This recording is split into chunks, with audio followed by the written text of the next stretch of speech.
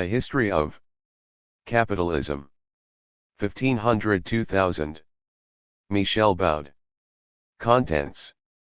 List of tables and diagrams 6. Acknowledgements 9. Preface to the English edition 11. Preface to the French edition XM. Introduction to the first edition I. Introduction to the fifth edition. 3. Part 1 From Gold to Capital 2. Chapter 1 The Long Journey Toward Capitalism. 13. Chapter 2 The Century of the Three Revolutions. 44. Chapter 3 The Irresistible Rise of Industrial Capitalism 82. Part 2 The Era of Imperialism 129. Chapter 4. 135. Chapter 5 The Great Upheaval 168.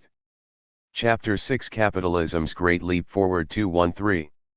Chapter 7. The End of the 20th Century. An Accelerating Transformation of the Contemporary World. 262. Preface to the English edition. Events overtake each other with dazzling speed in the contemporary world. A new type of society, a world profoundly transformed, is in the process of being born. We should, of course, choose, impose our collective destiny. But how difficult it is to sort out all the elements, all the factors at play. And that myopia which afflicts all historical actors prevents us from grasping, in their historic movement, all the transformations now underway. The history of capitalism can shed light on this movement. The essential elements of this system are already discernible in the 13th through 15th centuries. During the 16th century, the system in all its facets begins to crystallize. In successive waves, it enriches and secures the preeminence of first Holland and England and France and, finally, the United States, Germany, and Japan. Technology is mastered, the working classes dominated, and ever larger regions of the globe are taken in tow by this new system. But then new technologies appear on the scene, the organized working class scores important victories, and the colonies win independence as the countries of the Third World assert themselves. 5 centuries, an ephemeral moment in the infinite becoming of the world. But also an incandescent flash which strikes humanity at its very root. Even that essential gram of sand the planet Earth is not spared. This book may be compared to a flashback, who has not experienced that moment of intense reflection when his or her life has arrived at a crossroads. For it shows that capitalism, once having spanned every corner of the globe, entered on a new phase in its history. In the course of 3 great crises at the end of the 19th century, during the 1930s, and the present impasse, the system was transformed, reoriented, and 12. Restructured. Each great crisis has been a period of mutations, of profound transformations. This is especially true of the crisis which since 1973 has buffeted us about or, in the case of the least favored, swallowed us up. But isn't this crisis too often simply regarded as an inexorable calamity which, like floods and droughts, will in time pass if we are only patient? Isn't it necessary, on the contrary, to view it as an opportunity? Isn't it vital at some point to grasp the possibilities inherent in the crisis? For if the new technology can indeed underpin new systems of unfettered domination and control, it can also serve as a powerful stimulus to new forms of democratic life, decentralization and, finally, liberty. And the dominant reality of the new relations which have been established between nations is certainly one of hostility, rivalry, and confrontation, but these relations are also potentially bonds of solidarity and cooperation. New forms of work and production have materialized, new products have seen the light of day. New ways to feed and house ourselves, to care for and educate ourselves, to move ourselves about, in short, a new way of living is now within our grasp. We, the youth of this epoch, Aren't we all perhaps on the eve of a prodigious adventure? For in the course of the present crisis, new ways of working, producing, and living may be invented, selected, and set in motion. The socialists, the humanists, of the 19th century dared to dream a moral, just, free, and unified society. Much has already been accomplished to that end. Let us seize the opportunity that the present crisis affords to advance a little bit further. Paris, July IGHJ. Preface to the French edition. I am completing this book at the time of the destruction, by government order, of the premises of Vincennes, University of Pan's 8, where I have taught since 1968.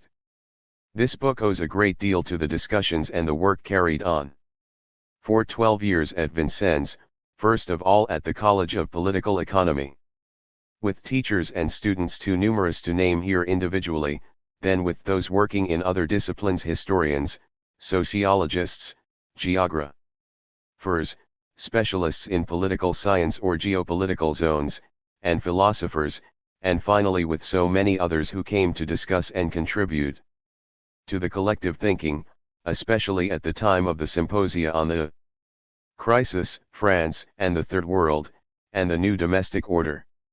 Mentioning University of Paris 8 at Vincennes, I will mention also two persons who are deceased, Nikos Palantzas, whose work has helped us to analyze more closely social classes, the state, fascism, dictatorship, and democracy, and James Baer, student in the College of Political Economy, tortured to death by the National Guard of El Salvador, and whose master's degree was upheld in absentia. May the name of each one remind us of the price of freedom. University of Paris 8. Saint Denis, October IG80. Introduction to the first edition. This book is born from the solid conviction that one cannot understand the contemporary period without analyzing the profound upheavals which the development of capitalism has brought about in societies throughout the world. It is born also from a desire to understand the various aspects of this development, simultaneously economic and political and ideological, simultaneously national and multinational, simultaneously liberating and oppressive, destructive and creative. The book is born finally from the ambition to put into perspective a group of questions which are inseparable and which are nevertheless too often studied in isolation, the formation of political economy in its relation to the long journey toward capitalism, the affirmation of the democratic ideal against the aristocratic old regimes and the rise of new ruling classes who made use of the new democratic institutions, the link between the development of national capitalisms, the strengthening and achievements of workers' movements, and accomplishments within the working world, the increasingly complete and complex capitalist domination of the world, the connection between class domination and domination by nations, and crises as indicators of blockages and as moments of renewal, particularly the present great crisis.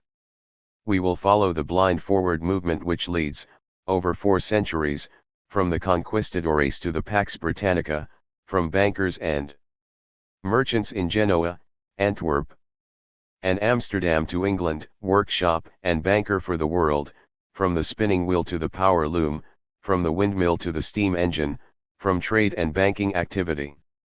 1. 2. To industrial capitalism, from Machiavelli to Marx, from the prince to capital. In 1 century we have been caught up in a fascinating spiral, from British hegemony to the affirmation of American power and its subsequent questioning, from the progress and victories of the workers' movement to the breaking out into the open of its own contradictions, in the presence of new national and worldwide situations, from coal to gasoline, electricity, and new forms of energy, from mechanization and Taylorism to computerization and robotics, from the first forms of finance capital to the establishment of a hierarchical and diversified imperialist system, and finally, through periods bound together by sequences of prosperity, crisis, and war, from the Great Crisis of 1885-93 to the Great Crisis of 1970-80. A book which is parallel to this one, and in some ways its companion, considers how, in the context of changes brought about by the Industrial Revolution and the French Revolution, the idea of socialism was founded, how the many-sided workers' movement of the 19th century seized hold of this idea, but also how the ordeal of reality has led the October Revolution to state collectivism. This is an occasion to reflect on the nature of social formations which today call themselves socialist as much in the East as in the West and in the Third World, and to consider what can still be, at this close of the 20th century, a socialist project which takes into account the lessons of the past century and the great challenges of the century to come. Introduction to the 5th edition. Following the events of 1968, there appeared a huge number of analyses, interpretations, and debates about capitalism. Many of these analyses questioned the simplistic certitudes of Marxist dogma, and at the same time went beyond the confines of their various initial historical, institutional, and structuralist frameworks. So far as I was concerned, capitalism had been taught to me at the Sorbonne School of Law, through courses in systems and structures, as well as through courses in the history of thought. My reading at this time, when I was a student and novice teacher, included writers such as Marx, Weber, Schumpeter, Peru, and Galbraith. Overall, the analyses of this period depended on the opposition between capitalism and socialism. For Marx, as for many of the reformers, communists, and socialists of the 19th century, the promise of socialism was tightly connected to the critique and denunciation of industrial capitalism. Similarly, the struggles of the workers' movement were strongly tied to the hope for another society which would be fraternal, equitable, and respectful toward humanity. Such a society was summed up by the word socialism. From the 1920s onward, the reality of a socialism being built functioned as counterpoint to the hope for socialism, buoying the simple hope by showing that it is possible, but at the same time weakening it by forcing its removal from the realm of the abstract. How could an impressionable mind during the post-war period fail to be struck then by the two major assertions which served as organizing 4 principles in Joseph Schumpeter's book, 1. Can capitalism survive? No, I don't believe it can. And can socialism work? Without a doubt, it can. 2. The post-war period was distinguished, however, by three major developments. 1. The expansion, supported actively by its government, of American capitalism. 2. The proliferation, in many different countries of Europe, Asia, and other parts of the Third World, of actually existing socialism, which arose, in fact, upon statist foundations. 3. The new direction of national capitalisms in which one form or another of social compromise took hold. Such compromises ranged from the Japanese system to the European social democratic compromise. Within Europe there existed differences between the French model based on legal and legislative agreements and the German social market economy. Though the opposition capitalism/socialism remained a major ideological battleground within the political debates of many countries, the successes of the various national compromises produced, on the one hand, confusion. Many countries were described as socialist whose productive structure remained quite capitalist, while on the other hand the credibility of a third way was strengthened.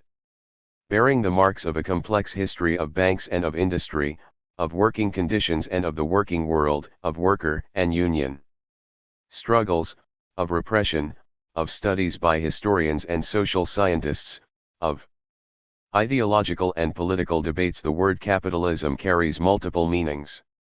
Using the word at all is hardly a neutral undertaking, since for some people capitalism has been a symbol to rally round, while for others it has represented a system to be destroyed.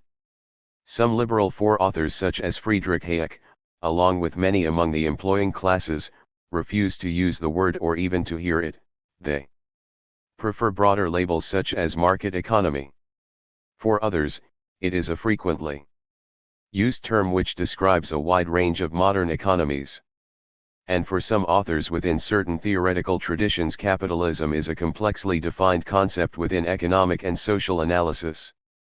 For my part, I was far from having a clear view of all this when I began to use the word. I have always tried to understand the world and the developments now taking place, including what is not working and why and how things may be made better. The word capitalism very quickly appeared to me to describe some of the important realities of our introduction. 5. Time. Understanding these realities allows us to shed light on some essential processes, to identify problems, and to reflect on solutions. The word is irreplaceable in that it is the only one which clearly describes these realities. If one refuses the word, one refuses to take into account many important aspects of today's world. Having said this, using the word capitalism remains fraught with difficulty, so heavy are the ideological and political connotations, both positive and negative, which it carries. And of course all this makes it exceedingly difficult to predict how the word will be understood when it is used. I was taught that capitalism is an economic system. I understood quickly enough that one could not reduce it to the economic dimension alone. 5. And that it is necessary to take into account the social, ideological, political, and ethical dimensions as well. Fundamentally, what we call capitalism is inseparable from the societies and states with which it develops. This insight led me very early on to be suspicious of analysis in terms of a mode of production. Capitalism can never be reduced to a mode of production alone. Capitalism, whether it be Dutch, British, American, or Japanese, has most often been understood as a national phenomenon. Such an approach is able only partially to grasp the world transformations capitalism has brought about. From another direction, some contemporary authors, such as Immanuel Wallerstein, have considered capitalism as a world reality. From the start, even though, at its origins, the outlines of this reality were not uniformly clear. 6. I understood, from the first edition of this book onward, that capitalism as a reality has always had a national basis, though the powerful and dynamic capitalisms have tended to overflow their national boundaries and have helped redraw the political map of the world. 7. Capitalism has evolved through history, from merchant capitalism to manufacturing capitalism to industrial capitalism, and now to the emerging post-industrial capitalism. 6. It has evolved by stratification, in which each stratum develops by partially destroying the pre-existing strata, by transforming whatever remains of the earlier layers, and by transforming itself. As part of an endless process. One difficulty in analyzing this process is that our readings of capitalism are dominated by analyses begun in the 19th century and developed more fully in the first two-thirds of the 20th century. These analyses are thus strongly colored by the characteristics of industrial capitalism, a coloring which may prevent us from correctly understanding current. 6. A history of capitalism. Developments. Another difficulty is that the word hides certain traps. Some people speak of capitalism as an actor, which it is in fact not. The actors are the financiers, the bankers, the executives of the huge corporations, as well as the small and middle-level entrepreneurs, the wage laborers, the dependent producers, the savers, and the consumers. Other people speak of capitalism as a system. Now the idea that there might exist a panoply of systems among which one could choose appears to me as wrong. Beyond that, I doubt increasingly whether we may speak of a capitalist system in general. Yet such systematization, taking industrial capitalism as the capitalist system, is just what has been practiced for too long. I have come to believe now that capitalism is above all a complex social logic. 9. Able to transform the world around it at the same time as it is able to transform itself. Capitalism emerged, at the time invisibly, in the 15th and 16th centuries, forcibly asserted itself through industrialization in the 19th century, and today dominates the world. Within the very slow evolution of humanity and the world, a change of rhythm, power, and range of influence is increasingly visible from 1500 onward. Among the important moments of this great historical change, we note the following: the great discoveries and the first colonies, the first energy and industrial revolution, the development of world trade and the dividing up of the world among a limited number of European nations, successive changes in transport, communication, and access to information, including, most recently, new energy, industrial, and information revolutions, the establishment of huge corporations increasingly operating on a planetary scale, the establishment of monetary and financial networks, also operating on a planetary scale, a profound and unceasing transformation of productive techniques and lifestyles. We could extend this list. The importance of interactions between these various domains of change is obvious, for the interactions themselves have deepened, widened, and accelerated the overall historical change. One may debate whether these interactions took place on their own within each domain, or whether an entirely new reality formed itself within the same movement that brought forth and intensified the interactions. We have chosen the second interpretation. Introduction. 7. Among the many aspects of the newly developing reality, the following were central: the extension of money and exchange relations, the generalization of market relations, which gradually became essential elements of the social fabric, the business company, which, by relying on forecasts of future conditions, as well as on monetary accounting procedures, chose what to produce based on expectations of future profits.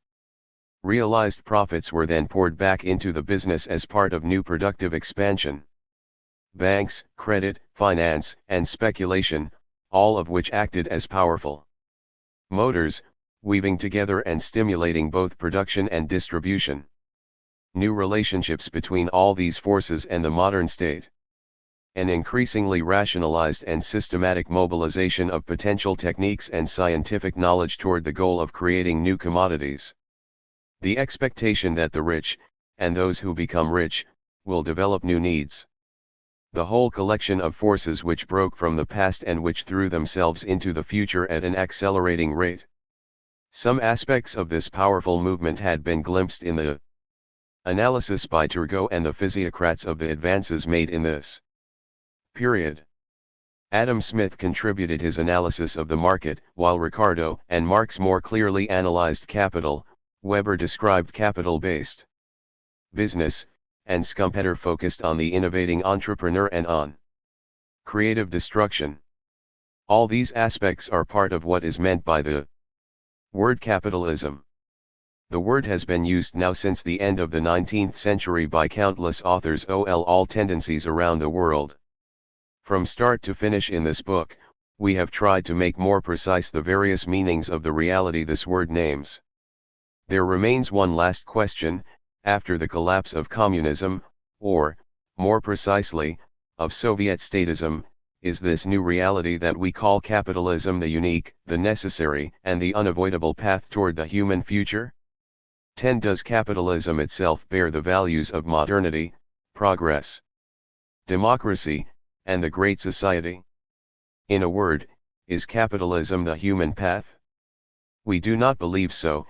If we did believe such a statement were true, we would call it the human path. We don't believe this is so, first, because 8.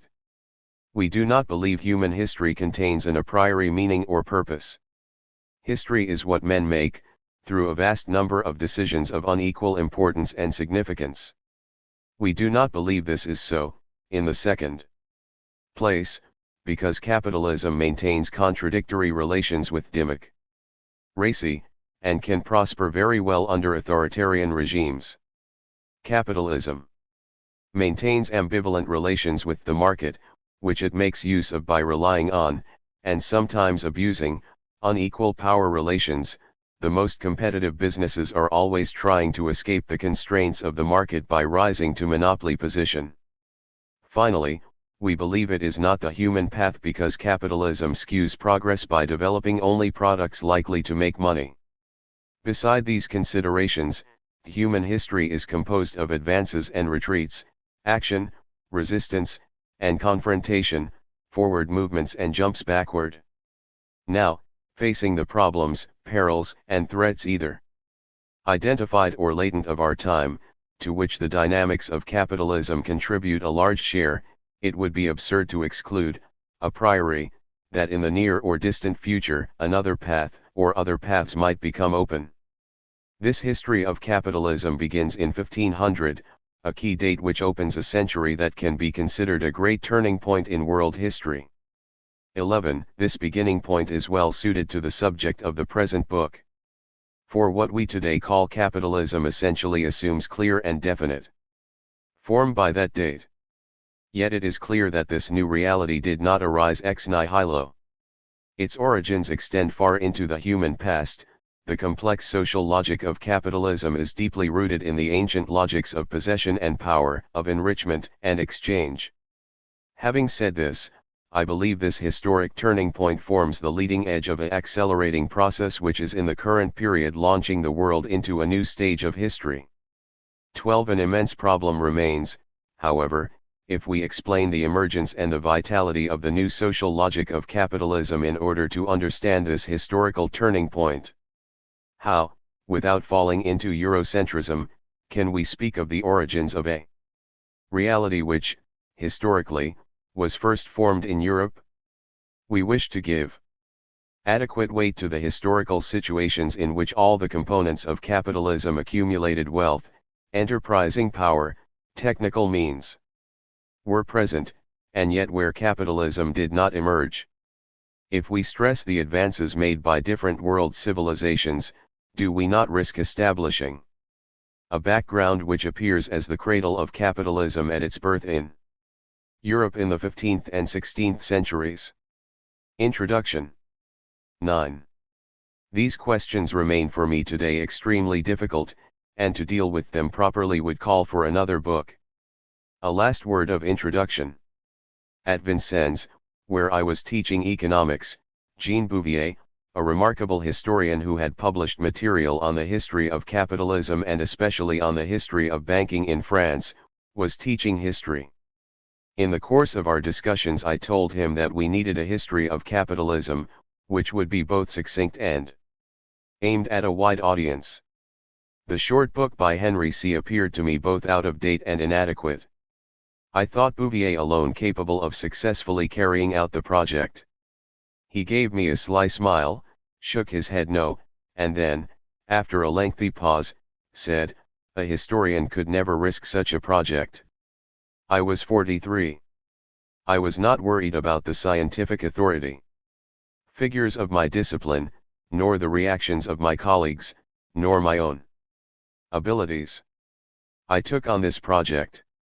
I recognize and admit the temerity which possessed me back then. Now, 20 and more years later, I am no longer sure I would attempt it again. Part I. From Gold to Capital. The secret of obliging all the rich to make all the poor work. Voltaire. Capitalism was formed within the merchant and monetary societies of Western Europe. Many merchant and monetary societies have existed in the world, however, without developing into this new form of capitalism, endowed with such great creative and destructive capabilities. We will follow the developments through the 16th, 17th, and 18th centuries, which lead to the British industrial capitalism of the 19th century, the changes in social classes and in forms of government, the first wave of world conquest by the European powers, as well as the thinking and the controversies which accompany these developments and the progressive awareness which they express. Chapter 1.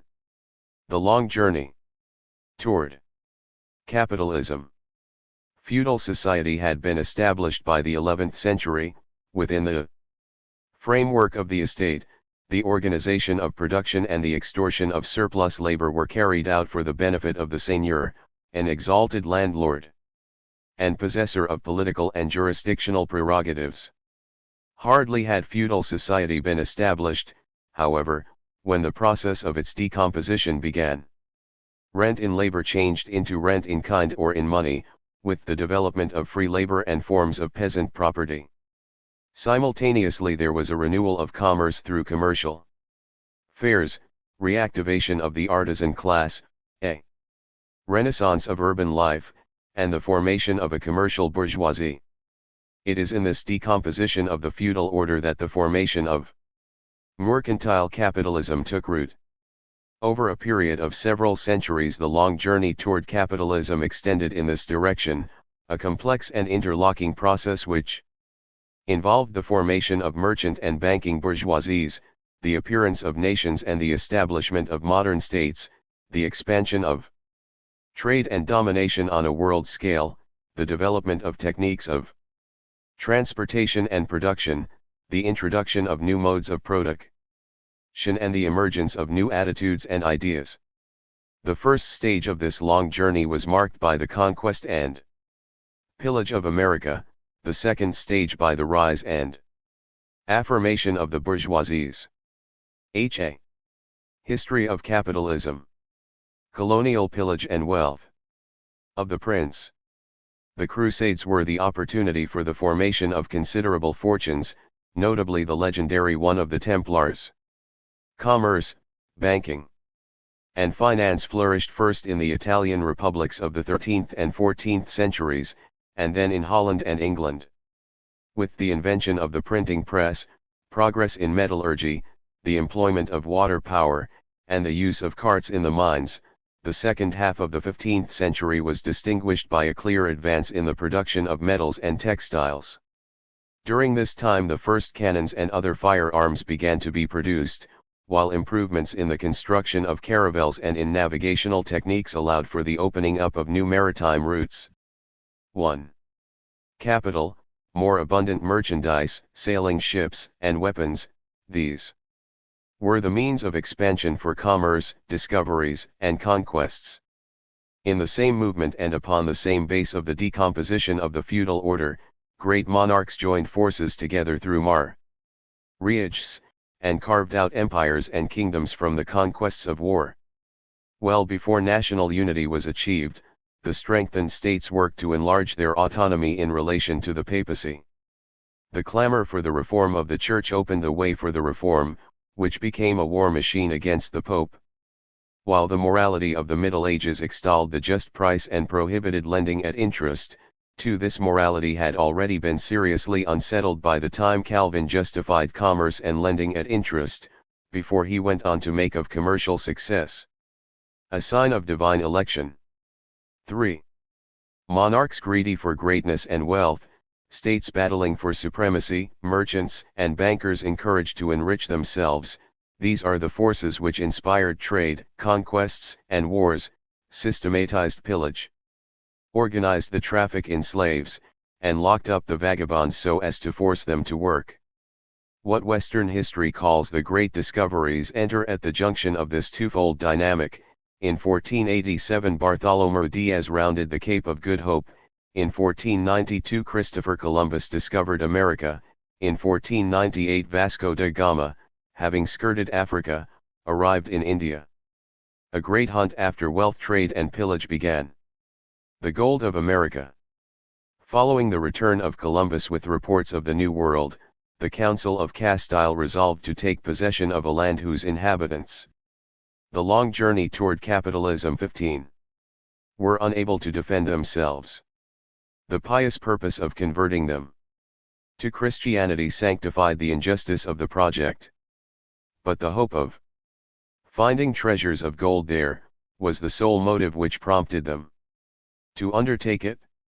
All the other enterprises of the Spaniards in the New World, subsequent to those of Columbus, seem to have been prompted by the same motive. It was the sacred thirst of gold, for Hernán Cortés, conqueror of Mexico, confessed, "We Spanish suffer from a sickness of the heart for which gold is the only cure." In 1503 the first shipment of precious metals arrived from the Antilles. In 1519 the pillage of the treasure of the Aztecs in Mexico began. In 1534, the pillage of the Incas in Peru.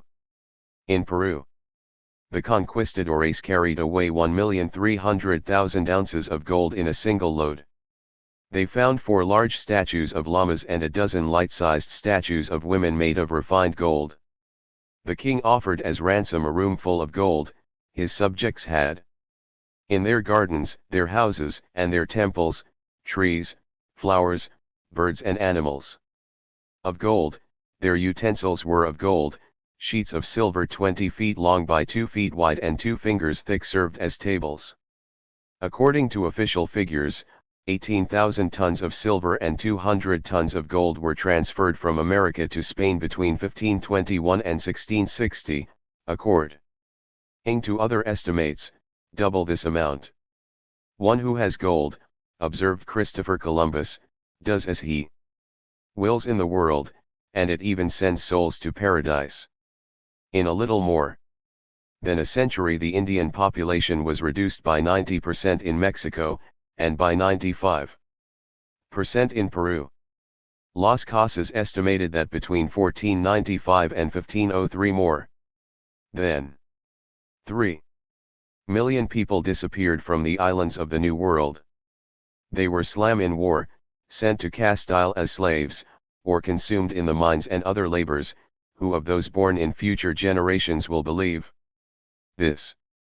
I myself who am writing this and saw it and know most about it can hardly believe that such was possible. 7. The production of sugar cane, for rum, molasses, and sugar, the Tracy in black slaves, and the extraction of precious metals established considerable sources of wealth for Spam throughout the 16th century. The king paid back his enormous foreign loans, and financed his wars. Like the adventurers, the nobles, and the merchants who had become rich, he bought from the markets of Italy, Fiance, Holland, and England. 8. The abundance of precious metals was dispersed in wider and wider waves. 1. 6. Wealth of the prince and paradoxes of money. In the same period that precious metals became more abundant, prices rose. In Western Europe the average price of wheat, which had risen very little between the beginning and the middle of the century, quadrupled between the middle and the end of the century. In Spain itself prices tripled or quadrupled between the beginning of the 16th century and the beginning of the 17th century. In Italy the price of wheat rose by a factor of 3.3 between 1520 and 1599, between the first and the last quarter of the 16th century, prices rose by a factor of 2.6 in England and by 2.2 in France. In being diluted, the flow of precious metals reduced its effect on prices. Money wages rose less quickly. It has been estimated that real wages went down by 50% during the 16th century. Popular discontent worsened and revolts of the poor broke out. Faced with this great confusion of money and prices, the rulers issued edicts. In France the Edict of Villers-Cotterets forbade workers' alliances, while the poor laws in England prohibited vagabondage and begging from the end of the 15th century. 9. To these were added, in the second half of the 16th century, the creation of workhouses for forced labor. Governments sought also to halt the rise in prices. In Spam, the crown fixed maximum legal prices, without success. In France, wages and prices were fixed by edicts in 1554, 1567, and 1577.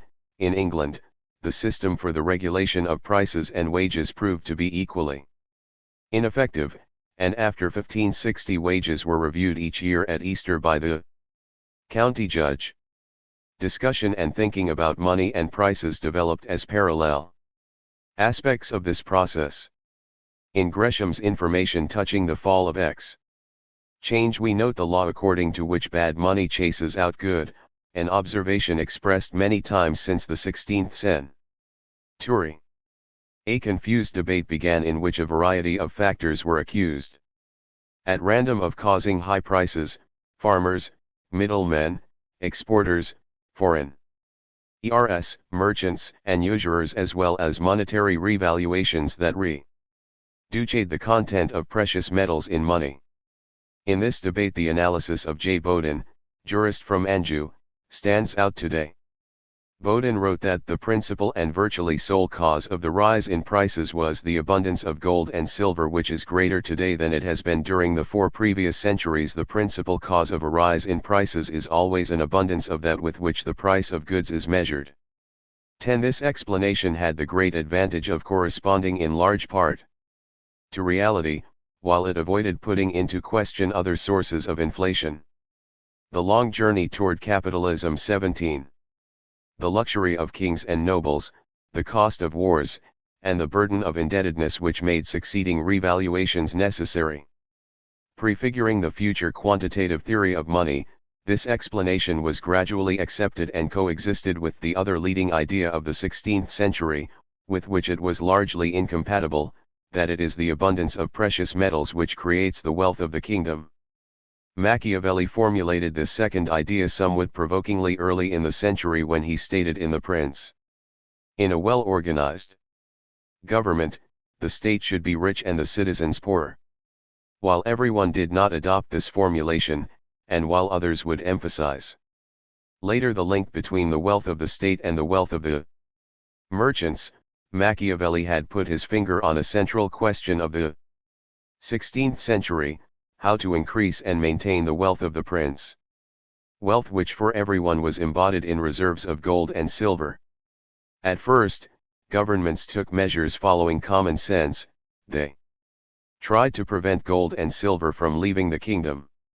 In Spain, from the beginning of the 16th century, the export of gold or silver was punished by death. In France, exporting coined money was prohibited in 1506, and again in 1540, 1548, and 1574, in England, 2 attempts, in 1546 and 1576, to place money dealings, and even the trade of bills of exchange, under the control of government agents were unsuccessful. Then, toward the middle of the century, writings circulated which called for other measures.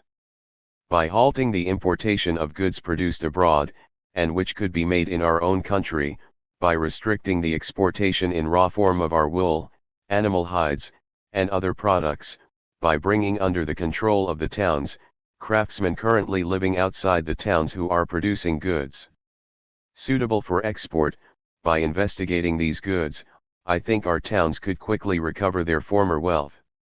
12. Beaud advocated the same policy in the Republic: create numerous mills and forbid the export of raw textile materials. The kings of Spain, France, and England took steps in this direction: creation of mills, monopolies or privileges granted to new products, prohibition of 01 tar ifs against the entry of foreign goods, interdiction of the export of raw materials. The formation of national unity saw the beginnings of a national market. Thus the dominant ideas of this period regarding economic questions followed closely the preoccupations of the prince. The wealth of the prince had to be guaranteed not only for himself, but also to finance the never-ending wars. The prescription for doing this was simple: prevent precious metals from leaving, by prohibiting their departure and limiting imports; make the entry of precious metals easy, by encouraging the export of what was not necessary to the kingdom. Both of these measures encouraged national production. Protected by this first idea, the related idea of public enrichment developed itself. Each individual is a member of the common will, wrote Hales in his discourse, and any trade lucrative for the individual can also be lucrative for whomever else wishes to practice it. The long journey toward capitalism. 19. As well, what is profitable for one will also be profitable for his neighbor, and consequently for everyone. The way was open to the idea that the wealth of the kingdom depended on the wealth of the merchants and manufacturers. With the flow of precious metals from America and the development of production, commerce improved in Europe, with forced labor in America and the lowering of real wages linked to European inflation, an additional surplus was released, with the debut of enclosures in England, a labor force of vagabonds and defenseless beggars was set loose. The merchant and banking bourgeoisies gathered strength. After Venice and Florence, Antwerp, London, Lyons, and Paris developed, with populations surpassing 50,000 even 100,000. These bourgeoisies took their bearings in part from the ideas of the Reform, in part from the affirmation of the rights of the individual in the face of the sovereign, and most all from the various expressions of humanist thought such as are found in the works of Erasmus, Rabelais, and Montaigne. The art and universal spirit Michelangelo bears witness to this epoch, during which the Polish astronomer Copernicus brought forth the idea that the earth turns and is not the unmoving center of the universe.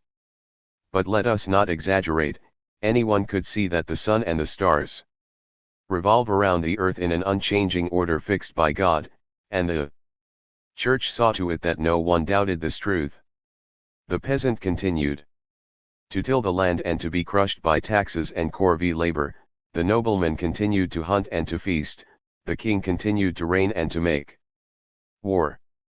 Who could have conceived at that time that a new god, capital, was preparing to dominate the world?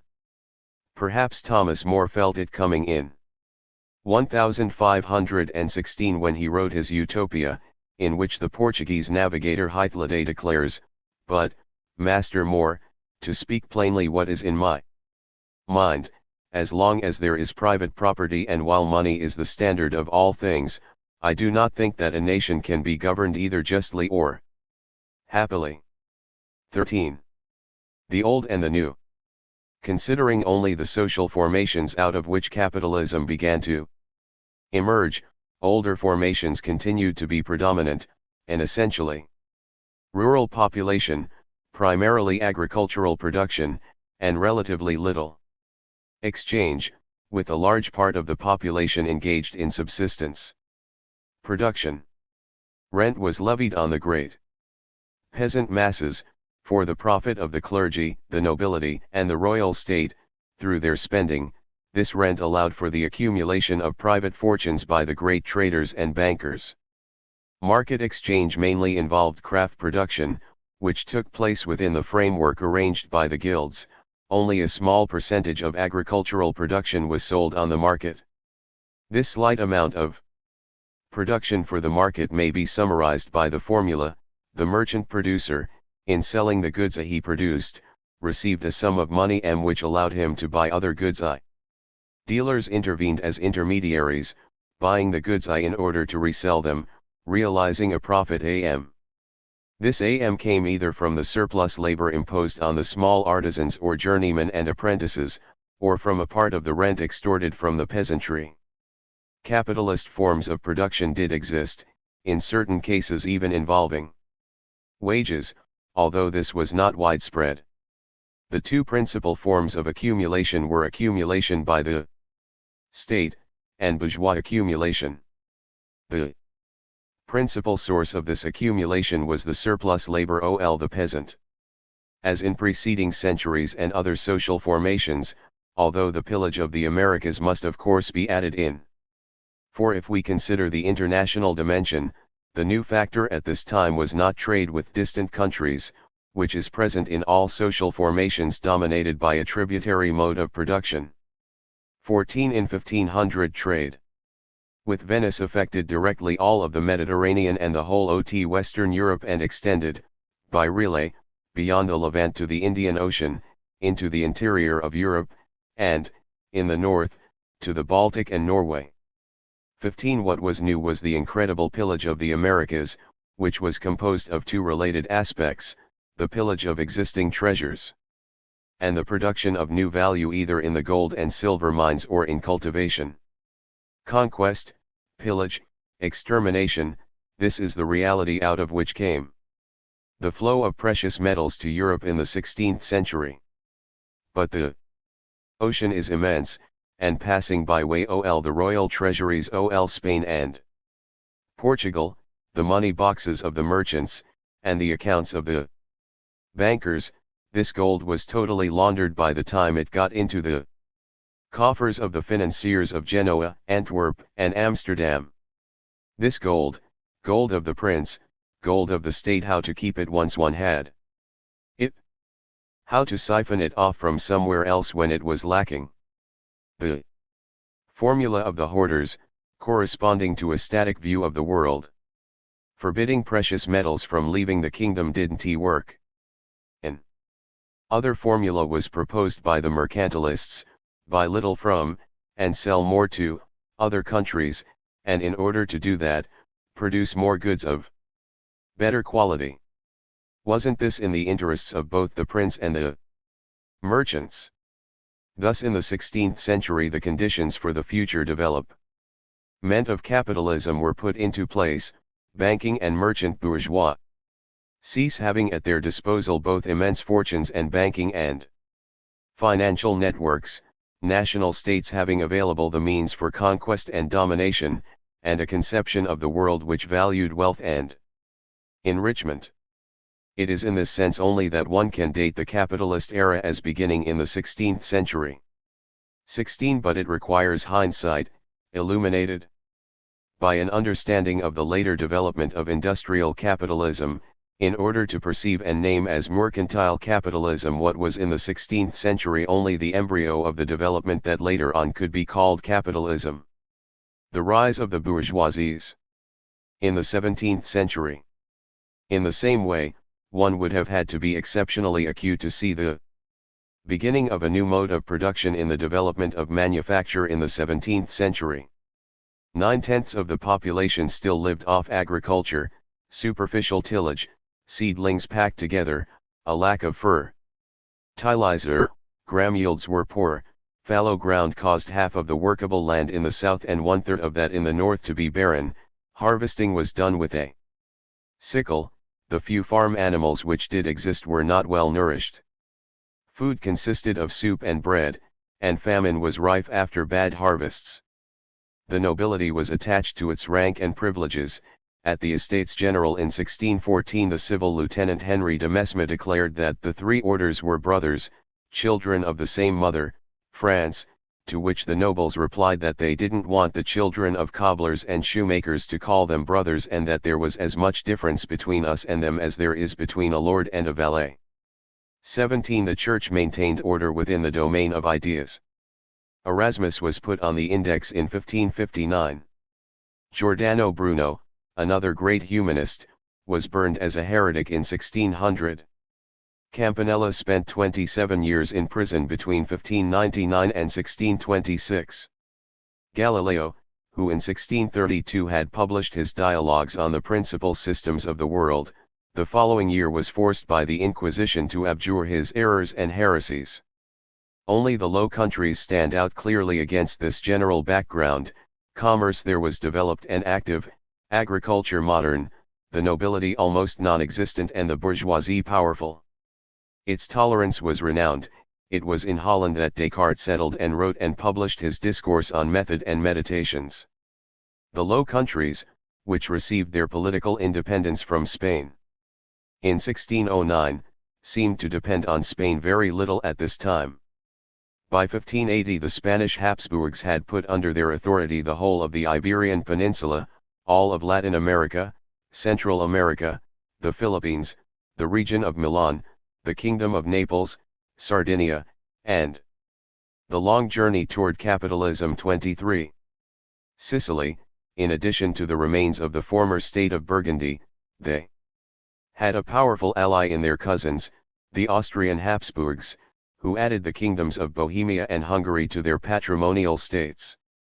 But this territorial might was in a way illusory. The defeat of the Invincible Armada in 1588 symbolized the beginning of a decline. The quantities of gold and silver extracted from Latin America diminished from 1590 on.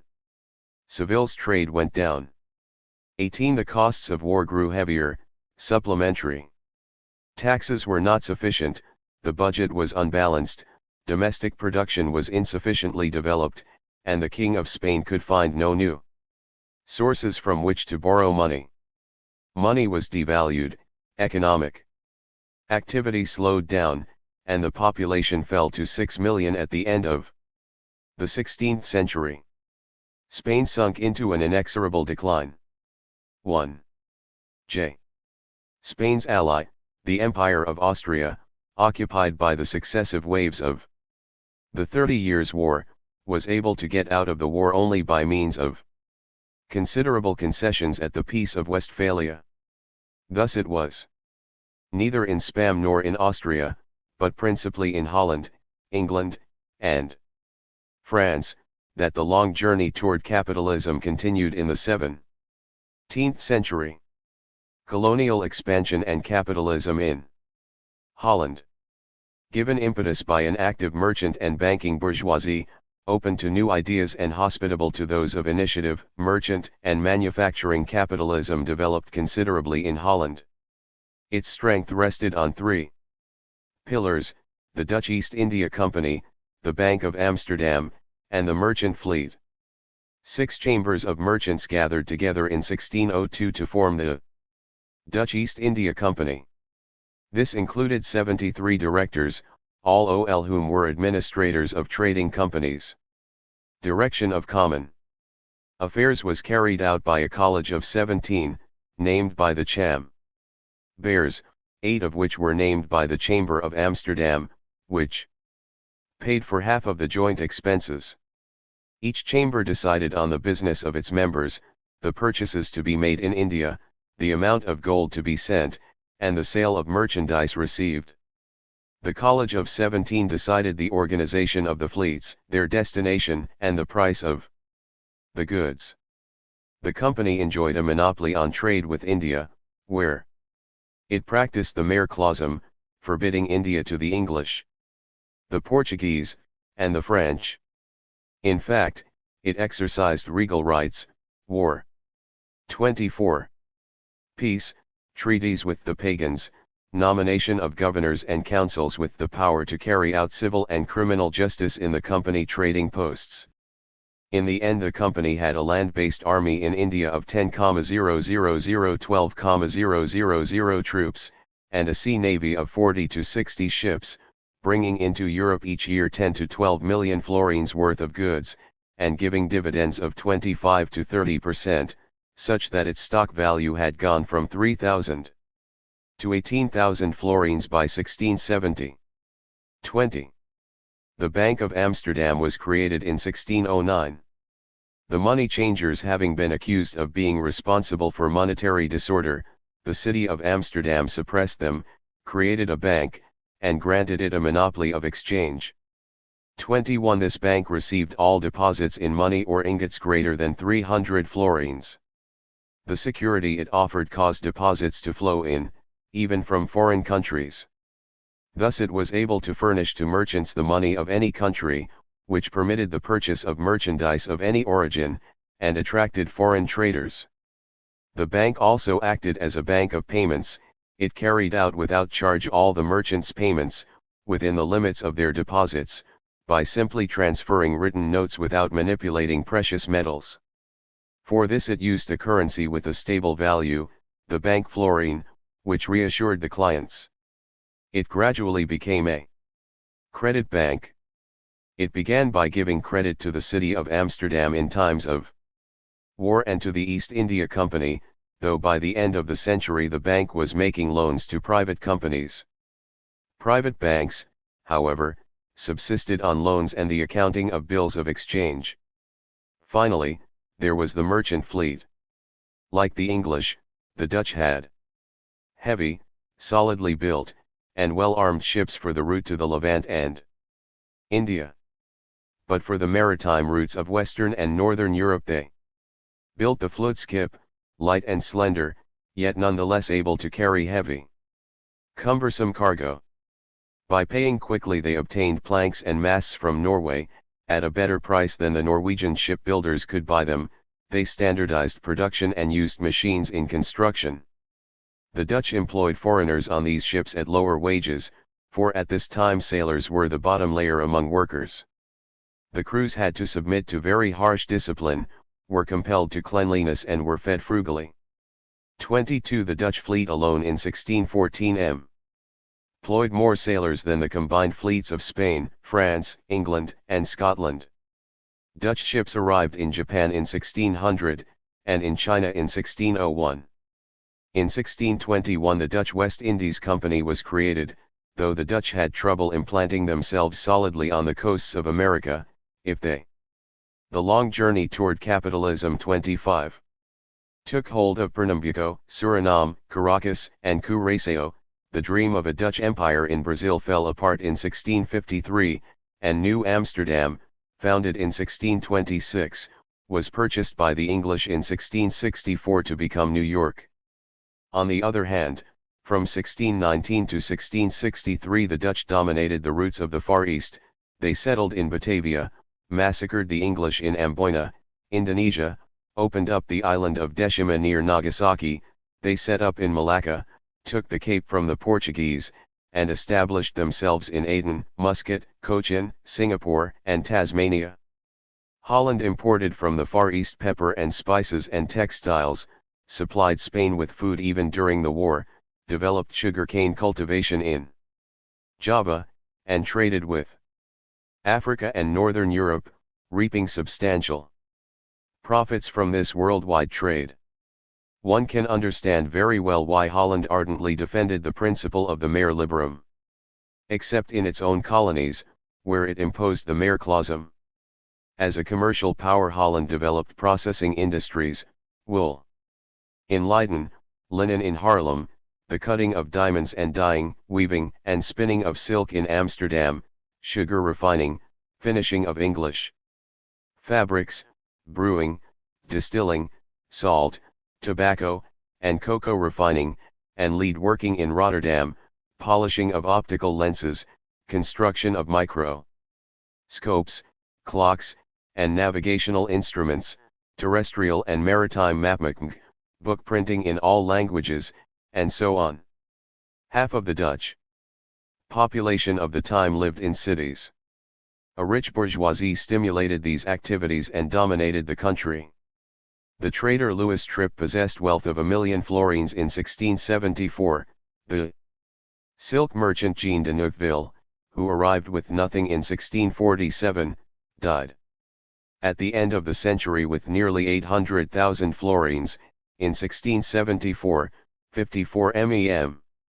Bears of the bourgeoisie held between 200,000 and 400,000 florins, 140 between 100,000 and 200,000 florins. This bourgeoisie carried out trade, developed industry, organized chambers of commerce, controlled Colorado Nile companies, watched over the University of Leiden, endowed the Bank of Amsterdam, and made Amsterdam the financial center of the time.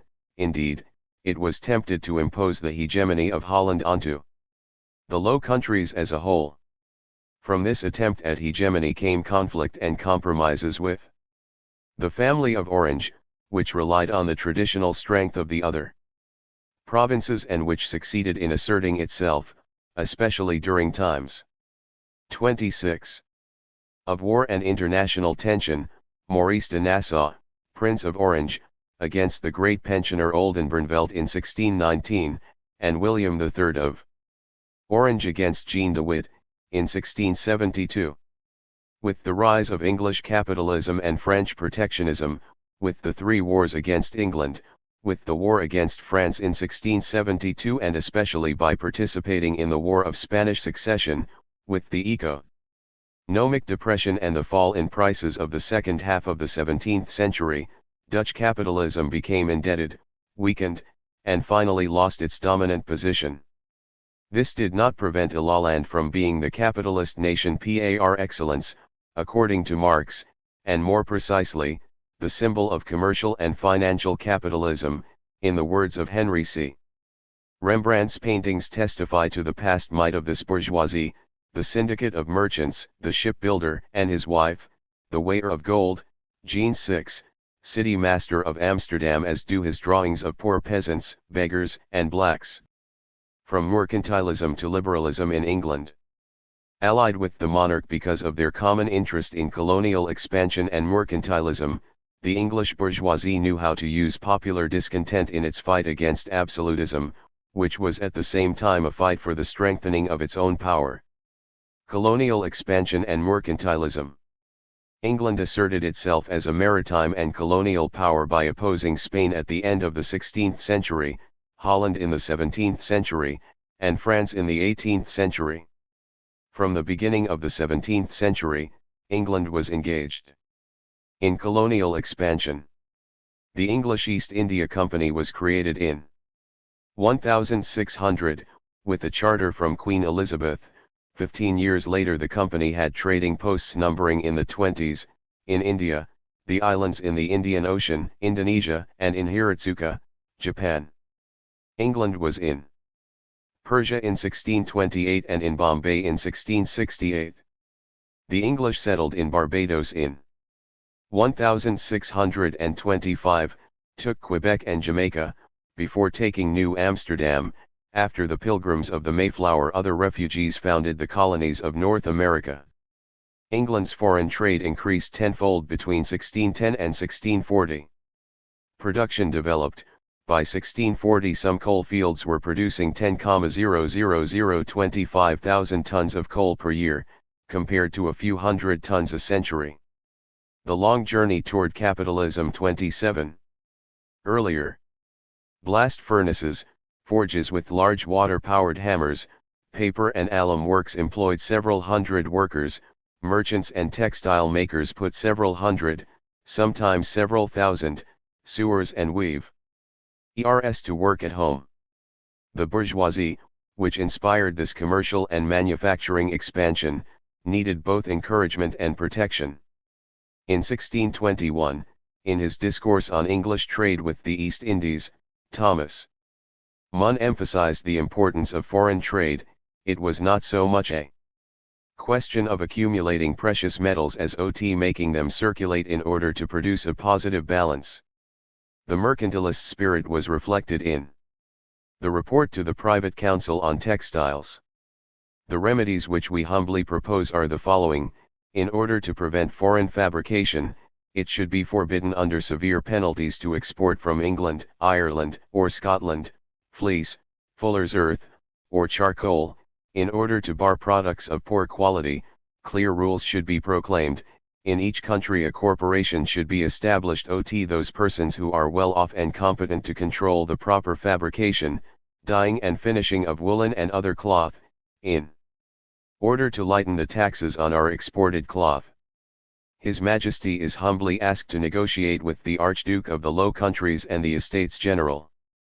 Because of the scarcity of currency in the kingdom, care should be taken to prevent the removal of our money, and offenders should be severely punished. It is especially important that the deficit in our foreign trade be remedied, for if there are more imports of vanity and luxury goods than there are exports of our products, then the reserves of this kingdom will be squandered, as it will be necessary to export our currency to re-establish equilibrium. 23. Effectively, James I and then Charles I distributed privileges and monopolies, regulated and organized the control of manufactures, prohibited the export of wool, and raised taxes on imported French and Dutch fabrics. Acts of Parliament went so far as to make obligatory the use of woolen cloth for mourning clothes.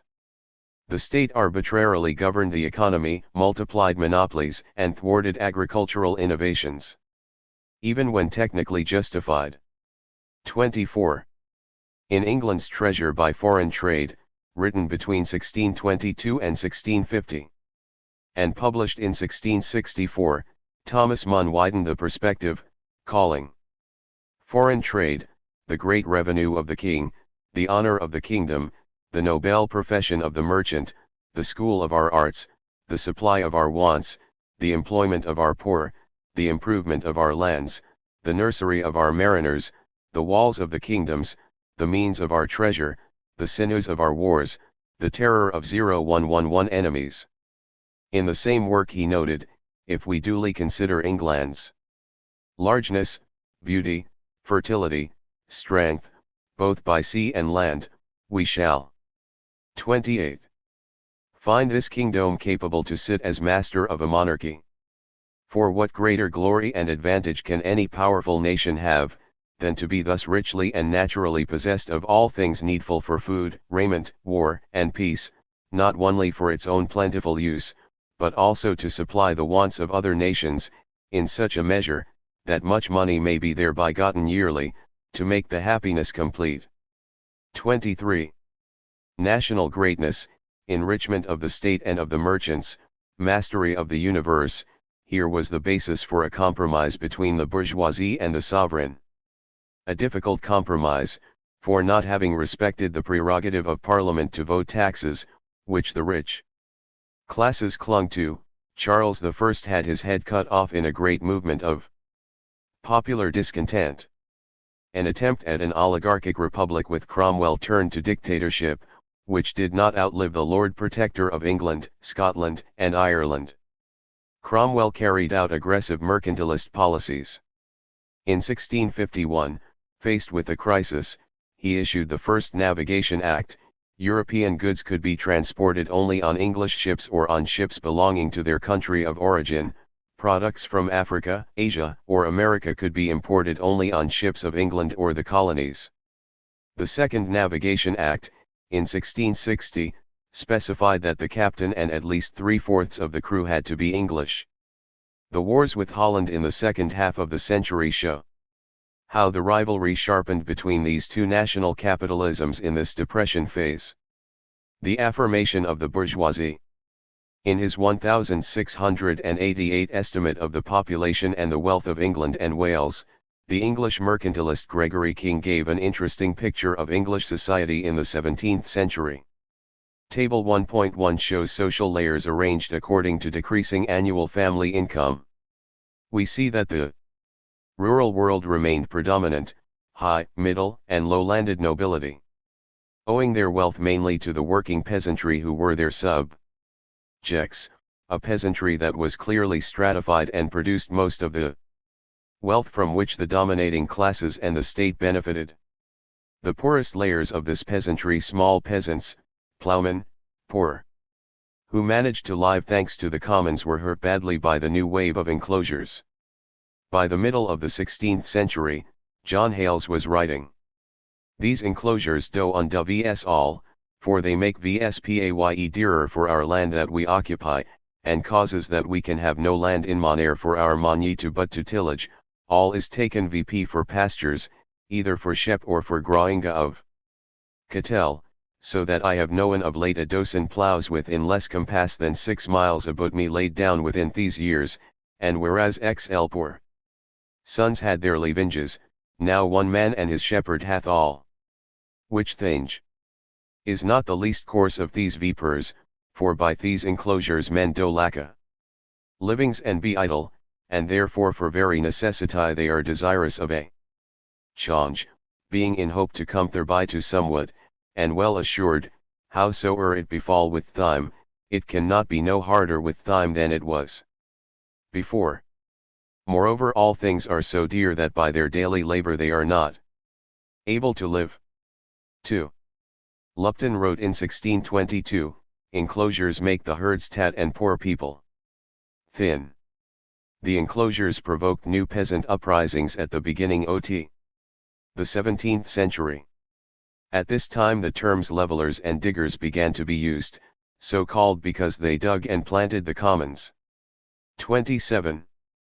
In the wave of profound discontent out of which arose the first overthrow of the king, peasant grievances started again and created diverse forms of agitation. Restrained aspirations were expressed in the program of the levelers.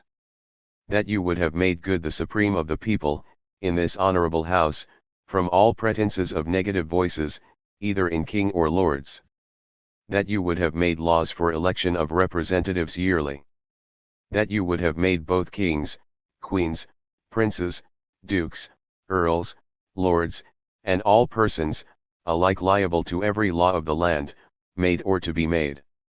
That you would have freed all commoners from the jurisdiction of the lords in all cases. That you would have freed all trade and merchandising from all monopolizing and engrossing, by companies or otherwise. That you would have abolished excise, and all kinds of taxes, except subsidies. That you would have laid open all late enclosures of fens, and other commons, or have enclosed them only or chiefly to the benefit of the poor. That you would have removed the tedious burthen of tithes. That you would have bound yourselves and all future parliaments from abolishing propriety, levelling men's estates, or making all things common. 28. In short, parliamentary democracy, freedom, property, these were the aspirations of the middle and well-off peasants, the dealers, the artisans, and the men important locally. The discourse of the diggers appeared more in the popular idiom, cry then, howl, you rich. God will come to you to punish you for your oppressions, you live from the work of other men, but you give them only bran to eat, extorting enormous rents and taxes from your brothers. But what will you do from here on? For the people will submit no longer to your slavery, as the understanding of the Lord enlightens them. 27:1. Imagines the overtaxed farmer, the exhausted plowman, the occasion of a revolt, in such outcries. At the same time a new mode of value extortion developed, resulting from the indirect domination which the traders exercised over the artisans. These passages from the Delights of the Master Draper at the end of the 17th century give an indication of this domination. We heapeth up richest treasure great store, which we get by griping and grinding the poor. The long journey toward capitalism 3i. And this is a way for to fill up our purse. Although we do get it with many a curse. And first for the combers, we will bring them down, from 8 groats a score until half a crown, if at all they murmur and say 'tis too small. We bid them choose whether they will work at all. We'll make them believe that trading is bad. We care not a pm, though they are so sad. We'll make the poor weavers work at a low rate, we'll find fault where there is none, and so we will bait. If trading grows dead, we will presently show it. But if it grows good, they shall never know it, we'll tell them that cloth beyond sea will not go, we care not whether we keep clothing or no. Then next for the spinners we shall ensue, we'll make them spin 3 pounds instead of 2, when they bring home their work unto us, they complain and say that their wages will not them maintain, but that if an ounce of weight they do lack, then for to bate 3 pence we will not be slack. And thus, we do gain our wealth and estate by many poor men that work early and late, if it were not for those that labor full hard. We might go and hang ourselves without regard, the combers, the weavers, the tuckers also, with the spinners that work for wages full low, by these people's labor we fill up our purse, although we do get it with many a curse. 30. These poor artisans, these men who worked for merchant producers, it wasn't freedom, it wasn't democracy that they called for, it was protection by regulation, always with the same objectives, an increase in prices or in wages, a reduction of the working day, and protection from foreign competition. Democracy, liberty, these were demanded by the banking and trading bourgeoisies, the jurists and the men of the law, the liberal professions, the important men in the rural areas, the merchants and wealthy farmers, as well as by a part of the gentry.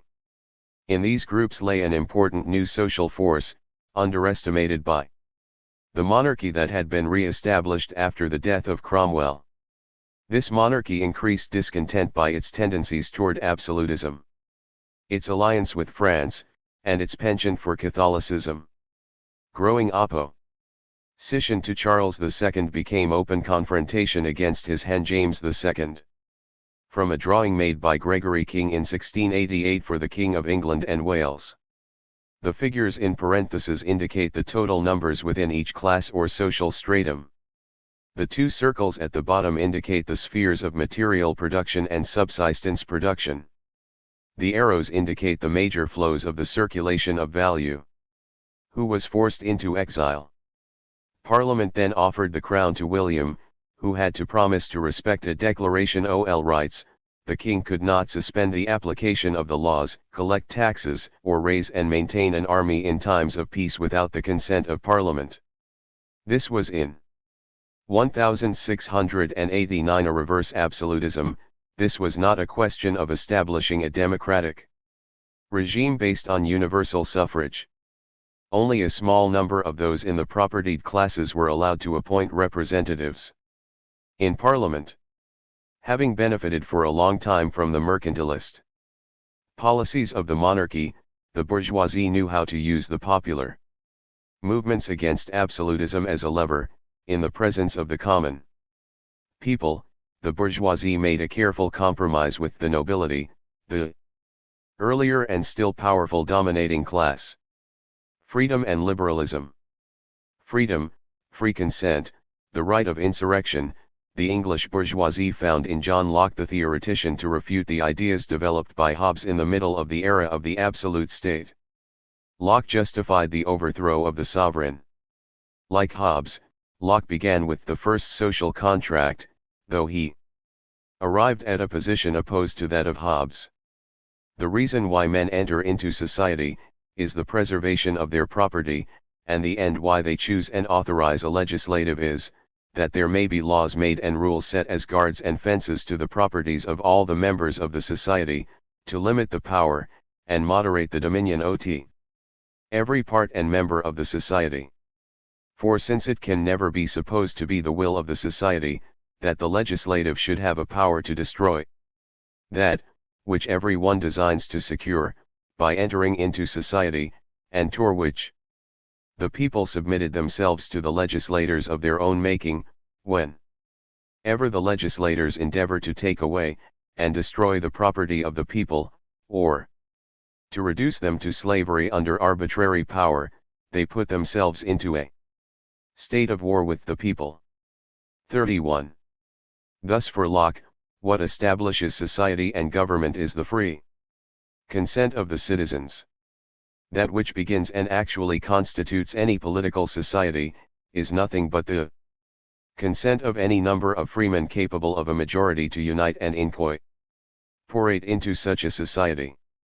And this is that, and that only, which did, or could, give beginning to any lawful government in the world. Governments were made by the consent of the people. There can be little room toward doubt, either where the right is, or what has been the opinion, or practice of mankind, about the first erecting of governments. 2. And this foundation even justifies the right of insurrection. Whenever the legislators endeavor to take away, and destroy the property of the people, or to reduce them to slavery under arbitrary power, they put themselves into a state of war with the people, who are thereupon absolved from any further obedience, and are left to common refuge, which God hath provided for all men, against force and violence. Whensoever therefore the legislative shall transgress this fundamental rule of society, and either by ambition, fear, folly, or corruption, endeavor to grasp themselves, or put into the hands of any other an absolute power over the lives, liberties, and estates of the people, by this breach of trust they forfeit the power the people had put into their hands. The people generally ill-treated, and contrary to right, will be ready upon any occasion to ease themselves of a burden which sits heavy upon them. 33. Thus Locke conceived of civil government as the true remedy for the drawbacks in the state of nature. He rejected absolutism, which placed the sovereign above the law and thus beyond civil society. But let us make no mistake, Locke was born into a family of merchants and men of the law, physician to Lord Ashley in 1666, Secretary of the Board of Trade from 1672 to 1675, he had travelled in France and sojourned in Holland. He did not believe the working classes were capable of governing. To cope with the poor, he recommended force, as the journals of 1679, as well as the report to the Commission on Trade in 1699 indicate. Able-bodied vagabonds from 14 to 50 years of age in the maritime counties, who have taken to begging, should be condemned to serve 3 years in the navy. Those from other counties should be made to work for 3 years in the workhouses. Young beggars less than 14 years of age should be whipped and put in a work school. For Locke, free men, those who enter into the social contract, are the members of the nobility, the clergy, the gentry, the commercial and financial bourgeoisie, and particularly the enlightened landowners, the bourgeois who have shown the ability to manage their own affairs. These are the ones who should be responsible for questions of government. The ideas of Locke are those of an enlightened bourgeois, which explains their success among the ruling classes of England and Holland, and, in the following century, among the jurists and philosophers in France. 1 year after the publication of the Essay on Civil Government, in 1691, an English gentleman and admirer of Descartes, who had been a merchant in Turkey, a high government functionary, and mayor of London, expressed positions which were clearly different from the principles of mercantilism. Sir Dudley North wrote in his Discourse on Trade, The Long Journey Toward Capitalism 35, that the whole world as to trade, is but as one nation or people, and therein nations are as persons. That all favor to one trade or interest against another, is an abuse, and cuts so much of profit from the public. That no laws can set prices in trade, the rates of which, must and will make themselves. When a nation is grown rich, gold, silver, jewels, and everything useful, or desirable, will be plentiful. No people ever yet grew rich by policies, but it is peace, industry, and freedom that brings trade and wealth and nothing else. 34. The coincidence is striking. The principles of political freedom were expressed at practically the same time as was the necessity for economic liberalism. The bourgeoisie, having become strong enough to defy absolutism, needed to legitimate the newly established form of government. And in the same movement, certain members of the bourgeoisie saw that they would find in free trade the stimulus for a new expansion of commerce and production. The freedom to export grains, a means to encourage agriculture, was obtained in 1670. In 1703 the Treaty of Methuen opened up Brazil. In 1713 the Peace of Utrecht opened to the English the huge market represented by the Spanish Empire. In 1694, the Bank of England was created. Mercantilism and absolutism in France. It was in France that absolutism and mercantilism appeared most clearly as a couple, one which corresponded to an alliance between a still weak bourgeoisie and a monarchy whose absolutism reached fulfillment with Louis XIV. This alliance opposed both the still powerful nobility and, when necessary, the uprisings of the poor, the Fronde of the nobility, which deeply impressed the young King Louis XIV. Peasant wars and urban revolts which called into question the royal treasury in the most direct way possible. Tax collectors and their assistants were often killed, quartered, and perforated with nails. Through poor harvests or low prices, the various levies and deductions, taxes, rents in money or in kind, ecclesiastical tithes quickly became beyond the means of the peasants, and in the cities, the poverty of the vagabonds, the beggars, and those without work merged with the discontent of the wage earners, for the guilds were closed and the employers required work days of from 12 to 16 hours and exerted 3. 6. Pressure to reduce the number of holidays. Secret unions were formed. Resistance began to take many forms. The French bourgeoisie remained enthralled by the royal state and the nobility. Offices of finance, justice, and the police were the most sought after. The king created new offices in order to sell and tax them. Traders and manufacturers grew wealthy.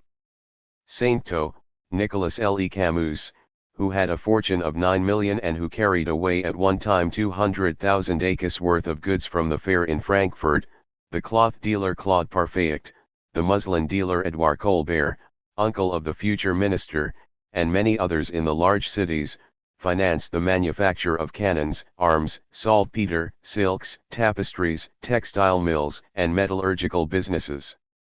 They acquired lands and promoted their families into the offices of the state, the city, and the church. 35. Such people were determined to live nobly and hoped one day to be ennobled. Where the nobility rejected them, they gave their abilities to the king, knowing that in one way or another they would be paid for what they had contributed. The mercantilist ideal. French mercantilism was well expressed by Montcretien at the beginning of the century. Born in 1576, the son of an apothecary, he corresponded with and frequented the nobility. In 1605, he killed his adversary in a duel and fled to England. After a stay in Holland, he married a rich and noble widow, then created a utensil and tool mill. Persuaded that the wealth of the state required the wealth of the bourgeois, and that public prosperity and prosperity of the treasury were indivisible, he presented his treatise on political economy to the Lord Chancellor in 1616. The work was approved and earned him the title of Baron. 36.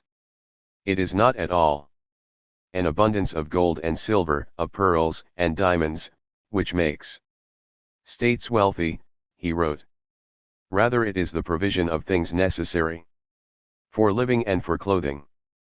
But at the same time, it is impossible to wage war without men, to maintain the men without paying them, to supply their pay without taxes, to levy taxes without trade. Which led to this conclusion: the merchants are more than useful to the state, and their concern for profit, which manifests itself in work and industry, is what creates a good part of the public good. For this reason they should be allowed their love and quest for profit. On the condition, of course, that these are merchants of this nation. Foreign merchants are like drains, which extract from the kingdom the pure substance of our people. They are like bloodsuckers which attach themselves to the great body of France, drawing away the best blood and gorging themselves on it. The long journey toward capitalism. 37. Montcretien summed up mercantilist thought in one phrase: we must have money, and if we have none from our own productions, then we must have some from foreigners. In order to do this, he recommended encouraging national trade by preventing foreign merchants from exporting the gold and silver of the kingdom, regulating the professions, creating in the various provinces trade workshops, whose superintendence and direction, with useful and honorable privileges, would be given to those having capable minds, of the necessary intelligence.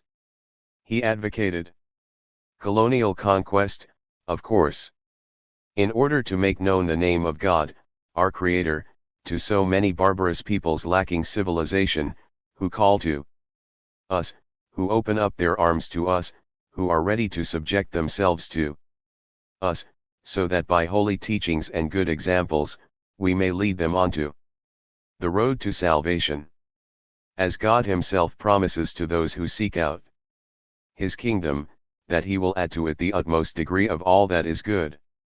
We must not at all doubt that besides the benediction of God, which would come to this great and powerful state for such pious, just, and charitable undertakings, He would open up in this way, as much here as there, great and inexhaustible sources of wealth.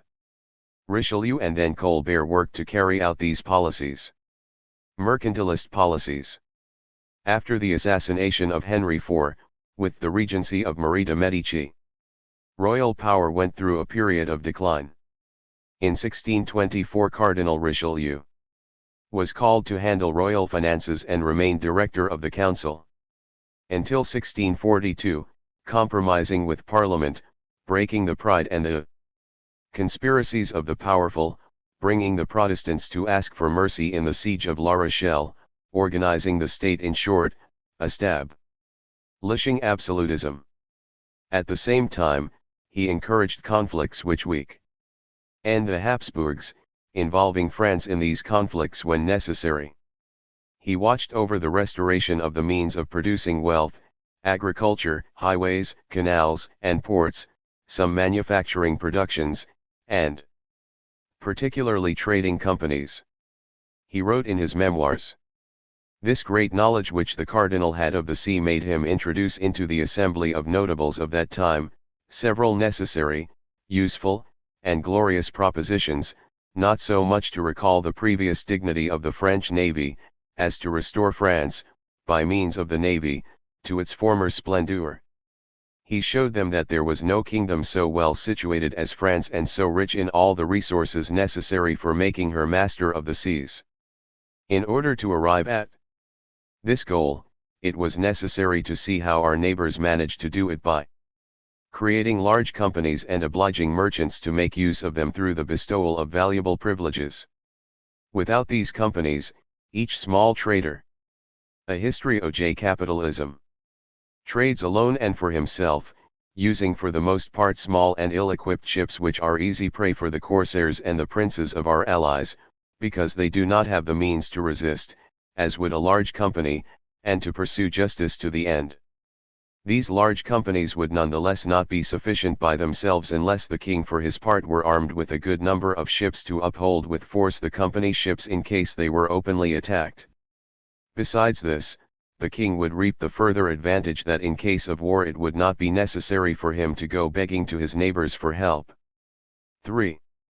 Although certain attempts failed, Morbihan, Nacelle, Saint-Pierre, others succeeded, the 100 Associates Company developed its activities in Canada, the Cape Verde Company in Senegal, the Islands of America Company in the Antilles, and the East Indies Company in Madagascar. In 1628 a French trading post was established in Algiers, and in 1631 the first French consul settled in Morocco. Protectionist measures followed Richelieu, particularly in 1644, with the protective tariff on textiles, and in 1659, with the tax of 50 sous per ton on foreign ships. But it was with Fouas 14 and Colbert that the union of absolutism and mercantilism triumphed, the alliance of the Sun King and the bourgeoisie. The court remained for the nobility, but the bourgeoisie increasingly took over the responsibilities of the state. The king chose his ministers, his councillors, his attendants, Fatelier, Colbert, Lavoie, Barbezieux, he ennobled them and admitted them to the court, creating a new kind of bourgeois nobility. The old aristocracy disapproved. It was a reign of the low bourgeoisie, grumbled Saint-Simon. 38.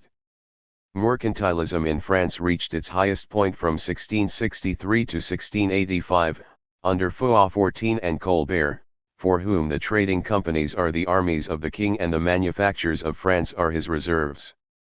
Noting that it is only an abundance of money in a state which makes a difference in its greatness and its power, and that one cannot increase the money of a kingdom without at the same time taking away the same quantity of money from neighboring states, Colbert perceived the benefits of lessening French dependence on Holland for foreign trade. Besides the advantages which would be produced by the entry of a greater quantity of cash into the kingdom, it is certain that through manufacturing, a vast number of people now languishing in idleness will be able to earn their living. An equal number will be able to earn their living in navigation and at the ports. The nearly infinite multiplication of ships will multiply in the same way the greatness and power of the state. In my view, these are the ends to which the king's attention, goodness, and love for his people should be directed. 1. The long journey toward capitalism. 39. At first the state took defensive measures, the effective imposition of a tax on foreign ships, the protective tariffs of 1664 and 1667.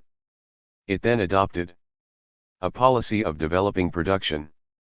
Beginning in 1663, Colbert undertook a wide-ranging inquiry into the resources of France, about the possibilities in each region for agriculture, trade, industry, the methods employed, and the attitudes of the people. Once this information was gathered, Colbert prepared a plan listing what needed to be produced and the places where these productions could be carried out. Things needed for production would be imported from abroad, machines, in particular those not yet used in France, for example one which made stockings 10 times more quickly than with a needle, and technical workers, Germans and Swedes for iron working, Dutch for cloth, Venetians for embroidery and glass, and Milanese for silk, all of them recruited by the French consuls. The most celebrated case was that of Zeelander Jos Evan Robeus de Middelburg, who settled in Abbeville with all of his own workers, to produce woolen cloth there, with a license of 20 years. 40. In this way, Colbert watched over the establishment of more than 400 manufactures. There were collective works which brought together several artisan centers which benefited as a group from conferred privileges. Woolens of Sedan or Elbeuf, knitwear of Troyes, arms manufacture of Saint-Étienne. There were private works, individual enterprises, or large companies with branches in several provinces, especially in mining and metallurgy and woolen goods. Finally there were royal manufactures, which were the property of the sovereign, Gobelins, Sèvres, Aubusson, Saint-Gobain, as well as arsenals and cannon foundries. The counterpart to the privileges was strict controls. These policies developed luxury and export production as well as basic production and products for common consumption. The state ensured that these new manufactures had a labor force. Beggars, closed up in hospitals, had to learn a trade, the unemployed, celibate women, and those in convents, were forced to work in manufactures, children had to enter an apprenticeship. For the workers, there was mass at the beginning of the day and silence or canticles during work, fines, whippings, or the punishment of an iron collar in case of errors, a working day of from 12 to 16 hours, low wages, and the threat of prison in case of rebellion. State policy extended to commerce as well as production. 41. The French East Indies Company received a 50-year monopoly on trade and 40. Navigation in the Indian Ocean and the Pacific Ocean. Its success was mediocre, and it did not reach prosperity until the following century. The Levant Company benefited from subsidies and agreements with the manufacturers of woolens and sugar.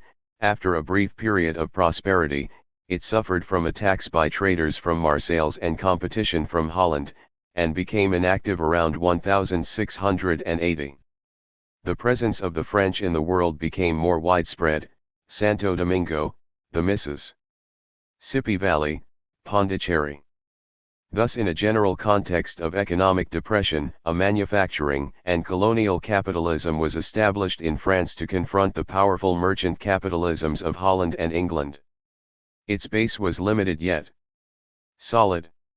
The royal state, the absolute state, solidly maintained the effort of developing manufacturing production and worldwide trade. The French bourgeoisie was formed under the protection of the state, and would carry for a long time the imprint of this development. Mercantilism called into question. But mercantilism aroused criticism. Investors were up in arms as soon as their interests were threatened, small producers upset by manufacturers. Dealers in Nantes, Rouen, and Marseilles annoyed by trading companies. Or by Dutch or English retaliation. Thus in the memoir to be of use to history we read: Monsieur Colbert is not aware that by wanting to put the French in a position of surpassing all other peoples he will instill in these other peoples the desire to do the same thing for themselves. For it is certain that they will take another route to go seek out elsewhere most of the things that they used to get for themselves in our provinces. One of the principal causes of the shortage of money which is apparent in France, in the middle of such a great abundance of grains and wines, is that the Dutch no longer come to take these goods away as they used to. They see clearly from our conduct with them, so far as trade is concerned, that we want to take nothing from them in exchange, so that, after having wiped out these tiresome obstacles, we will necessarily be back in the same state we were in previously, or else we will have no more contact with anyone, which is impossible. 42. Bois-Guilbert, observing the poverty of the peasants and the lowering of income in the countryside at the end of the century, called into question Taxes, the uncertainty of the taille, and customs laws, the assistance and the customs taxes on passages through and exits from the kingdom. Le. Detail de la France, 1695. In Le Factum de la France, he considered the interdependence of activities in a generalized market system. The long journey toward capitalism. For I.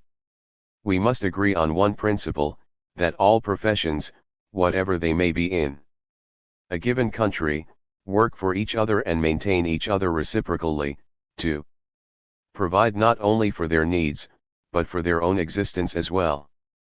A person will buy the produce of his neighbor or the fruits of his labor only on the condition, however tacit and unexpressed, that the seller will do the same with the produce of his buyer.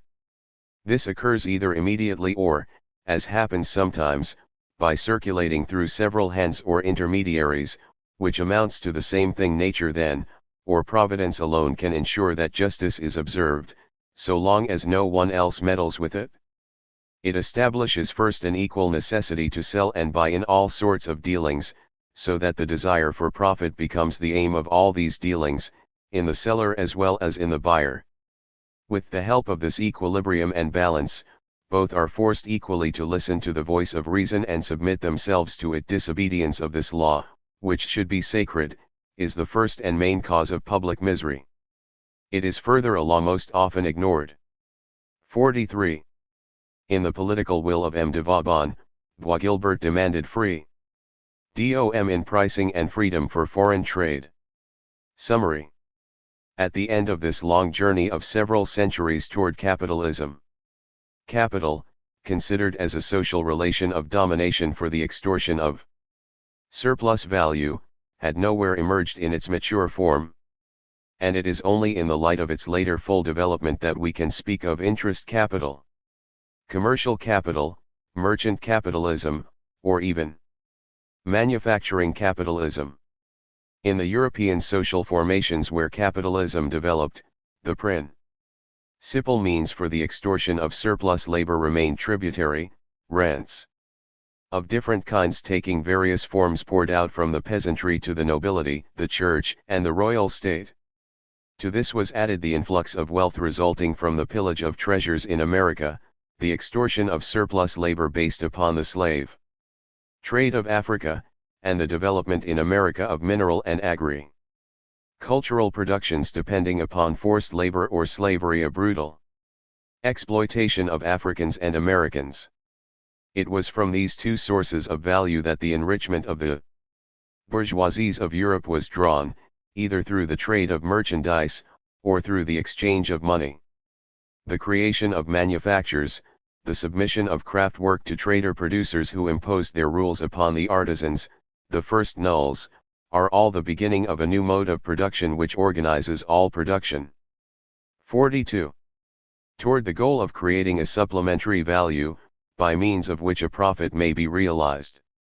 This process may be summarized by the formula MCPC. But this remains still tentative and embryonic, strictly localized as to sector and geography. These different sources of value, and principally the first two, made possible two main forms of accumulation, state accumulation and bourgeois accumulation.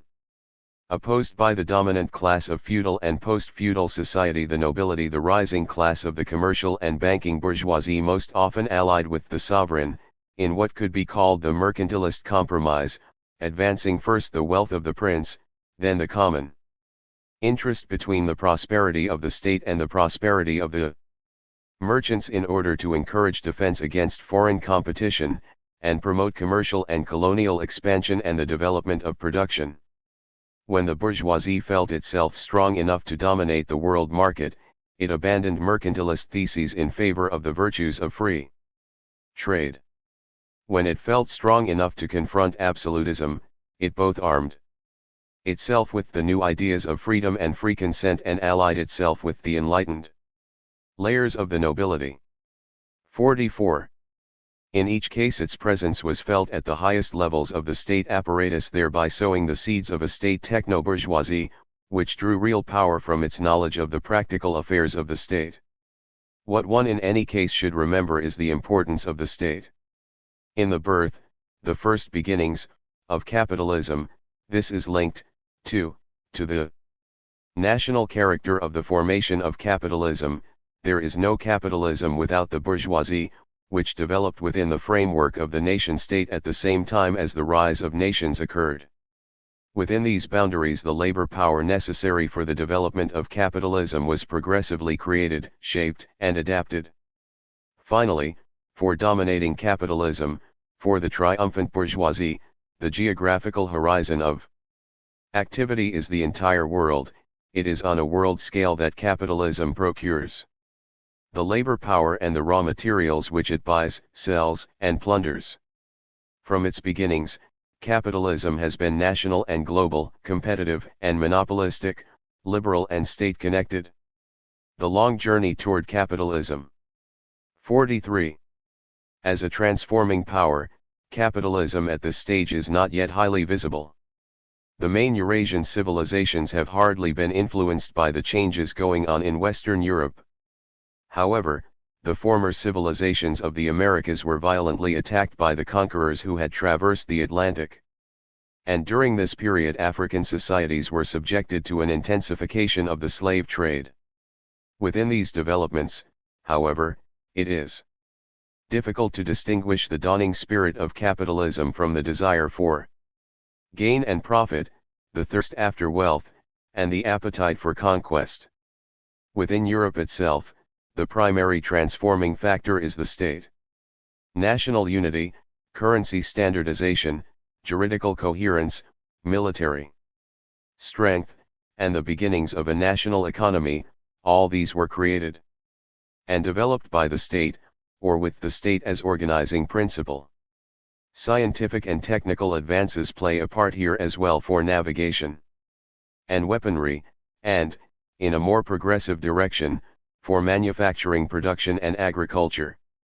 No one during this period perceives that a new and complex social logic is being formed out of the pre-existing logics, which, of course, have not vanished: mercantilist exchange and logic, small-scale market production and concern for efficiency, and the search for gain and profit, and for personal or family enrichment. Yet the two structuring motivations of society remain: on the one hand, assuring one's own subsistence and the payment of tributes to the powerful, and, on the other hand, acquiring and increasing power and wealth. Seeking out a monetary profit primarily, in order to re-inject such profit into one's lucrative activities, represents the central motive for only a restricted number of bankers and merchants. And such a motive was not yet clearly distinguished from the already existing and widely accepted motive of increasing one's own family wealth. During this period, however, the two organizing structures which have given coherence to the modern world, the state and mercantilism, are beginning to take shape. The state coalesced as the power and instigator of projects in the name or interest of a national group. Mercantilism and the rise in importance of money-based relationships were described at the turn of the 17th into the 18th century by North and Bois-Guilbert, each in his own way. Yet this was also the period which produced Thomas More, and we cannot, today, read More's dire warning as anything other than premonitory: where money is the measure of all things, justice and prosperity will be nearly impossible. Chapter 2. The century of the three revolutions.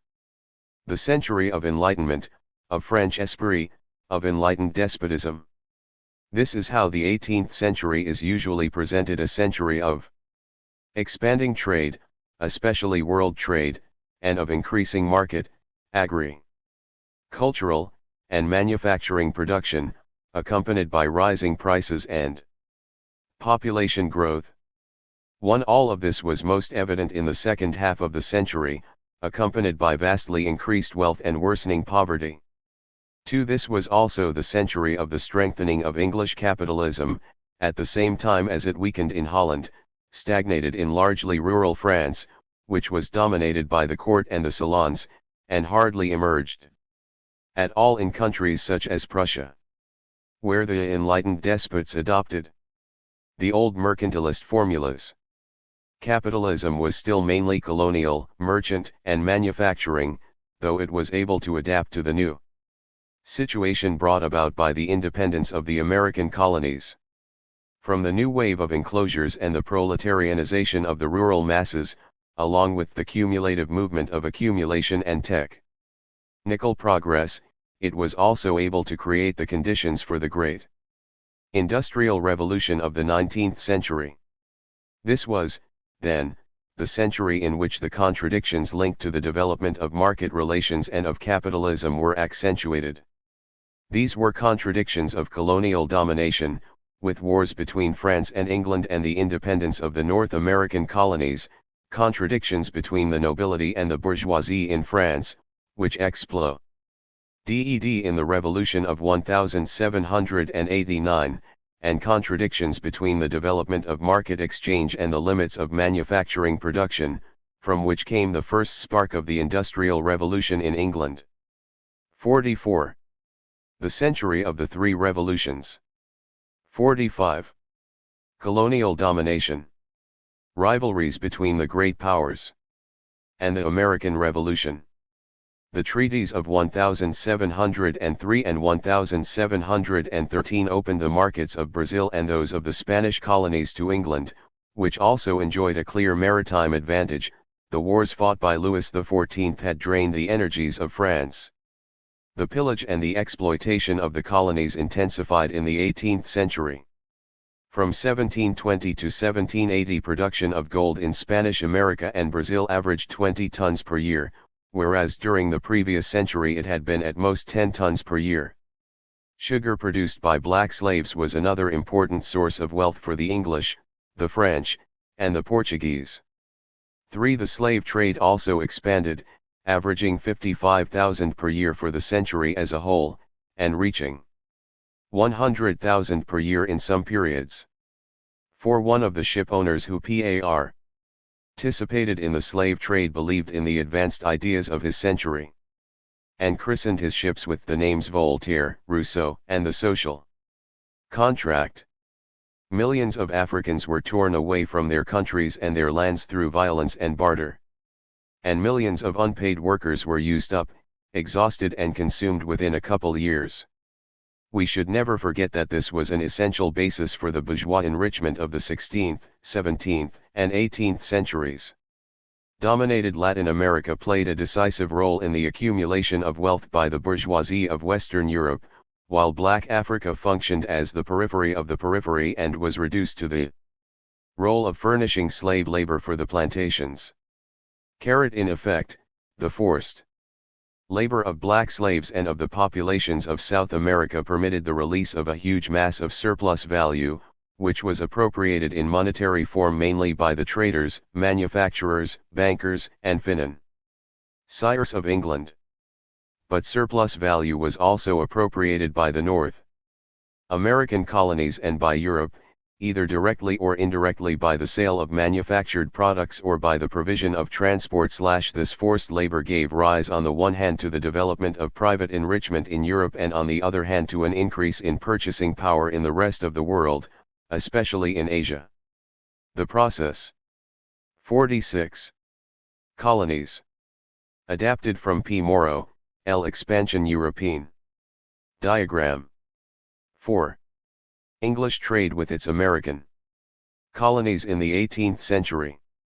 Trading companies extended their activities, making huge profits. New companies also were created, among them the United Company, the English Company of the South Seas, the French Occidental Company, the Company of Ostend, and the re-established French Company of India. English colonies were created in North America, Carolina in 1729, Geor.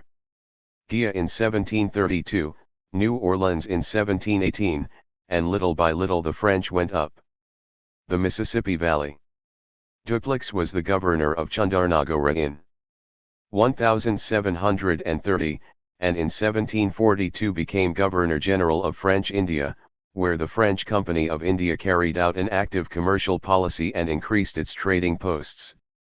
French cloth and fabrics at this time competed with English fabrics, while French merchants became increasingly obstructive to British trade. The island of Malta became an essential relay point for French trade in the Mediterranean. English merchants and manufacturers began to think that it was time to halt French expansion in the world.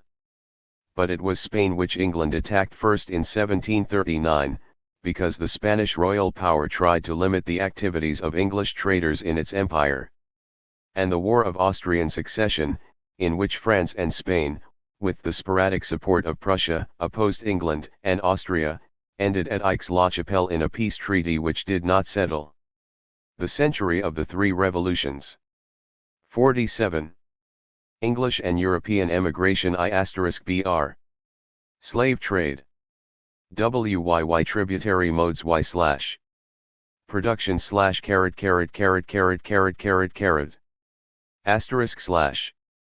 Diagram 5 Extraction of value on a world scale in the 18th century. The main issues. Even after taking account of what had been won in the war, French opinion considered that France had fought for the King of Prussia. For the English colonists of North America, the vast domain acquired by the small French colony had not been reduced, and English traders found that French competition remained a threat. These traders found in William Pitt, British Prime Minister in 1756, a firm supporter. When trade is threatened, he declared, retreat is no longer possible. In 1754 French and English colonists opposed one another in skirmishes in the Ohio Valley. In 1755 the English fleet attacked a convoy transporting French reinforcements to Canada, and then went on to seize 300 French ships. During the 7 Years' War the English scored victories in colonies which France neglected to defend. They took over Calcutta and Chandarnagore, Louisbourg, and Fort Duquesne, Quebec, Montreal, Pondicherry, and Mahé. With the Treaty of Paris England considerably expanded its empire. From France it obtained all of Canada and that part of Louisiana to the 48 A History of Capitalism. East of the Mississippi, from Spain it received Florida. Besides these, it obtained several Antillean islands as well as St. Louis and the French outposts in Senegal. Finally, England's hands were free to carry out a policy of territorial annexation in the Indies. Thus a period of worldwide supremacy opened up for England, and it was on an enlarged territorial basis that English capitalism developed its markets, extended its domination, and organized accumulation. This was surely the purpose of the colonies. What could be more natural? Malachi Postlethwaite, a staunch mercantilist, asserted that the colonies must never forget they owe their prosperity to the mother country. In return, they owed gratitude and all indispensable duty to be immediately dependent on their original parent and to make their interests subservient thereunto. 8. While the exploitation of the southern part of North America was mainly agricultural and slave-dependent, that of the Northeast was already three-sided: agricultural, commercial, and manufacturing. Naval construction benefited a great deal from the navigation acts of the previous country. A. Flarper estimated that by 177 1/3 of the English fleet had been constructed in the colonies. 9. Western territorial expansion, at first blocked by the French and Spanish presence, as well as the Indians, proceeded once the first two obstacles were lifted in 1763. Constant skirmishes against the Third expanded into full-scale wars between 1759 and 1761, as for example against the Cherokees in Georgia and the Carolinas. Thus in the melting pot of North American immigration, a rural aristocracy of slave owners established itself in the South, while variously throughout the colonies emerged a colonizing peasantry, a market and manufacturing bourgeoisie, an urban petty bourgeoisie, and a stratified working class with a high rate of turnover in the ports and cities. The colonies of North America, like all English colonies, were subject to an exclusionary policy. The mother country had a monopoly on buying and selling. After 1763 the British government, in order to rebuild its finances, decided to impose taxes on sugar and stamps. Faithful to the tradition of the English bourgeoisie, the new bourgeois of North America responded that they reserved the fundamental right to consent to taxation, and that since they were not represented in the English Parliament, they were not required to pay the taxes which Parliament had voted. These demands were for the most part satisfied in 1766, but the Second Pitt government imposed new taxes on imported paper, glass, lead. The century of the three revolutions 49 and tea. North American merchants reacted with boycotts and smuggling. These taxes were lifted in 1770 by Lord North, all except for tea. But it was the direct sale of tea, by the East India Company and with the accord of the English government, which inflamed matters and resulted in the Boston Tea Party of 1773. In 1774 Boston and all of Massachusetts were put under military rule by the English, who annexed the Northwest Territories through Ohio to Quebec. In 1774 the First Continental Congress brought together the representatives of the 13 colonies. The Second Congress met in 1775-76, but, lacking support from the Canadians and anxious to obtain backing from France, they adopted the Declaration of Independence on July 4, 1776. Which was deeply influenced by European philosophers. We hold these truths to be self-evident, that all men are created equal and are endowed by their Creator with certain inalienable rights, that among these rights are life, liberty, and the pursuit of happiness. Governments are established among men to guarantee these rights, and their just power comes from the consent of the governed. Any time a government becomes destructive of this end, the people have the right to change or abolish it, and to establish a new government. The War of Independence lasted 6 years. The North Americans benefited from an alliance with France and from the entry into the War of Spain and Holland. These alliances were in effect more an opportunity for these countries to weaken England, the principal power in Europe, than to help the English colonies win their independence. Once independence was assured, Louis XVI, who had obtained only the return of the islands of Tobago and Santa Lucia and France's posts in Senegal, at the Treaty of Paris, gave the United States $2 million outright and a loan of $6 million for economic reconstruction. Thus the first colonization gave rise to the First War of Independence. Other movements, however, failed: the revolt of Tupac Amaru in Peru, the uprising led by Toussaint L'Ouverture in Santo Domingo during the great upheaval of the French Revolution, the Napoleonic Wars, the occupation, then the weakening of Spain, and the general insurrection of the colonies of the Americas opened the way for a new wave of independence movements: Argentina, Colombia, Peru, Mexico, Venezuela. Thus the European expansion on a world scale, which took place through colonial domination and the development of commercial trade, led to large-scale extraction of wealth from the dominated countries. In developing, however, the European expansion created forces which rose 50 up in resistance. The first movement toward decolonization occurred in North America, against the premier European power, Great Britain.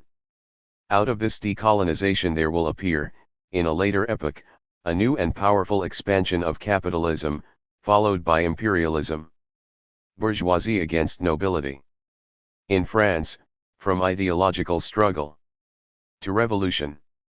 During the several years that I have made it my business to inquire into that matter, by all I can observe and find, in these late times, near a 10th part of the people are actually reduced to beggary, that of the other 9 parts, not 5 of them are in a condition to give alms to that 10th, by reason of the miserable condition they are reduced to, and the small pittance that is left them.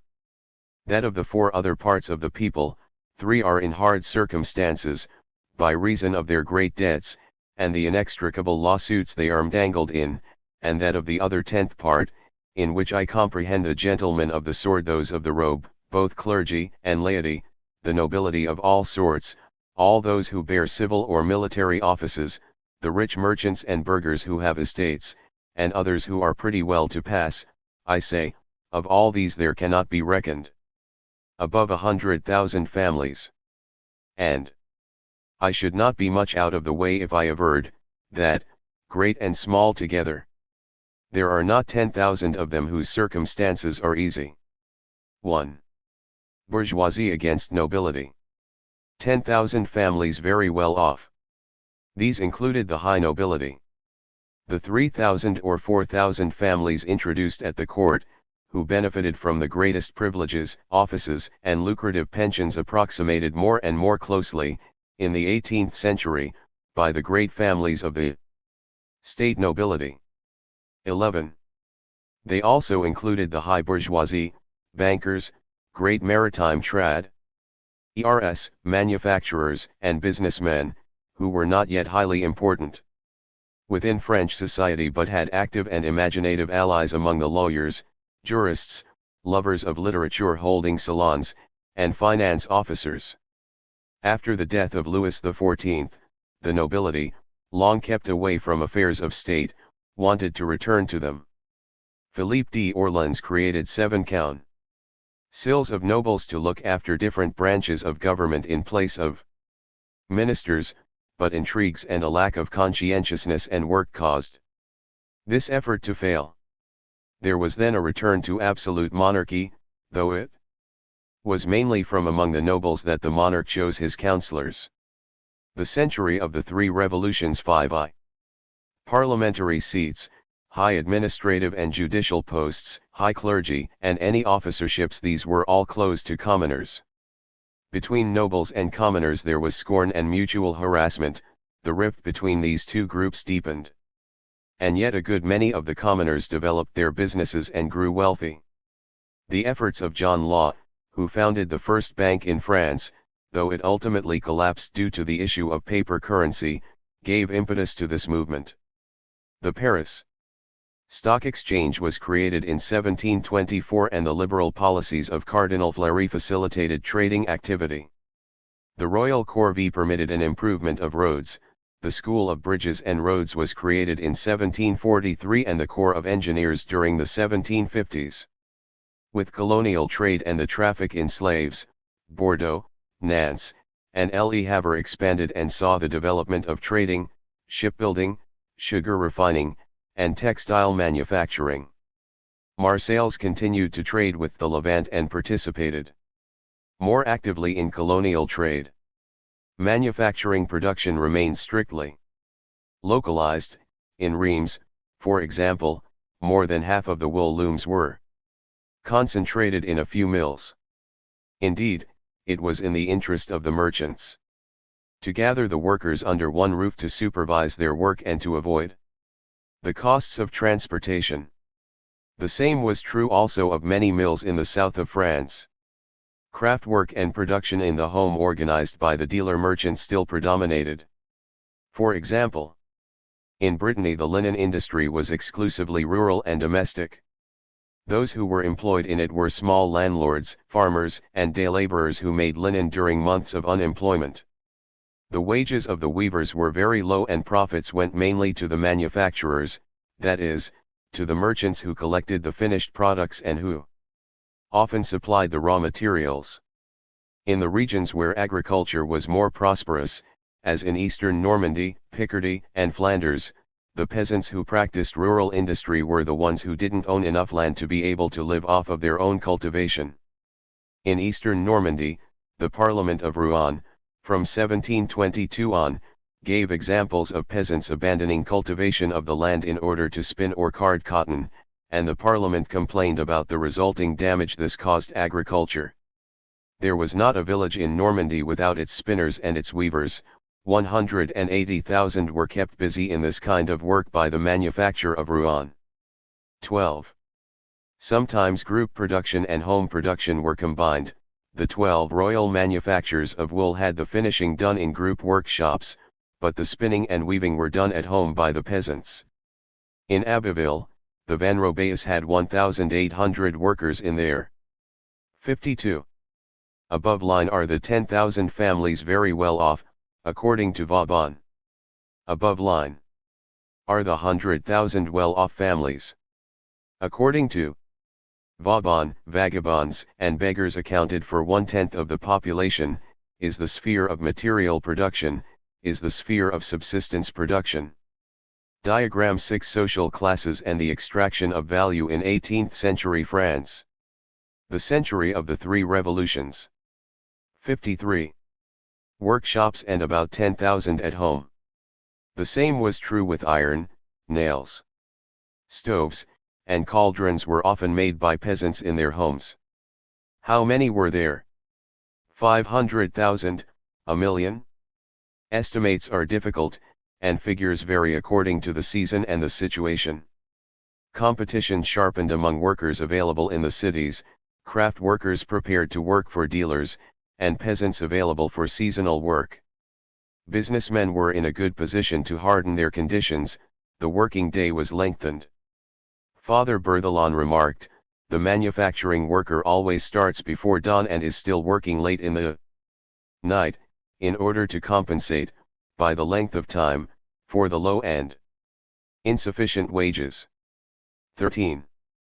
In the countryside, vagabonds, beggars, and men and women without work or means made up an unstable mass of available labor power, isolated day laborers who, belonging to no one anymore, having neither masters nor, consequently, guardians interested in their defense and succor, were left impoverished and at the mercy of the very greed they helped to enrich.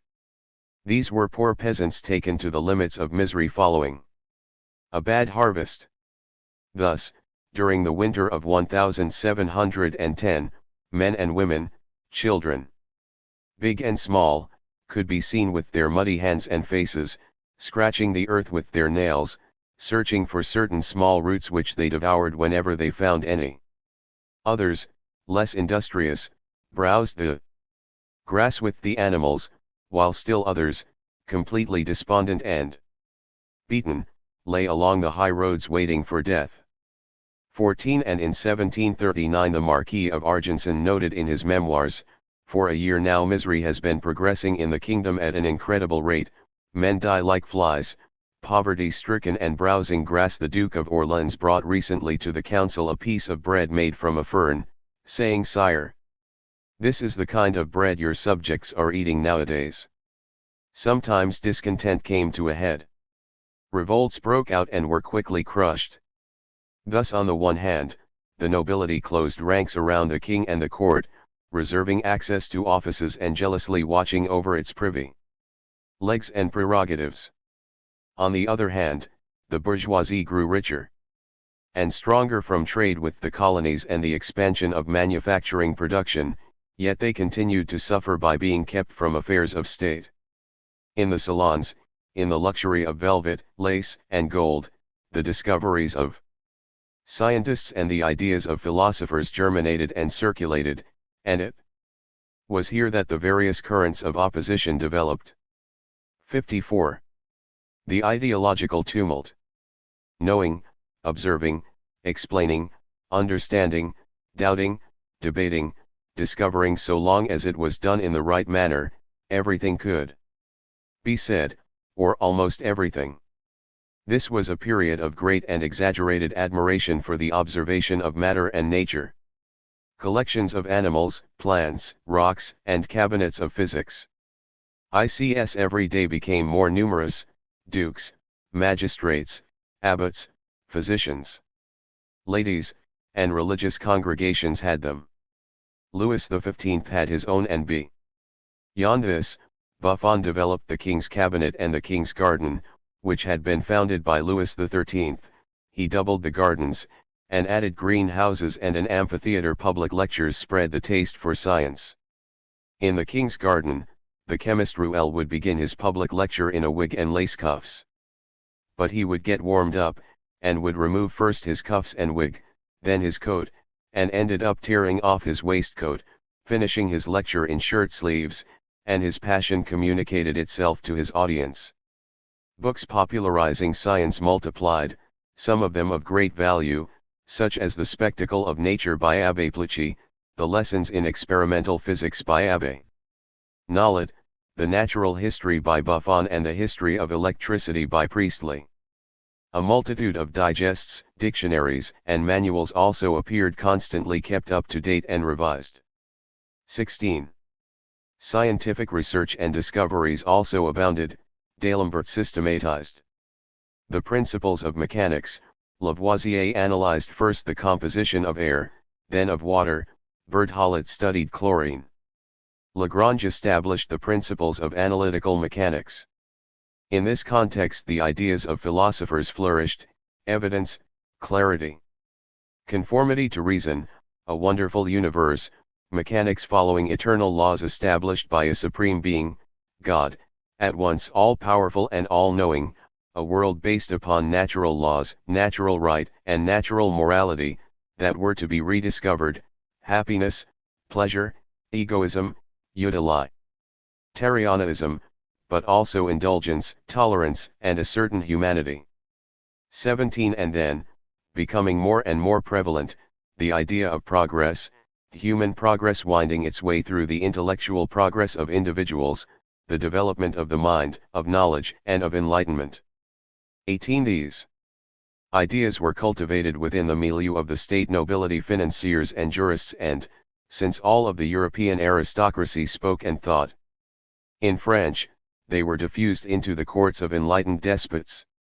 The encyclopedia was the philosophical and scientific summation of these ideas, destined to replace the Summa Theologica of Thomas Aquinas, the work of 130 collaborators, lawyers, physicians, professors, priests, academicians, industrialists, and manufacturers, most of the century of the three revolutions, 55. Them well off and bearing titles. Because of its price, it was directed to the enlightened bourgeoisie. It was a bourgeois work. 9. The Catholic Church condemned the encyclopedia for the first time in 1752 and again in 1759, though this condemnation did not impede its success among the restricted public who did read it. Democracy, freedom, general will. Enlightened by the English revolutions and the writings of Hobbes and Locke, encouraged by the aspirations of the nobility to be the support of the kingdom, and by the claims of the high bourgeoisie who wanted to be consulted by the monarch and to influence affairs of state, reflective thinking continued on, dealing with questions of power, political regimes, laws and rights, the general interest, the social contract, and the general will. In L'Esprit de Lois, Montesquieu, polishing formulas, had examined the kinds of governments, republican, monarchist, and despotic. In the democratic republic, the will of the sovereign is itself sovereign.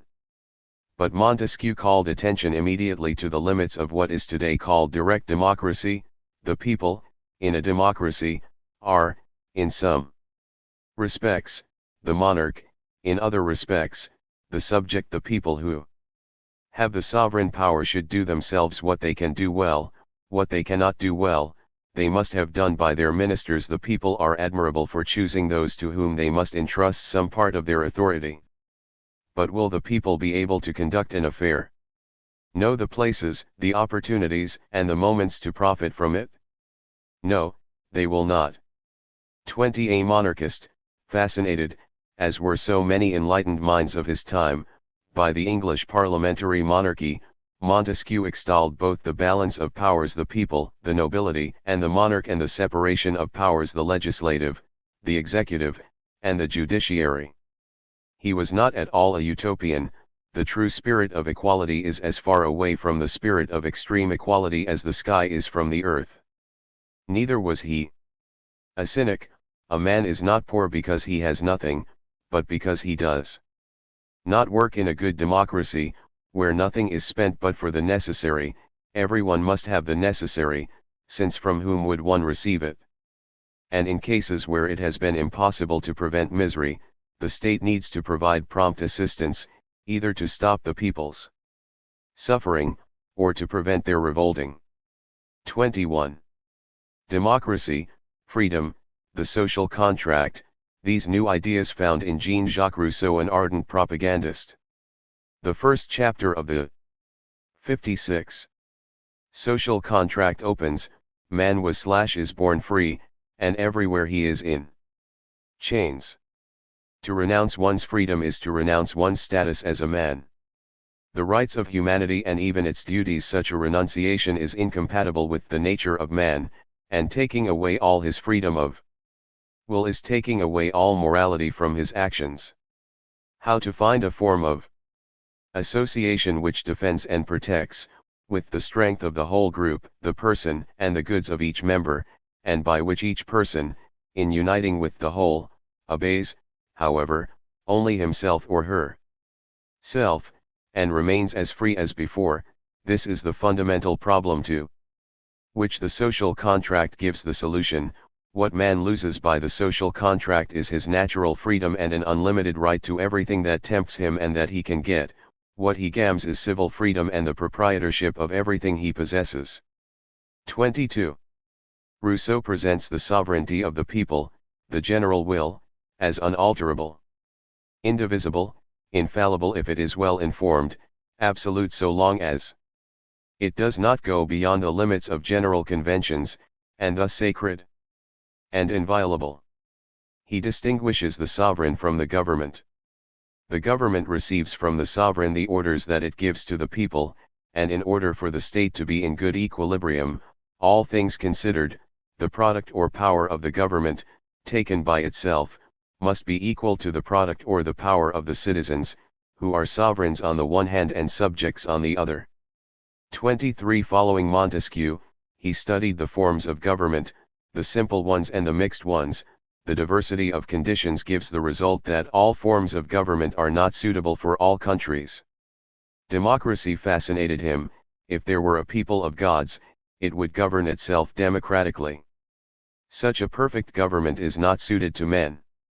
Furthermore, in the strict sense of the term, a true democracy has never existed and never will exist.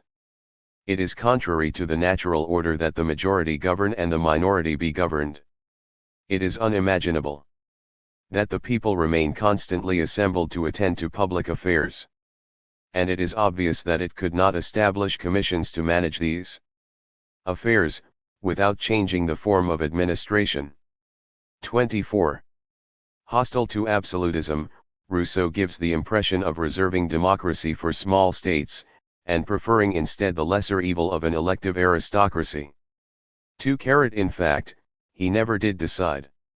In a 1767 letter to the Marquis de Mirabeau, he is no longer sure that it will be possible to find a form of government which places the law above men.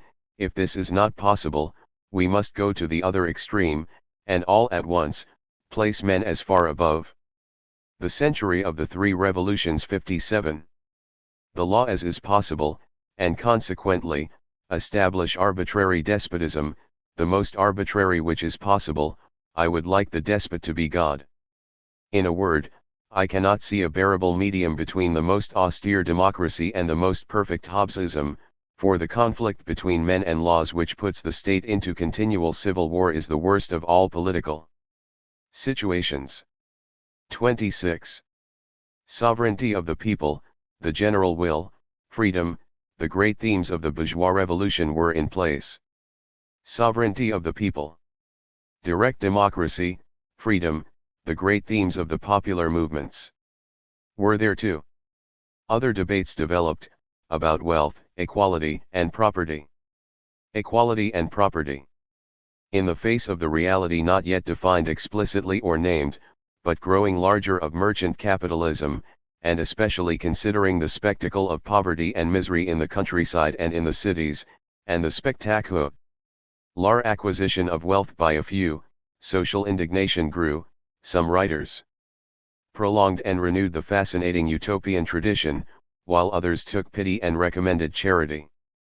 Commissioned to write the article on political economy for the Encyclopedia, Rousseau harshly summarized the social pact which the rich man proposes to the poor: you need me, for I am rich and you are poor.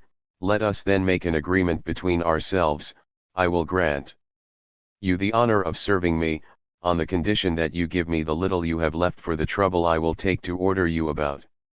28. Throughout his writing and throughout his life, Rousseau berated wealth and the wealthy. It is the state of the wealthy, he wrote to Madame François in the letter which explained why he had placed his children in an orphanage, "It is your state which steals from mine my children's bread."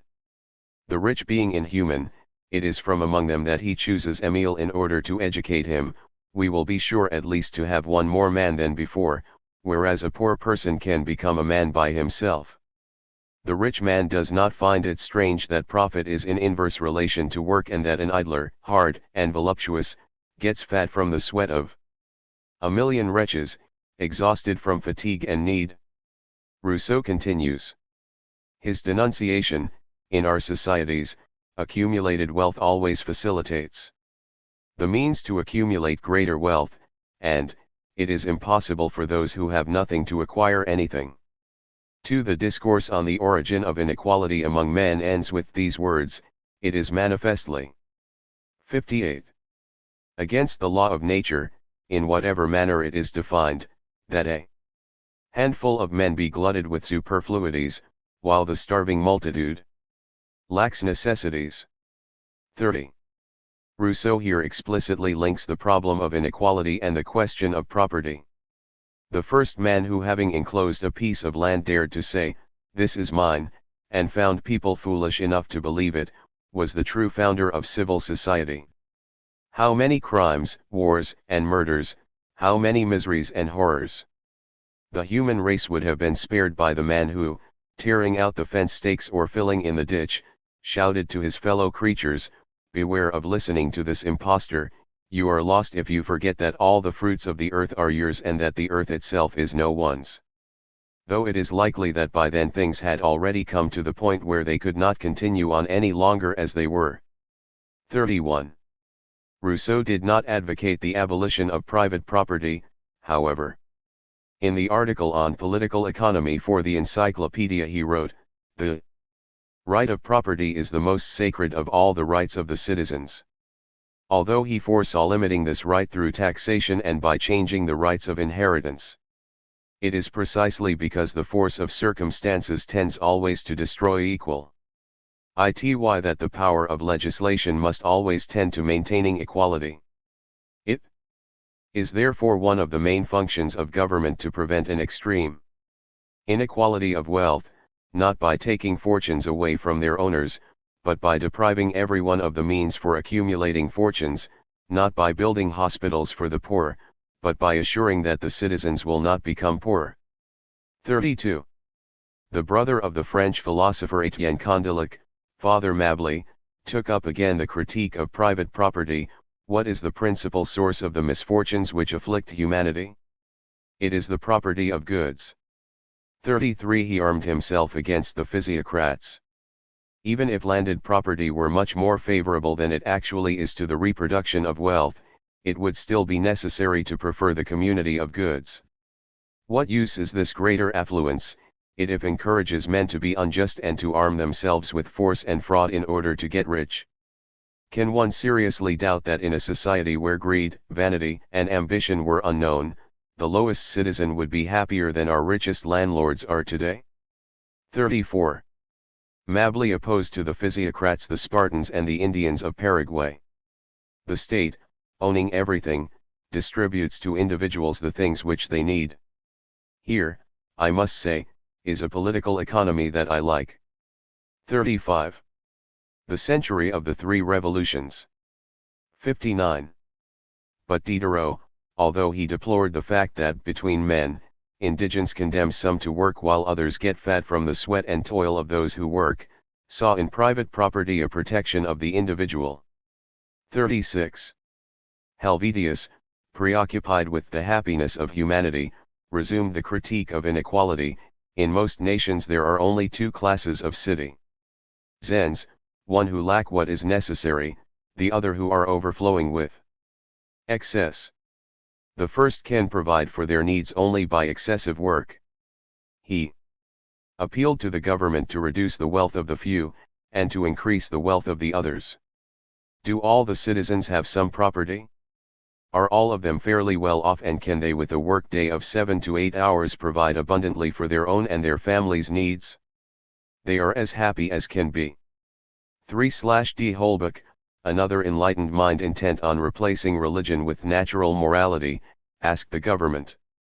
To tax luxury, to give to the poor the possibility of living by their work, and to prevent the accumulation of wealth in a few hands. Besides workshops for the needy, he proposed that all uncultivated lands should be returned to the commons, in order to be given to those who can make use of it for themselves and for society. 38. Father Raynal, a man of the salons and a friend of Diderot, famous for his philosophical history of the two inns, also denounced inequality and wealth, fear the affluence of gold which brings, along with luxury, the corruption of morals and the contempt for law, fear a greatly unequal division of wealth, which gives rise to the appearance of a small number of opulent citizens and a multitude of citizens in misery, from which is born the insolence of the former and the degradation of the latter. He had this formula: everywhere the rich exploit the poor, and foresaw the suppression of inheritance, going so far as to write, hang them, if need be, these treacherous rich, and recover your dignity. 3. With Linget, a lawyer and publicist, denunciation became more precise. He published in 1767 the Theory of Civil Laws, or Fundamental Principles of Society, and, from 1777 to 1792, the Political, Civil and Literary Annals, which was outlawed several times. Society and property have the same basis: violence. Greed and violence have seized hold of the earth, so that possession today rests upon the most shocking usurpation. And the spirit of property, once it has begun to take hold of souls, shrinks them, materializes them, so to speak. It closes them to almost any motive other than self-interest. Linget examined the situation of the laborers of his time, successors to slaves and serfs. Their fate appeared to him to be infinitely more miserable than that of their fathers. 60. They whine under the disgusting rags which are the uniform of the destitute. They have no share in the abundance whose source is their labor. Wealth seems to pardon them, when it consents to receive the presents they make to it. At the same time it lavishes on them the most insulting scorn. These are the servants who have actually taken the place of the serfs among us. They are indisputably very numerous and are the largest portion of each nation. We must consider what is the effective gain for them which has been brought about by the abolition of slavery. I say with as much sorrow as frankness, all that they have won is to be at every moment tormented by the fear of dying of hunger, an unhappiness from which their predecessors in this lowest rank of humanity were at least exempt. Misery reduces them to kneeling before the rich man in order to obtain from him the permission to make him richer still. 40. It is to this that freedom condemns the laborers.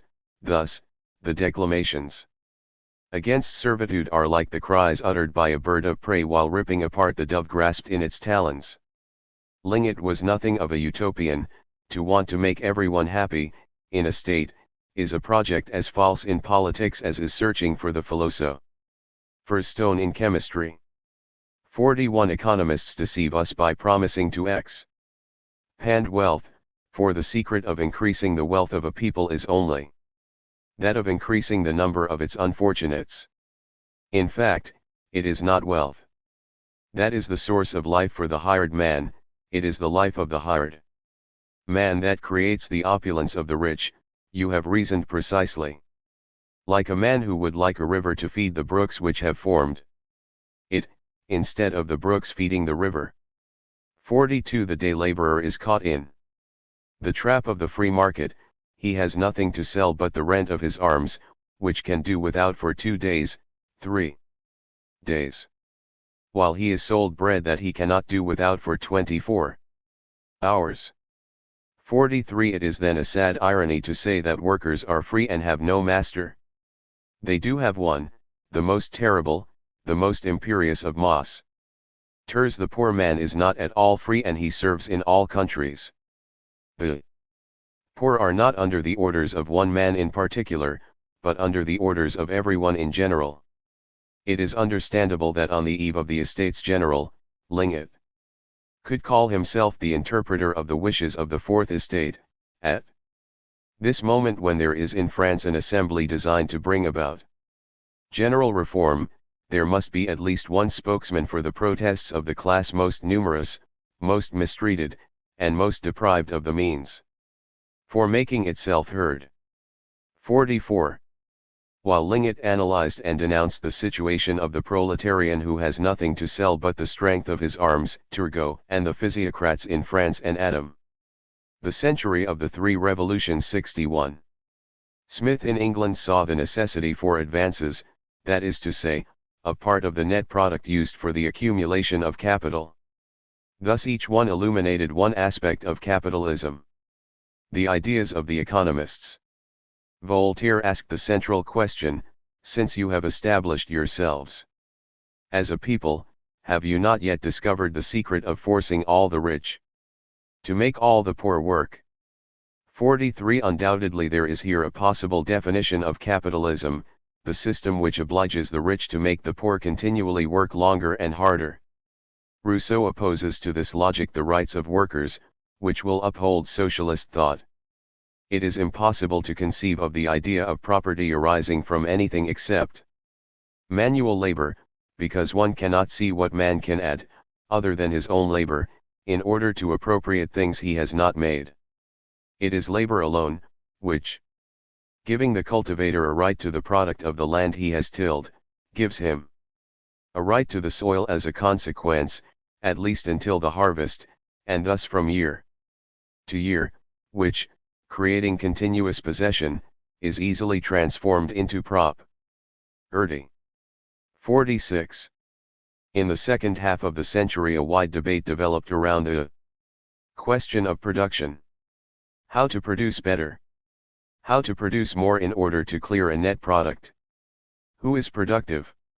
How to withdraw a surplus necessary for accumulation? Among the philosophers, the economists in particular examined these questions. Quesnay was the undisputed leader of the physiocratic school. Born in 1694 near Versailles into a family of well-off farmers, he obstinately acquired an education, established himself as a surgeon in Nantes, and published several medical works. He entered into the service of Madame de Pompadour, became the general physician to the king, and was knighted in 1752. In 1754 he bought a property in the Nivernais. France was at this time principally rural and agricultural, while Holland and England had already largely adopted the new methods of cultivation. French agriculture remained very traditional, lands remained rocky, ploughing superficial, sowings late, and yields poor. The practice of leaving lands fallow made 1/2, 2/3, and sometimes more of the arable land barren.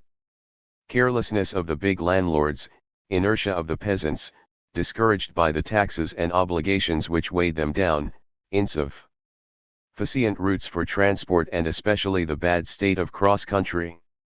62. Table 2.1 Actual versus good cultivation yields. Actual good difference.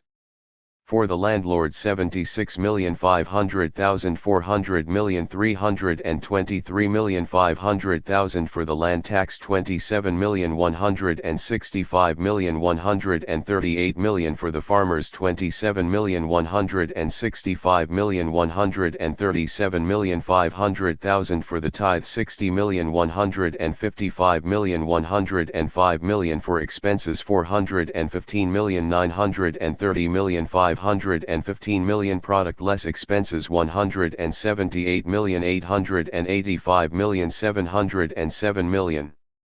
Total product 595,000,000 1,815,000,000 1,220,000,000. Source: François Quesnay, Grains, in François Quesnay et la Physiocratie, Volume 2. p. 478. Roads, impediments to the trading of agricultural produce and the free choice of cultivation, all these are reasons which explain the poor development of agriculture. 47. In an article entitled Farmers in the Encyclopedia, Quesnay showed the superiority of tenant farming over the métayage system, and the advantages of the horse over the ox for ploughing. In an article entitled Grains, he depicted the conditions of large and small gram cultivation at that time, showed what the proper cultivation could produce, and summarized the difference in a table.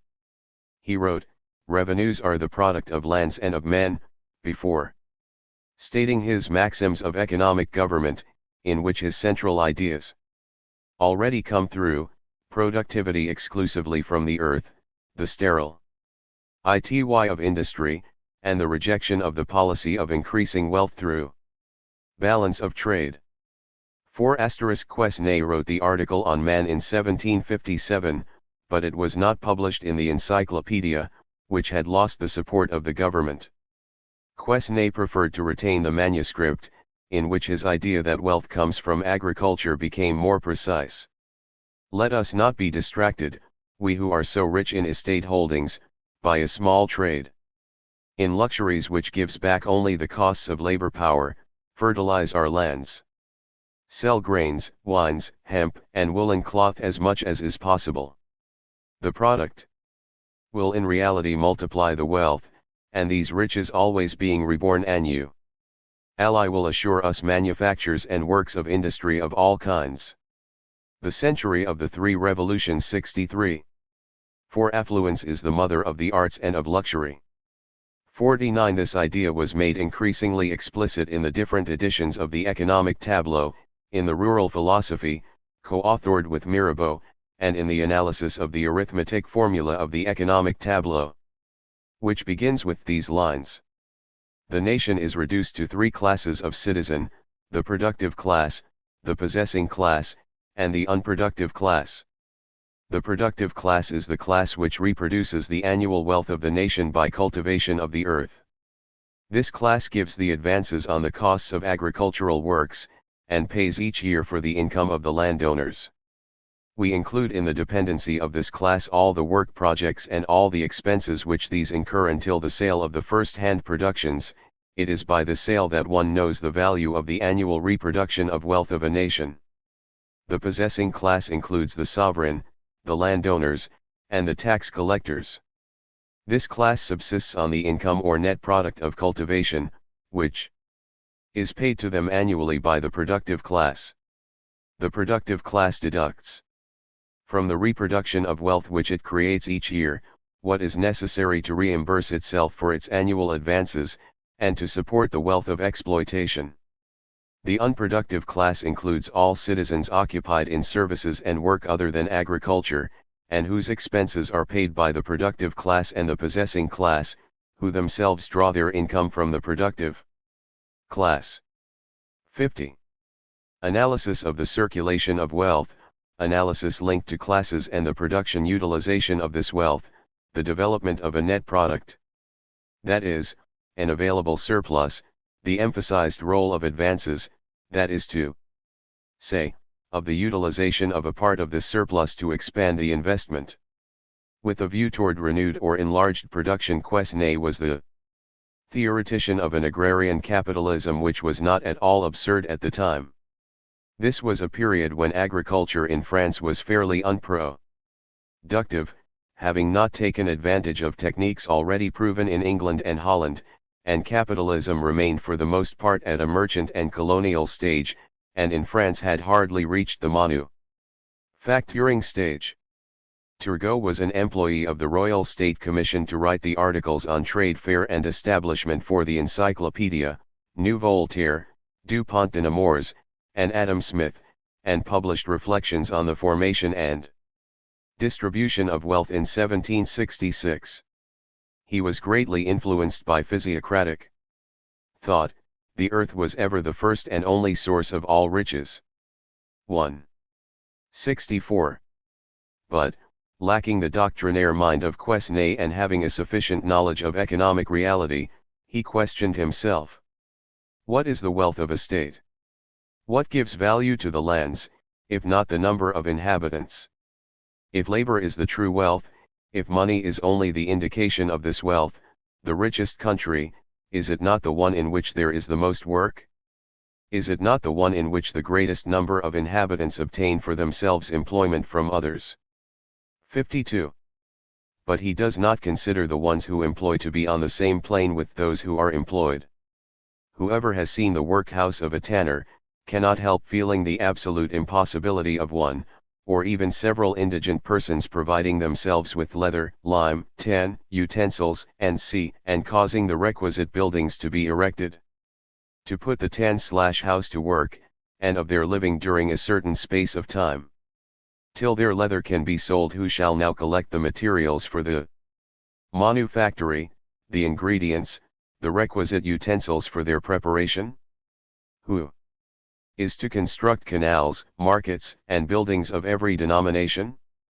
How shall that multitude of workmen subsist till the time of their leather being sold, and of whom none individually would be able to prepare a single skin, and where the emolument of the sale of a single skin could not afford subsistence to any one of them? Who shall defray the expenses for the instruction of the pupils and apprentices? Who shall maintain them until they are sufficiently instructed, guiding them gradually from an easy labor proportionate to their age, to works that demand more vigor and ability?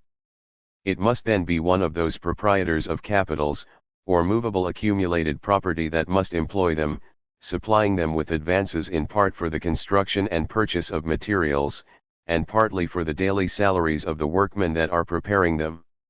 It is he that must expect the sale of the leather, which is to return him not only his advances, but also an emolument sufficient to indemnify him for what his money would have procured him, had he turned it to the acquisition of lands, and moreover of the salary due to his troubles and care, to his risk, and even to his skill, for surely, upon equal profits he would have preferred living without solicitude, on the revenue of land, which he could have purchased with the same capital. In proportion as this capital returns to him by the sale of his works, he employs it in new purchases for supporting his family and maintaining his manufactory. By this continual circulation, he lives on his profits, and lays by in store what he can spare to increase his stock, and to advance his enterprise by augmenting the mass of his capital, in order proportionately to augment his profits. 53. Thus, as early as 1766, Turgot clearly saw the prospect of the development of a manufacturing capitalism at the same time as he kept sight of the development of capitalism in agriculture. From this basis, he furthered the analysis of classes. The industrious class is subdivided into two classes. The 1. Of the undertakers, manufacturers, and masters, all proprietors of large. The century of the three revolutions 65. Capitals, which they avail themselves of, by furnishing work to the other class, composed of artificers, destitute of any property but their hands, who advance only their daily labor, and receive no profits but their salaries. 34. The class of cultivators may be divided, like that of manufacturers, into two branches, the one of undertakers or capitalists, who make the advances, the other of simple stipendiary workmen. 33. Despite the form of the expressions, we are closer here to Marx than to Quesnay. Finally, the profession of a trader, or what is properly called commerce, divides into an infinity of branches, and it may be said of degrees. 3. Turgot was not only a witness to the development of manufacturing capitalism. He justified it and argued in its favor. He praised low interest rates. It is the abundance of capitals that animates enterprise, and a low interest of money is at the same time the effect and a proof of the abundance of capitals. 57. He was opposed to a planned economy and to protectionism. If it is a question of providing for and educating men, of assuring good morals, should we accustom men to demand everything, to receive everything, and to owe nothing to themselves? He asked. Are men so strongly interested in the good you wish to obtain for them? Let them be. This is the great and sole principle. 55. He extolled economic freedom, for a man knows his own interest better than another man who is entirely indifferent to this interest. but it is impossible, in commerce, left to itself, that the particular interest wouldn't contribute equally to the general interest. 3. These ideas spread during the second half of the century. 6. Turgot attempted to put them into practice when he held a government position, from 1774 to 1776. He decreed free trade for grains in 1774, as had been done in 1763 and 1770, but this was once more suspended.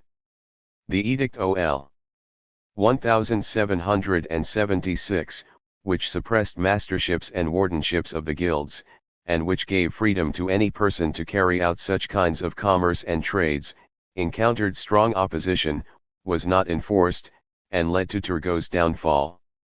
Later, trade agreements were signed with England in 1786 and with Russia in 1787. Quesnay's diagram portrays well enough the production and circulation of wealth such as it could be observed in agricultural France of the 18th century, and opens the prospect of the development of a capitalist agriculture. Turgot's diagram takes up this prospect of the development of capitalism in agriculture, but presents it alongside a reality of the period, which Quesnay neglected, the development of a manufacturing capitalism. Thus, in the tumult of ideas in 18th century France, an ideological arsenal of extreme diversity was developed, weapons for contesting the 66. Quesnay class of Turgot/various real flows, monetary flows. Diagram 7 Social classes and net production according to Quesnay and Turgot. The century of the three revolutions. 67. Monarchy, for questioning the privileges of the nobility, for rallying the peasants and urban artisans, and for responding to the aspirations of the manufacturers and traders. The long stand-off of the nobility and the bourgeoisie reached a denouement in the crises at the end of the century, the bourgeoisie knowing how, initially, to gain support from peasant discontent and the movement of the people. They found additional allies among certain layers of the nobility and clergy. The main aspirations of the rising bourgeoisie were attained in the Revolution of 1789, the abolishment of privileges, the dismantling of the corporative order of guild wardenships, the abolishment of the privileges of trading companies, and the suppression of mining company monopolies. The king was swept away in the Great Whirlwind OL Revolution. During the Estates General of 1789, some workers, not admitted into the main assemblies which drew up the records of grievances, put forward a record of the poor, demanding that wages no longer be so coldly calculated following the murderous maxims of unbridled luxury or of insatiable cupidity, that the preservation of a working and useful man be for the Constitution an object no less sacred than the property of the rich, and that no working man be uncertain of his subsistence. 61 The law le Chapelier suppressed workers' associations and prohibited masters, as well as workers, from organizing themselves or acting together, and from decision-making and deliberating about their supposed common interests. All crowds composed of artisans or workers, or incited by them, will be considered to be riots. 62 Its victory against the nobility appearing to be assured, the bourgeoisie was already protecting itself against the working classes. At the dawn of the Industrial Revolution in England, an anonymous text of 1791, entitled Considerations upon the East India Trade, showed remarkable perspicacity. Let this not be taken as a paradox. The trade with India may have as a consequence the manufacturing of goods with less labor, and while wages remain the same there may be a general lowering of prices. For if goods can be manufactured with less work, their prices, naturally, will be lower. The India trade 68 will very likely provide the opportunity to introduce more order and regularity into our English industries. It will, in effect, cause the disappearance of those industries which are the least useful and the least profitable. The people who were employed there will look for other occupations, the simplest and the easiest they can find, or else they will apply themselves to partial and specialized tasks in more complicated industries. For the simplest work is the most quickly learned, and is the work carried out with the greatest degree of perfection and diligence. Thus the India trade will have the following result: the different operations that make up the most difficult tasks will be entrusted to several qualified workers, instead of being left to the skill of one overburdened worker alone. Finally, the East India trade, by bringing us manufactured goods at prices lower than ours, will very probably have the effect of obliging us to invent processes and machines which will enable us to produce with less manpower and fewer expenditures. This will lead to a reduction in the prices of manufactured goods. 63. In fact, production in England at the beginning of the 18th century was still predominantly agricultural and at the craft level. Wood was used not only as fuel, but also for the tanning of hides, and furnished the potash used in textile and glass manufacturing and the tar used in ship construction. As soon as it began to become scarce, these activities suffered for lack of it. Large numbers of artisans who owned their own tools yet continued to farm-produced fabrics, knives, arms, ironmongery, trinkets, and pins. Increasingly, merchant manufacturers had the processing of raw materials done for them. Within this framework, the catalyst for change became worldwide trade, which was largely based upon colonial exploitation. Colonial exploitation and the world market. At the end of the 17th century, the India Company became the object of sharp attacks by traders lacking privileges, interlopers who made every effort after the revolution of 1688 to do away with the India Company's monopoly. In 1698 they formed a competing company. Then in 1702 an accord was reached which led in 1708 to a merger of the two companies into one, called the United Company. It was at this time that tea, introduced in England since the beginning of the Restoration, became an article of regular importation, that Chinese porcelains, long valued by the Dutch and made fashionable by Queen Mary, became the rage at the court and among upper-class English society, and that fabrics of printed cotton, chintz, calico, and muslin whose names even exposed their oriental origin became so widespread as to alarm the manufacturers of woolen cloth. The century of the three revolutions. 69. The trade with the Indies extended to a great diversity of products, assumed many forms and increasingly became one of the indispensable elements in the wealth of England. 64. During this same time the Bank of England was created. It was started by a group of financiers who promised to lend the Crown £1,500,000 at 8%, necessary to cover the expenses of the war against Flanders. In return they received the title of corporation, with the right to receive deposits, to discount commercial bills, in short, to carry out all the operations of a bank. 65. In 1708 the bank obtained a monopoly on the issuance of bank notes for England and Wales, though, faithful to the tradition of the London financiers, the bank was especially interested in worldwide exchanges. It borrowed in order to lend, accepted or guaranteed bills of exchange, and ensured payments throughout the world. It was the provincial banks, often created by manufacturers, among them Lloyd's and Barclays, which filled the more modest needs of industrialists and dealer fabricators. 6 feet 1 inch in the City of London there were 24 banks in 1725, 42 in 1770, and 52 in 1786. The number of national banks, however, rose from 12 in 1755 to 150 in 1776 and 400 in 1793. The commercial expansion was tremendous. The value of commercial exchange increased by a factor of 5.5 during the century, while the national income quadrupled. English commerce was foremost in the world and included the export trade, the transportation of goods for traders ol other countries, and warehousing, at the heart of the tightly knit network of exchanges which crossed between the Americas, the Indies, Mediterranean Europe, and the Europe of the Baltic. This many-sided commerce transformed the whole of England. The development of triangular trade and of shipping and shipbuilding led to the growth of the great seaport towns. It was the slave and sugar trades which made Bristol the second city of England for the first 3/4 of the 18th century.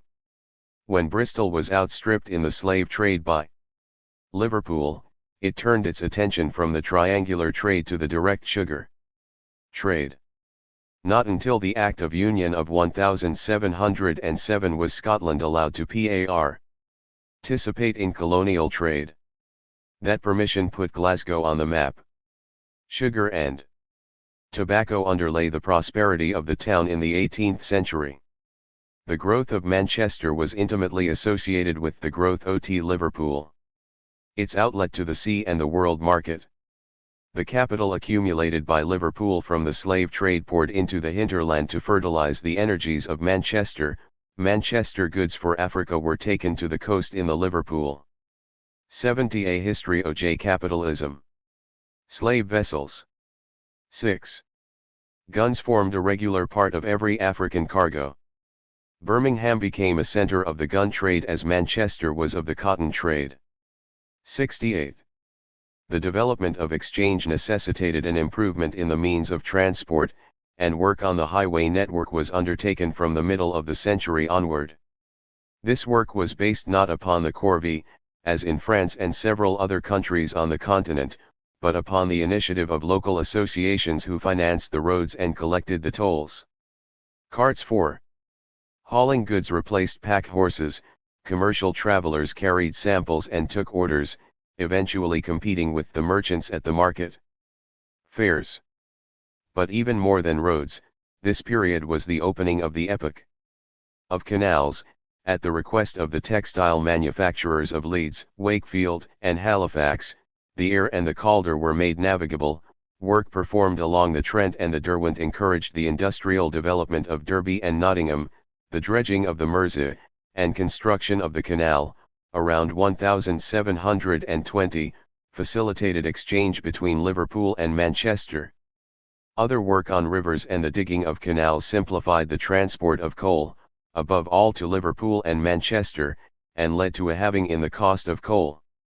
Toward the end of the century, a regular network of canals promoted the circulation of goods between the different centers of English commercial activity. To produce more in order to sell more, this was one step in the spiral which had definitely begun in England, with the many changes this involved for agriculture, mining, and processing activity. The emergence of capitalist production, the mill. The enclosures movement continued vigorously during the 18th century, particularly after 1760, increasingly it took the form of laws voted by Parliament. Squatters living on the commons were driven off. Impoverished peasants who owned tiny patches of land could not bear the costs of enclosure and were unable to live on the poor lands they received. They left, as did others, which rendered useless the expansion of animal breeding. Still others left after being induced to sell their farms to the large landowner nearby. One saw the rich man's joys increase, the poor's decay. 6. Spurred on by the landed aristocracy, Lord Townshend at their head, and by the large landowners, modern methods of cultivation and animal breeding were instigated, including draining the swamps, plows made of iron, selection and crossbreeding of stock, and crop rotation. The century of the three revolutions 7i. These changes in property and agricultural usage made available a considerable labor force, deprived though it often was of the essentials for living. This labor force made possible an increase in mining and manufacturing production. Stimulated by the scarcity of wood and encouraged by the reduction in the costs of transportation, the production of coal doubled once during the first half of the century and again during the second half of the century. The system of wage payments to workers expanded, though in Scotland workers in the coal and salt mines were serfs by law until 1775, with some holdouts until the end of the century. They were bound to the mine, were sold with it, and wore a collar engraved with the name of their owner. 70. Work at a craft level remained important for processing activity, though other forms of production competed.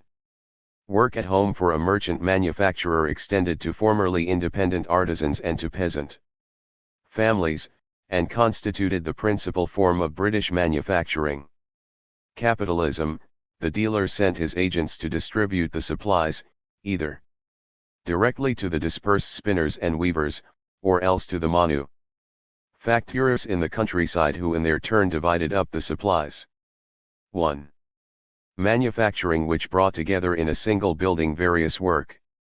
ERS producing with traditional methods was never highly developed in England, and in any case never became dominant there.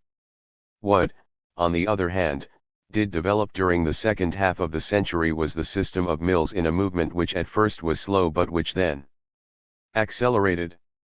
Throughout this period of improvements, technical inventions responded to the desire for increasing production. At the beginning of the century, John Lambe learned in Livorno, Italy, the secrets of the Italian machines for spinning silk. With his brother he constructed a mill which received a license for 14 years. During this same time the Darbys, iron masters at Coalbrookdale, improved the production of cast iron with mixtures of coke, peat, and coal dust, making use of powerful blowers. Steam-powered atmospheric pumps were used in the mines to dram them of water. In 1733 the weaver John Kay invented the Hying shuttle, which permitted textile production in greater quantity, and in larger single pieces. Though his house was destroyed by angry workers and artisans, the Hying shuttle became widespread 25 years later. In 1735 the Darbys carried out the smelting of iron with coke, a practice which was applied generally in England by 1760. In 1749 Huntsman, a 72 clockmaker from the Sheffield region, made cast steel, though in small quantities. From 1730 to 1760 the use of iron rose by 50%. From 1740 to 1770 the consumption of cotton rose by 117%, but the development of weaving created a scarcity of thread. Then in 1764 the weaver James Hargreaves perfected the spinning jenny, a hand-operated spinning wheel which permitted several threads to be spun at one time. In 1767 the woolcomber Thomas Hayes, and in 1768-70 the barber Arkwright, devised the water frame to harness the energy of running water to activate the spinning wheels. Use of the spinning jenny spread among workers in the home, despite angry protests and destruction of machines by out-of-work artisans. Combining these two inventions, Compton, a spinner and weaver, put into working order in 1779 the mule jenny, and spinning mills were set up along waterways.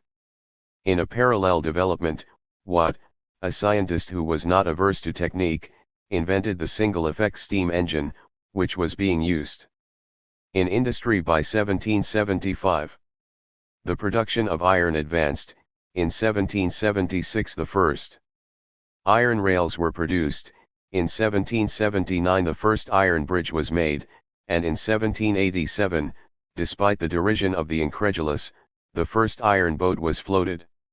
The puddling of iron, by means of the decarburation of cast iron, was carried out by Henry Court, a master smith, and Peter Onions, a foreman, in 1783. In 1783 Watt produced the double-effect steam engine, and in 1785 the first spinning mill run by steam engines was constructed at Nottingham. It was then the development of weaving which lagged behind, in the face of an abundant production of thread. In 1785 the pastor Cartwright made a mechanical loom which was gradually perfected and which was put into general use by the end of the century. At the same time, technical advances took place in other aspects of textile production and in other industries. It was in this movement that a new form of production, the mill, had its beginning. The mill used an energy source and machines. It was only at the end of the century that the steam engines conceived of and worked on by what between 1765 and 1775 were used to power machines. With this energy a system of machines was set into operation, which necessarily resulted in an organization of production and of work rhythms, and which involved a new discipline for the century of the three revolutions. 73. Laborers who served the machines. Spinning mills were built and installed in brick buildings 4 or 5 stories high, employing several hundred workers. Iron and cast iron nulls gathered together several blast furnaces and forges. Those who had been artisans or who had worked at home loathed going to work in these mills, where they were subjected to inflexible regulations, and driven like gear wheels by the pitiless movement of a mechanism without a soul.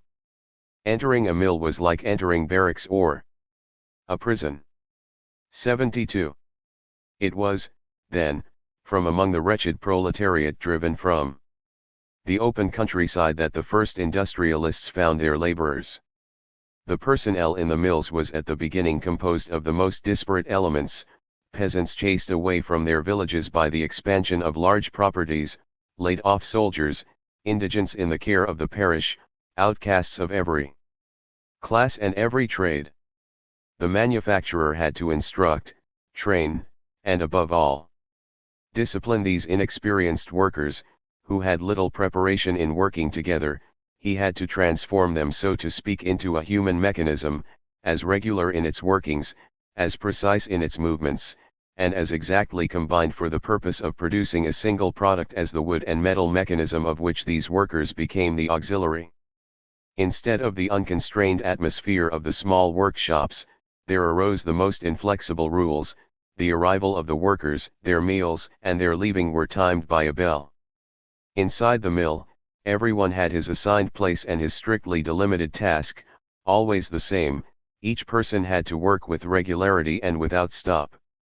Ping, under the eye of the foreman, who forced obedience with the threat of fines or of dismissal, and sometimes with even more brutal compulsions. 73. In textile manufacturing the workforce was mainly composed of women and children, especially children receiving aid who were supplied by the parishes. In 1789, for example, in the 3 Arkwright mills in Derbyshire, out of a labor force of 1,150 persons, 2/3 were children. Thus began in England the capitalist transformation of production, one aspect of which will later be stressed under the name of the Industrial Revolution. Colonial domination, worldwide trade, and merchant capitalism, with the development of exchange, an increasing supply of primary products and an increase in market outlets, enclosures, and the first modernization of agriculture supplied an uprooted and available proletariat. The scientific spirit and techniques applied to production led to a series of inventions which grew one upon the other. Available capital, especially from commerce and agriculture, allowed for the construction of mills.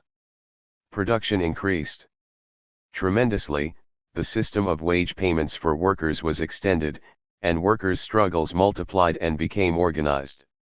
4. 74. A history of capitalism. The state played a large role in this, with protectionist measures and the licenses and monopolies of mercantilist policies, with political and military support for commercial and colonial expansion, with the police against the poor and the suppression of workers' revolts.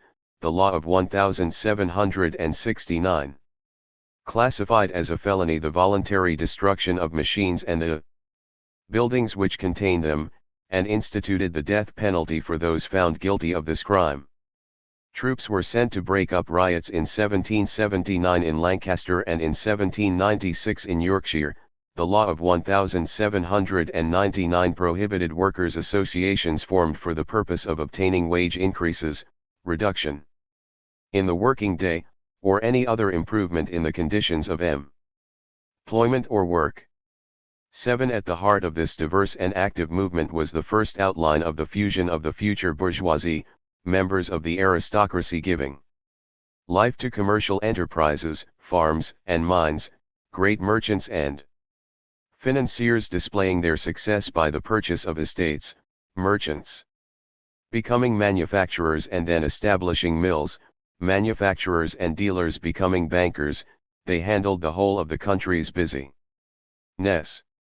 Among the men of the law, the local notables, the well-off farmers, the men of the church and of the university, there were at this time 450,000 who had the right to vote. It was their interests which were reflected in the voting of Parliament. Their influence was that much greater because the politics of the country were not well understood by the two German kings, George I and George II. Under this constitutional monarchy, the traditional aristocracy and the rising bourgeoisie were in possession of the real power. William Pitt recognized this in the famous aphorism, "British policy is British trade." Progress of political economy and of liberalism.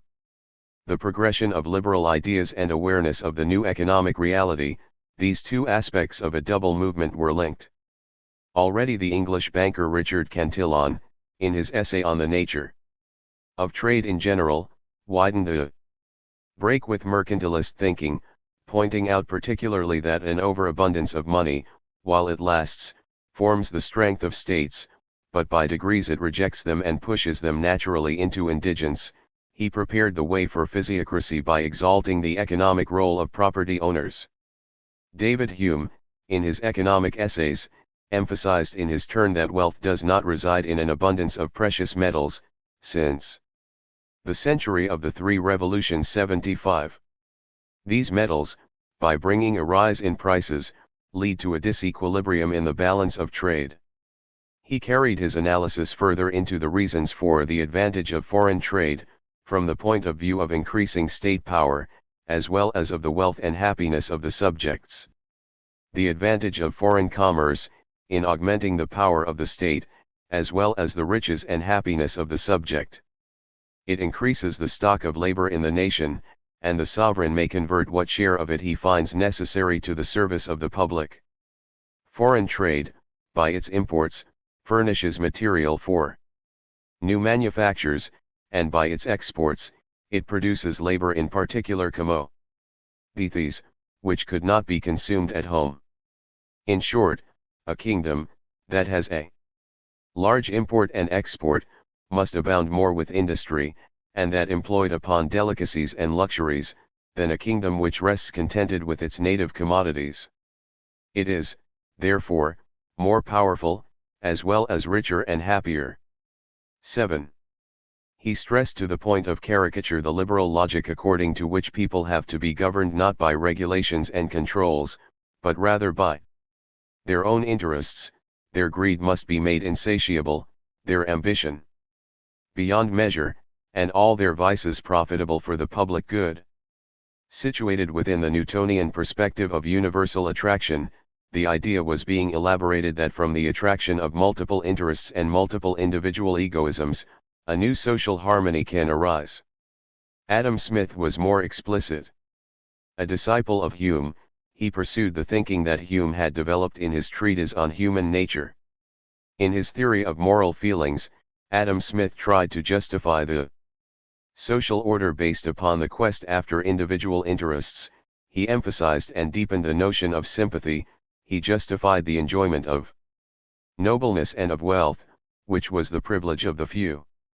It is well that nature imposes upon us in this manner. It is this deception which rouses and keeps in continual motion the industry of mankind. It is this which first prompted them to cultivate the ground, to build houses, to found cities and commonwealths, and to invent and improve all the sciences and arts. 7.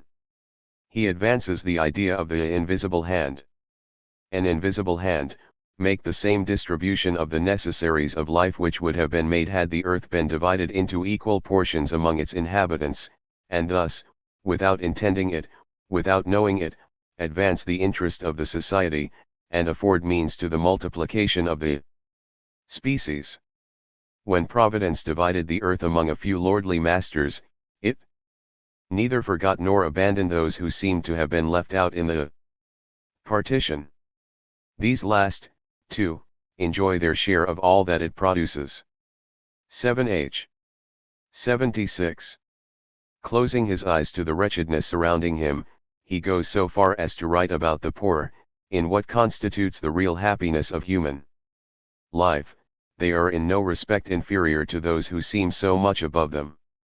In ease of body and peace of mind, all the different ranks of life are nearly upon a level, and the beggar, who suns himself by the side of the highway, possesses that security which kings are fighting for.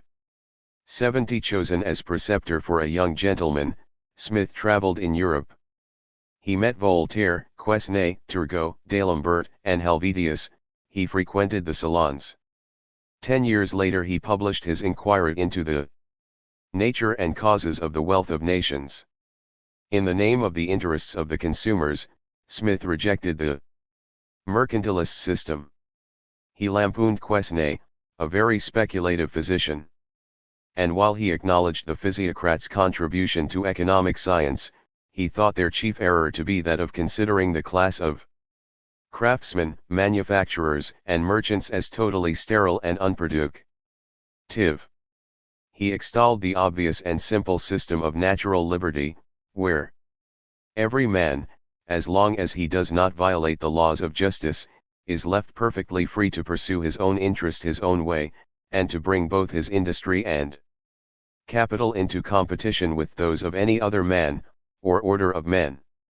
The sovereign is completely discharged from a duty, in the attempting to perform which he must always be exposed to innumerable delusions, and for the proper performance of which no human wisdom or knowledge could ever be sufficient, the duty of superintending the industry of private people, and of directing it towards the employments most suitable to the interest of the society.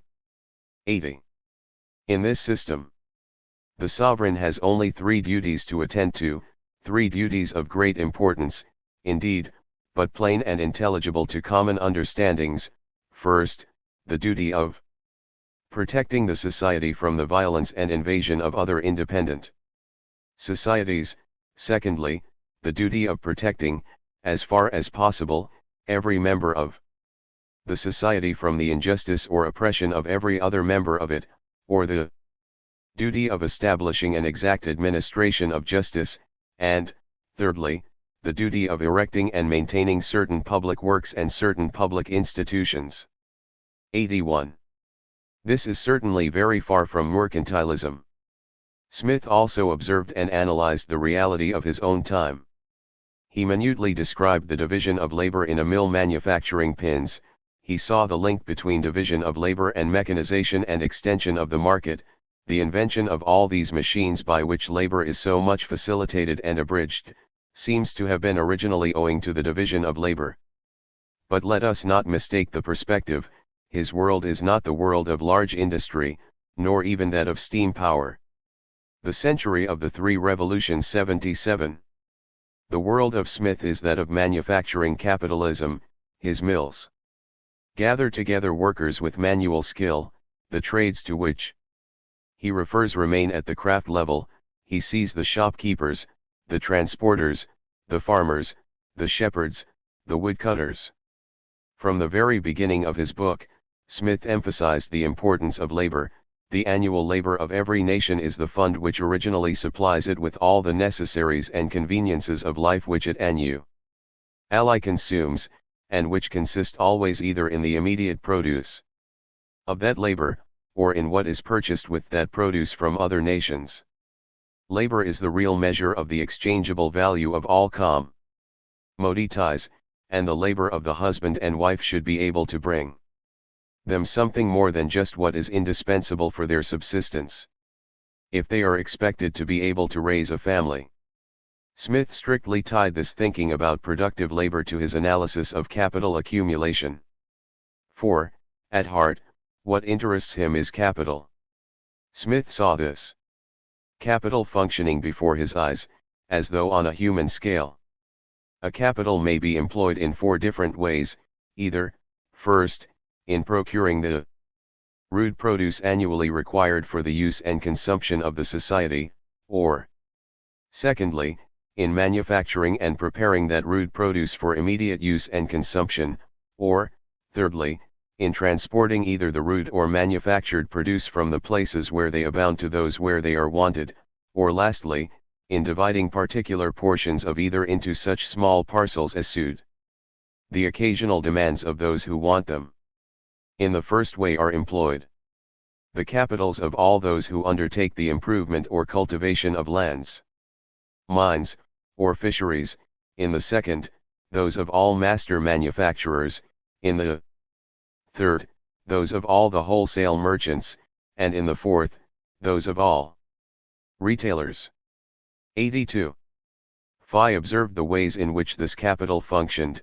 Thus, for the master manufacturer, one portion is employed as a fixed capital in the instruments of his trade. Part of his circulating capital is employed in purchasing materials. But a great part of it is always, either annually, or in a much shorter period, distributed among the different workmen whom he employs. 83. But at the same time, Smith understood the global logic of this capital, the logic of accumulation. Rejecting the criterion, at that time dominant, of the balance of trade, he stressed the importance of another balance. 78. Which, according as it happens to be either favorable or unfavorable, necessarily occasions the prosperity or the decay of every nation.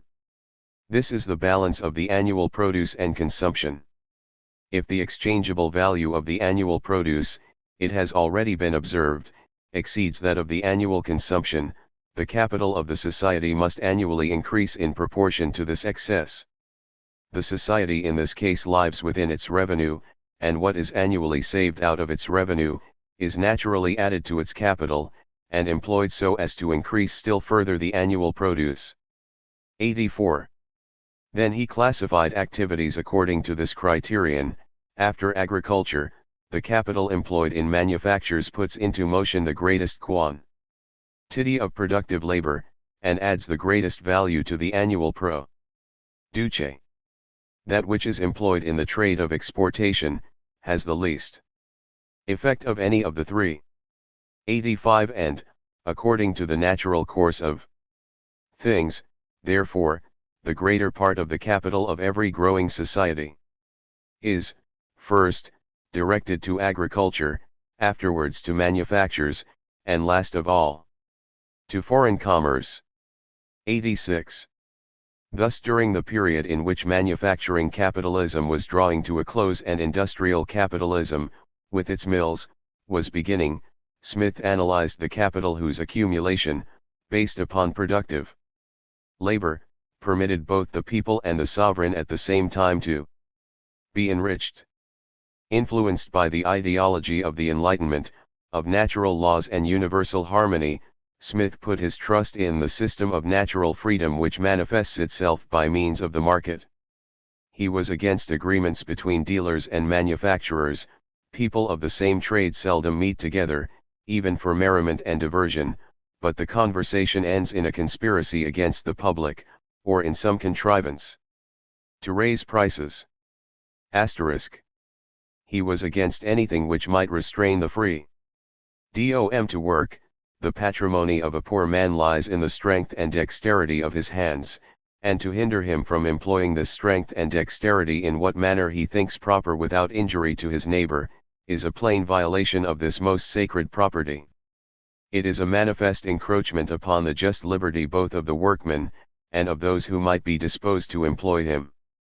88. This implied accepting inequality and defending, if need be, the existing social order, civil government, so far as it is instituted for the security of property, is in reality instituted for the defense of the rich against the poor. 8. Thomas Paine carried further the expression of the liberal utopia. In 1776, in Common Sense, he registered the distinction between society and government. Society is produced by our wants, and government by our wickedness. Society in every state is a blessing, but government even in the century of the three revolutions 79. Its best state is but a necessary evil. 9. And if governments approaching the form of a republic have an advantage, it is that in these governments, the sovereign has less to do. In 1791, in the Rights of Man, Paine went so far as to see the dissolution of the necessity for government in the formation of a generalized market society. The mutual dependence and reciprocal interest which man has upon man, and all the parts of a civilized community upon each other, create that great chain of connection which holds it together. The landholder, the farmer, the manufacturer, the merchant, the tradesman, and every occupation, prospers by the aid which each received from the other, and from the whole. Common interest regulates their concern, and forms their law. In fine, society performs for itself almost everything which is ascribed to government. It is to the unceasing circulation of interest, which, passing through its million channels, invigorates the whole mass of civilized man. Infinitely more than to anything which the best instituted government can perform, that the safety and prosperity of the individual and of the whole depends. Without going so far as to foresee or to call for the withering away of the state, the ruling class, the capitalist bourgeoisie, will find in this thinking inexhaustible ideological material. Summary. The creation of the mill in the 18th century established capitalism as a distinctive mode of production. Its development at this time was based upon an accumulation of wealth which continued to come from two principal sources: the traditional extortion of peasant surplus labor, and extreme colonial exploitation taking diverse forms: pillage, forced labor, slavery, unequal exchange, colonial taxes, and so on. The development of markets and the expansion of exchange made an increase in production necessary, first in the traditional forms of production and then with new techniques and within the framework of the energy-powered mill. In this there lay a third source of value, still limited but in full expansion. Thus, besides the circulation of money, small merchant production, and commercial exchange, there developed production organized to make the most of capital. IP. PCMLP. 80. A history of capitalism. A manufacturer having at his disposal a sum of money M buys goods C, combines them in the production P of goods which carry a value C, greater than C. The sale of these goods permits him to receive a sum of money M equals M plus AM. Manufacture began this evolution and the mill completed it. This process was made easier by the labor force which had become available through the growth of population and the modernization of agricultural production. From this time on, though state accumulation continued in the same domains as in preceding centuries, bourgeois accumulation began a decisive change. While proceeding, of course, through an increase in private fortunes and stocks of merchandise, more and more this accumulation took the form of productive capital. Observant minds saw the new logic: from productive labor, a net product was extracted which allowed particularly for the setting up of advances owing to which the bases of production could be enlarged or improved. Marx will later analyze this as the formal submission of labor to capital, where techniques remain at the craft and millwork stage, and where the principal means for extracting surplus value are the extension of working time and the intensification of labor. 92. The principal agent of this movement was the bourgeoisie, which was formed from the banking and commercial bourgeoisies, from dealers and manufacturers who had become rich, and, in England, from a portion of the nobility. This new ruling class everywhere cultivated a key word: freedom. In England, where this class was involved with the affairs of state, the freedom in question was above all economic freedom, freedom of trade and of production, as well as freedom to pay for labor power at the lowest possible price, and so to defend itself against workers' alliances and revolts. In France, where the working class was excluded from the affairs of state, the freedom which was called for was above all political freedom. The suppression of privileges, a constitution, equality. Aspirations for economic liberalism were present in France as well, however. With the French and American revolutions, and with the development of the Industrial Revolution, a new period opened up, characterized by the irresistible rise of capitalism. At the same time, the transforming capacity of capitalism increased, due to several developments: the expansion of the terrain open to the market, including the market on a world scale, new techniques and new ways to organize production, transformations of society then beginning, especially in England. The century of the three revolutions. 8. 1. Though each of these aspects is visible, the movement as a whole remains for the most part opaque to the men and women who lived through it. Hadn't there already been market expansions, technical progress, and social changes during other historical periods? Nothing allowed them to foresee that in the changes going on around them lay the beginning of a spiraling development whose intensification would represent a break relative to all previous history. Among the transforming forces at work within European societies, the state remains the most powerful. Its role is to establish the conditions necessary for a national market, to encourage and protect production, renewal, and to organize conquest and domination in the world. Many aspects of science amaze and fascinate the enlightened minds all the time, though science is praised more for the promises it carries and the progress it indicates than for its immediate, concrete effects.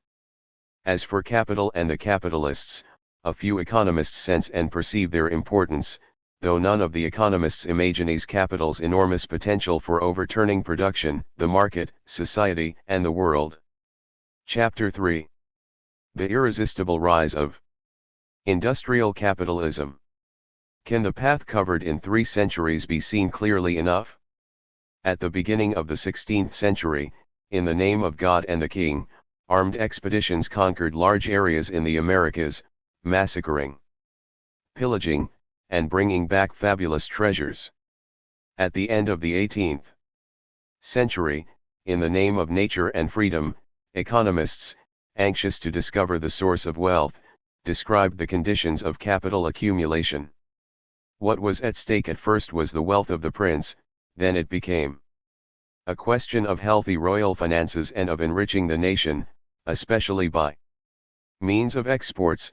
Following this, in the same perspective, the manufacturing and labor of the nation were stressed. The next factor to be considered closely was productive labor, the labor which permits a surplus to be extracted by means of which production can be carried out on an enlarged scale. National unity was established around the person of the king, against feudalism, but also against other kings, in a terrible succession of wars. The rising class took shelter in royal authority against the nobility. This class used mercantilist ideas to promote its own interests. In the time before its most advanced and strongest elements adopted liberal ideas. At the end of the 18th century, the idea of the nation was asserted against the king. God and the nobility, religion, and the order which grew out of feudalism, ensured social cohesion. God was torn apart in the Reformation and disintegrated or became abstract at the hands of the philosophers. The nobility, between the king and the bourgeoisie, were losing their power and their privileges. Thinking about the social contract, about political regimes, and about democracy gave the bourgeoisie the institutional forms and the justifications for the types of government it was able to control.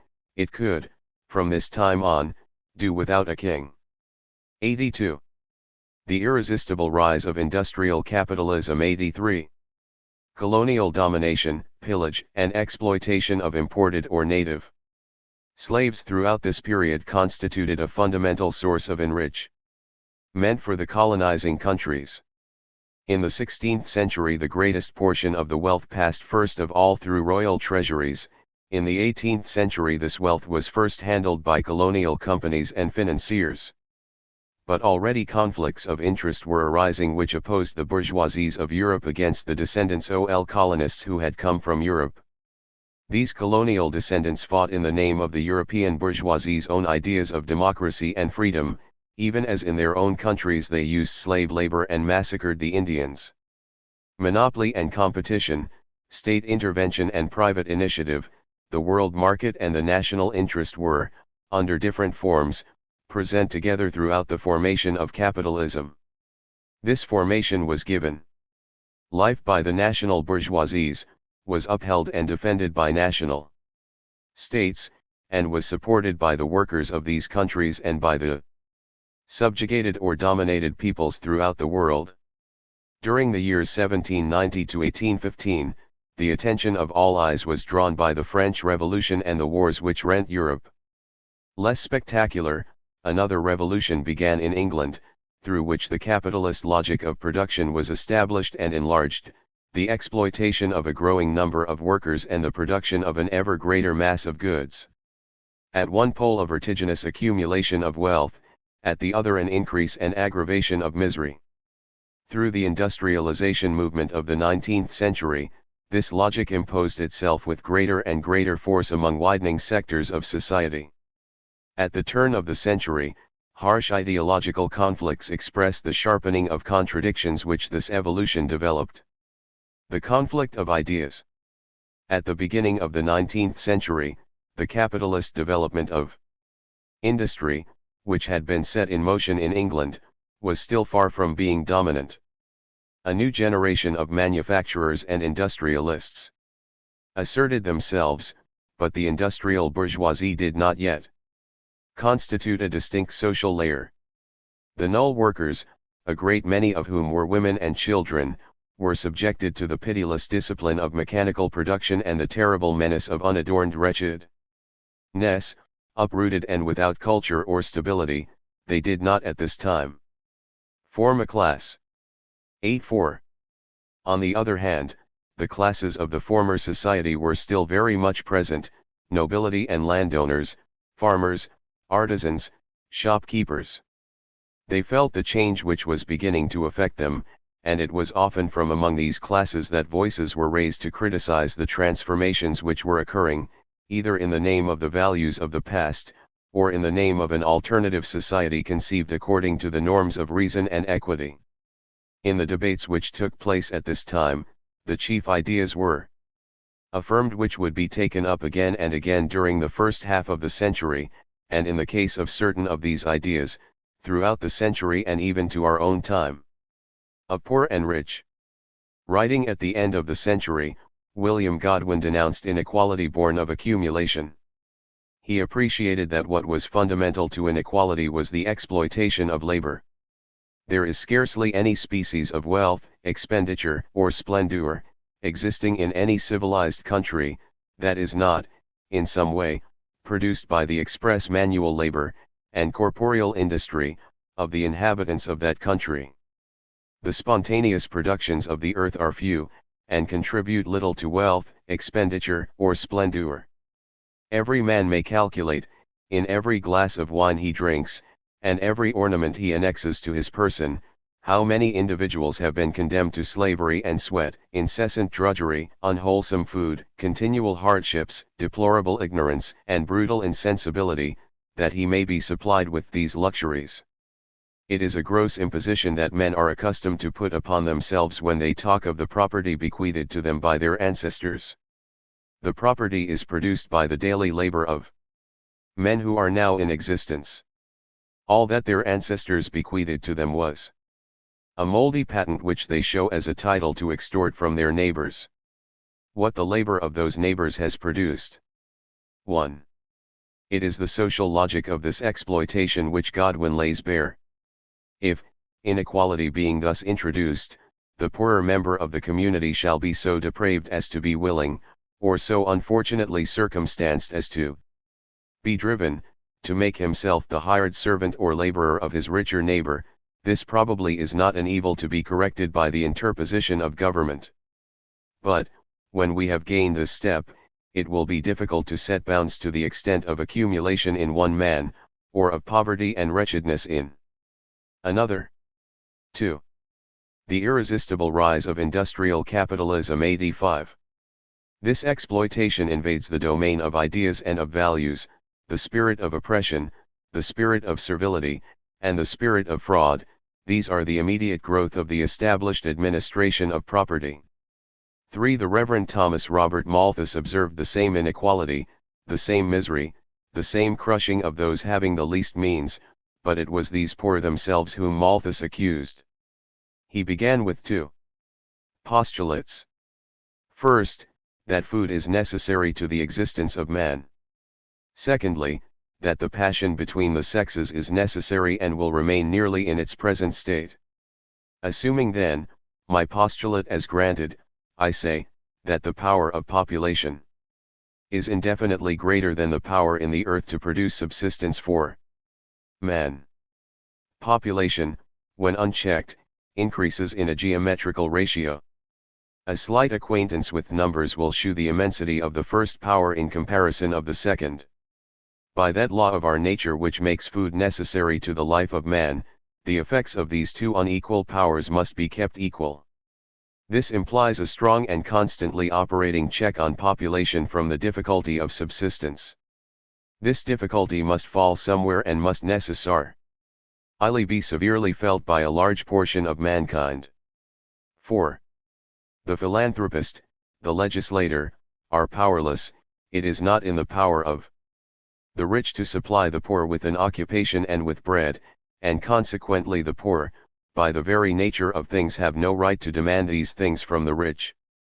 No possible contributions of sacrifices of the rich, particularly in money, could for any time prevent the recurrence of distress among the lower members of society. For Malthus, this is fundamentally a problem of individual morality. Everyone must delay the establishment of his own happiness until, through his labor and savings, he has put himself in a situation where he can provide for the needs of his family. From this time on, the poor man, the wretch, is guilty for not having respected the law of nature. To the punishment therefore of nature he should be left, the punishment of want. He has erred in the face of a most clear and precise warning, and can have no just reason to complain of any person but himself when he feels the consequences of his error. All parish assistance should be denied him, and he should be left to the uncertain support of private charity. He should be taught to know that the laws of nature, which are the laws of God, had doomed him and his family to suffer for disobeying their repeated admonitions. It may appear to be hard that a mother and her children, who have been guilty of no particular crime themselves, should suffer for the ill conduct of the father, but this is one of the invariable laws of nature. 5. 86. A History of Capitalism. Malthus goes on to elaborate these ideas in a celebrated passage, which, however, is not included in later editions. A man who is born into a world already possessed, if he cannot get subsistence from his parents on whom he has a just demand, and if the society do not want his labor, has no claim of right to the smallest portion of food and, in fact, has no business to be where he is. At nature's mighty feast there is no vacant cover for him. She tells him to be gone, and will quickly execute her orders, if he do not work upon the compassion of some of her guests. If these guests get up and make room for him, other intruders immediately appear demanding the same favor. The report of a provision for all that come, fills the hall with numerous claimants.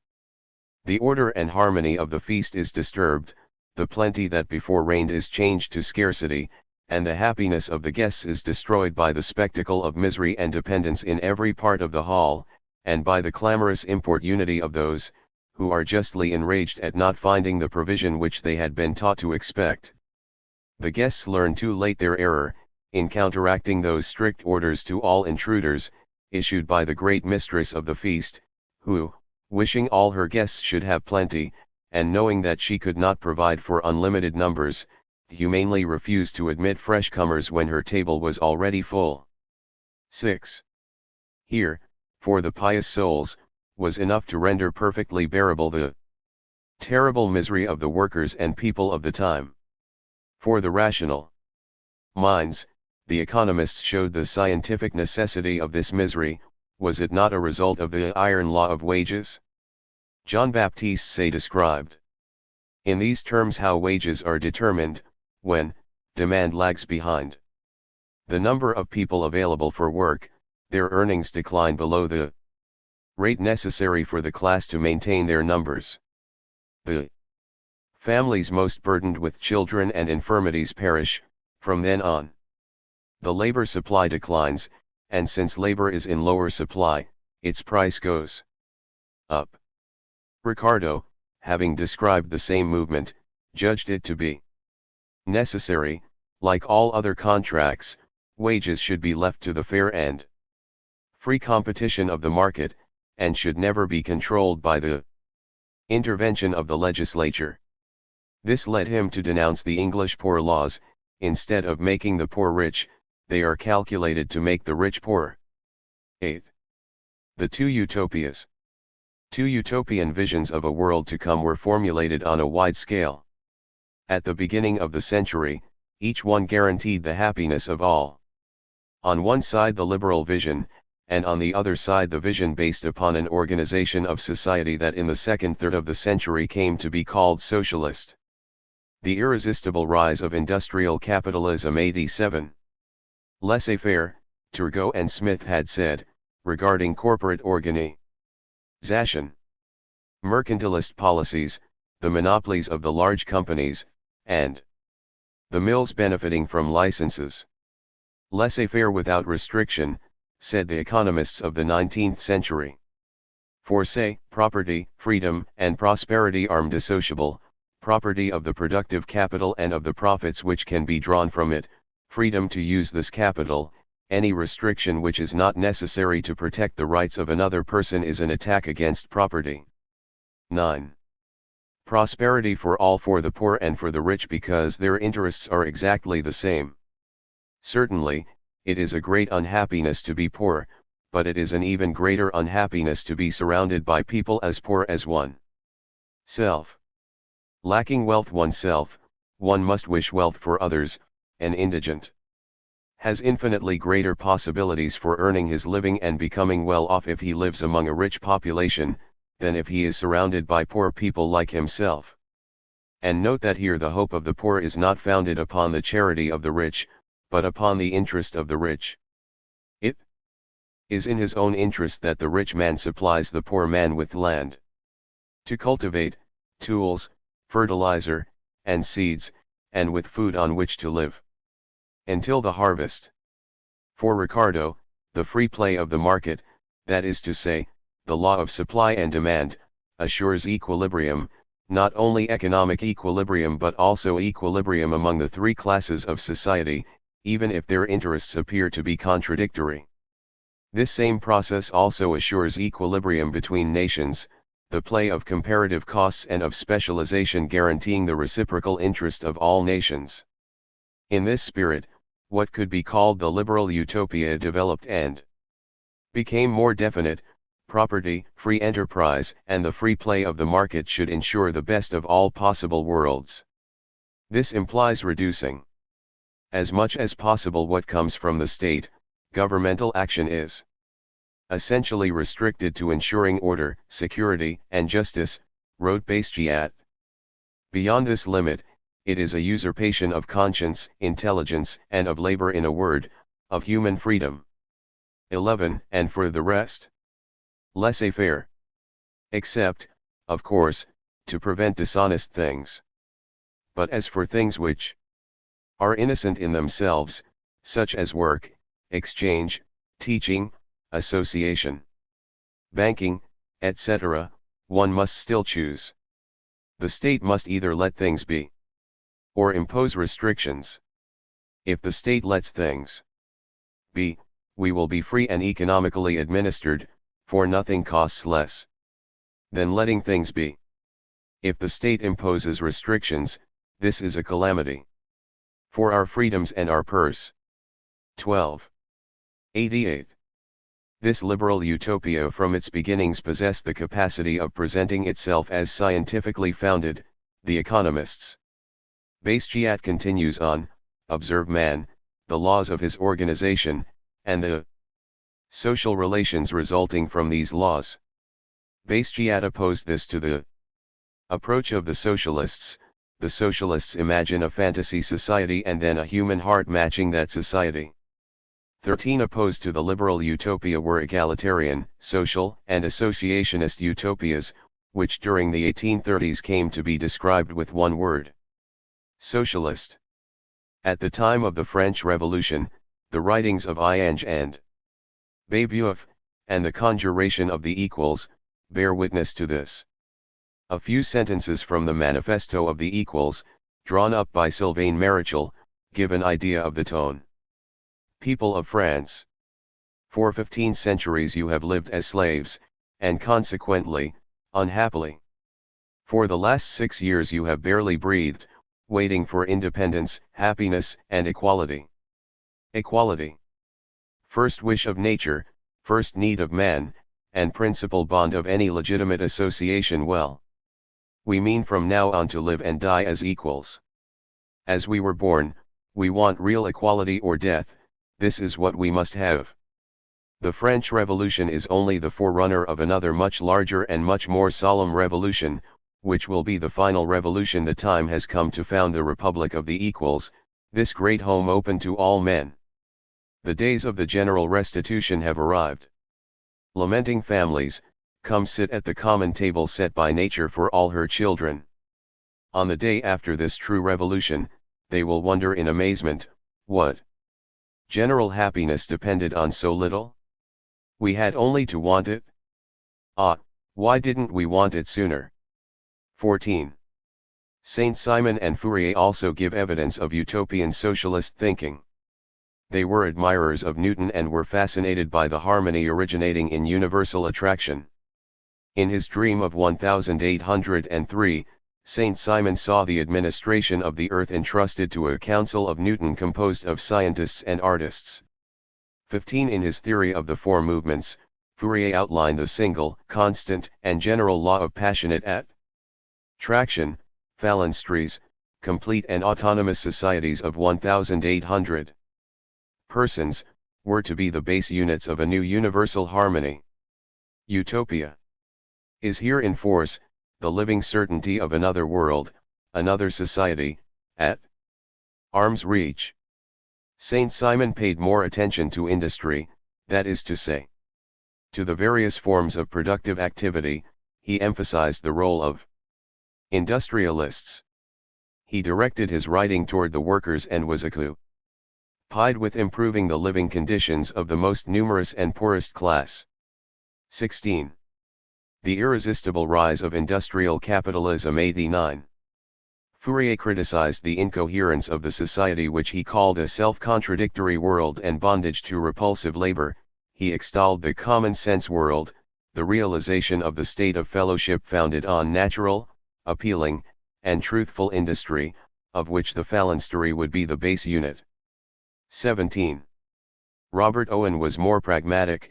At the end of a brilliant career he was production manager of a spinning mill at age 19 and boss of a big mill at age 28. He was one of the first social employers of capitalist industry, during the whole first quarter of the 19th century. His factory at New Lanark was a model which people came to visit from near and far. Then Owen proposed reforming the whole of society. He questioned religion and the family, and lost the support of the liberal bourgeoisie. With the creation of new harmony in the United States, he endeavored to realize the utopia he envisioned, a combination of cooperation and communism. It was a failure. Owen then became the moving spirit of the British workers' movement and a tireless propagandist for his convictions and beliefs. Thus, faced with the liberal utopia, socialist utopias were deployed. The former very quickly took the appearance of science, while the latter had the tendency to degenerate into mysticism and sectarianism. The liberal utopian vision was taken up and utilized by the merchant flank of the bourgeoisie. Each time it had need of free rein against regulations and the corporations, against monopolies and licenses, against laws concerning the poor, and against protectionism.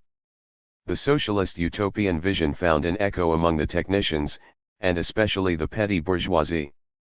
Marx provided a scientific version of the socialist utopia by demonstrating, by means of a historical and economic analysis of capitalism, that Communism must necessarily follow capitalism.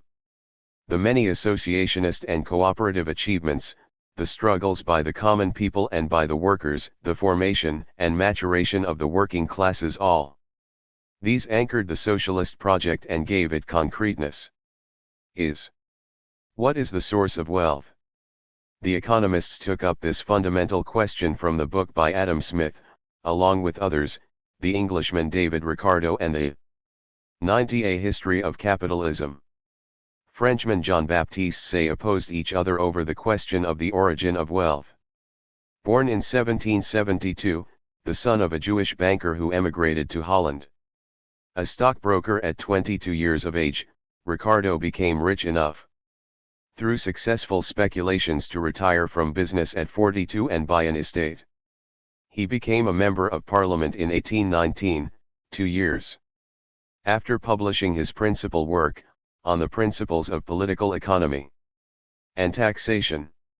Jean-Baptiste Say was born in 1767, the son of a Protestant trader who returned to Lyons from Geneva, where his family had been exiled after the Edict of Nantes.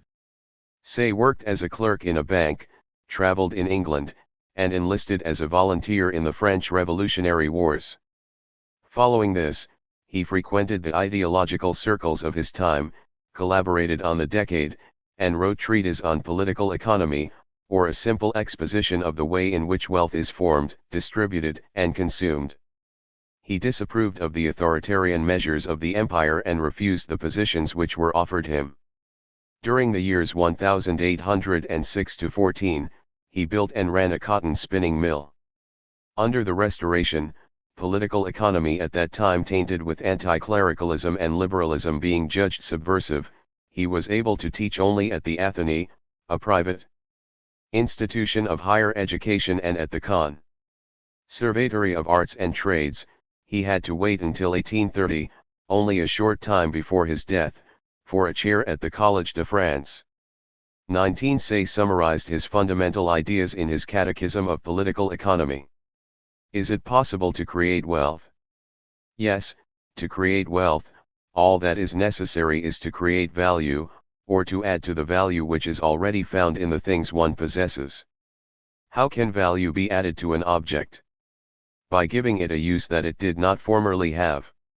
How can the value that things already have be increased? By increasing the degree of usefulness which existed in them when they were acquired. To produce is to give value to things by giving them a use, and the action which results in a product is called production. To whom do the products created each day in a nation belong? They belong to the industrious, the capitalists, and the landowners, who, either by themselves or by means of their tools, are the creators of these products, and are consequently what we call producers. 20. One of the ideological bases of economic thought in the 19th and 20th centuries was hereby presented: to produce is to increase useful. The irresistible rise of industrial capitalism. 9i. Nes, 3 factors of production. Labor, capital, and land contribute to production, and are paid for in proportion to their contribution. Ricardo disagreed with Say on these 2 points. Utility, he wrote to Say regarding Say's Catechism, is certainly the foundation of value, but the degree of utility can never be the measure by which to estimate value. A commodity difficult of production will always be more valuable than one which is easily produced. A commodity must be useful to have value, but the difficulty of its production is the true measure of its value. For this reason, iron, though more useful, is of less value than gold.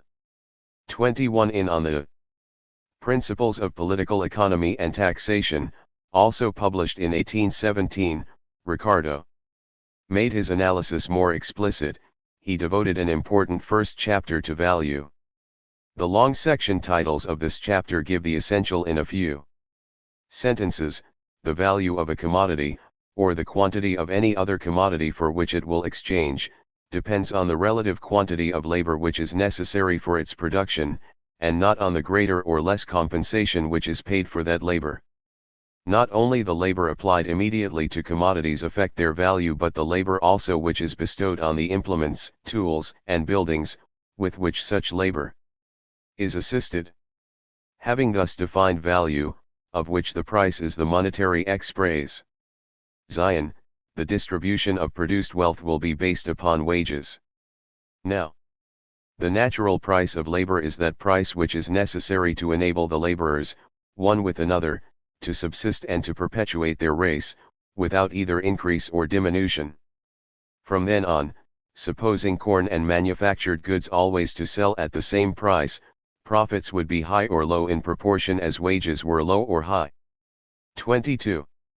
With say, the interests of the workers, the capitalists, and the landowner are in agreement. With Ricardo, they are in opposition. It is from Ricardo's theses and from the critique of their weak points that Marx will begin to develop his analysis of capital. The positions of Say and of Ricardo regarding the question of machines are similar. The use of machines, Say writes in his Catechism, is harmful to the working class only at the time when a new machine is beginning to be used, for experience teaches us that the countries where machines are the most in use are the countries where there is the most employment for workers. 23. Ricardo, discussing the theses of Michel, wrote in 1820, the employment of machinery I think never diminishes the demand for labor. It is never a cause of a fall in the price of labor, but the effect of its rise. 24. He abandoned this position in 1821, when he added a chapter to the third edition of his Principles. I am convinced that the 92. Substitution of machinery for human labor is often very injurious to the interests of the class of laborers. 2. However, the employment of machinery could never be safely discouraged in a state. For if a capital is not allowed to get the greatest net revenue that the use of machinery will afford here, it will be carried abroad, and this must be a much more serious discouragement to the demand for labor, than the most extensive employment of machinery. 26. These debates were not carried out in thin air, but were rooted in the daily concerns and the confrontations of interest which accompanied the development of mechanical industry. The capitalist development of industry. During the 19th century it was chiefly through the establishment of mechanized industry that the capitalist mode of production was extended. The nulls which had begun to be built in England at the end of the 18th century became more widespread, not only in England itself, but in Belgium, France, Switzerland, Germany, and the United States. The development of these mills was particularly striking in the driving sectors of the time, textiles and metallurgy. Men who had previously been traders or merchants, as well as foremen and the sons of artisans, became manufacturers and availed themselves of a labor force that had become available through the transformation of the countryside or through immigration. These laborers were employed with the intention of extracting the maximum, and it was in conditions of misery and unbearable oppression that the original core of the modern working class was formed.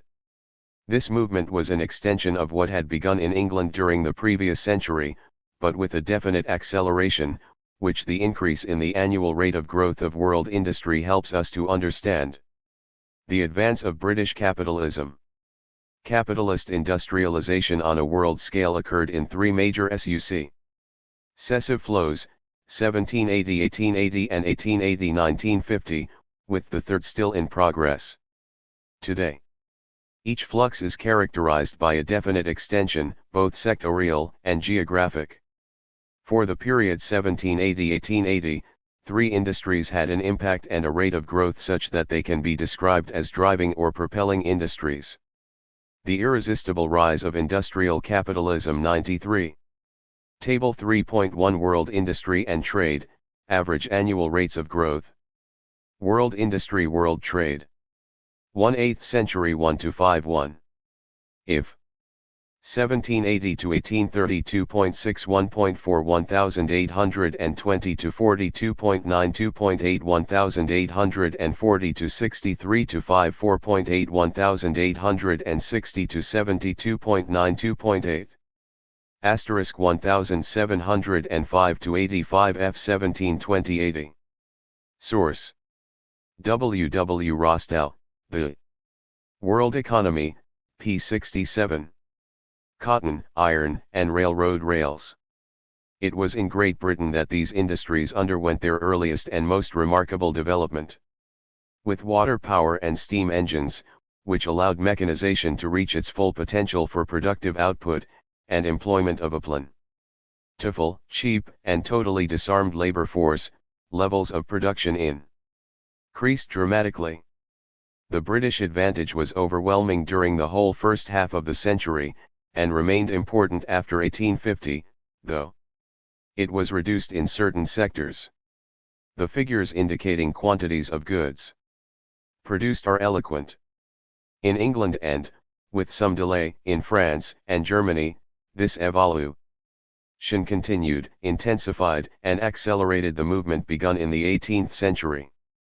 In North America a new era was opened by the independence of the United States, and its budding industries were able to benefit from the difficulties which the producers and traders of Europe encountered during the period of wars at the beginning of the century. These four countries, Great Britain, France, Germany, and the United States, accounted at this time for between 2/3 and 3/5 of the world's industrial production, with the share of Great Britain receding from less than 1/4 to more than 1/5.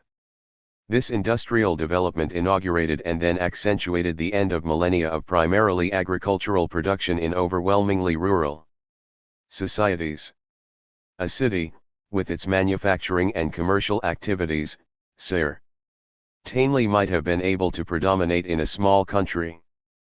But the development of manufacturing activity in this case was occurring for the first time throughout a large country, Great Britain, before spreading to others, France and Germany in particular.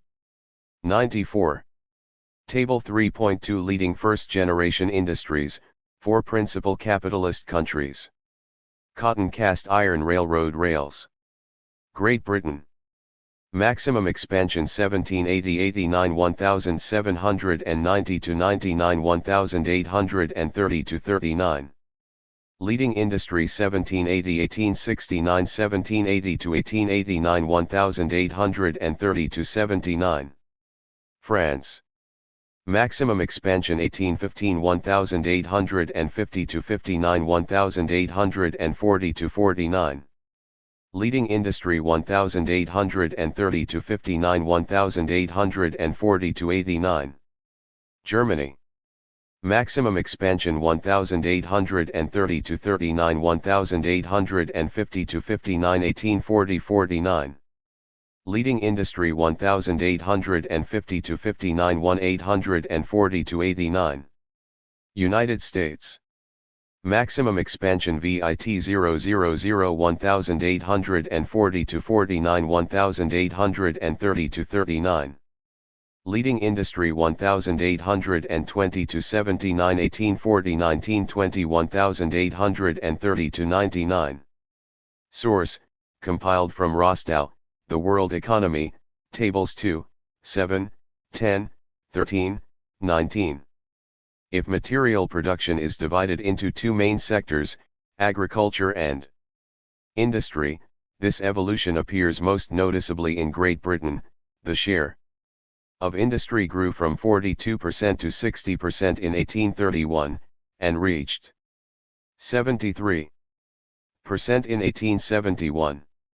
In France, industrial production as a percentage of total material production rose from 43% in 1781 to 55% in 1835 to 44%, though it stagnated at this level until 1865-74. 27. The transformation was felt more deeply in Britain than in France during the first third of the century, and during the second third it continued even more strongly in the land of Queen Victoria, whereas in France the relative backward movement of agriculture was very much slower. To this it must be added that the importance of craft work and of traditional manufacturing activity remained greater in France, while mechanization, and therefore the mill and the factory, were more developed in England. And finally, British industrial development affected more rapidly, and more extensively, the means of production, whose share of total development steadily increased, while in France the production of consumption goods continued to predominate. Thus in Great Britain the relative importance of production of the means of production within the whole of industrial production, which did not greatly change between 1783 1830 250 68 1677 1850 588 140 46 288 1870 IIOI 220 147 400 Col 1810 11 1830 16 2 I-7 1850 49 56.77 1870 number 13 26.030 Cast iron 1800 260 40 1820 400 140 90 20 1840 1400 350 170 180 I 863 800 900 500 900 Mechanical power 1840 350 34 20 1870 900 336 900 Railroads 1850 10.536 1870 24 to 517 to 519 to 552 Source J.P. Ryu, La Révolution Industrielle, 1780 to 1880, pp 67, 80, 93, 95, 96. Production as a whole, and 1812, rose to 40% in 1851 and 47% in 1881. In France, this part of production remained small throughout the century, 18% in 1781-90, 21% in 1803 to 12, and 22% in 1875 to 84. 28 during the same period. The nature of occupations and their relative importance changed, a new structure of classes was established. A new class structure. Aggregate figures allow us to understand the underlying movements. Development of industrial employment, urbanization, and the system of wage payments. In all of these areas, it is in Great Britain that the transformation is most clear. 96. Table 3.4 World Industrial Production. Great Britain, France, Germany, Rest of Europe, United States. 1820 24 2015. 37.4. 1840 21 18 17 5 I 860 21 16 15. 34.14. Source, Rostow, The World Economy, pages 52-53. The quantitative predominance of the agricultural and rural world remained obvious in France and in the United States. In Great Britain, on the contrary, the world of industry, trade, services, and offices, which at the beginning of the century already accounted for 2/3 of all employment, by 1871 represented more than 4/5. However, during this period the active population employed in agriculture did not decrease in Great Britain, though the manpower employed in industry rose rapidly. 1.4 million in 1801, 3.3 million in 1841, and 5.3 million in 1871. In France the active agricultural population grew, and even though the numbers doubled, the manpower employed in industry remained clearly less significant, 1.6 million in 1781-90, 3.5 million in 1835-44, and 3.8 million in 1865-74. Although the number of workers employed in agriculture and the British countryside remained stable, these regions were an important source of manpower for industry. The exodus from agriculture went from around 25,000 per decade between 1751 and 1780 to 78,000 for the decade of 1781 to 90, 138,000 between 1801 and 1810, 214,000 between 1811 and 1820, and 267,000 between 1821 and 1830, after which time this movement slowed down considerably. 29 With the agricultural exodus, to which must be added the flight of ruined artisans, demographic growth gave rise to the formation of a miserable and available labor force which contributed both to the making of the British working class and to British emigration.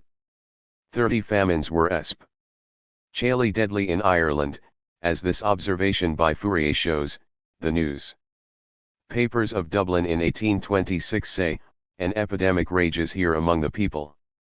The sick people who are brought to the hospital get well as soon as they. The irresistible rise of industrial capitalism. 97. Table 3.5 Active population. England agriculture, industry and trade. Others. 1811. 3545. 20. 1841 2043 37 1817 1455 3 France agriculture, industry, transport, others forestry, fishing trade, and banking *. 1851 64.5 27 to 58 1866 50 37 13. United States primary 1 secondary tertiary. 1820. 73 12 15 1850 65 17 to 5 17 to 5 1870 54 22.5 23 to 5. Asterisk includes construction and mining. J includes mining. Sources: England and France. P. Barak, Révolution industrielle et sous développement, pages 267, 342, United States. J. Foresti, La Civilisation NIG 60, p. 260. Are fed. Their sickness then is hunger. One need not be a wizard to guess that this is the case, since they are cured upon eating. 31. This available population accumulated in the towns, where industrial activity was developing and where industrial workers crowded together. Since commerce and manufacture attain their most complete development in these great towns, their influence upon the proletariat is also most clearly observable here. What is true of London, is true of Manchester. Birmingham, Leeds, is true of all great towns. Everywhere barbarous indifference, hard egotism on one hand, and nameless misery on the other, everywhere social warfare, so openly avowed that one shrinks before the consequences of our social state as they manifest themselves here undisguised. 33. Accompanying capitalist industrialization, the process of urbanization occurred particularly early in Great Britain. In 1851 10 cities in Great Britain had more than 100,000 inhabitants, compared to 5 in France. London reached a population of 2.3 million, while Paris just passed 1 million. Manchester surpassed 400,000 inhabitants, Glasgow 300,000, Birmingham 200,000. 98. Table 3.6 19th century urban and rural population. Total population. Rural. Urban. Great Britain 1848-52. France 3b. 75-25. Russia 59-93-7. United States 23-87-3 I. Germany 4 I 64-36. Sources: Ryu, La Révolution industrielle, p. 148, Harold Faulkner, American Economic History. Manchester was the foremost city of the cotton industry. In 1835 the sphere of activity of Manchester, including West Riding, and the neighbouring counties of Chester and Derby, brought together 80% of the factory workers, and 85% in 1846. Its geographic situation was excellent. It was close to Liverpool, where cotton importation took place. In addition, it was surrounded on all sides, except the south, by rich coal fields which extended from Ormskirk to Bury and Ashton. The level of production from these fields is difficult to calculate, but it must in any case have been far greater than the 700,000 to 900,000 tons that Manchester alone consumed. This was enough for two distinct groups of factories to coexist within a relatively small area. The first, and oldest, was almost entirely situated on the plain, south of Preston. It had been established in the 18th century around Bolton, the principal centre for light fabrics. Its capital then became Monchase. Tur, which in 1820 accounted for a quarter of British-produced brocade. The increasing number of factories, at least 30 were built between 1820 and 1830. Created certain difficulties, however, due to the increasing number of workers and lack of space. Factories of 4 to 8 stories, and sometimes twice this, had to be built, and industry began to invade the residential outskirts. A second group of factories began to be built then, after 1821. 34. The system of wage payments was also more advanced in Great Britain. The proportion of wage earners within the active population there reached 3/4 during the last third of the century. In France the proportion of wage earners was 55% in 1851, 57.5% in 1866, and 57% in 1882. In the United States it was 63% in 1880, and in Germany it was 64% in 1882. 35. The system of wage payments affected workers in other sectors besides industry, however, and the productive workers of industry were not all wage earners. The irresistible rise of industrial capitalism. 99. Heterogeneity of the working class. In studying the situation of the working class in Great Britain at the beginning of the 1840s, Friedrich Engels begins with factory workers, i.e., those who are comprised under the Factory Act. This law regulates those who work in the factories where wool, silk, cotton, and flax are spun or woven by means of water or steam power. He then dealt with remaining branches of industry, and with the agricultural and mining proletariat.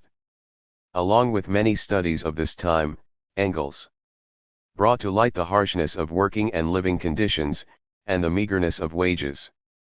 He emphasized the slavery in which the bourgeoisie has chained the proletariat through the industrial system.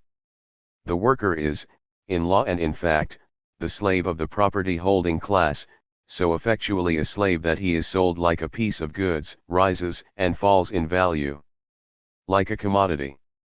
The bourgeoisie, on the other hand, is far better off under the present arrangement than under the old slave system. It can dismiss its employees at discretion without sacrificing invested capital, and gets its work done much more cheaply than is possible with slave labor. 36. By the middle of the century the British industrial system was highly diversified. The previous system continued to exist with craft work in the home, manufactory, and workhouses, as well as with the mill, which had appeared at the end of the 18th century. 3. In this way, handlooms remained dominant for cotton weaving until 1829-31. What developed was chiefly the factory system, with mills of increasing size.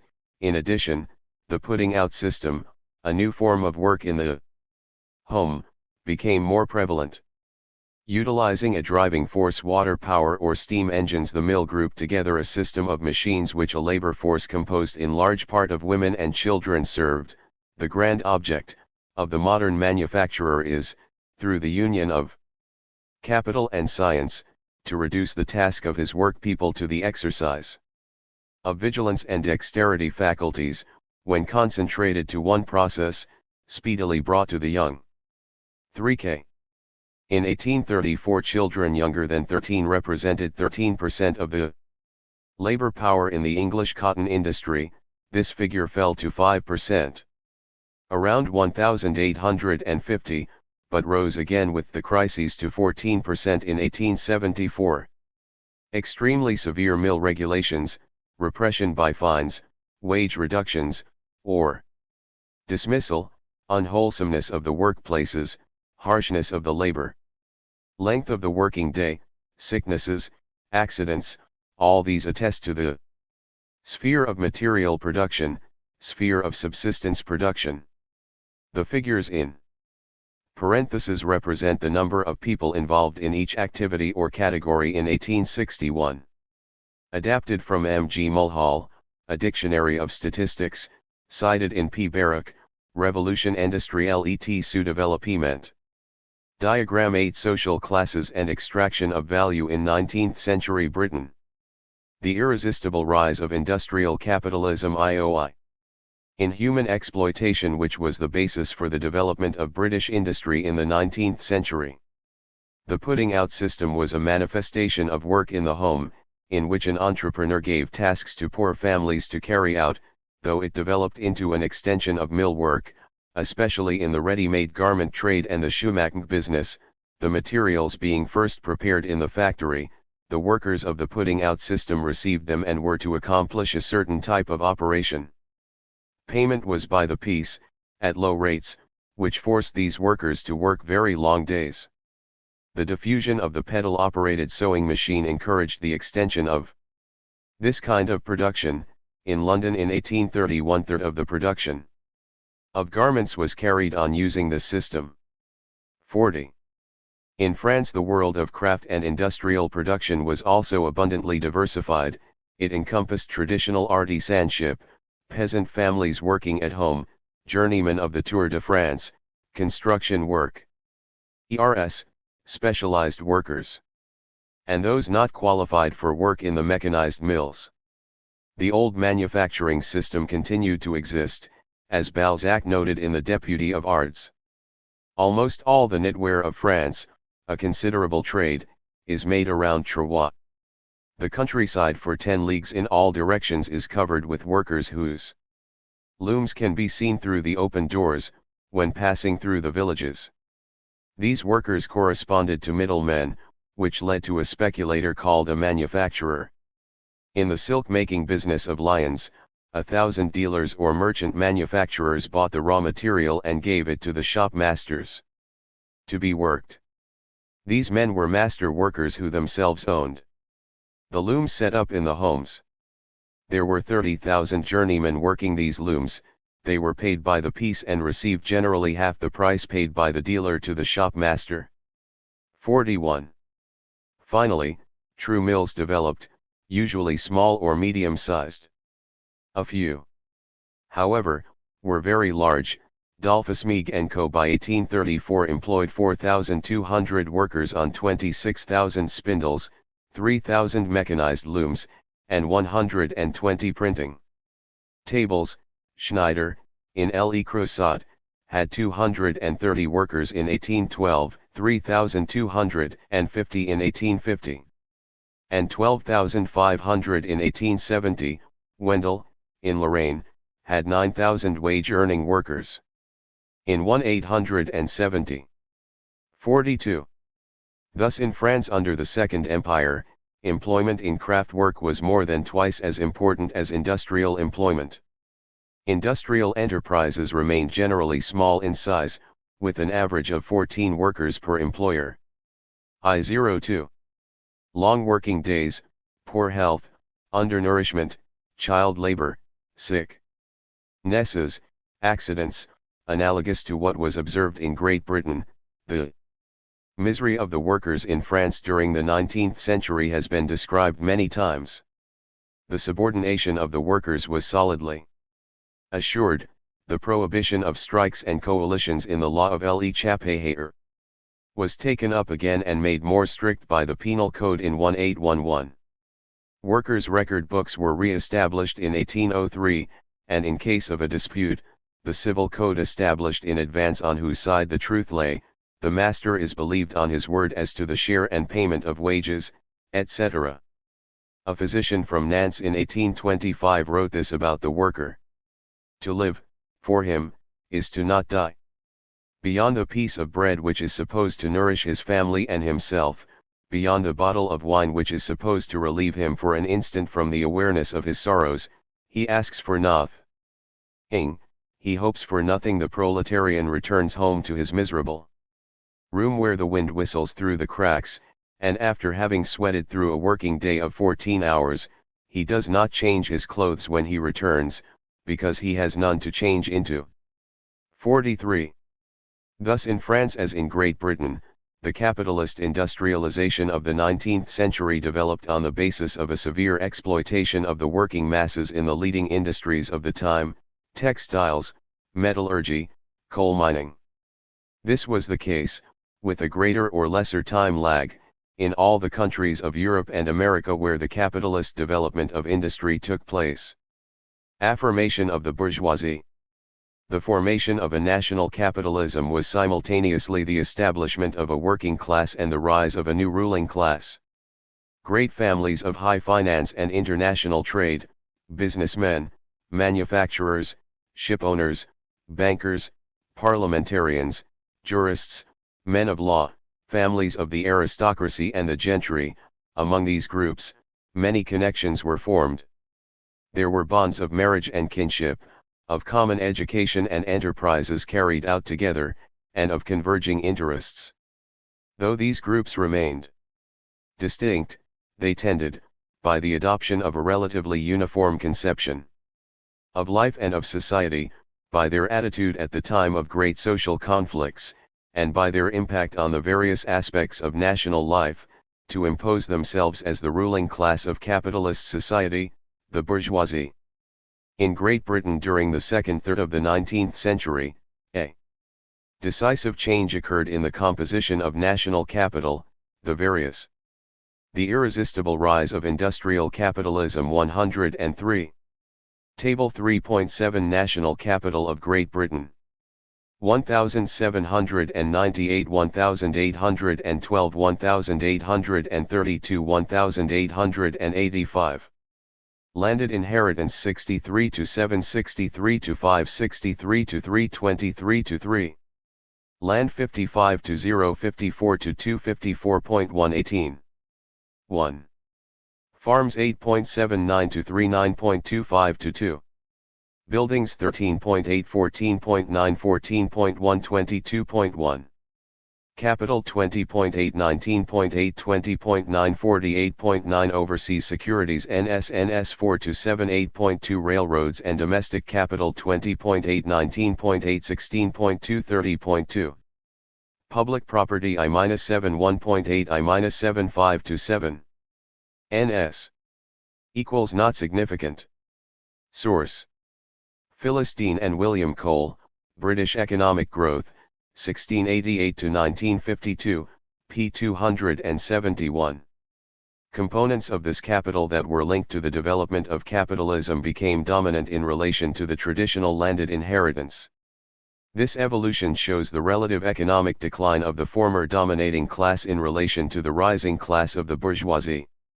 And while it would be tempting to present the great reforms of the British 19th century as the successive victories of the rising liberal bourgeoisie over the declining conservative aristocracy, this view, without being entirely false since the landed aristocracy lost in the course of the century its quasi-monopoly over political power and local administration, would be at the least simplistic. In fact, on the one hand the overthrow of royal absolutism in the 17th century sealed a sort of unwritten pact between the landed aristocracy and the high families of finance, banking, and international trade. On the other hand, between these two poles there was never an insurmountable barrier. Members of the first group invested in commercial and financial businesses, and even in mining and manufacturing, while for the bankers, manufacturers, and traders who had grown wealthy, the purchase of an estate, before becoming a social symbol, was a means of entering Parliament. And finally, the aristocracy and the bourgeoisie reacted. 104. With a common reflex of solidarity when faced with radical movements and popular uprisings which threatened property. Besides this, the peasantry, which in other European countries constituted a large conservative mass, in Great Britain had been subjected for 3 centuries to the logic of the enclosures and of profitability.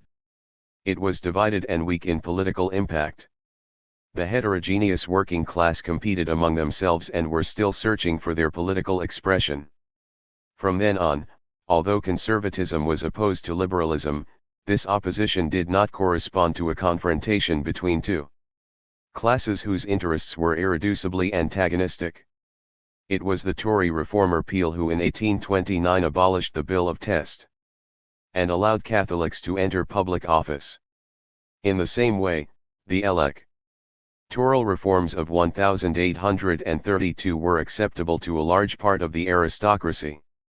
Since these reforms only increased the number of voters from 500,000 to 813,000, which chiefly benefited traders and industrialists. Even the repeal of the Corn Laws in 1846, despite the harsh confrontations this provoked, was not a disaster for the landed property owners, who were incited toward a new effort of good management and mechanization. And these landed property owners, when they gave a reply of sorts to the industrialists through the adoption of the factory laws, found support not only from the popular movement but also from among the enlightened portion of the employers. 44 Nevertheless, although the rise of the British bourgeoisie was not carried out against the aristocracy, and although it occurred in part from the aristocracy and in liaison with it, this rise characterizes the 19th century, especially the reign of Queen Victoria. In a parallel movement, the rise of the French bourgeoisie was less clear. This is because it occurred in quite different conditions, and had to follow a more eventful course. If the revolution of 1789 marked the defeat of the privileged nobility and clergy, it operated to the advantage of the growing young capitalist bourgeoisie, the middle bourgeoisie, and the peasantry. 45 The petty bourgeoisie of artisans and traders must also be considered here. But after the fall of the empire, the bourgeoisie of bankers, manufacturers, and traders could no longer ally themselves with the landed aristocracy, as in Great Britain. They had therefore to depend on the peasants and the petty bourgeoisie of artisans and traders. The alliance with the nobility was indeed out of the question. There were, after the 100 Days, two peoples separated by different ideas, and habits, and who were no longer able to understand one another. They were two armies which had fought one against the other. What one?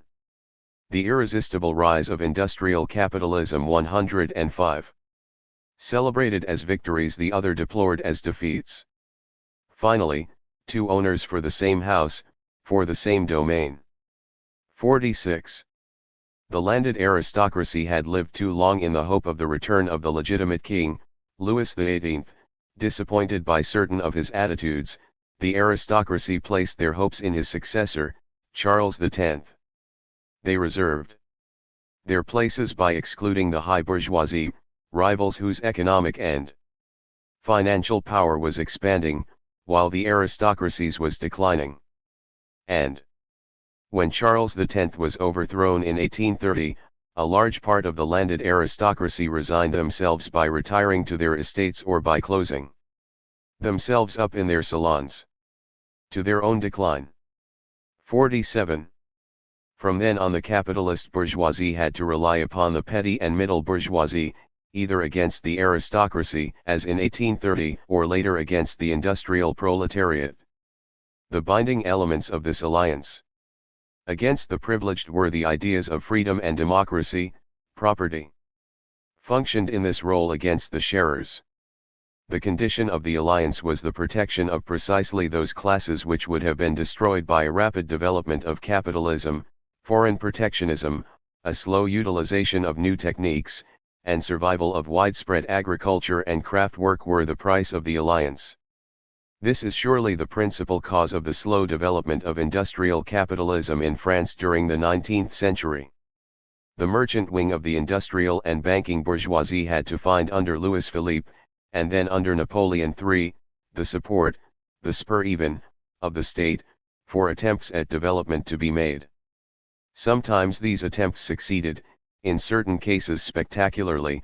For example, the creation of banks during the 1830s, and from 1850 to 1860, the development of railroads under the Second Empire, the digging of the Suez Canal, and the great urbanization projects. but French society remained profoundly provincial, rural, and agri-cultural, with much of the work still carried on at a craft level. French society at this time was slow and prudent. A part even of industrial and banking capitalism remained as though enclosed within its cocoon, cotton of Alsace or the north, silk production of Lyons, metallurgy of Le Creuset or of Lorraine. Within each branch, the industrialists consulted with one another, made agreements, and organized themselves. Meeting of the silk manufacturers, in 1825, Committee of Native Sugar Processors, created by beet sugar producers against the colonial sugar, in 1832, Committees of the Linen Industry, in 1837, and of the Cotton Industry, in 1839, Committee of Metallurgical Interests, in 1840, Committee of Machine Manufacturers, and so on. IO6. As for Germany, and more precisely, Prussia, the bourgeois revolution did not take place. The 1848 movement and the issuing of a constitution by the king did not mark an important turning point in the process of the transformation of relations of production, and they did nothing to alter the state superstructure or the occupier of political power. Despite the customs union, which had already been accomplished by the time of this movement, the landed nobility still retained political power and the Prussian state was to remain for a long time dominated by feudal structures. It was in fact the state which under Bismarck undertook to bring the bourgeoisie to political domination, a process characterized by Marx and Engels as revolution from above. Under Bismarck, this state transformed itself from within, as it were, in the direction of the capitalist state. 48. It was with the support of the state that capitalist industrialization, until then moderate, intensified from the 1860s on. The bourgeoisie then found itself facing a working class which very quickly became organized, even when allied with the petty bourgeoisie. The capitalist bourgeoisie was not able to cope on two fronts, it therefore accepted the political domination of the coalition formed by the landed nobility with the high bureaucracy of the state. As a new ruling class, the bourgeoisie in Germany had to accept second place. The United States had no old feudal or agrarian society to destroy. Three societies coexisted: a rural society based on plantation slavery and cotton in the South, an industrial capitalism expanding in the Northeast, and a society of farming families extending into the West. The landed aristocracy had dominated the federal state apparatus since the formation of the United States.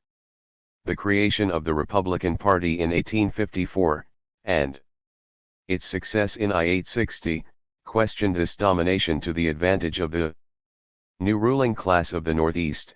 The Civil War and the defeat of the South prevented the secession of the southern states and abolished slavery, the economic base of the landed aristocracy. The Civil War encouraged industrialization, reorganization of the banking sector, protective tariffs, and immigration, in short, the conditions for a new and considerable industrial expansion. A new generation of capitalists was formed and asserted itself during the war.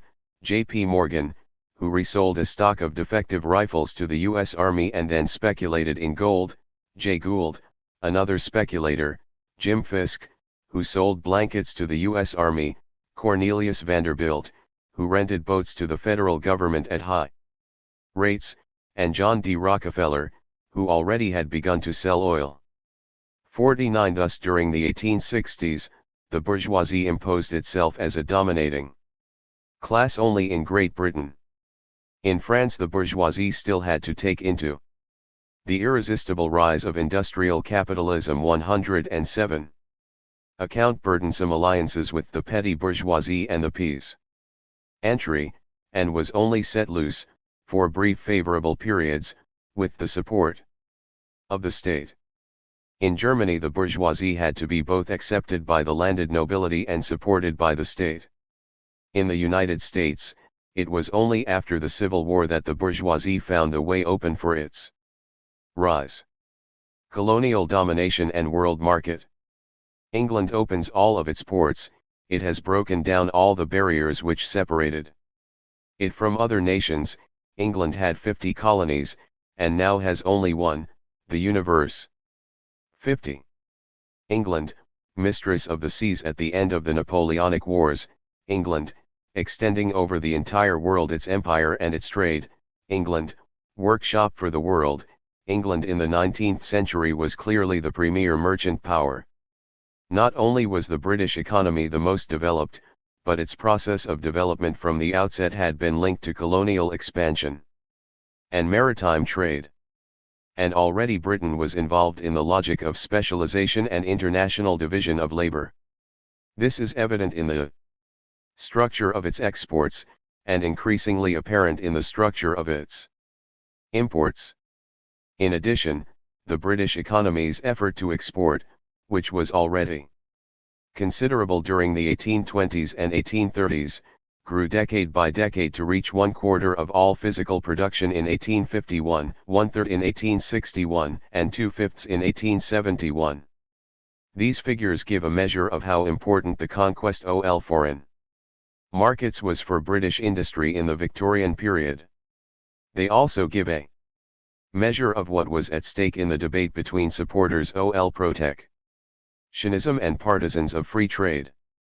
Was Great Britain going to be able to supply itself with even more agricultural products and raw materials at low prices, and chance sacrificing its own agriculture and animal breeding even further in order that its industry might be able to produce more cheaply and sell still more? British trade showed a deficit throughout this period. Great Britain bought from the rest of the world more than it sold. And it was mainly the trade in services, revenue from maritime transport, profits, interest, and dividends received from abroad, and gains from insurance and broker-age activities, that allowed the British balance of payments to be positive. Moderately so in the first half of the century, considerably so in the second. 110. Whether it was a question of exports or investments, Britain's principal partners during the first half of the century were first in Europe and then in America. British industrialists continued to sell fabrics and other consumption products, while they also benefited from the industrialization of these countries and the new markets this industrialization represented. They sold engines, machines, and other equipment goods. Britain was able to buy at the best prices the wheat and corn of America and Eastern Europe, the meats of Australia and Argentina, the dairy products of Denmark, the tropical products of the Empire and Central America, tin from Malaysia, iron from South America, wood from Scandinavia, etc. 51. French exports during the period were more and more oriented toward the surrounding European countries, to the detriment of the United States and the rest of the world. -12. As for French investments abroad, at the middle of the century they were almost totally made in Europe. 60% in Mediterranean Europe, 24% in Northwest Europe, 12% in Central Europe, with the remaining 4% in the Americas.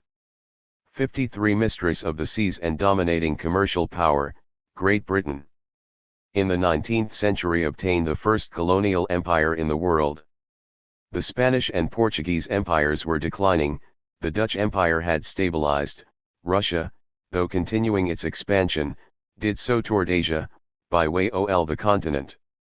Restoration. France took possession again of its colonies which had been neglected during the Revolution and the Empire. It started new ventures in Senegal, Madagascar, Guyana, and Algeria, which the July monarchy pursued further. With the Second Empire, France intervened in Lebanon and Syria, had a presence in Egypt and Tunisia, penetrated into the Sahara, established outposts in New Caledonia and Cochin China, and instituted a protectorate in Cambodia. Everywhere this presence was chiefly military, except in Algeria, where emigrants settled, and in Egypt, where French capital was invested. At the beginning of the 19th century, after the independence of the North American colonies, the British colonial empire appeared to be seriously reduced. The old system of the navigation acts, colonial trade relations, and the slave trade disintegrated, To many Englishmen, the colonies appeared to be without economic interest, a burden even. The Cape was only a strategic outpost, and Australia a penitentiary establishment. As for Canada, it furnished wood, furs, and fish rather than grains. In the very movement of capitalist industrialization and commercial growth, Great Britain followed a policy of territorial expansion. It increased its influence in West Africa and South Africa, where it occupied the natal. Tasmania was declared an autonomous colony in 1825, as were Western Australia in 1829, Southern Australia in 1836, New Zealand in 1839, and Victoria in 1850. Singapore was established in 1819, Aden was occupied in 1839, and Hong Kong in 1842. Territorial expansion spread to India and all of Canada. During this same period, Great Britain diversified, softening when necessary its methods of administration. The Union of High Canada I-12 with Low Canada occurred in 1840, French-speaking people were a minority, and a federal system was established in 1867. New Zealand was also provided with a federal system.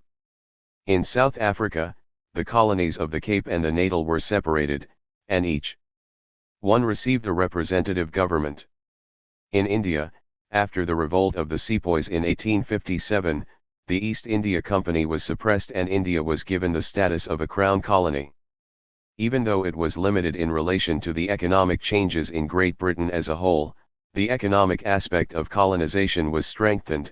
There were increasing purchases of indigo, jute, and cotton in India, where English industry also sold its cotton fabrics, as well as material for railroads and telegraphs, gold mining in Australia, and diamond and gold mining in South Africa. British emigration grew in waves to Canada, South Africa, Australia, and New Zealand. By 1870, capital invested in the empire represented one-third of all foreign invested British capital. Besides being his own dream, it was the dream of the British ruling class that Cecil Rhodes, creator of British South Africa, expressed. Bringing the majority of the world under our laws will mean the end of all war. 33. Resistance and the coming of awareness. As it developed, 19th-century capitalism engendered a brutal confrontation between bourgeois wealth and workers' misery, between cultivated comfort and unrefined anguish, between power and absolute dependence. These were two estranged universes, implacable enemies, and yet inseparable one from the other. An industrialist from the Nord, Michel, wrote in a matter-of-fact way, "The fate of the workers is not bad, their labor is not excessive since it does not go beyond 13 hours. The manufacturer whose profits are poor is the one to be pitied." 56. As for Thiers, he emphasized the merit of the philanthropist. The rich man is sometimes charitable, and he leaves his palace to visit the cottage of the poor man, braving the hideous filth and the contagious disease, and when he has discovered this new enjoyment, he develops a passion for it, he delights in it, and cannot do without it. This was simply one more reason why the ideas of reform should. The irresistible rise of industrial capitalism 113. Not be applied. Suppose all fortunes were equal, suppose the suppression of all wealth and all misery, then no one would have the means to give. You would have suppressed the sweetest, most charming, and most gracious action of humanity. Sad reformer, you would have spoiled the work of God by wanting to retouch it. 7. Two universes in the same mill, in the same city. Here, the neighborhoods where order, calm, and good taste reign; there, the unhealthy neighborhoods, filth, promiscuity, vulgarity, insecurity. Often the mansion of the industrialist was near the mill, in the middle of a park, and then, further on, there were the workers' homes, crowded together or lined up in a row. Already, the first paternalistic activities were developing. Already, enlightened minds were preoccupied with this explosive situation, among them Louis Napoleon Bonaparte.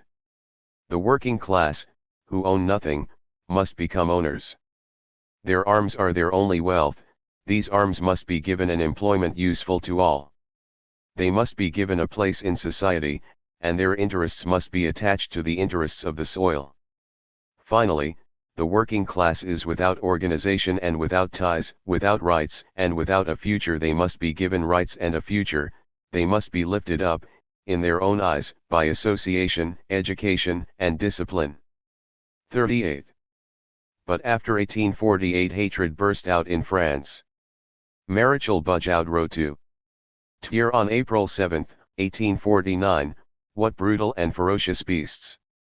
How does God permit mothers to make them like that? Ah! These are the real enemies, and not the Russians or the Austrians." And Charles Morny, half-brother of Louis Napoleon Bonaparte, wrote to the latter, "Socialism has made frightening progress. The only thing left to do will be to pack your bags, organize the civil war, and pray for the Cossacks to come help us." I laugh while writing this sentence, and I think that your national pride will be outraged, but, believe me, if you saw a socialist up close, you would not hesitate in preferring a Cossack to him. My patriotism stops there. 5. Maturation of the workers' movement. When Morny talks of the progress of socialism, he summarizes in one sentence what was a slow and many-sided movement. There were, first of all, workers' struggles, which in the 19th century were often the acts of men and women driven by misery and hunger, pushed to risking prison, deportation, or their lives in order to survive. There were the harsh reactions of artisan workers, who had been ruined and deprived of work by the expansion of mechanical production, and who 114 broke machines and burned mills. There were despairing and threatening processions of those without jobs, those who were starving, and brutal explosions of rage at the aggravation of exploitation, the reduction of wages, the lengthening of the working day, the hardening of workshop regulations. Sometimes a spark was enough, a single injustice, one arbitrary decision. There was also, more or less in clandestinity, the untiring effort of organization, of forming into one group, of solidarity, the effort to maintain or revive the old trade structures, workers' associations, secret societies, gatherings in taverns, groups forming around a newspaper, the particular influence, in a city or neighborhood, of a worker, a printer, or a shopkeeper, who had read and who spoke with others. Relief societies, mutual benefit societies, and cooperatives were created. The ideas of Owen, Fourier, and Proudhon were taken up, discussed, distorted, and applied. For there was also socialist thought which was ripening and gaining strength, with such giants as the 19th century was able to produce. Blanqui, Proudhon, Bakunin, Engels, Marx, Saint-Simons, who went into the midst of workers' surroundings, women such as Flora Tristan, who denounced the oppression of women and the oppression of the proletariat, workers who read and who wrote their observations or their memoirs, dreamers, rebels, idealists, the passionate reformers. Innumerable pamphlets advocated, with disarming conviction, the solution to pauperism. Social ideas were not the monopoly of socialists. The great classical economist John Stuart Mill was a reformer, a path which had been opened, in certain ways, by Sismondi. These different forces at work, arising within or around the working class, interfered or combined with one another, and sometimes clashed. Just as the working class, because of its very diversity, remained linked at numerous points to other layers of the common people, these forces within the working class made contact with other forces from the petty and middle bourgeoisie which were leading the struggle for democracy and the republic. These struggles, often separate, sometimes met. Thus the path by which the workers' movement matured was marked by infinite diversity and great richness. After a dazzling rise and success as a social employer, Owen did not let himself become disheartened by the failure of the community he had created in the United States.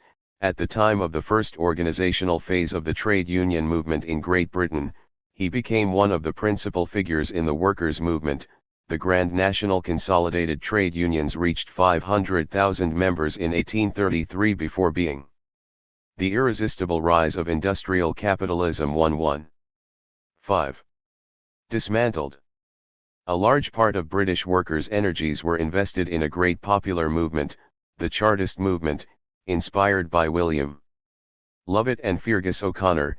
Its principal objective was to establish a true political democracy, including universal male suffrage and parliamentary compensation, so that candidates without fortunes could be elected.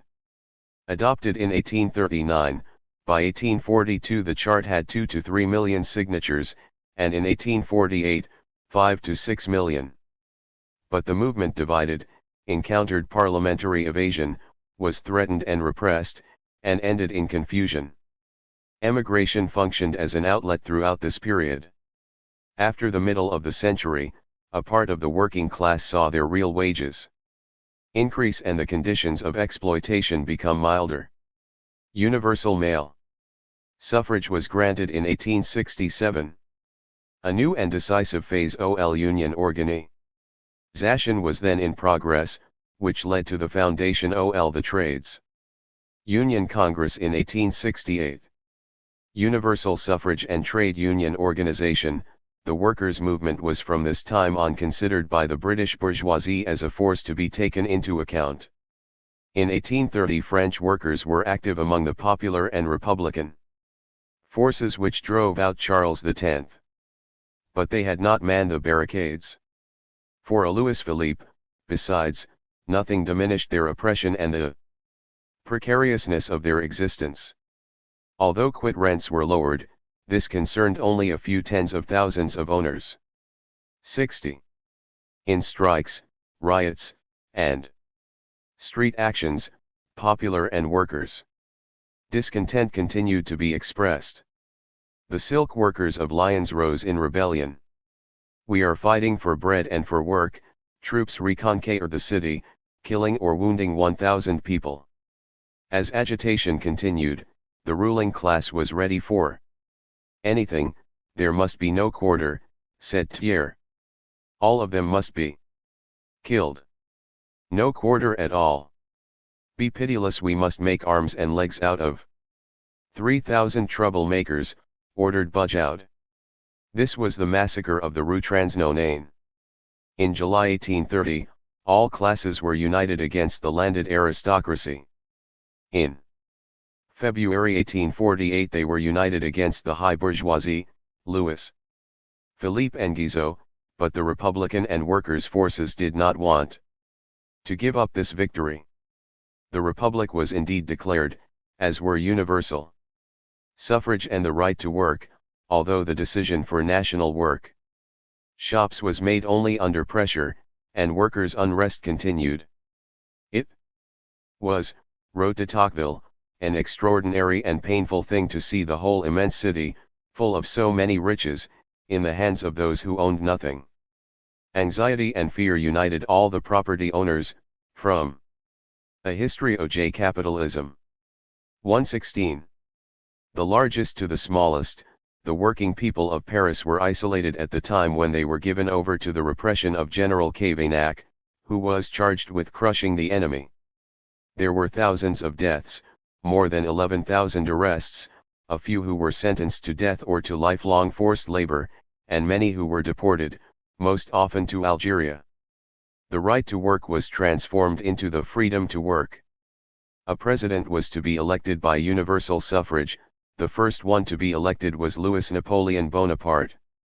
Once emperor, he who had advocated the extinction of pauperism through a combination of socialism and militarism, and by the creation of an intermediate class of arbitrators between employers and workers, officers in the industrial army. He who had stood for all these now promoted mainly industrial and banking capitalism. It was, however, under the liberal empire that the right to strike was recognized, and that French trade unionism experienced its first real expansion. In Germany, too, the workers' movement was born from harsh conflicts and bloody struggles, as in the case of the uprising by the Silesian weavers in 1844. In 1862 Lassalle founded the General Association of German Workers, and the trade union movement grew. The Constitution OL 1867 established universal suffrage, and in 1869 Babel and Liebknecht founded the Social Democratic Workers' Party. In other countries of Europe, as well as in the United States, the workers' movement grew and trade union organization developed, sometimes in a context of brutal repression.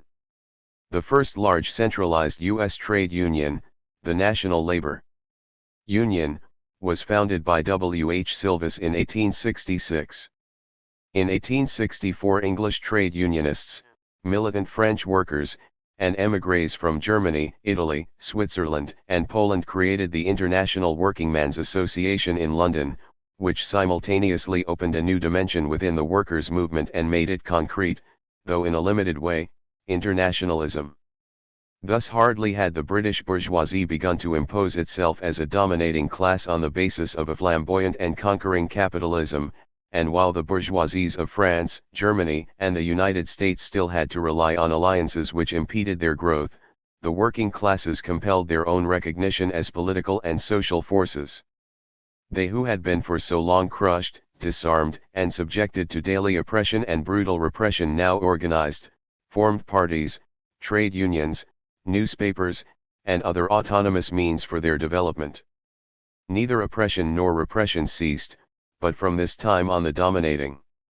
The irresistible rise of industrial capitalism 117. Class faced a class which was capable of imposing a balance of forces. And this balance of forces deeply influenced the future transformations of capitalism. Capital, as analysis of capitalism. Marx owed a great deal to the thought of classical economists, to the observations of those who witnessed a conquering capitalism, and to the critique of socialists, even though in order to distinguish himself from them, or to advance his thinking, he criticized them, often excessively. His strength lay in systematizing, at the price of a colossal and exhausting theoretical effort, his profound intuitions, which had been essentially formed by the middle of the century. The provisional evaluation he himself made in 1852 is enlightening. And now as to myself, no credit is due to me for discovering the existence of classes in modern society or the struggle between them. Long before me bourgeois historians had described the historical development of this class struggle and bourgeois economists the economic anatomy of the classes. What I did that was new was to prove, 1. That the existence of classes is only bound up with particular historical phases in the development of production, 2. That the class struggle necessarily leads to the dictatorship of the proletariat, 3. That this dictatorship itself only constitutes the transition to the abolition of all classes and to a classless society. 61. He considered class struggle at length. The history of all hitherto existing society is the history of class struggles.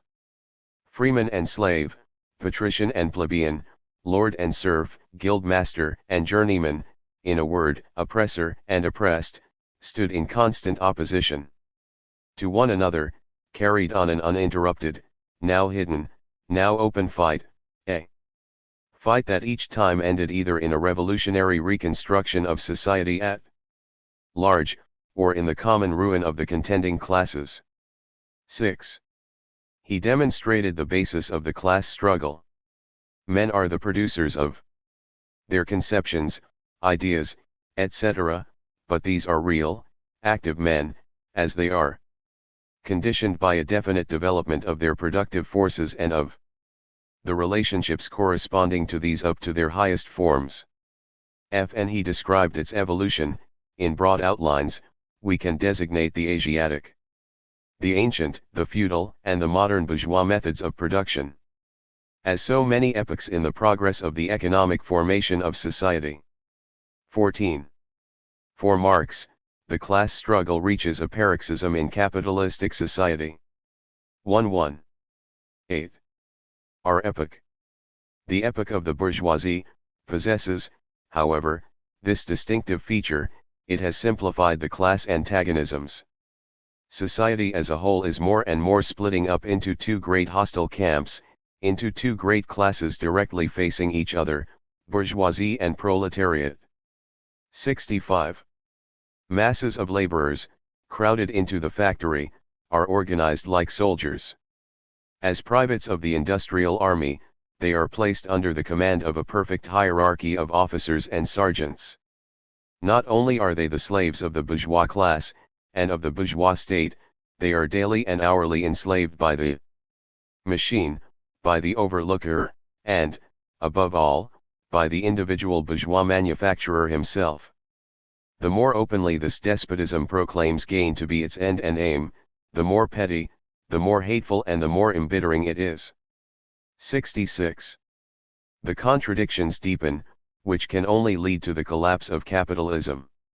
For many a decade past, the history of industry and commerce is but the history of the revolt of modern productive forces against modern conditions of production, against the property relations that are the conditions for the existence of the bourgeoisie and of its rule. It is enough to mention the commercial crises that by their periodical return put on its trial, each time more threateningly, the existence of the entire bourgeois society. In these crises there breaks out an epidemic that, in all earlier epochs, would have seemed an absurdity, the epidemic of overproduction. Society suddenly finds itself put back into a state of momentary barbarism. It appears as if a famine, a universal war of devastation, has cut off the supply of every means of subsistence. Industry and commerce seem to be destroyed, and why? Because there is too much civilization, too much means of subsistence, too much industry, too much commerce. The productive forces at the disposal of society no longer tend to further the development of the conditions of bourgeois property. On the contrary, they have become too powerful for these conditions, by which they are fettered, and so soon as they overcome these fetters, they bring disorder into the whole of bourgeois society, endanger the existence of bourgeois property. The conditions of bourgeois society are too narrow to comprise the wealth created by them. 67. This is a matter of more than a simple overthrow of capitalism, for what is at stake is the end of class society. By 1844 Marx sees for the proletariat, multiplied and strengthened by capitalist development, a historic mission. So where is the positive possibility of German emancipation? This is our answer. In the formation of a class with radical chains, a class of civil society which is not a class of civil society, a class which is the dissolution of all classes, a sphere which has a universal character because of its universal suffering and which lays claim to no particular right because the wrong it suffers is not a particular wrong but wrong in general, a sphere of society which can no longer lay claim to a historical title, but merely to a human one, which does not stand in one-sided opposition to the consequences but in all-sided opposition. The irresistible rise of industrial capitalism 119. To the premises of the German political system, and finally a sphere which cannot emancipate itself without emancipating itself from and thereby emancipating all the other spheres of society, which is in a word, the total loss of humanity and which can therefore redeem itself only through the total redemption of humanity. This dissolution of society as a particular class is the proletariat. 1. Asterisk. If the revolution of a people and the emancipation of a particular class of civil society are to coincide, if one class is to stand for the whole of society, then all the deficiencies of society must be concentrated in another class. 1. Particular class must be the class which gives universal offense, the embodiment of a general limitation. One particular sphere of society must appear as the notorious crime of the whole of society, so that the liberation of this sphere appears as universal self-liberation.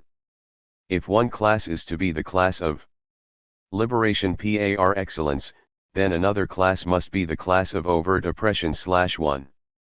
A messiah of modern times, this proletariat? Not at all, responds Marx. When socialist writers attribute this historic role to the proletariat, it is not, as critical criticism pretends to think, because they regard proletarians as gods. On the contrary, because the abstraction of all humanity and even the semblance of humanity is practically complete in the fully developed proletariat, because the conditions of the proletariat bring all the conditions of present society into a most inhuman focus, because man is lost in the proletariat but at the same time has won a theoretical awareness of that loss and is driven to revolt against this inhumanity by urgent, patent, and absolutely compelling need. Therefore the proletariat can and must emancipate itself. But it cannot emancipate itself without transcending all the inhuman conditions of present society which are summed up in its own situation. Thus, all the preceding classes that got the upper hand sought to fortify their already acquired status by subjecting society at large to their conditions of appropriation. The proletarians cannot become masters of the productive forces of society, except by abolishing their own previous mode of appropriation, and thereby also every other previous mode of appropriation. They have nothing of then own to secure and to fortify. Their mission is to destroy all previous securities for, and insurances of, individual property. 71. Marx and Engels state this clearly in the Communist Manifesto.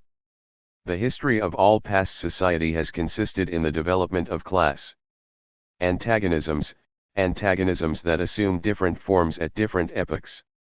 But whatever form they may have taken, one fact is common to all past ages, viz., the exploitation of one part of society by the other.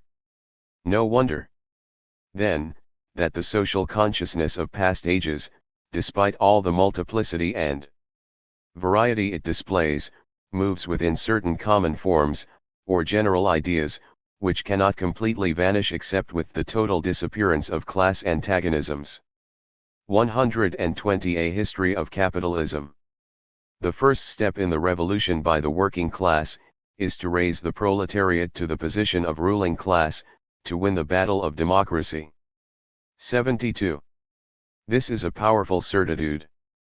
If the proletariat during its contest with the bourgeoisie is compelled, by the force of circumstances, to organize itself as a class, if, by means of a revolution, it makes itself the ruling class, and, as such, sweeps away by force the old conditions of production, then it will, along with these conditions, have swept away the conditions for the existence of class antagonisms, and of classes generally.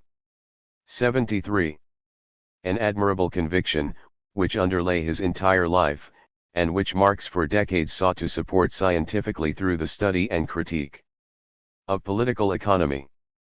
In his contribution to the critique of political economy, Marx summarized his conception of historical movement.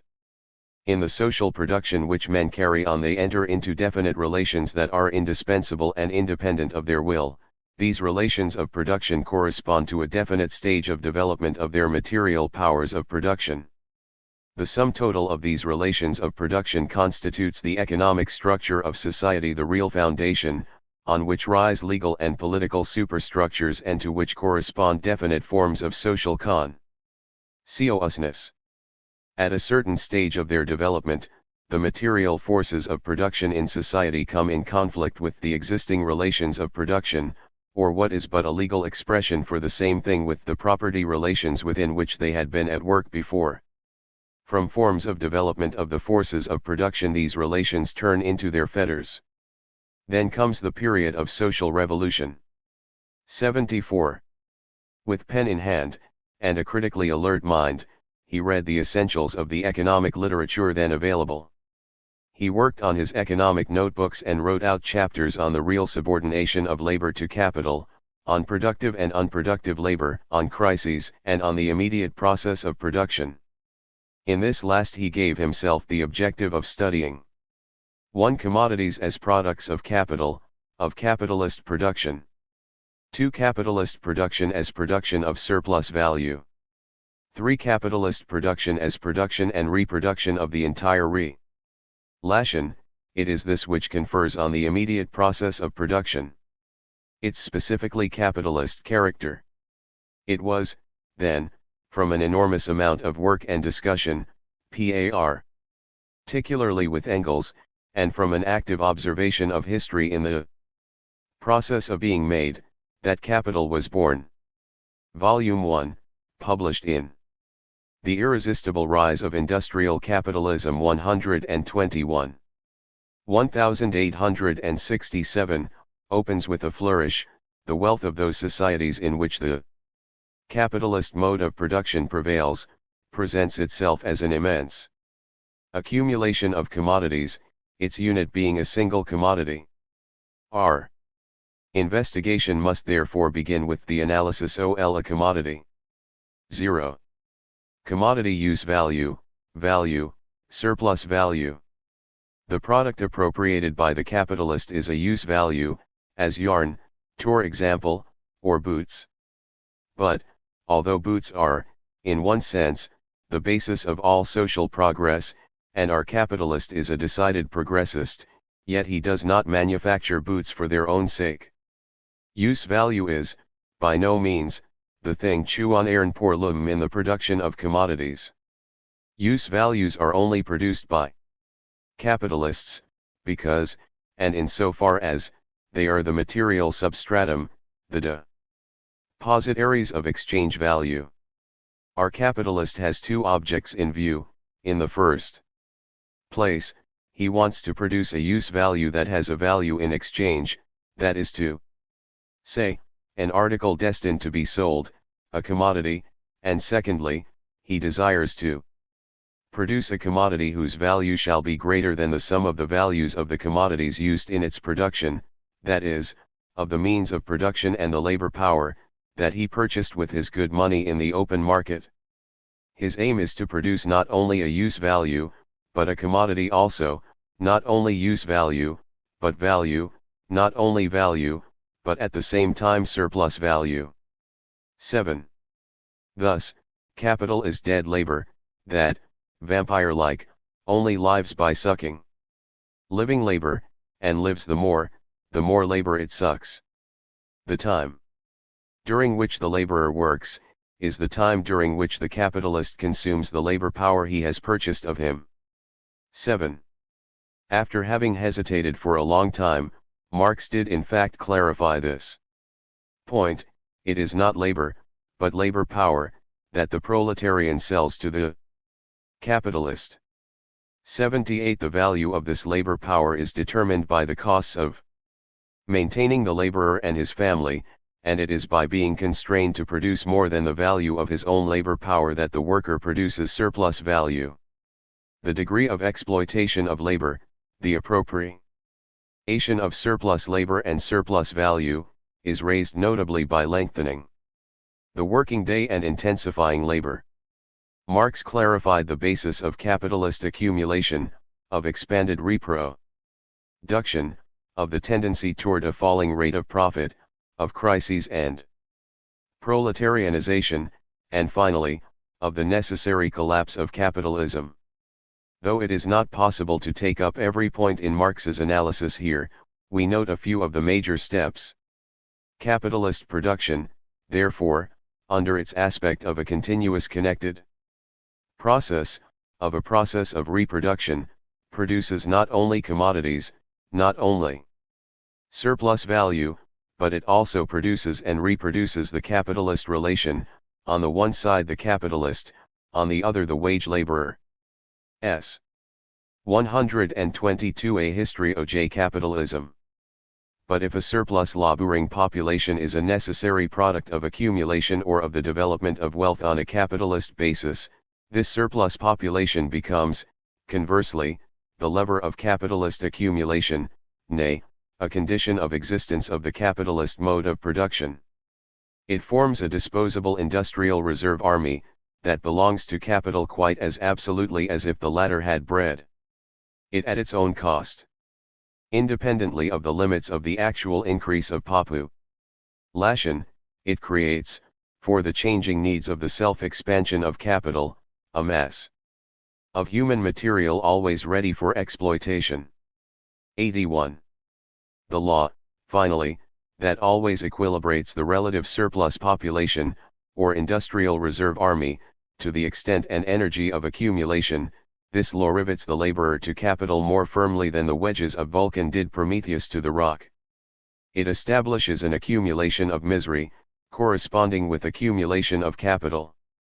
Accumulation of wealth at one pole is, therefore, at the same time accumulation of misery, agony of toil, slavery, ignorance, brutality, mental degradation, at the opposite pole, i.e., on the side of the class that produces its own product in the form of capital. 82.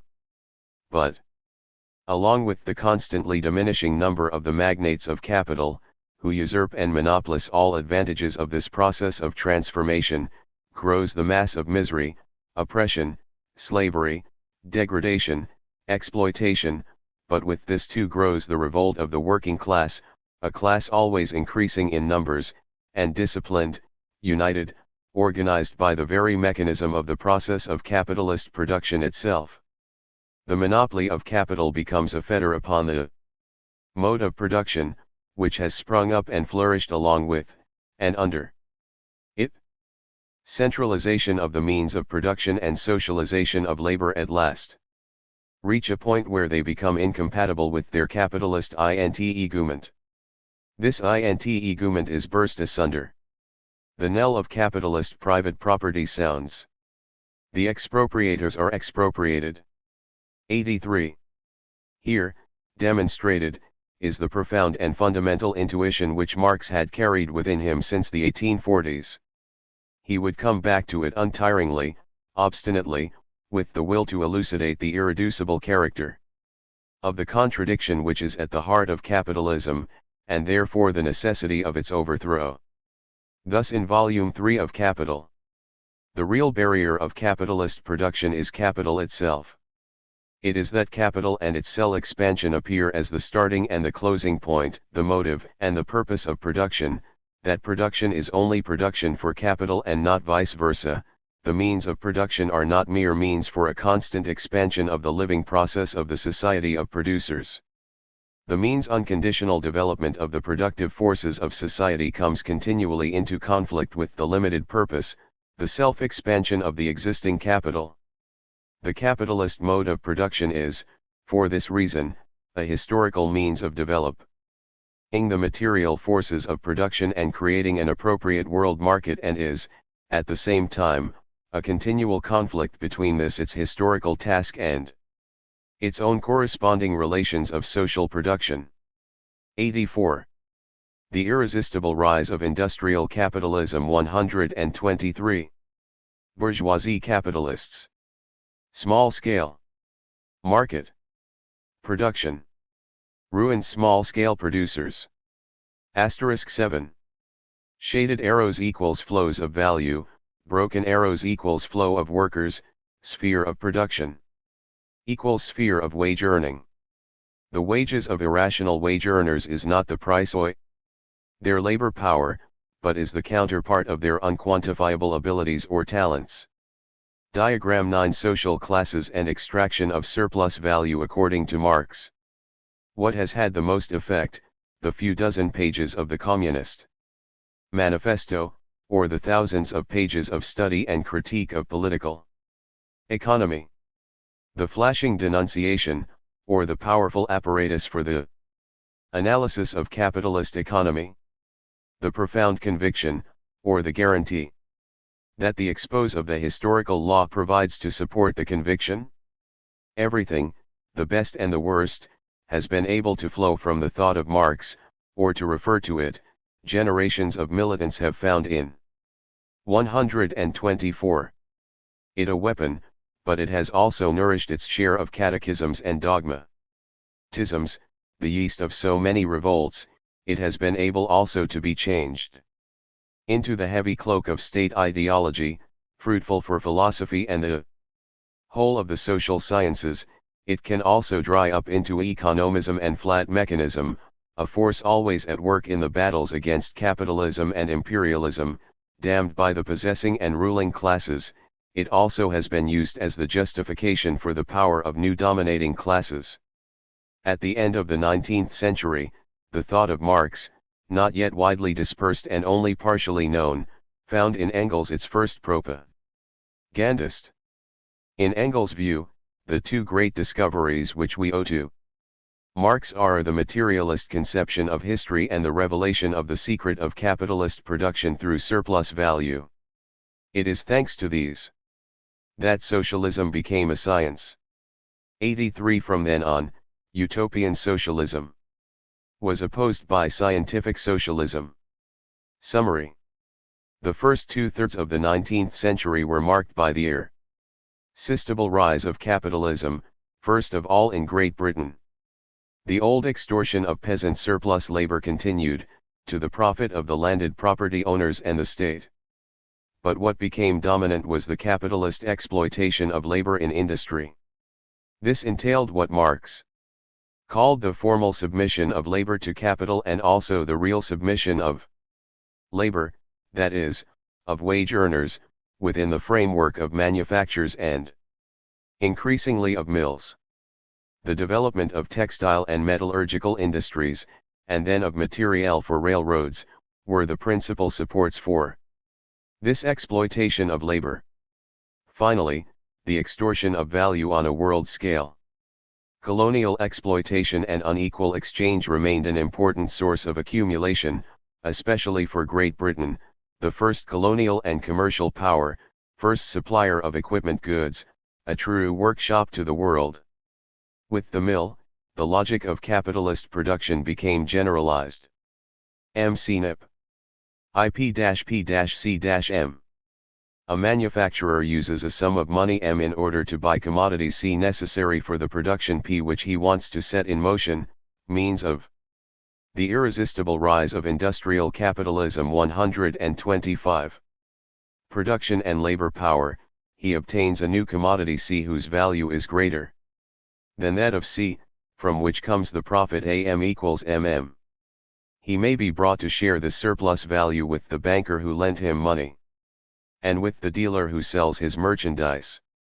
More generally, the sharing of the socially produced surplus value is at stake in a lively intercapitalist battle, a battle in which competition and monopoly, free trade and protectionism, are only different modalities. On this basis the bourgeoisie asserted itself, a bourgeoisie which, because of world domination and the weakening of the peasantry and of the modus vivendi found among the old ruling class, bloomed in all its splendor in Great Britain. In France, it was still in conflict with the old ruling class. While in Germany, the bourgeoisie developed thanks to the spur and support of the state, and in the United States, the bourgeoisie had to confront the plantation owners of the South. The wealth and the power of the bourgeoisie developed on the basis of the dreadful misery of the workers of the 19th century. Working days lengthened and wages were reduced, because of the competition between different types of workers. The conditions of life were often judged to be harder than the serfs of former times had endured. Charity and paternalism sometimes softened the most complete destitution. Emigration was an outlet, and there were revolts, but the repression was pitiless. Solidarity, cooperatives, mutuals, unions, trade unions, after many attempts, the organization of the working world attained considerable progress during the 1860s. Throughout this period capitalism was shaken by crises during which the grip of misery and hunger became even firmer. Economists concede the crises in order to propose remedies, socialists denounced them. And along with them, the incoherence of the system which produces crises. Marx produced the analysis of this system in order to illuminate the logic of capitalism and its necessary downfall. Respect for the established order and especially for property, respect for wealth, religion, and the state, superiority of the white race and of Western culture. Ideological norms shape the whole of society. And if necessary, there were the police, the judge, the army, imprisonment, or deportation to intervene. For the intellectuals and those who read them, all audacities and dreams of romanticism were allowed, as well as all of the certitudes of positivism and scientism. Refusing a harrowing reality, two utopias faced each other. 126. A history of capitalism. During the first half of the century, the liberal utopia and the socialist utopia, each one promising the happiness of everyone in a harmonious world, with the laws of supply and demand in pure and perfect competition, and later on with marginalist theories, the liberal utopia will take on the appearance of a scientific theory. The socialist utopia, which Marx criticized at the same time that he drew from it his youthful convictions, will be transformed by Marx into historical necessity following from analyses of scientific socialism. These two utopias will remain vital until at least the end of the 20th century. Marx announced the inevitable collapse of capitalism and the arrival of a classless society, communism. Writing in the same year, J.S. Mill was persuaded that a durable stationary state, which would finally allow men to enjoy the benefits of a more productive society, would soon be established. 86. Turgot, Smith, Goodwin, Say, Ricardo, each in his own way had observed the emergence of a new reality.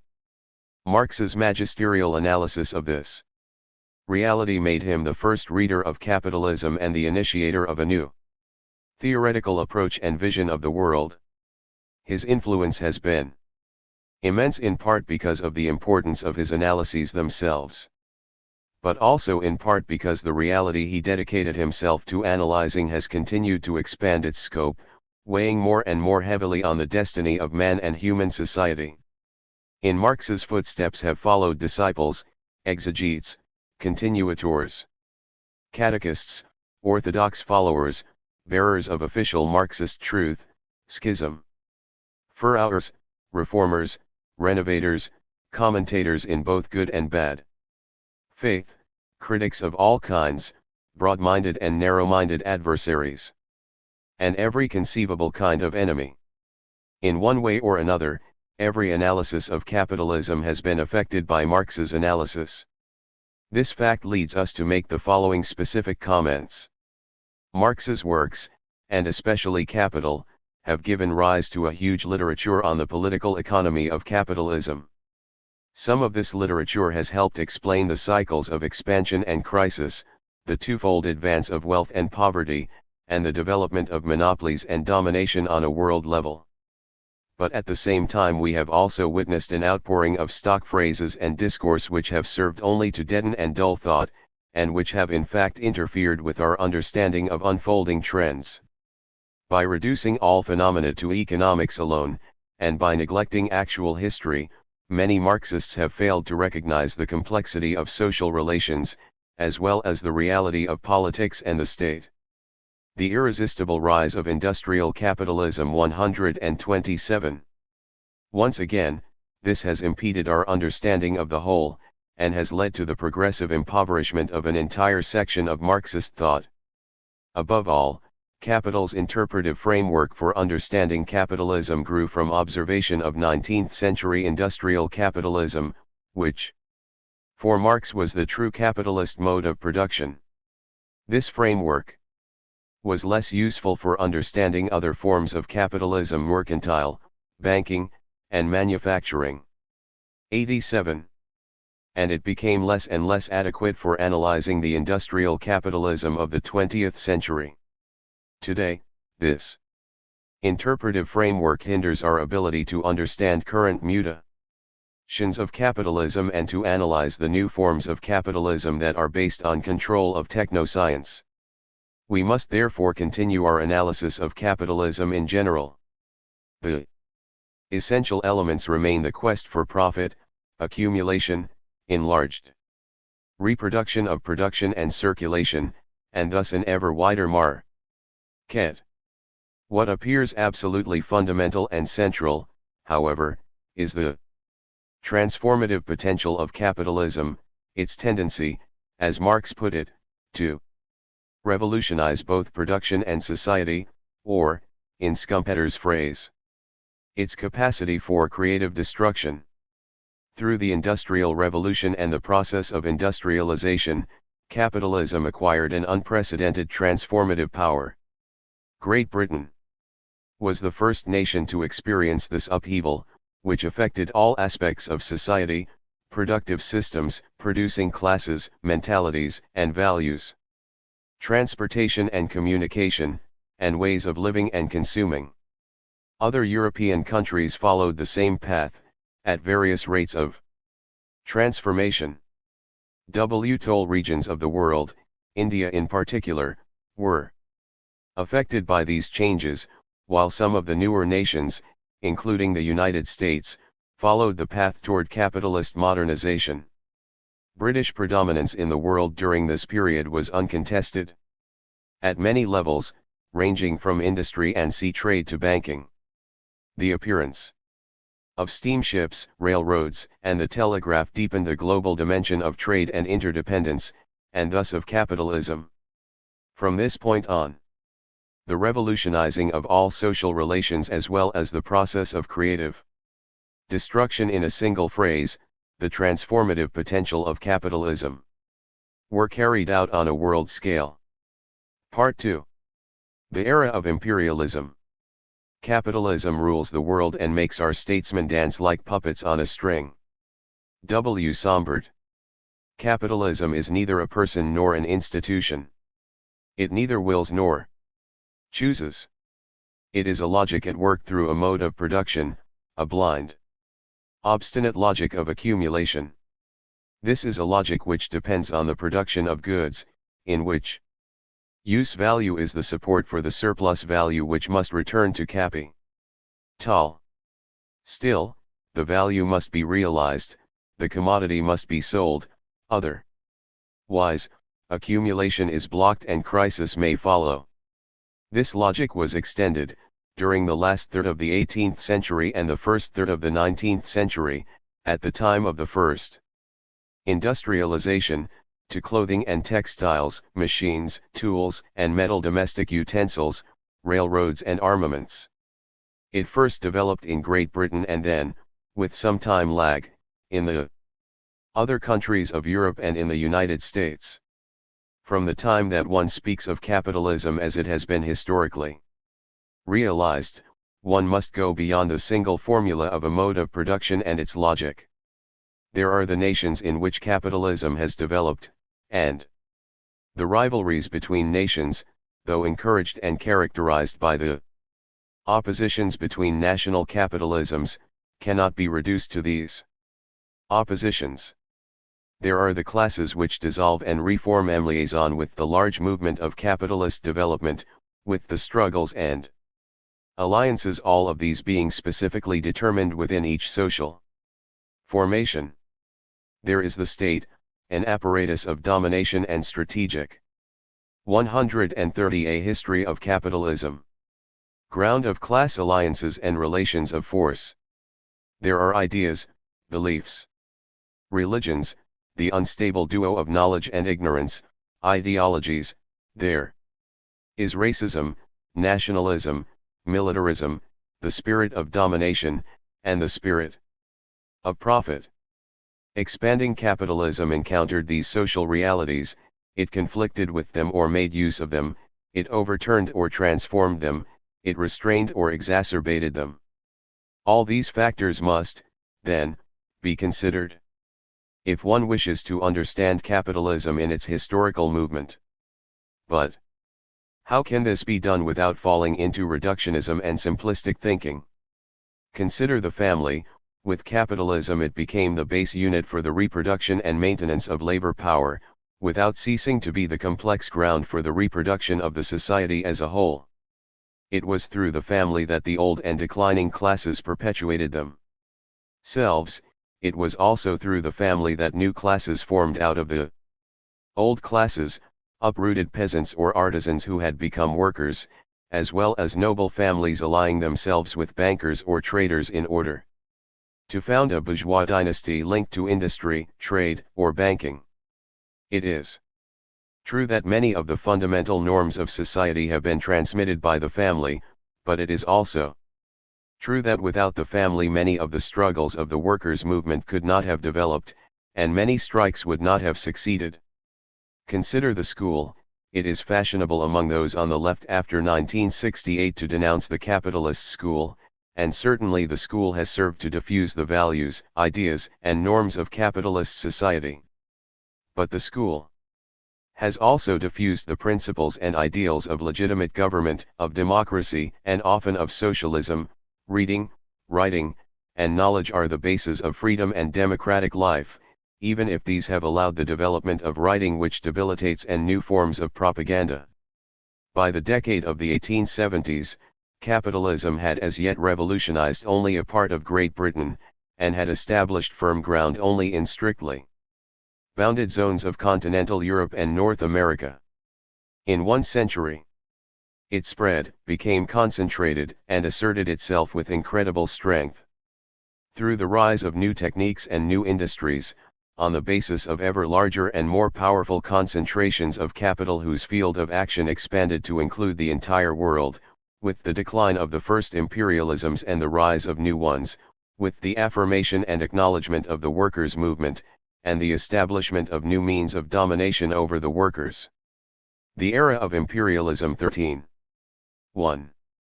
An extraordinary tidal wave which from a first Great Depression led to imperialism, to the dividing up of the world and to the Great War, and then from a first Reconstruction, with brief prosperity here and the rise of fascism there, to a fall into the depression of the 1930s followed by World War II, and finally, after a new Reconstruction, decolonization, growth, and prosperity, until the bursting out of a new worldwide great crisis.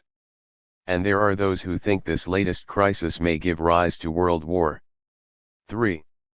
A century of exploiting and sacking the planet, a century of accelerated industrialization, modernization, and the development of underdevelopment, a century of imperialism. In the first edition of this book, the preceding text was the beginning of Part 2. There is no doubt I would write it differently today. But instead I have changed not a word. I have chosen, rather, to add the following reflections, for 2 reasons.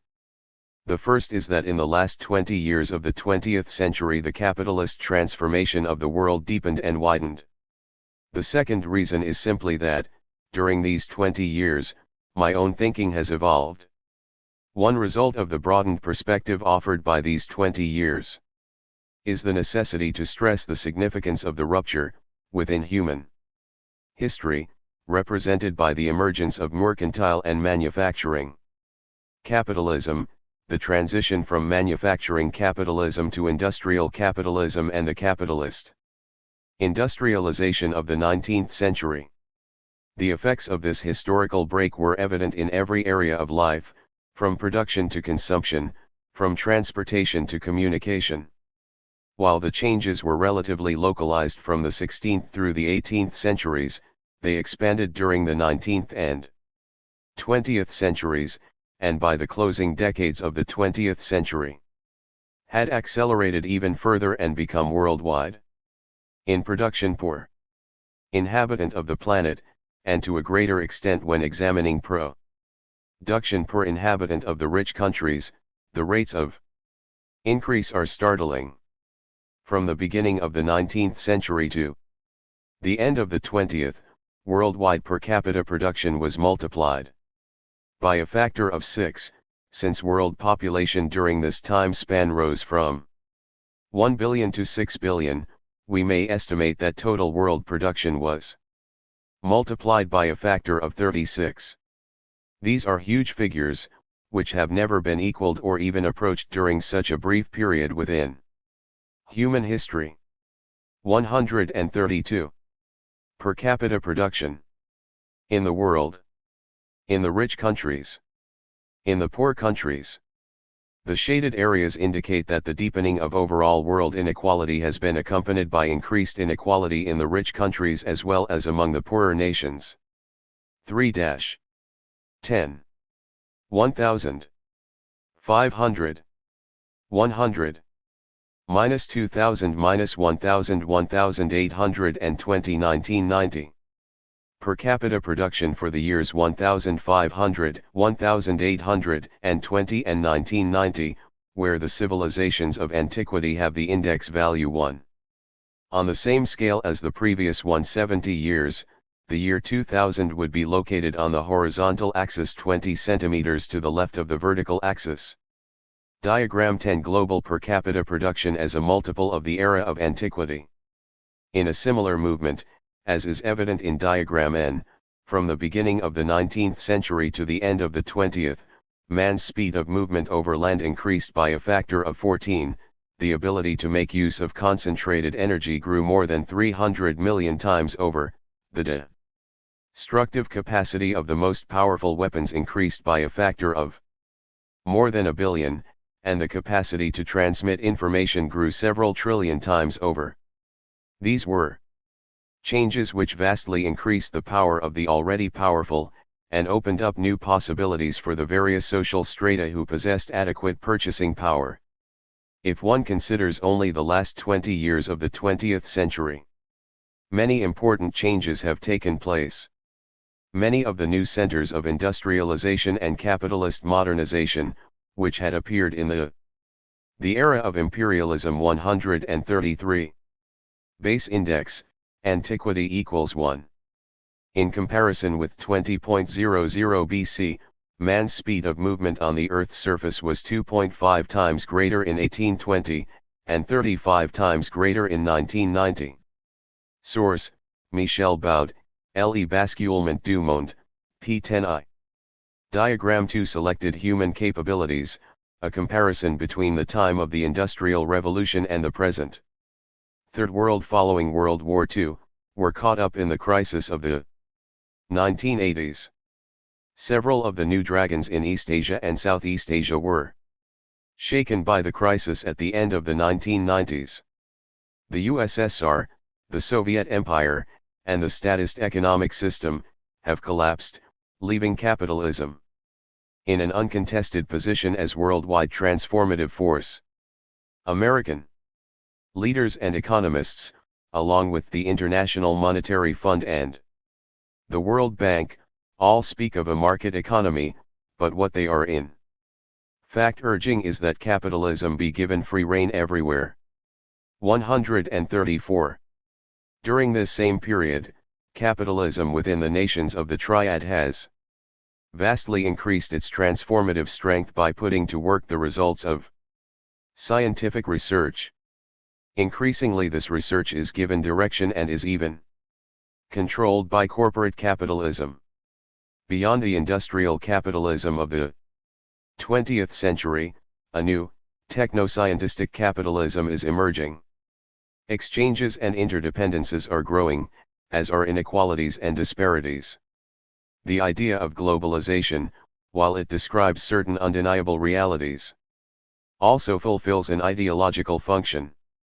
Globalization justifies the unjustifiable decisions of corporate directors and political leaders, and thus conceals, under the cover of a seductive and soothing allegory, the harmful and debilitating effects of liberal capitalism's unfettered resurgence.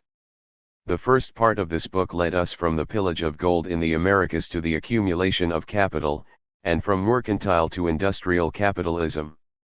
The second part will lead from industrial capitalism to techno-scientistic capitalism, and from imperialism to globalization, behind which huge corporations, the dominant capitalisms, and the great state powers.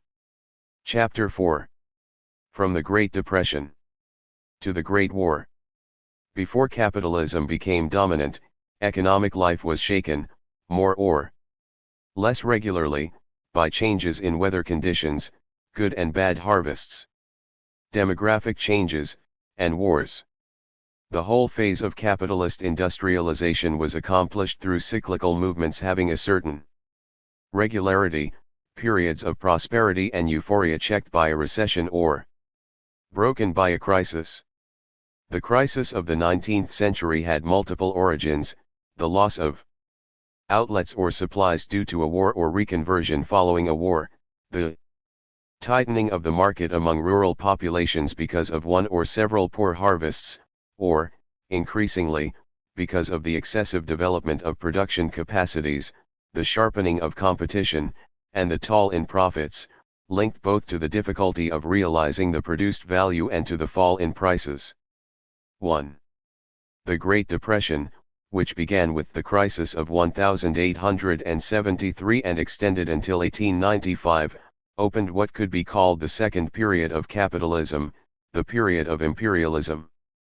This involved particularly the development of a second generation of industrial techniques and industries, the affirmation of the workers' movement, which gained considerable concessions in the industrialized countries, the concentration of capital and the emergence of finance capital, a new wave of colonization and expansion on a worldwide scale, leading to the dividing up of the world and the Great War.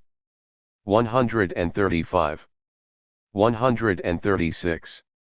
The Great Depression. At first glance, each of the crises which made up this Great Depression of the 19th century seems to have occurred as a continuation of the crises of the 19th century. 1873, the stock exchange crash in Vienna was followed by bank failures. In Austria and then in Germany, heavy German industry, which had just undergone a strong expansion with the war effort and the construction of railroads and ships, contracted in the face of price rises and a drop in profitability. The production of cast iron fell 21% in 1874 and its price dropped 37%. Unemployment caused some workers to return to the countryside, and in October 1875 the Baron von Oppenheim wrote that there had not been such a prolonged crisis in 56 years. 2. In the United States, the length of completed railroad lines increased by 50% between 1869 and 1873. When speculation, scarcity of labor power, and a rise in prices combined, profitability fell, railroad companies went bankrupt, banks failed, and there was a frantic stock exchange panic. Since railroad construction was an essential outlet for the production of cast iron, the price of cast iron fell by 27% between 1873 and 1875. Unemployment rose, wages fell, and the crisis reached textiles and the building trades. In England, exports fell by 25% between 1872 and 1875, the number of bankruptcies increased, unemployment extended and prices fell. Surplus production ca. Pacities were enormous, while forge owners in 1873 were able to produce 2.5 million tons of rails, consumption fell to 500,000 tons and their price dropped by 60% between 1872 and 1881. 1882, the stock exchange crash of Lyons was followed by the failure of the banks of Lyons and the Loire, and then by the failure of the General Union Bank and several others. Industries were affected as well: mines and metallurgy, construction, textiles, and porcelain. Unemployment spread further and wages dropped. "Never have I seen such a catastrophe," declared a director of Credit Lyonnais. 3. Coming after the expansion linked to the establishment of the Freycinet Plan for Public Works, the slackening of public employment projects, and particularly railroad construction, helped cause this depressive whirlpool. 1884, the construction of railroads in the United States, which had in fact started up again, gave way to the railroad panic. Only 6,300 kilometers of railroad lines were constructed. In 1884, the railroad companies were caught between rising construction costs and the competition they engaged in among themselves. The price 137 of Union Pacific stock collapsed, and this was followed by the collapse of several other railroad securities. Banks failed and there was a slowdown in industrial activity, with bankruptcies, more unemployment, and wage reductions. During this crisis the Carnegie Group grew stronger, particularly through purchasing competing factories at low prices. Germany, which had just experienced a long period of depression, entered into a course of protectionism and cartel formation after 1869. Great Britain suffered the repercussions of these crises. Exports to those countries affected by the depression became more difficult, market competition increased, industrial activity slowed, wholesale prices fell, and unemployment among unionized workers reached 10%. This depression took until 1886-87 to come to an end. At this time new prospects for profit-making opened up: the discovery of gold in South Africa, the French project for a canal through Panama, the opening of new railroad lines in the United States, and the possibility of new economic developments in Argentina, Australia, and New Zealand. New speculations were begun, which gave rise to new blockages. 1889, in France the Metals Company and the company responsible for the construction of the Panama Canal both went bankrupt. Credit crises were followed by a stock exchange panic, then a depression, which led to protectionism. 1890, in Great Britain, the Bearing Bank, which had become the financial agent of the Argentine Republic, became the victim of a crisis of confidence, due to Argentina's economic, financial, and political difficulties. The Bearing Bank had to suspend payments, and the intervention of the Bank of England and other large English banks was needed to limit the banking panic. But a new depression began, which affected first the textile industry, especially cotton, and then naval construction and metallurgy. The depression was aggravated by the reduction in trade linked to the crises of 1893, which hit the United States, Argentina, and Australia. Germany, which was increasingly oriented toward the conquest of foreign markets, was also affected by this crisis. The increased formation of cartels opened the way to a new means for regulating the economy. 1893, until this time, the United States had experienced a period of prosperity, with excellent harvests and a resumption of work in the building, trades and railroad construction. The great trusts exercised their power, and the protective McKinley Tariff was a history of Capitalism. 138. Established in 1890 for industry. But once more the railroad companies saw their profits fall, and some of them suspended payments. The stock exchange prices for railroad securities collapsed, and 491 banks failed. The depression grew worse in 1894, with more unemployment and an effort to reduce wages. The most conspicuous indications of each of these crises occurred either on the stock exchange, or among the banks. The same fundamental crisis was revealed in each case: when costs rise, when market outlets are reduced, when sales go down, then profitability declines or drops drastically, realizing the value produced by each company becomes more difficult, competition stiffens, and the position of the companies in any one sector becomes increasingly precarious. Crisis can then be triggered by anything: a stock exchange rumor, a lost market, a company or a bank which discontinued payments, and an uncontrollable chain reaction follows. In the crises of the first half of the 19th century, regulation operated through a double movement: a fall in prices and a large drop in realized value, thus the elimination of the most vulnerable companies, a radical form of the periodic purge of capital, unemployment and reduction of real wages, resulting in a lowering of workers' consumption, which contributes to enlarging the crisis and allows the period to get going again with a labor force available at a lower cost. In the crises of the 19th century depression, a lowering of prices accompanied the reduction of production. This lowering constitutes a heavy trend during these 20 years, thus, from 1873 to 1896 wholesale prices fell by 32% in Great Britain, 40% in Germany, 43% in France, and 45% in the United States.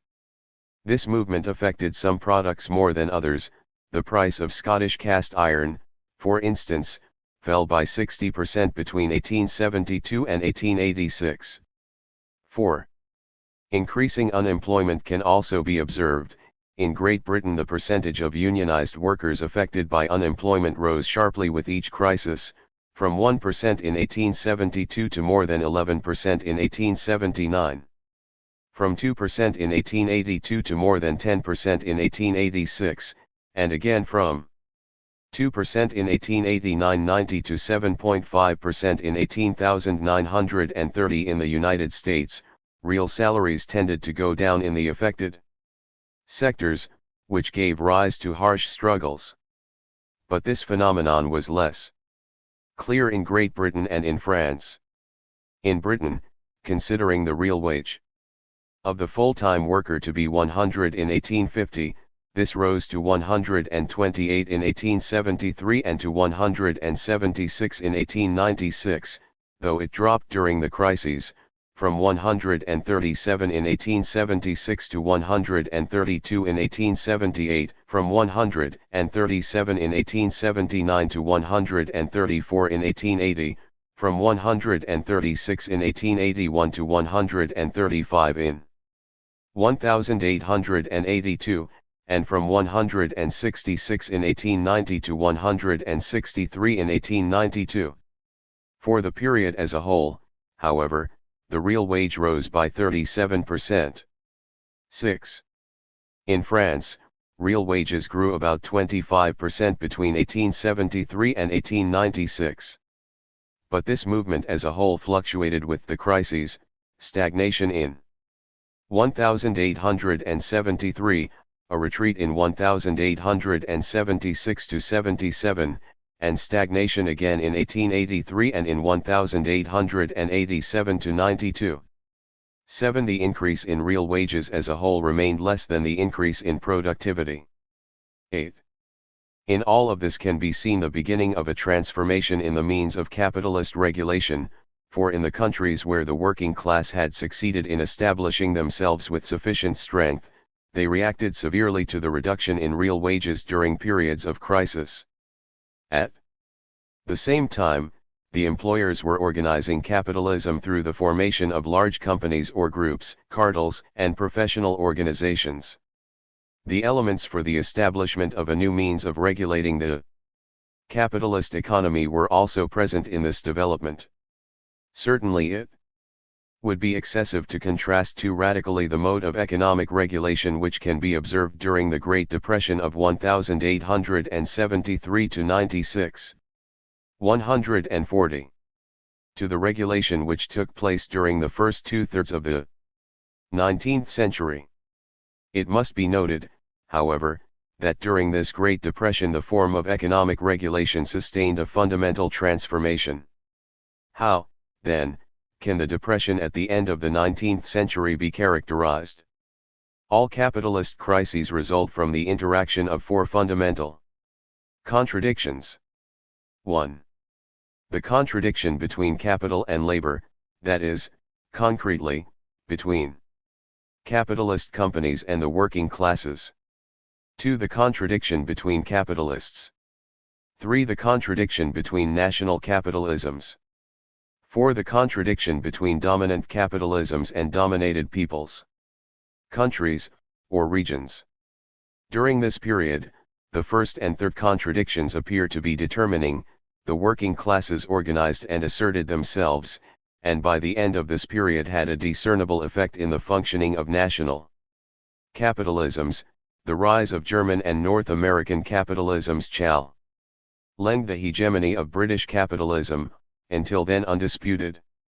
The second contradiction acted in a complex way, for on the one hand, New capitalist structures were established, and on the other hand, the development of new sectors made it possible to compensate for the decline of first-generation industries.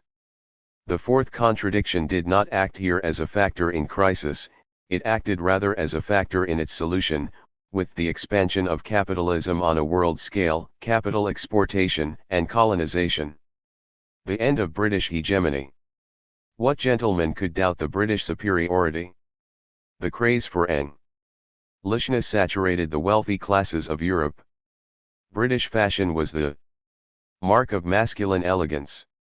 The sports of Britain were more and more copied or adapted: baseball, basketball, football, lawn tennis, rugby.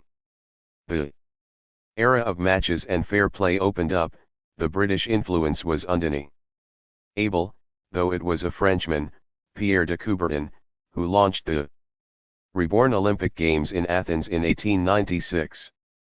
British troops and bureaucrats, 141, were present everywhere in the world. British tourists invaded the most attractive sites along the Mediterranean and explored the most distant countries. Rudyard Kipling wrote of the white man's burden, the greatness and responsibility of the white man, of whom the Englishman is the most eminent representative.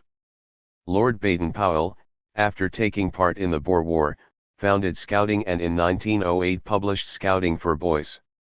15 years earlier, Sir Arthur Conan Doyle had created the character of Sherlock Holmes, an elegant synthesis of pragmatism and rigor, intuition and deduction. The power, prosperity, and wealth of Britain were undeniable. London was the capital of the world, and sterling was the international currency.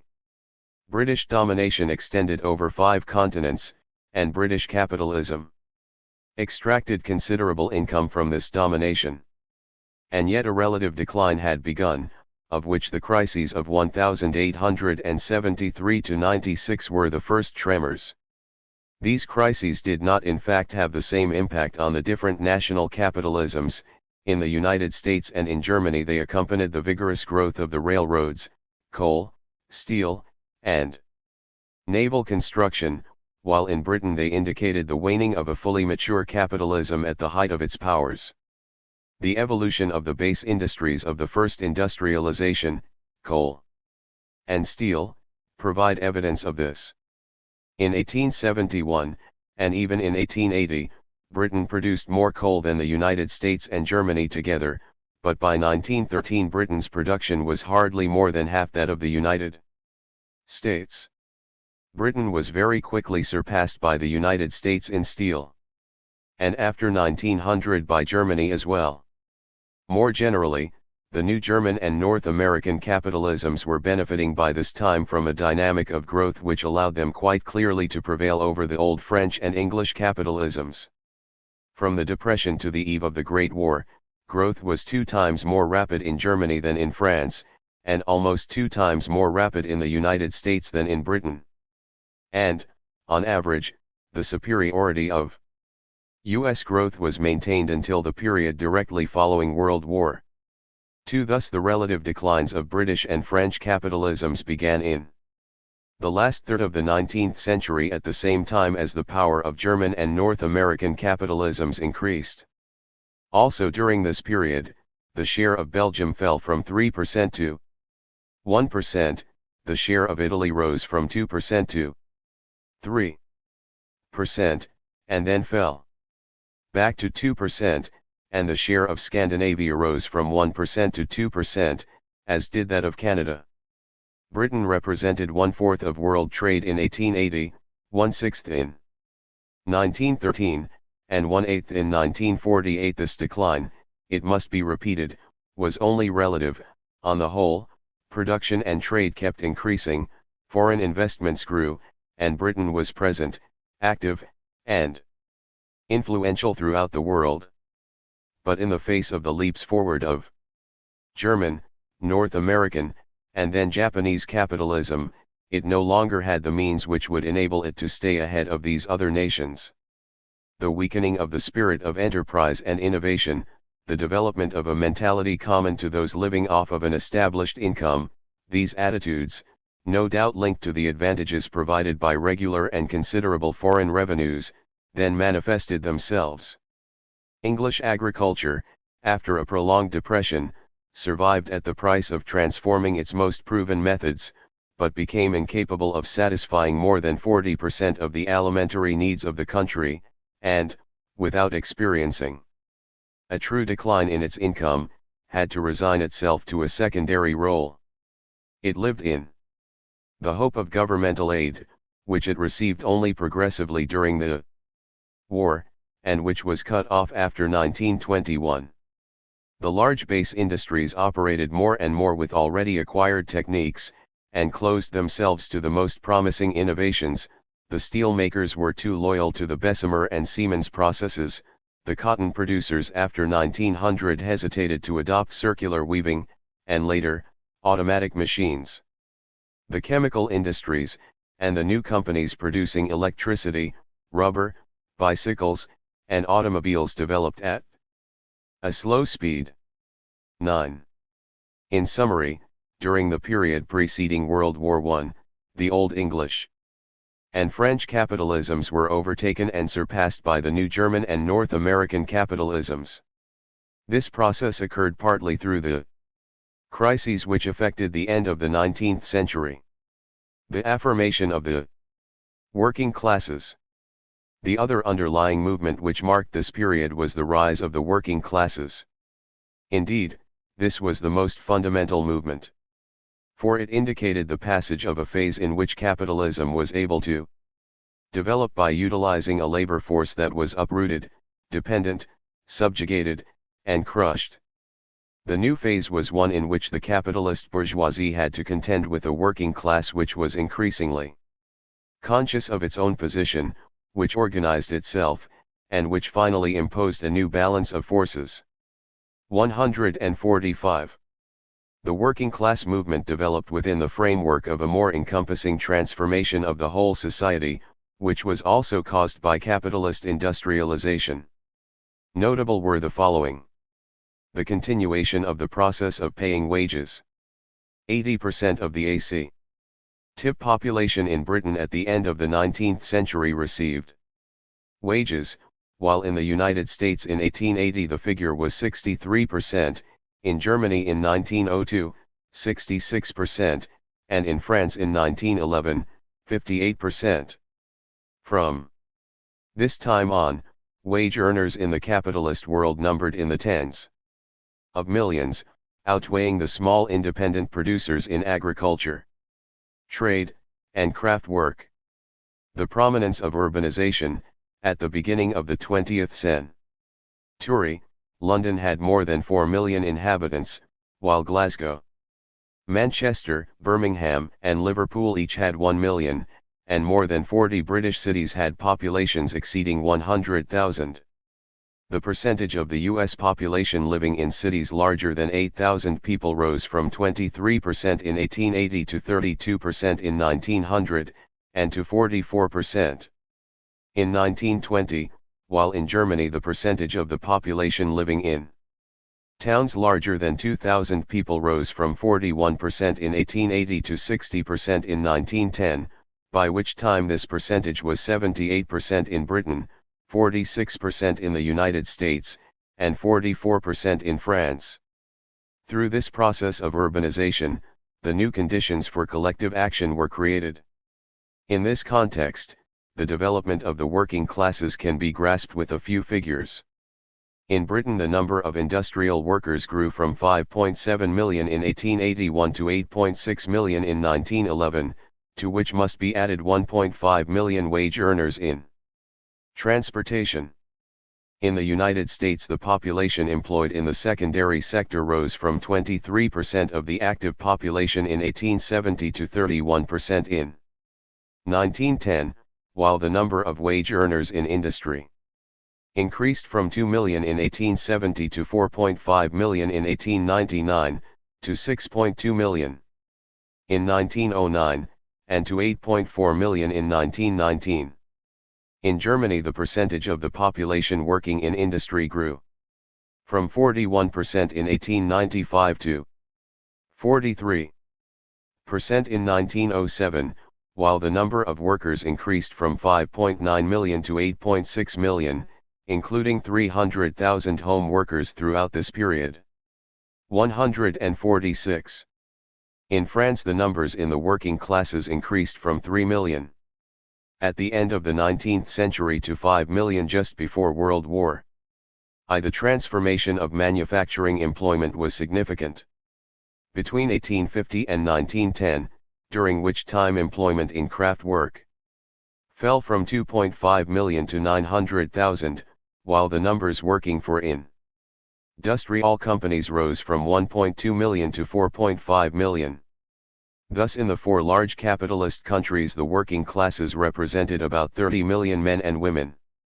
When one adds the workers in other countries affected by capitalist industrialization, this figure rises to around 40 million. Along with this growth in numbers, these workers became aware of their solidarity, and, little by little, of their force. There are always many forms of resistance to oppression and exploitation. Consider the observations of Frederick W. Taylor, who was a worker before becoming a supervisor and then the prophet of the Scientific Organization of Labor. When he was 18, Taylor decided to forego a Harvard education and instead become an apprentice machinist, then an unskilled laborer at Midvale Steel, where he was promoted to gang boss. Within 6 years he went from gang boss to foreman of the machine shop, to master mechanic in charge of repairs and maintenance throughout the works, to chief draftsman, to chief engineer. 10. Along the way he changed his work habits. As long as Taylor was a worker he obeyed the social code and restricted output, not working too hard to break the rates, i.e., the standard amount paid for each piece. We who were the workmen of the machine shop had the quantity output carefully agreed upon for everything that was turned out in the shop.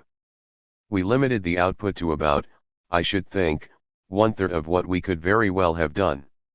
We felt justified in doing this, owing to the piecework system, that is, owing to the necessity for soldiering under the piecework system, which I pointed out as soon as I became gang boss. The men who were working under me and who, of course, knew that I was onto the whole game of soldiering or deliberately restricting output, came to me at once and said, "Now, Fred, you are not going to be a damn piecework hog, are you?"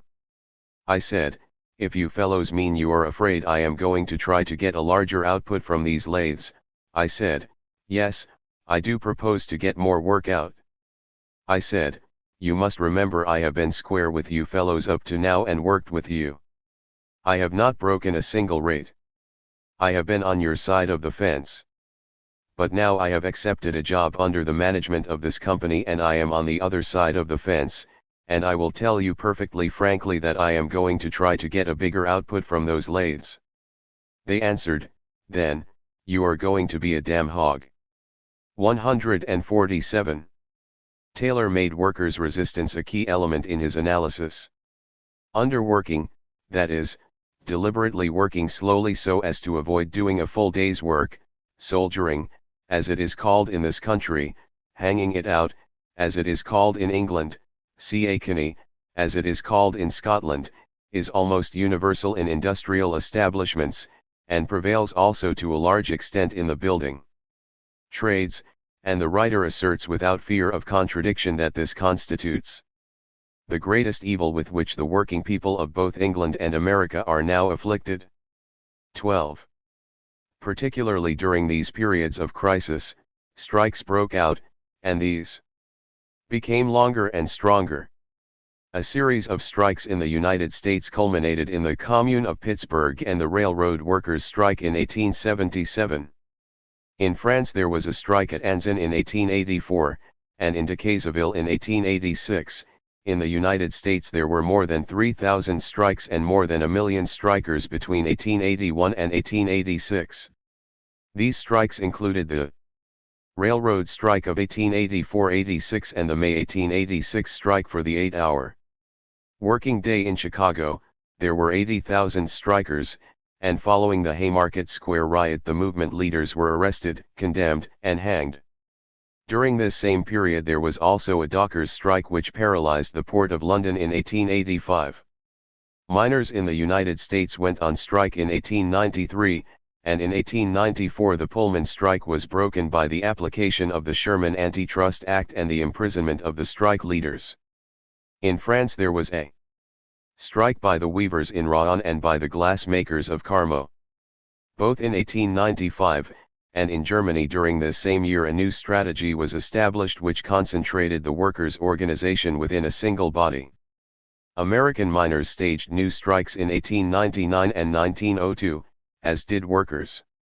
In Creusot in 1899, dock workers in the port of Marseilles in 1900. Miners of Mont-Soleil mines in 1901, and miners throughout France in 1902. In Germany textile workers and miners struck in 1905, the same year in which miners in the French department of Nord went on strike. The year 1910 saw a strike by the railroad workers in France and the woodcutters of Louisiana in the United States, followed by a textile workers' strike in the United States in 1912-13. At the same time workers' organizations began to develop, trade unions, work exchanges, mutual insurance companies, parties. In Britain, where the workers' movement had benefited from long experience, despite being weakened during the 1870s, the number of unionized workers increased markedly, from 1.1 million in 1876 to 2.2 million in 1900 to 4.1 million. In 1913, the socialist movement had regained vitality during the 1880s. And the first workers' representatives were elected in 1892. But it was only in 1900, when the unions decided to participate in a labor representation committee, that the Labour Party was able to be organized.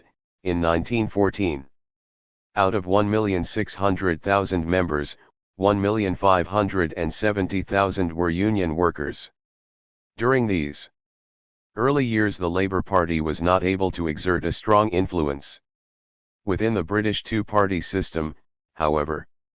The workers' movement in France at the end of the 19th century was organized within a context of permanent debates and schisms, an abundance of different schools of thought, and various sects and traditions.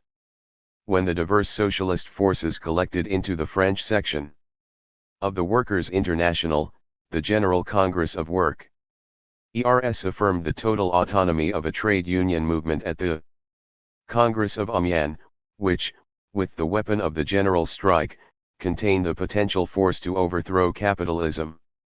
The number of union workers surpassed 1 million in 1912, and the number of SFIO members grew from 30,000 in 1905 to 90,000 in 1914. The number of socialist votes rose from 880,000 in the elections of 1906 to 1,400,000 in the elections of 1914.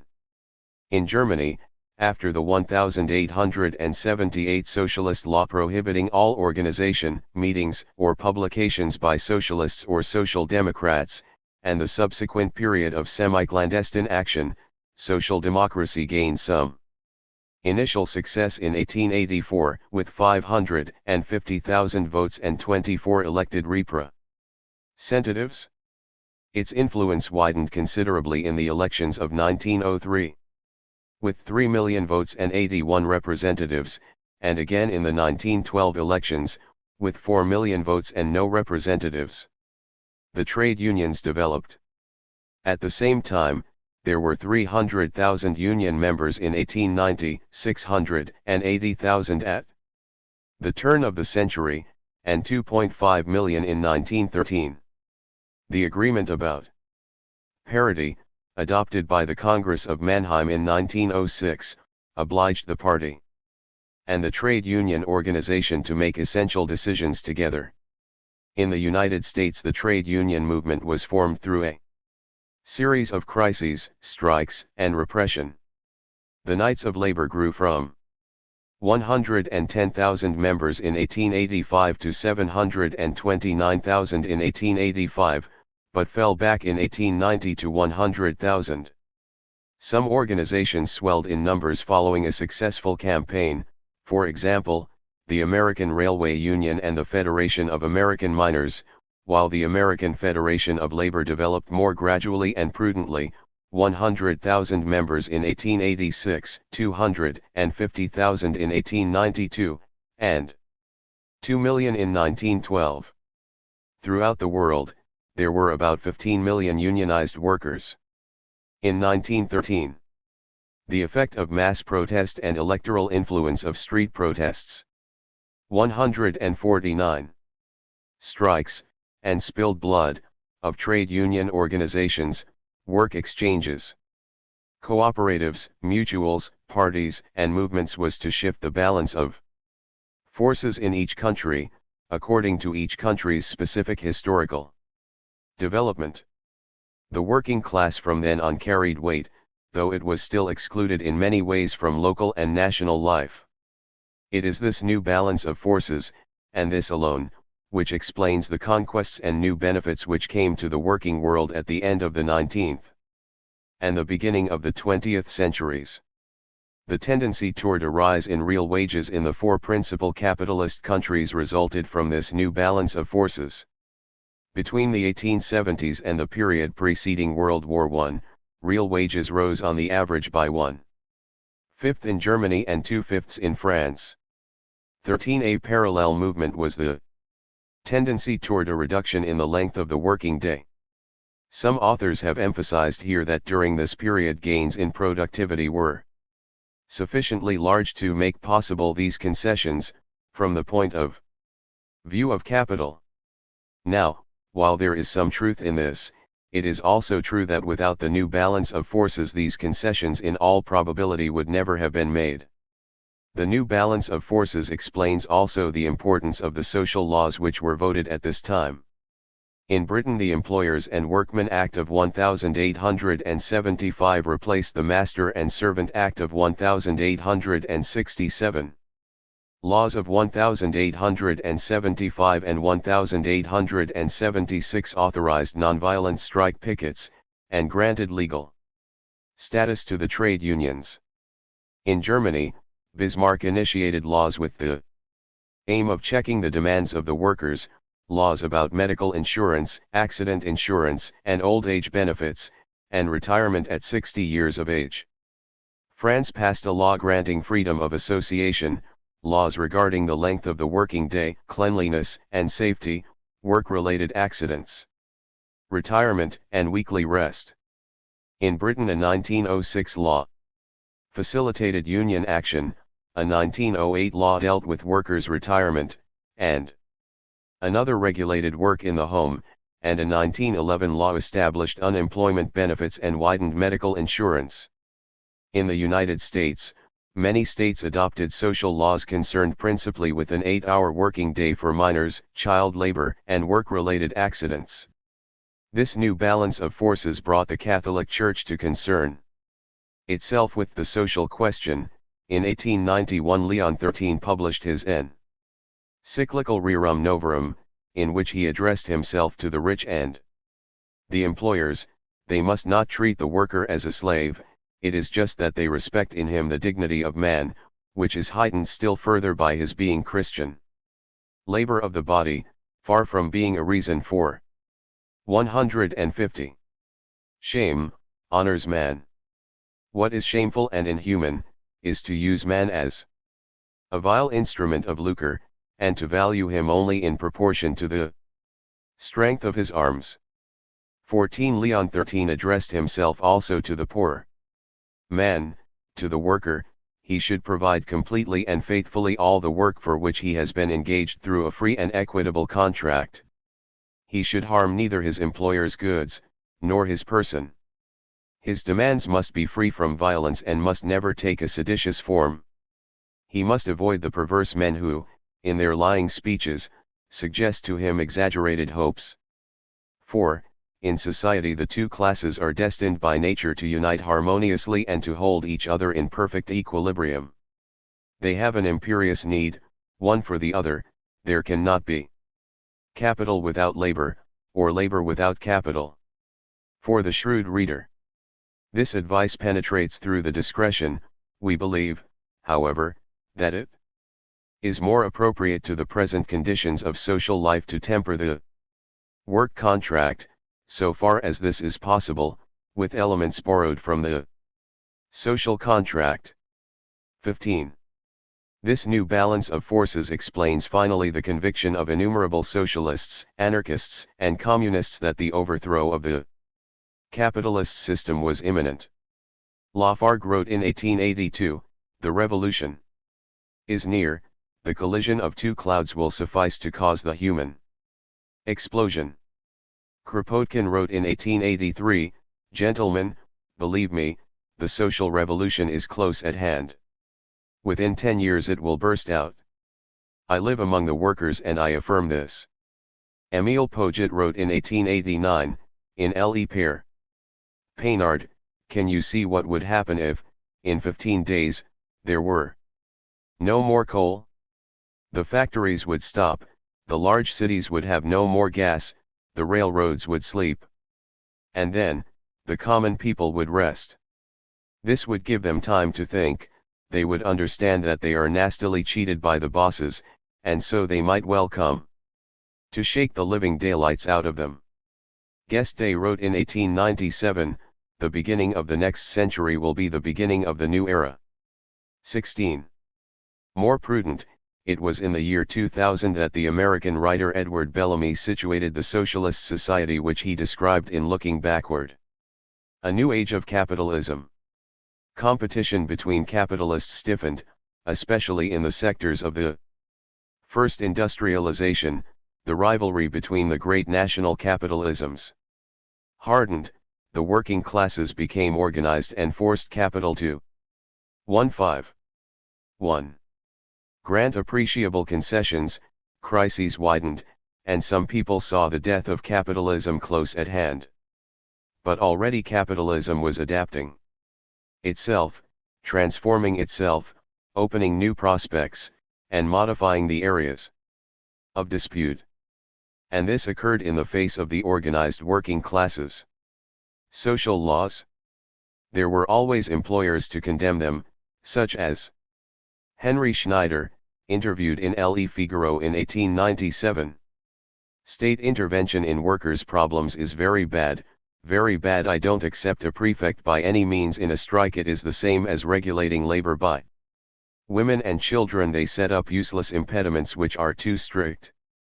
As for the working day of 8 hours, that is just another fetish. In 5 or 6 years everyone will have forgotten it, something else will have been invented. For me the truth is that a healthy worker can very well do his 10 hours of work, and he should be left free to do more if it pleases him to do so.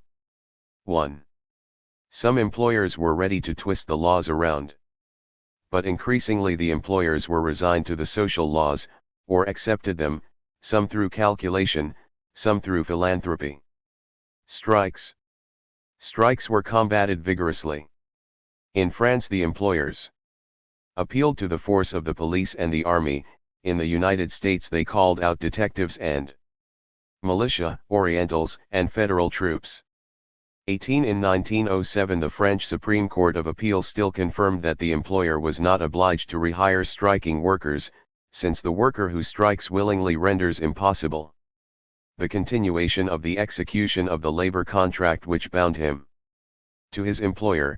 This act of striking, though not forbidden by penal law, constitutes on the part of the worker, whatever his motives, a breach of contract. 19. But the right to strike was not often acknowledged, as Georges was asking for it in El Humanite in 1904, as the exercise of one of the implicit and essential clauses of the modern labor contract. The strike was gradually integrated into the institutionalized terms of collective bargaining. Production slowdowns. The effort by employers to combat this was unceasing, affecting for a long time the system of wages. At the end of the 19th century, wages paid by the piece lost their efficiency. It remains true, noted economist Leroy Beaulieu, that however useful and however necessary piece work may be, it can easily multiply the difficulties between workers and employers, and a great spirit of conciliation and justice on both sides is indispensable to its peaceful functioning. To now, he went on to observe, popular hostility toward piecework seems to increase every day instead of diminishing with the advance OL instruction. 21. Frederick Taylor, who had experienced the application of piecework, was 152. More realistic, after a workman has had the price per piece of the work he is doing lowered 2 or 3 times as a result of his having worked harder and increased his output, he is likely to lose sight of his employer's side of the case and become imbued with a grim determination to have no more cuts if soldiering can prevent it. And again, this system involves a deliberate attempt to mislead and deceive his employer. And thus upright and straightforward workmen are compelled to become more or less hypocritical. The employer is soon looked upon as an antagonist if not an enemy, and the mutual confidence which should exist between a leader and his men, is entirely lacking. 22 Various wage systems were invented, bonus systems such as the Lallemand wage rate, applied in 1888, again briefly in 1899, and more systematically in 1912, about which its creator said, "My system is, I believe, the first which attempts to remunerate not the time or the produced labor, two elements, which, all in all, leave the worker rather indifferent but the effort which he must display at every moment." 23.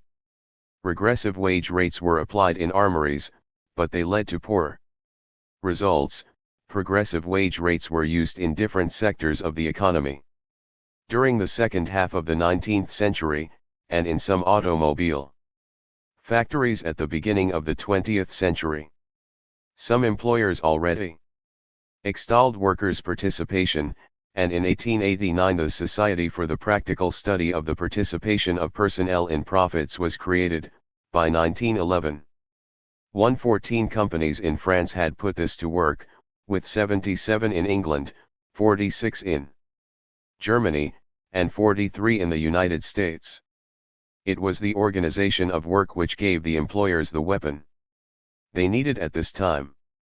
Monsieur Fayol, a French mining engineer and general director of the Commentary for Chambald Company, presented his ideas regarding general industrial administration in 1916 in the Bulletin de la Société of Industrie Minerale. He distinguished the professional ability of the inferior agents from the administrative ability of the directors, and encouraged a clear definition of roles and systematic organization. Taylor, who had become a consulting engineer and specialist in the systematic organization of workshops, as his business card announced, was the stubborn champion of the scientific organization of labor, the breakdown of labor into separate tasks, organization and definition of movements, norms, and remuneration, encouraging respect for the norms. He outlined the steps for establishing his new organization of production. First, find, say, 10 or 15 different men who are especially skillful in doing the particular work to be analyzed. 153. Second, study the exact series of elementary operations or motions which each of these men uses in doing the work which is being investigated, as well as the implements each man uses.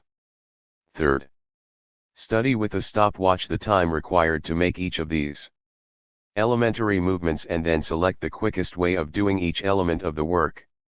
Fourth, eliminate all false movements, slow movements, and useless movements. Fifth, after doing away with all unnecessary movements, collect into one series the quickest and best movements as well as the best implements. 24. Taylor's results were often spectacular. He found that where a worker was loading a cart with 12.7 tons of cast iron molds per day, he could load it with 47 to 48 tons, with happiness as a bonus, since he was sure the workers were happier and better contented when loading at the new rate of 47 tons per man per day in place of 12v2 tons, at which rate the work was then being done. 23. But these were only pioneering efforts. It required the war and the development of mass production for these principles of scientific labor organization to be systematically put to work. In the face of the accentuation of capitalist competition, reactions, offensives, and initiatives again multiplied. These took the form first of all of protectionism through higher tariffs, in Germany in 1879, and again following 1902, in the United States in 1857, in France in 1892, 1907, and 1910. The only country to escape this trend was Britain, whose essential strength lay precisely in its preeminence on the world market. Cartels and trade agreements followed, particularly numerous and organized in Germany. Producers agreed to fix levels of production, coordinate investments, divide the market among themselves, and determine prices. In 1903 the Rhine-Westphalia coal cartel controlled 98.7% of this region's coal production. In 1905 an official inquiry recorded the existence of 17 mining cartels, 73 in the metallurgy industry, and 46 in the chemical industry. In the United States these agreements, in multiple and changing forms, affected many sectors: railroads, gunpowder, tobacco, and oil, most notably. In 1914, 114 international cartels were functioning, including 29 in coal production and metallurgical industries, 19 in the chemical industries, and 18 in transport. In a related development, there was an extraordinary proliferation of scientific and technical advances, inventions, and innovations. The number of patents granted each year surpassed 30,000 in Britain between 1880 and 1887, and there were still more than 16,000 granted in 1908. In the United States the number rose from 14,000 in 1880 to more than 36,000. Many of these inventions involved the various possible uses of electricity. In 1869 Graham took out a patent for a direct current generator. In 1883, Deprez succeeded in transporting energy from Vizille to Grenoble. In 1891 Frankfurt was using the 15,000 volts produced 140 kilometers away on the Neckar. Electric lighting became possible after 1879 with the carbon filament bulb. Invented by Edison, the use of electric lighting extended after 1910 with the tungsten filament bulb. Equipment for electricity generating stations, water or combustion dependent, became available at the same time as cables were strung or laid, cities were illuminated, public transport was electrified, and electric motors were developed. Equipment for factories, offices, and homes was also electrified. Powerful companies developed rapidly in this new sector. In a parallel development, the construction of the internal combustion engine in 1862 led, with the invention of the carburetor, to the gasoline engine, and then to the diesel engine, which used gas. 155. Oil. Innumerable manufacturers built automobiles which were modernized from year to year, while other industrialists manufactured rubber tires. Roads had to be constructed, enlarged, and improved, and the first automobile exposition opened in Paris in 1898. A few years later the first airplane flights took place. The English Channel was crossed in 1909, as was the Mediterranean in 1912. This burgeoning aeronautical industry, together with the automobile industry, were given a powerful spur by World War I. The new sources of energy developed mainly after 1900, though coal retained an indisputable supremacy. Steel pipelines were built after 1875. Particularly in the United States, the first tanker was put into service in Russia, on the Caspian, in 1877. In 1890, 60 oil tankers crossed the seas. And in 1914, 2 million automobiles were in circulation throughout the world, half of them in the United States. Chemistry developed, with new processes, new products, and a great increase in quantities. Within a few decades the production of aluminum reached an industrial level. Electrochemistry and electrometallurgy permitted the fabrication of new products. New sectors of production developed, whose products dramatically changed living conditions: rayon, photographic papers, nitroglycerin, cement, telephones, telegraphs and soon ladio. Pharmaceutical products, and products for agriculture. All these developments led to high profits and allowed for the rapid establishment of a few powerful companies. The armaments industries experienced a renewal with the development of steel engines and new explosives, repeater rifles, machine guns, cannons, armor plates, steel turrets, armored ships, the first submarines, all the more since one of the aspects of the renewal of capitalism was expansion on a world scale, which exacerbated national rivalries. The age of imperialism. A weakening in the first-generation industrial sectors, strengthening and organization of the working classes in the developed capitalist countile. Stiffening of intercapitalist competition, violent crises, some people saw in these things the symptoms of the impending collapse of capitalism. But already new and important industrial sectors were unfolding, new means of domination over the workers and new relations with the working class were made ready, beyond defensive reactions, and within their shelter, a fundamental mutation of capitalism was beginning, concentration and centralization of industrial capital, formation of trusts and national monopolies, and, inevitably, expansion onto a worldwide scale. The sphere of influence of the dominant capitalisms, by means of trade and the exportation of capital, the formation of multinational groups, and colonization. Everywhere, the average size of business establishments and industrial companies increased. In Britain, the average size of the spinning mills doubled between 1884 and 1911, with a similar increase for blast furnaces between 1882 and 1913. In France in 1906, 1/10 of the wage-earning labor force was employed in companies having more than 500 wage earners. In the United States, the average number of wage earners for each industrial company rose from 22 in 1899 to 40 in 1919. In times of crisis, mergers took place which benefited the most powerful companies.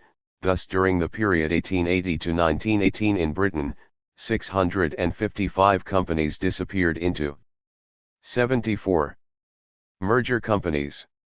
27 above all, unprecedented concentrations of capital occurred, under the direction of a capitalist or of a family. Trusts or groups very quickly came to dominate an entire industrial sector within a nation, especially in the United States and in Germany. In the United States in 1908, the 7 largest trusts owned or controlled 1,638 companies. 28 by 1900, the percentage represented by the trusts included 50% of textile production, 54% of the glass-making industry, 60% of the book and paper industry, 62% of the food industry, 72% of the liquor industry, 77% of non-ferrous metals, 81% of the chemical industries, and 84% of iron and steel. 29 These included companies such as the United States Steel Corporation, founded by J.P. Morgan and E.H.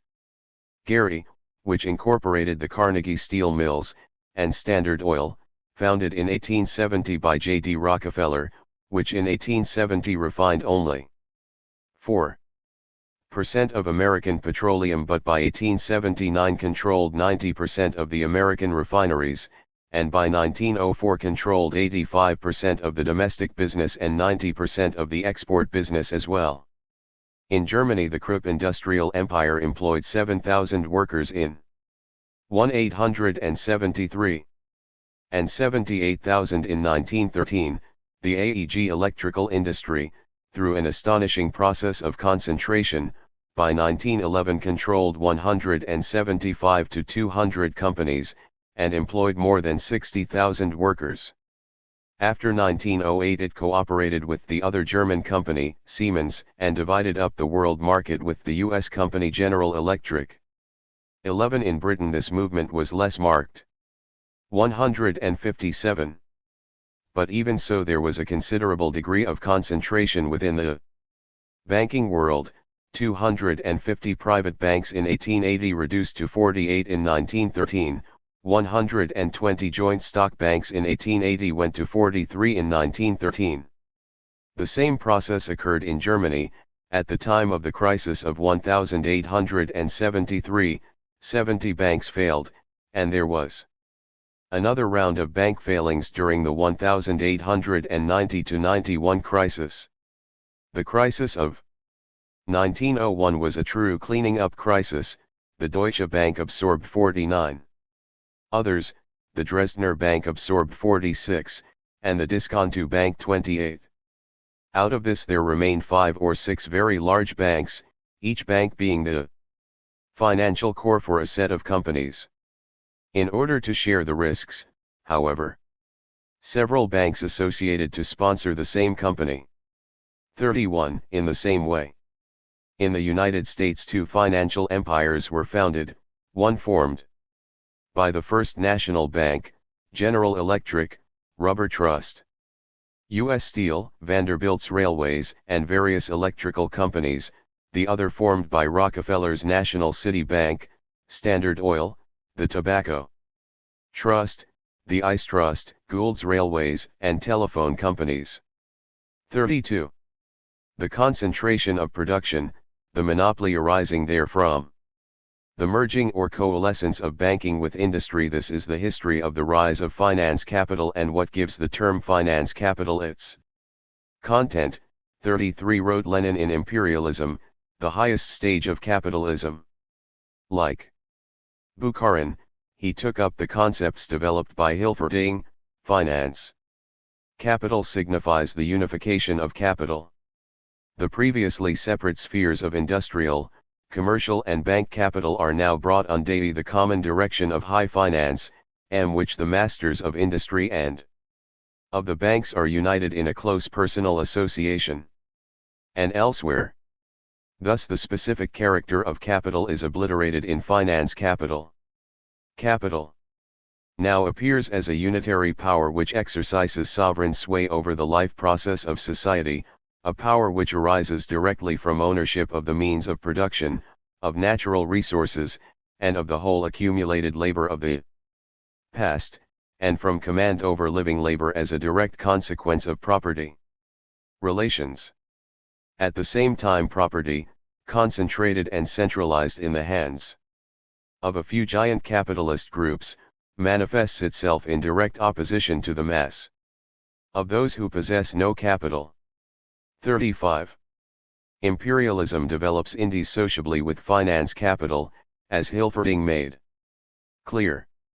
The policy of finance capital has 3 objectives: to establish the largest possible economic territory, to close this territory to foreign competition by a wall of protective tariffs, and consequently, to reserve it as an area of exploitation for the national monopolistic combinations. 3. I58. Bukharin made a similar observation: the policy of finance capital is imperialism. 37. As exports increased from capitalist countries, international competition became still more severe, capital was exported and overseas holdings and affiliates were created. Within this same movement there was a second powerful wave of colonizations, accompanied by rivalries, conflicts, and wars.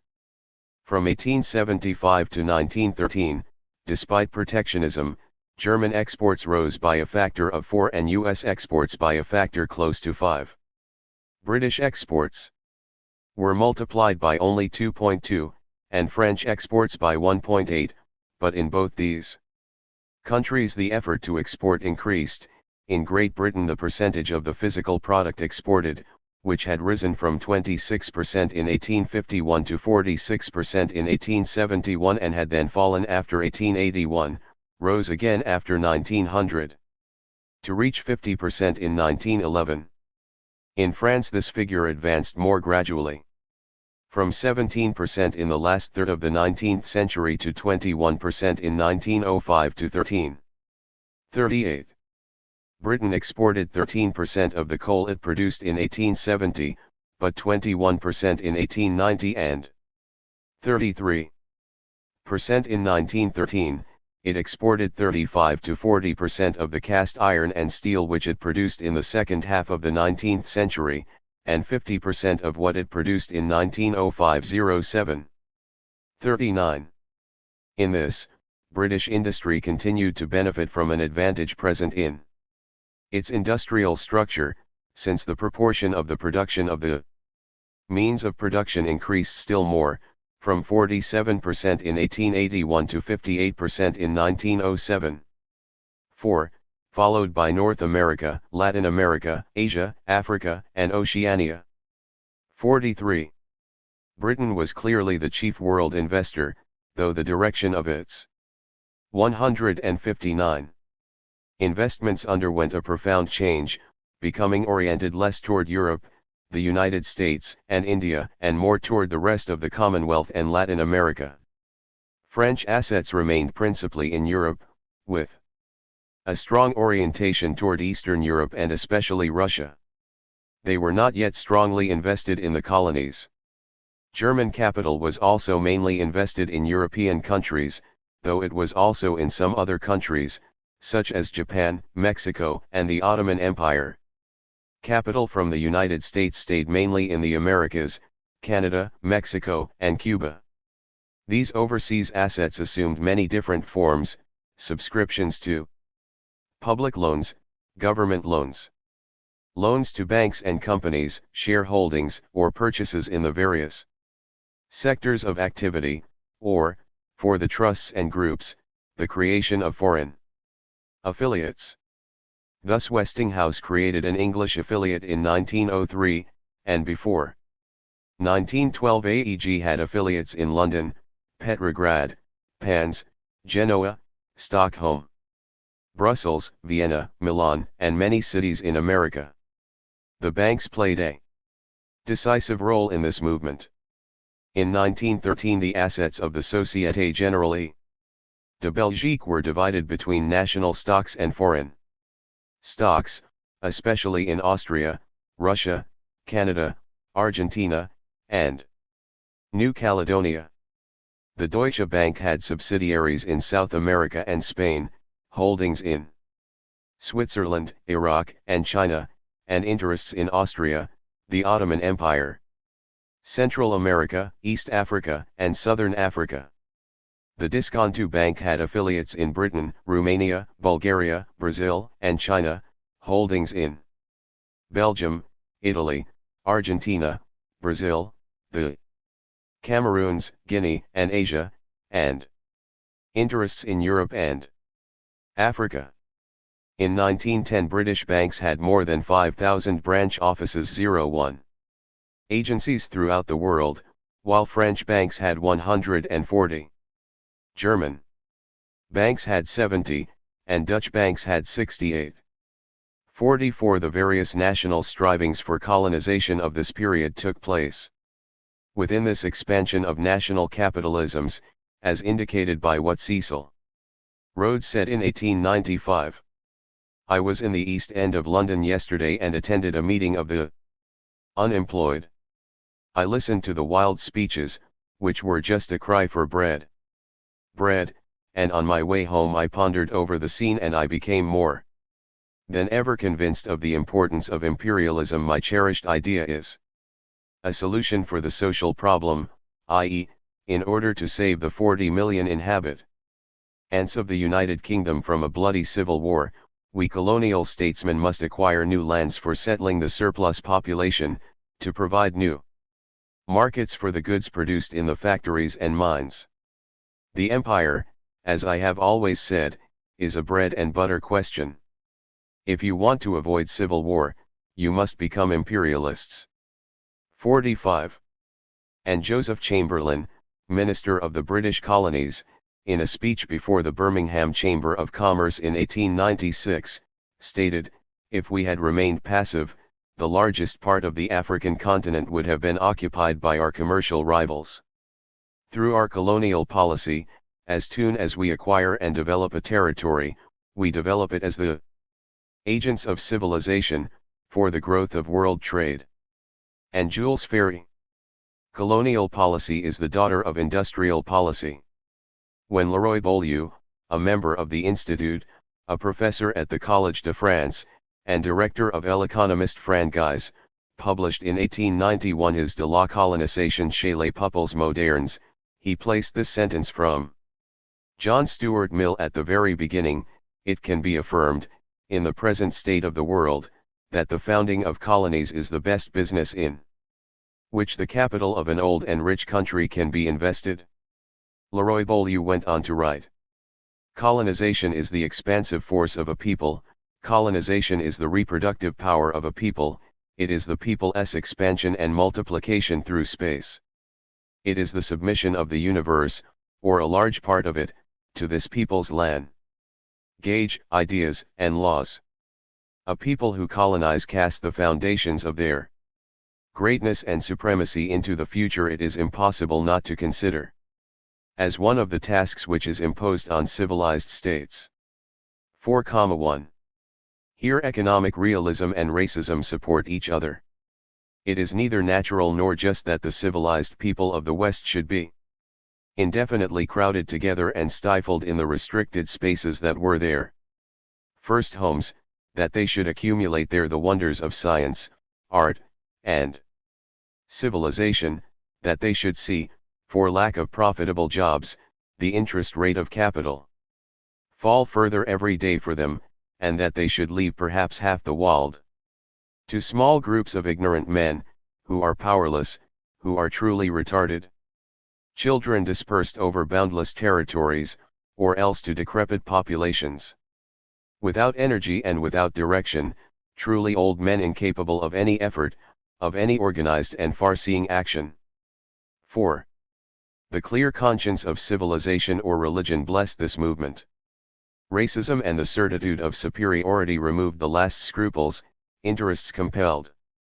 The mysticism of bright sun and open spaces was sometimes an inspiration, modern weapons gave the necessary courage. These were the colonial expeditions of Britain, France, Germany, Belgium, and Holland. When necessary, whole populations were massacred. The mad scramble was on. On a smaller scale and in a different way, Russia and the United States took part in this movement as well. 48. Friction arose between nations due to their expansionism, as did a hardening of economic and financial competition, national rivalries, alliances and the breaking of alliances. All these took place against a background of nationalism, chauvinism, and racism, of military parades and universal expositions.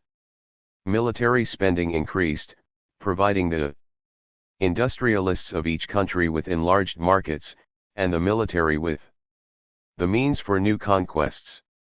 Military spending was particularly important among the four dominant capitalist countries of this period.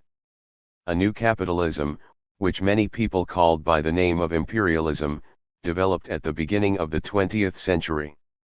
It included many factors, among which the following were prominent: concentration of capital, cartels, trusts, and monopolies, interpenetration of industrial capital and banking capital within the new reality of finance capital, the renewed role of the state, through social legislation, its major role in large public works projects, territorial expansion and militarism, export of capital, colonization, and the dividing up of the world.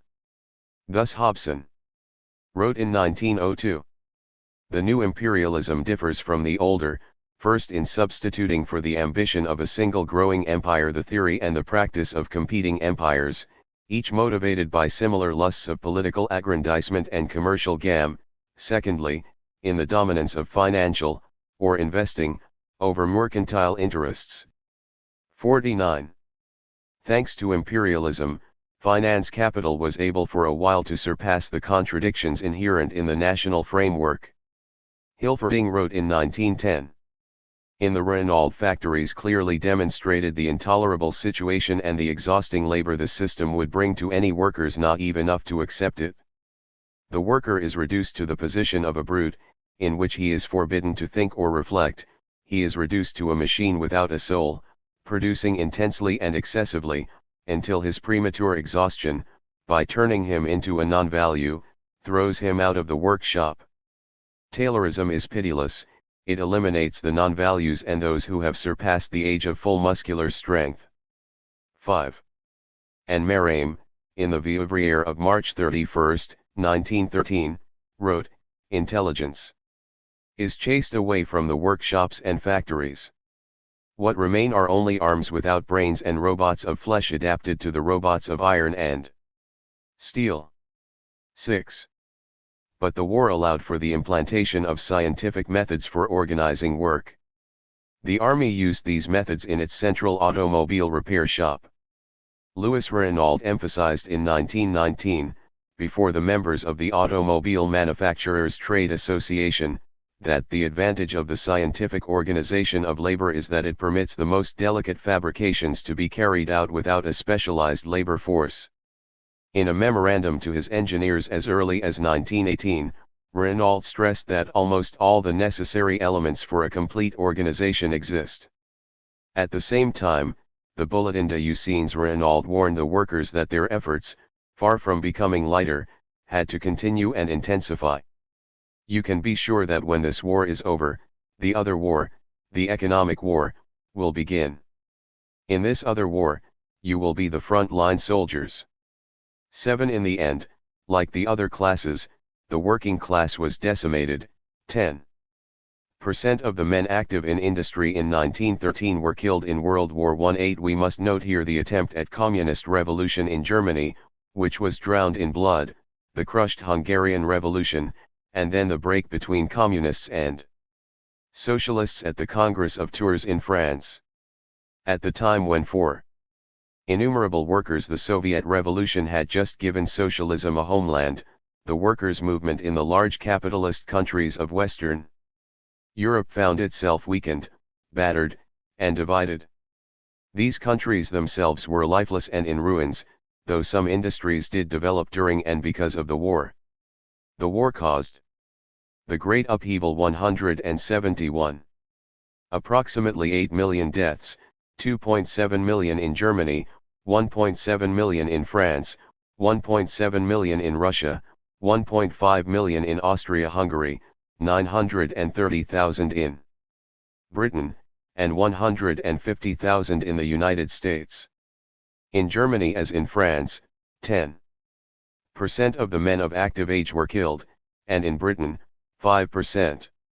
The cost of the war for England represented 32% of its national wealth, for France, 30%, for Germany, 22%, and for the United States, only 9%.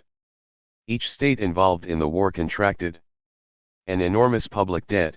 The total public debt of all the belligerent countries rose from $26 billion before the war to $225 billion in 1920. This was in addition to foreign debts. Britain borrowed about $4 billion from the United States, and France borrowed $3 billion from the United States. In 1921 the Allied Reparations Commission exacted payments of $33 billion from Germany. Giving the value of 100 to the index of industrial production in 1913, the level of industrial production in 1920 was 141 in the United States, 100 in Britain, 62 in France, and 61 in Germany. The gold reserves of the United States more than quadrupled during the war, and in 1921 these reserves surpassed a value of $2.5 billion, nearly 40% of all world reserves. Besides this, the October Revolution cut off the European powers for several decades from a promising market in which they had invested.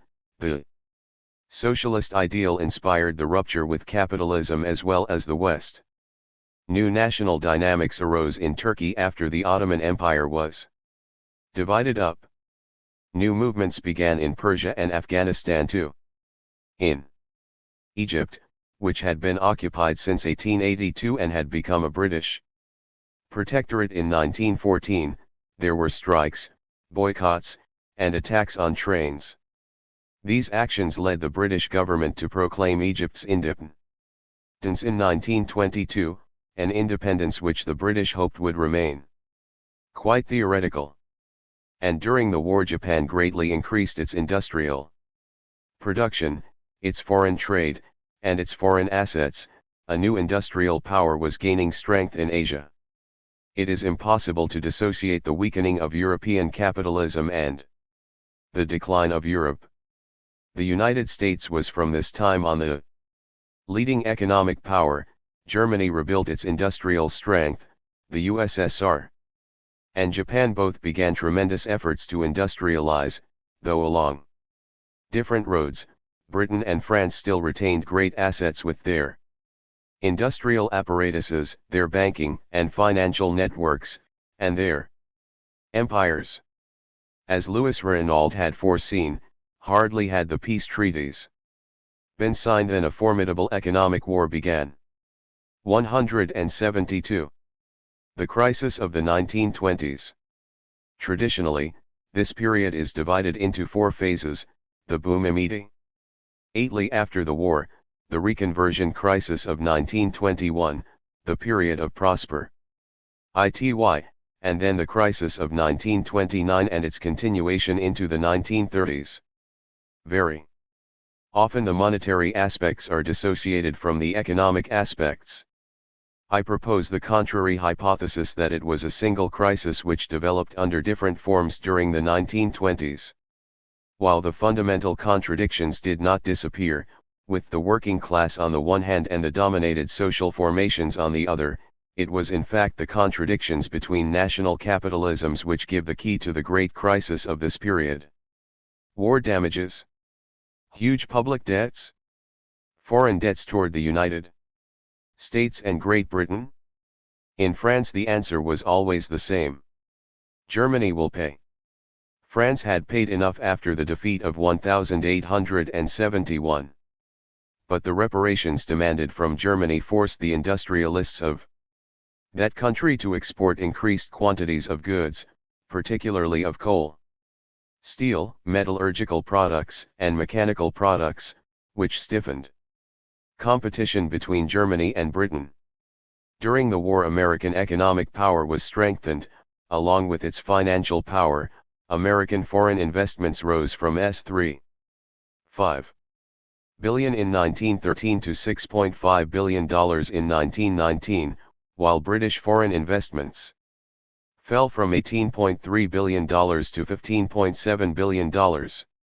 At the same time American gold reserves greatly increased, from $700 million in 1913 to $2.5 billion in 1921. A far greater increase than occurred in Britain, where reserves rose from $200 million to $800 million. The exchange rate of the pound fell from $4.78 in 1914, before the detachment of gold, to $3.78 in January 1921. But the idea was deeply rooted that to be able to regain its status as international currency, the pound should be able to look the dollar in the eye, that is, regain pre-war parity and return to gold convertibility. However, insofar as British industry did not achieve productivity increases greater than its competitors, this policy made its exports more costly, thus more difficult, and its commercial re-establishment more problematic. The choice, though, was between this policy and the reduction of domestic consumption, particularly the reduction of workers' buying power, leading to harsh social conflicts. The payment of German reparations, the return to parity and to the gold convertibility of the pound, and more generally, the very widespread concern to return to an international monetary system founded on gold, the attempts to resolve the inextricable problem of international debts, all these monetary and financial problems which dominated the 1920s had an economic and social dimension. A prophet who at the time was not widely listened to, J. M. Keynes, understood this very well. In truth, the gold standard is already a barbarous relic. All of us, from the Governor of the Bank of England downwards, are not primarily interested in preserving the stability of business, prices, and employment, and are not likely, when the choice is forced on us, deliberately to sacrifice these to the outworn dogma, which had its value once, of £3.17. 10 v2 per ounce. 10. Keynes wrote this in 1923 in a tract on monetary reform. But in 1925, after 5 years of efforts in this direction, the pound regained its pre-war parity. And its convertibility was re-established. The price paid for this was heavy. The crisis of 1921 affected Britain with particular severity. Exports plummeted, while unemployment rose sharply. There were 1 million unemployed workers in January 1921 but 2 million in June 1921. The fall in exports, at constant values, affected not only coal and steel but also the cotton and wool industries and machine manufacturing. Throughout the 1920s more than 1 million British workers remained unemployed. But the City of London had recovered its position. It was only in 1928 that the French franc officially returned to gold convertibility, and at a fifth of its pre-war value. As for the German mark, after the collapse of 1922-23, it was rebuilt with the help of foreign credits, especially from Britain, in the same movement which developed and modernized its industrial apparatus. During the period 1924-30, the foreign credits obtained by Germany had a value 2.5 times greater than the reparations which it actually paid, which allowed Germany not only to supply itself with raw materials, but to restock its reserves of gold and foreign currencies, and to develop foreign investments. 11. The massive value of the international network of debts required a great expansion in production and international trade in order to be absorbed. These alone would allow the necessary balances to be established. But the choice of the persons responsible for the monetary system at the time was to return to a system based on gold, a decision which burdened the resumption of British trade and made vulnerable any country incapable of balancing its trade. At the same time, there was no one financial center which assumed responsibility for the whole. The American banks were not yet competent for the task, while the City of London, still preoccupied with rebuilding its leadership, did not at the time have the necessary power. On this point, C.P. Kindleberger's diagnosis is accurate. The international economic system was rendered unstable by British inability and United States unwillingness to assume responsibility. Lore stabilizing it in 3 particulars: a. Maintaining a relatively open market for distress goods, b. Providing counter-cyclical long-term lending, and c. Discounting in crisis. The world economic system was unstable unless some country stabilized it, as Britain had done in the 19th century and up to 1913. In 1929, the British couldn't and the United States wouldn't. When every country turned to protect its national private interest, the world public interest went down the drain, and with it the private interests of all.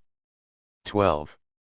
It was in this fragile international context that the different national capitalisms developed, each following its own path. British capitalism, caught between the combativity of a working class which refused the demanded sacrifices and the pugnacity of its foreign industrial competing tours. German capitalism, concentrated, dynamic, expansive, and supported by a national will to surmount humiliation. French capitalism, more disparate than ever, torn between large industry and craft work, between the calm of the provinces and the adventure of empire. American capitalism, carried away in a frenzy of mass production, mass consumption, block ages and speculation, and then all the other capitalisms, the various European capitalisms, and Japanese capitalism, and new productions by the new countries for whom World War I gave initial opportunities. The struggle for foreign markets became fiercer. Thus, while the pound returned to gold convertibility, British exports fell in value from 1924 to 1926, and from 1927 to 1929 remained below the level they had reached. 176. In 1924, French exports had benefited from the devaluation of the franc. During the first half of the 1920s, but with the financial stabilization of 1926 and the return to the gold standard in 1928, exports in numerous sectors fell after 1928. In this struggle the old capitalisms fell back before the rise of the new capitalisms. Thus foreign outlets became increasingly closed off. But American capitalism had just experienced an exceptional period of expansion and accumulation, as had Japanese, German, and French capitalism. Besides this, the crisis that had been shaking world agriculture since the end of World War I, overproduction, falling prices, falling incomes for farmers, reduced another essential outlet for industrial products. It is by returning to these fundamental economic realities, and not by being content to follow the ups and downs of stock market speculation, that the great crisis between the two wars can be understood. 13. Crisis was chronic in Britain throughout the 1920s, and latent in most of the other capitalist countries, especially the United States and France. At the end of the decade, the speculation and the panic of Wall Street were the fascinating catalyst of the American economic crisis. The knowledge of this crisis, its banking and financial repercussions throughout the world, and the effects it had through the drop in American commercial trade, all these precipitated in each country crises which in fact were already at work or in gestation. A world split apart. In 1929 in the United States the index of security prices stood in the neighborhood of 200-210. In 1932 it had fallen to 340. Commodity prices in general fell in the same period by 30 to 40%, the fall in particular commodity markets was even more catastrophic. Production in the chief manufacturing countries of the world shrank by anything from 30 to 50%, and the value of world trade in 1932 was only a third of what it was 3 years before. It has been calculated by the International Labour Office that in 1933, in the world at large, something like 30 million persons were out of work. There have been many depressions in modern economic history, but it is safe to say that there has never been anything to compare with this. 1929 to 1933 are the years of the Great Depression. 14. The potential for crisis was at work in the heart of each national capitalism in which the very model of post-war accumulation was being exhausted. This potential was aggravated by a situation in which protectionist pressures and the absence of an established system for international payments. The Great Upheaval 177 limited the expansion of trade. It was in the United States that the potential for crisis was definitively released and became a great crisis. America first. Business first. The United States was the world's leading economic power immediately. After World War I, national income rose from $33 billion in 1914 to $61 billion in 1918. Industry was particularly strengthened, acquiring a world-wide predominance in most domains, 75 million long tons of iron ore and 555 million short tons of coal extracted in 1917, 60 million tons of oil extracted in 1920, electricity production equivalent to the whole of Europe, approximately 40 million tons of steel produced in 1920, and the advance of modern industries, automobile, electrical, chemical. Although, in spite of its strong growth, the American fleet had not yet surpassed the British fleet, American commerce benefited from the needs and difficulties of other countries and attained record levels in 1920, $5 million worth OT imports, and $8 million worth of exports. And though American foreign investments in 1919 were still less than half of Britain's, American gold reserves were worth $2.5 billion in 1921, and the value for America of Allied war credits was on the order of $12 billion.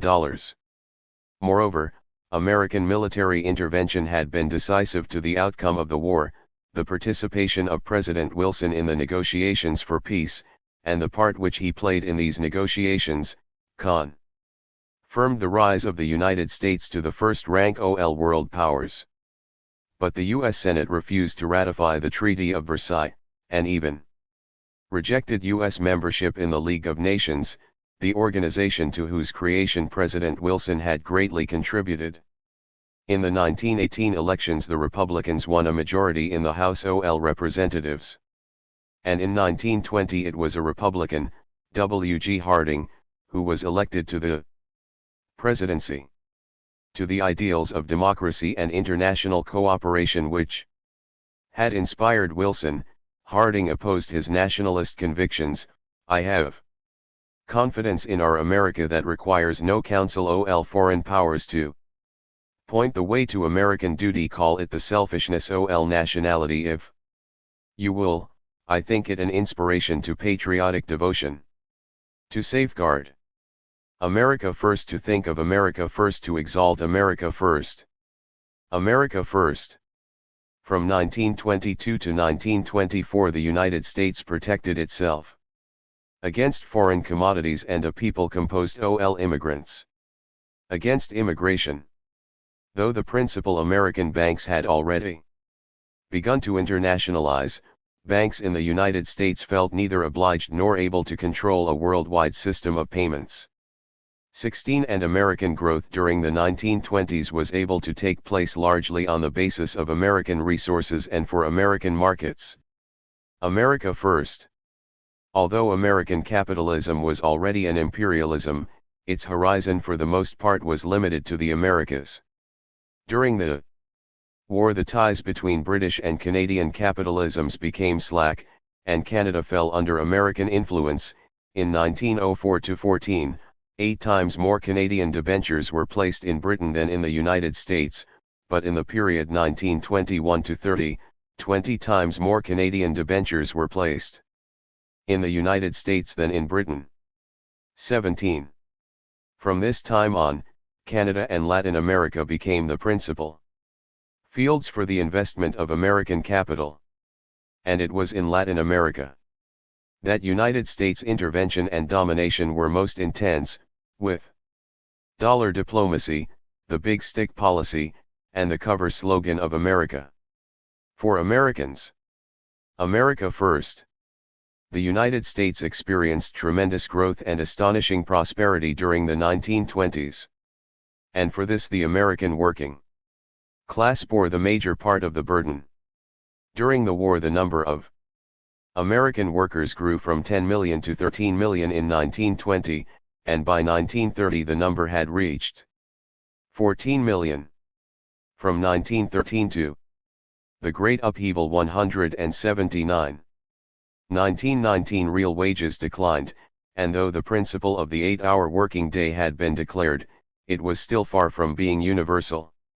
Organization of work, systems of remuneration which increased work speeds, fatigue, risks taken to save time, all these led to accidents. There were 2 million work-related accidents per year at the beginning of the 1920s, and 20,000 of these accidents each year were fatal.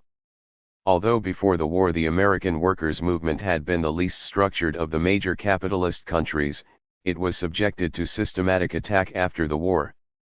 A federal injunction broke the miners' strike in 1919. The Attorney General, A. Michel Palmer, acted against trade unionists and militant socialists and anarchists in 1920. Rulings by the courts, especially the Supreme Court, blocked the application of the few social laws which had been voted. There were yellow unions, controlled by company management, in 1927.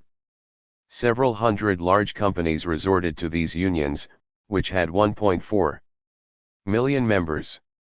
There was also the soft approach, workers' profit sharing and paternalism. A sign of the backward step of the workers' movement, the American Federation of Labor membership fell from 4 million in 1920 to 3 million in 1929 and 2.5 million in 1932. It was in this context that some employers developed the use of the scientific organization of work and assembly line work. Since 1921, wrote W.C. Michel, Americans have applied intelligence to the day's work more effectively than ever before. The whole process of putting science to industry has been followed more intensively than before. It has been supplemented by tentative efforts to put science into business management, trade union policy, and government administration. Large concentrated companies, though they did not represent all of American industry, had a decisive impact on this development. The concentration of industry developed after World War I and continued throughout the 1920s.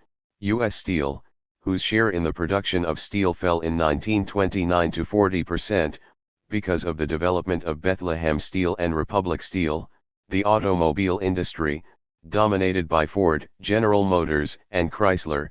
The electrical industry, dominated by General Electric and Westinghouse. The chemical industry, whose major companies were T.I., DuPont and two war babies, Allied Chemical and Dye and Union Carbide and Carbon. In 1929, 1,245 mergers were recorded. Thus by 1930 the 200 largest companies controlled nearly a history of capitalism. 180. Half of all non-banking corporate wealth received 43.2% of the income of all non-banking corporations, and were controlled by some 2,000 individuals. 1903 banks came to dominate at the end of this period: Chase National Bank, National City Bank of New York, and Guarantee Trust Co. These were the large, concentrated companies which were the first to put to work on a large scale the different aspects of the rationalization of production, mechanization, and in particular, the replacement of human labor and work of the steam engine by electric motors.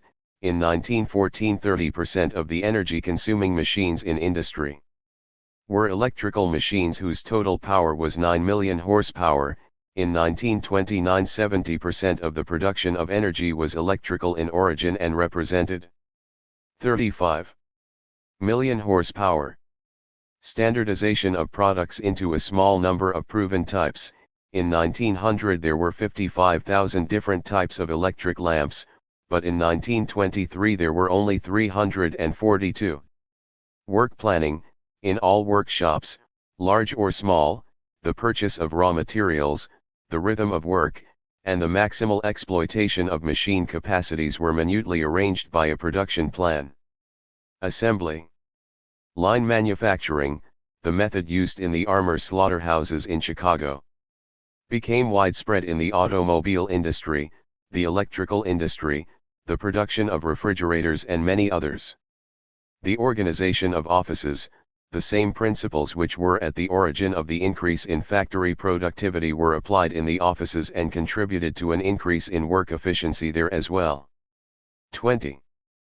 But it was not only a new means for organizing work that became established with Fordism, it was, within a single movement, a new model for producing the capitalist commodity, and a new model for realizing the value thus created. It is interesting to follow the process by which this new model became established. 21. Although the description of the Chicago slaughterhouses allowed for the exhibition of assembly line work in a sensational manner, it was Henry Ford who put this new means for organizing production to work in the most systematic way. Each worker occupied a position from which he did not move, for walking, Ford noted, is not a remunerative activity. Instead, the pieces being assembled moved on a conveyor belt, and each worker carried out one operation, occasionally two or three, in the foundry. The Great Upheaval. 1/8. 1. Workshops at Highland Park.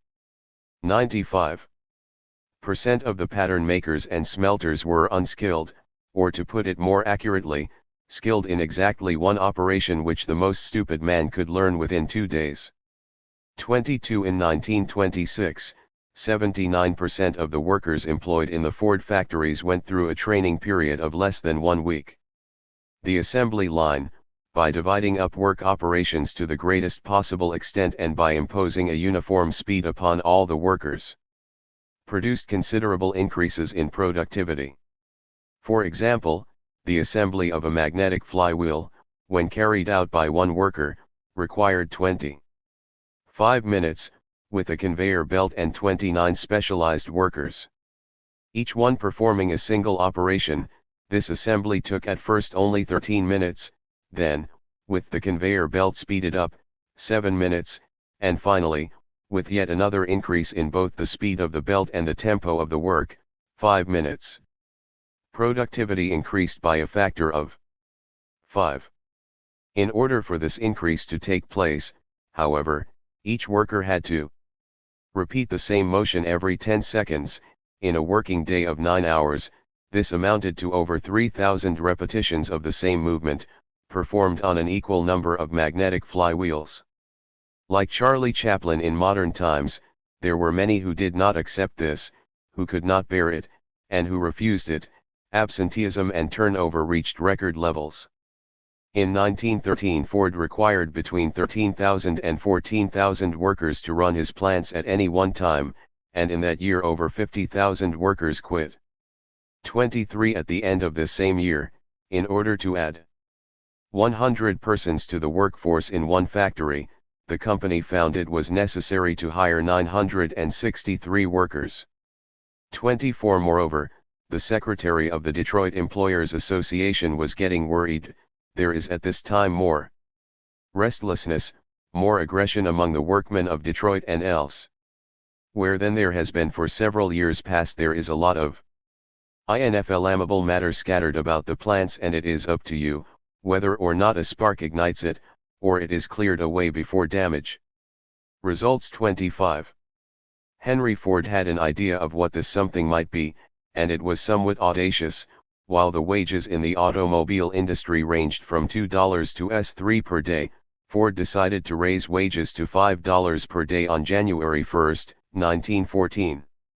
He moved also to reduce the working day from 9 to 8 hours. This was the $5 day. Its effect was immediate. Turnover fell to less than 5%, and absenteeism followed suit. Long waiting lines formed in front of the Ford hiring offices. Production was able to rise rapidly, 200,000 cars in 1913, 500,000 in 1915, 1 million in 1919, 2 million in 1923, and more than 5 million in 1929. The production cost $182 dropped, and the base price of the famous Model T fell from $1,950 to $290.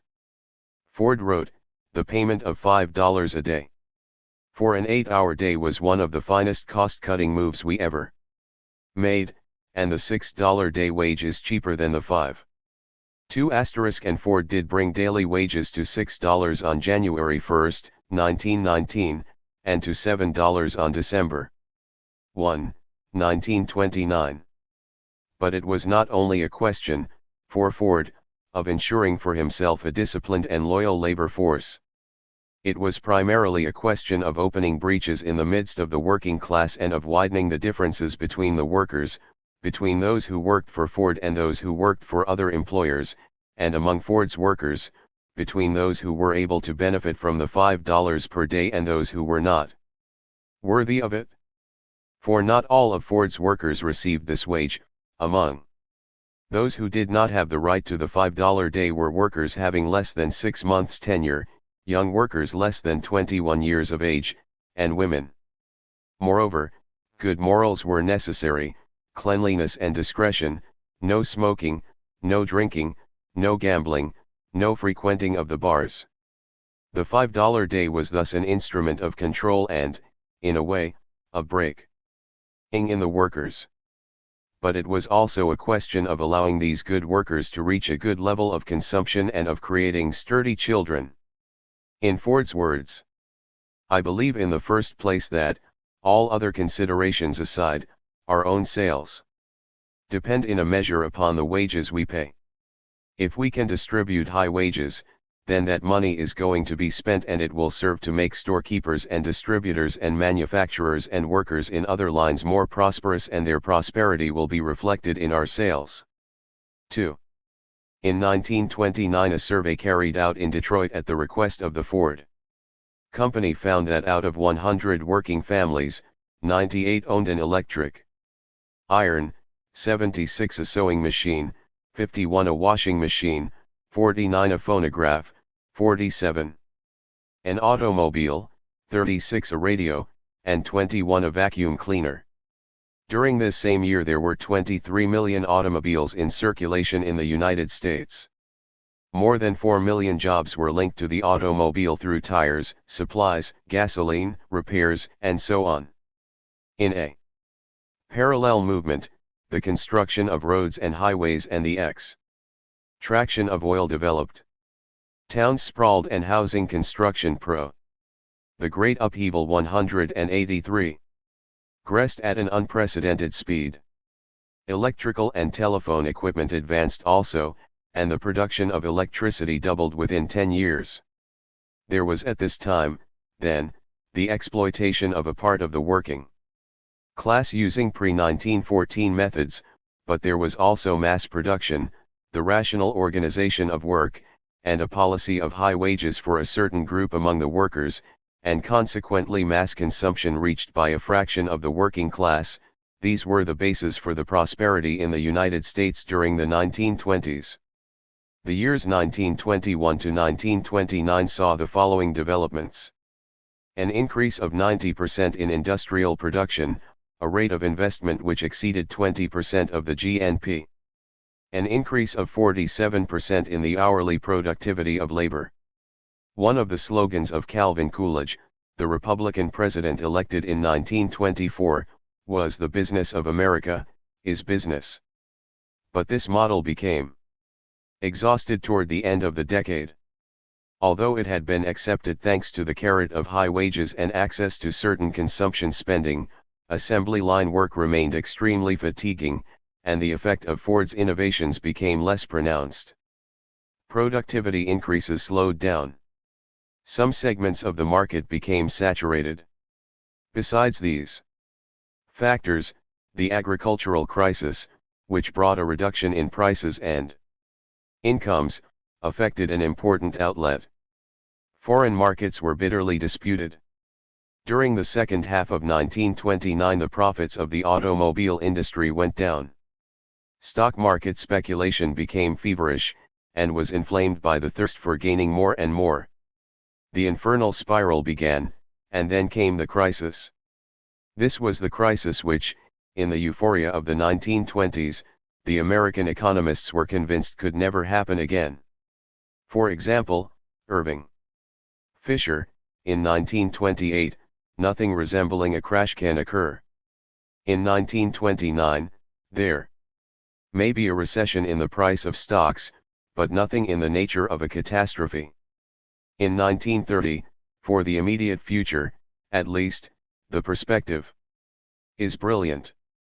And the Harvard Economic Society, in November 1929, a severe depression like that of 1920 to 21 is outside the range of probability.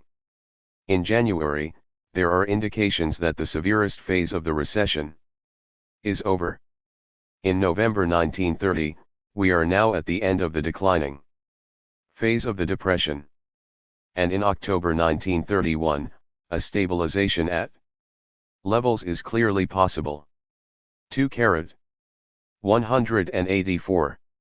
Wholesale prices, which had been relatively stable after 1922, with a slight falling tendency after 1925, dropped by one-third between 1929 and 1932. The index of industrial production, which, on the base of 100 for the period 1923-25, had reached 126 in May 1929, fell to 105 in May 1930, 89 in May 1931, and 61 in May 1932.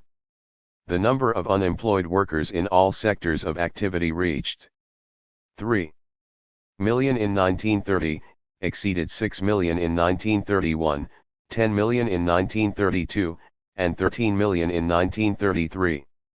Labor productivity continued to increase, but wages went down by 1/3 to 1/4, depending on the source, from 1929 to 1933. Expressing the opinion of one part of U.S. employers, Treasury Secretary Mellon saw the positive aspects of this drama: people will work harder, live a more moral life. To this was the same Mellon who, by caricaturing them, had recalled the chief components of the purge inherent in all capitalist crises: liquidate labor, liquidate stocks, liquidate the farmers. 30. It was also felt necessary to protect the country against foreign competition. This was done in 1930 with the Hawley-Smoot tariff. Imports fell from $4.4 million in 1929 to $1.3 million in 1932, and exports fell too, from $5.2 million in 1929 to $1.6 million in 1932. But the United States still held close to 40% of the world's gold reserves. 31. In 1932, President Hoover was beaten by the Democratic candidate Franklin D. Roosevelt. Making wide use of the new radio audience, Roosevelt denounced industrial dictatorship, the kings of the economy, and the new despotism. He criticized the Republican administration and announced a new policy, sacrificed by the political philosophies of the previous government: citizens from one end of the nation to the other are turning their hopes toward us. They want their fair share in the distribution of the national wealth. I pledge to give to the American people the New Deal, the new pact, the opportunity it has been waiting for. Elected thanks to a wide range of heterogeneous votes: conservative Democrats from the South, dissatisfied farmers, union workers, unemployed workers, blacks, ethnic and religious minorities. Roosevelt probably did not know exactly what this New Deal would be. He elaborated it little by little, with pragmatism and tenacity, relying on the social forces which were able to help its advance, and confronting powerful opposition. 32. Looking back on the New Deal, 3 factors stand out. 1. The reorganization and the resurgence of fundamental sectors of economic activity. The banks were first, in the wake of the banking crisis. The Great Upheaval 185. At the beginning of 1933, followed by industry, with the National Industrial Recovery Act of June 1933, agriculture, with the Agricultural Adjustment Act of May 1933, electric energy, with the Tennessee Valley Act of May 1933 and the Public Utilities Holding Company Act of 1935, and transportation, with the Railroad Emergency Act of 1933 and the Wheeler-Lee Transportation Act of 1940. 33. 2. A policy aimed at restoring the United States' favorable position on the world market. Measures included abandonment of the gold standard, progressive devaluation of the dollar in relation to gold, and a policy of commercial accord based upon the Reciprocal Trade Agreements Act of 1934. 3. Finally, and this is probably the essential aspect of the New Deal, a search for a new social compromise about which the principal social forces could agree. This was not, of course, a matter of overthrowing capitalism. It is my administration, Roosevelt declared during his campaign of 1936, which has saved the system of private profit and free enterprise. Rather, this involved imposing a group of reforms upon the most reactionary forces and the most egoistic interests. Thus, in liaison with the NERA, the Democratic administration proposed to the employers a formula they could stick to: child labor was forbidden, the work week was set at 40 hours in the offices and 35 hours in industry, and a minimum wage was established. The NERA guaranteed to Workers the right to organize themselves freely and to choose their representatives, which facilitated the development of unions. In 1937 strikers resorted to the occupation of factories on a large scale. And after the Supreme Court declared the NERA unconstitutional, Roosevelt reintroduced its main points in the Fair Labor Standards Act. On May 24, 1937, he addressed Congress on behalf of a quick passage. The time has arrived for us to take further action to extend the frontiers of social progress. The overwhelming majority of our population earns its daily bread either in agriculture or in industry. 1/3 of our population, the overwhelming majority of which is in agriculture or industry, is ill-nourished, ill-clad, and ill-housed. A self-supporting and self-respecting democracy can plead no justification for the existence of child labor, no economic reason for chiseling workers' wages or stretching workers' hours. 34. In a related development, Roosevelt launched great public works projects, created a system of work exchange for certain unemployed workers, and promoted bonds for the construction of low-cost housing. For workers having a sufficiently long period of wage-earning employment, the Social Security Act of 1936 systematized their right to unemployment payments and retirement benefits. Union membership increased during this period. 35. Many of these agreements were made collectively within a company, bringing to light the inadequacy of the old system of unions by trade on which the AFL was founded. The system of industrial unions continued to develop, and led to the creation of the Congress of Industrial Organizations in 1935. In 1938 the CIO had 4 million members, more than the AFL. Some employers pursued a systematic fight against the unions, with private police, strike breakers, infiltrators into the unions, intimidation of union workers, and the use of corrupt sheriffs or judges. But courage, resolution, and solidarity won decisive victories for collective trade union action. In 1937, after the strike at General Motors and Chrysler, the CIO was recognized as a representative union and signed a collective contract with the automobile industry. Ford, however, did not give in until 1941. In the steel industry, U.S. Steel, reversing its traditional policy, signed collective contracts with the CIO, contracts which the independent producers continued to refuse for several more years. American capitalism, this enormous mechanism for accumulation, could not be started up again by the New Deal, only the war could accomplish this task. Though unemployment did decline, the rate of unemployment was still 10% in 1940. But the average length of the working week was in fact reduced from around 50 hours to about 40 hours, and real wages of employed workers rose. Collective contracts covered an increasing number of economic sectors. And finally, the decisive contribution of the New Deal to American capitalism lay in these tendencies. It led one segment of the employers to accept the concessions which would allow for the integration of the working class as a whole into the system of consumption.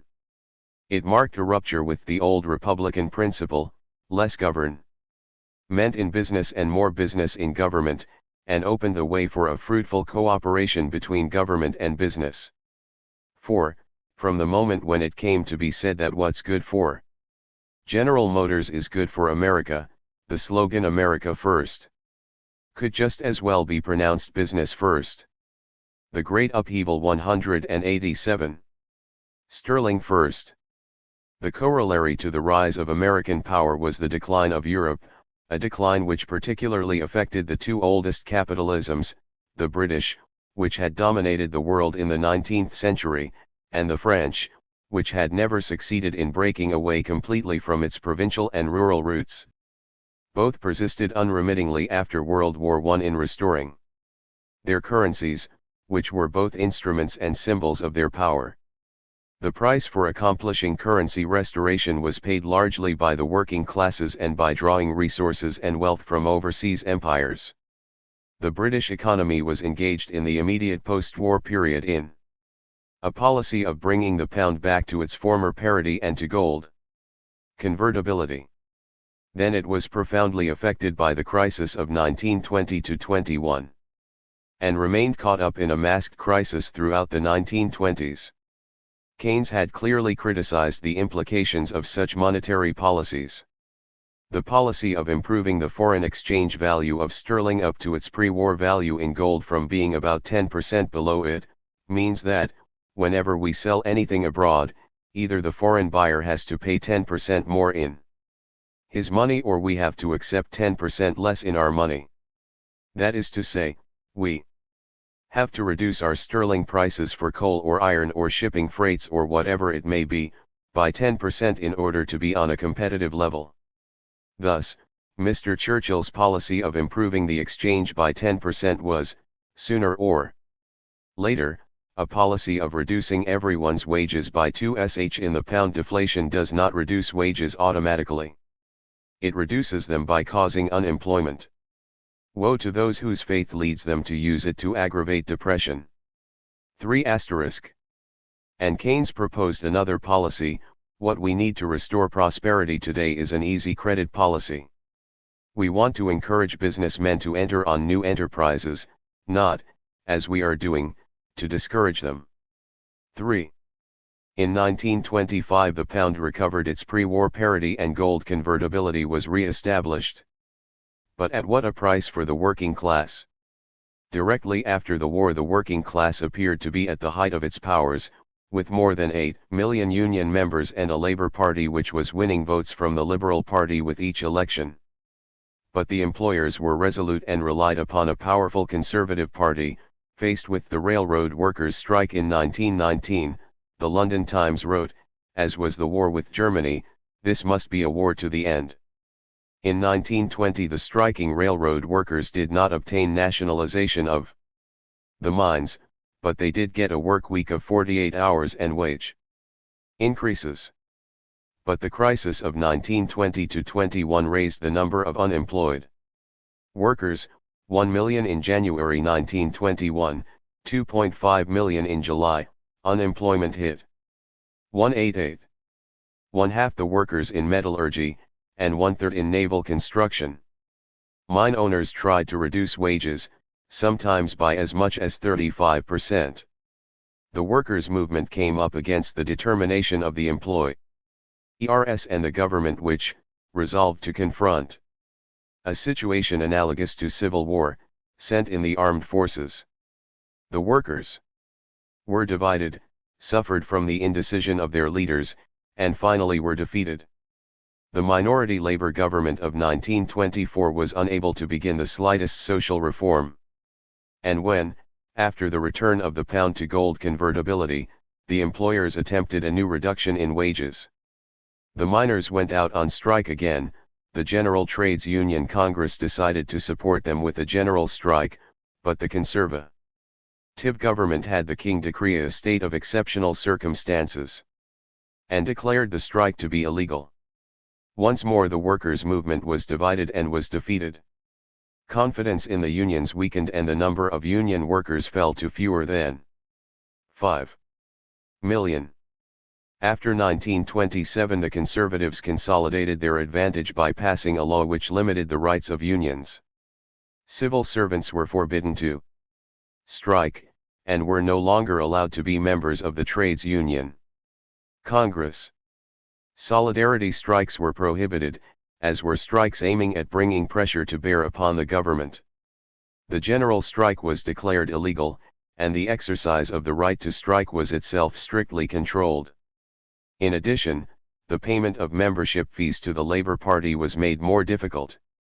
The working class was fundamentally weakened, most of all by unemployment, which throughout the 1920s was felt by more than 1 million British workers and which reached 3 million wage earners at the beginning of the 1930s.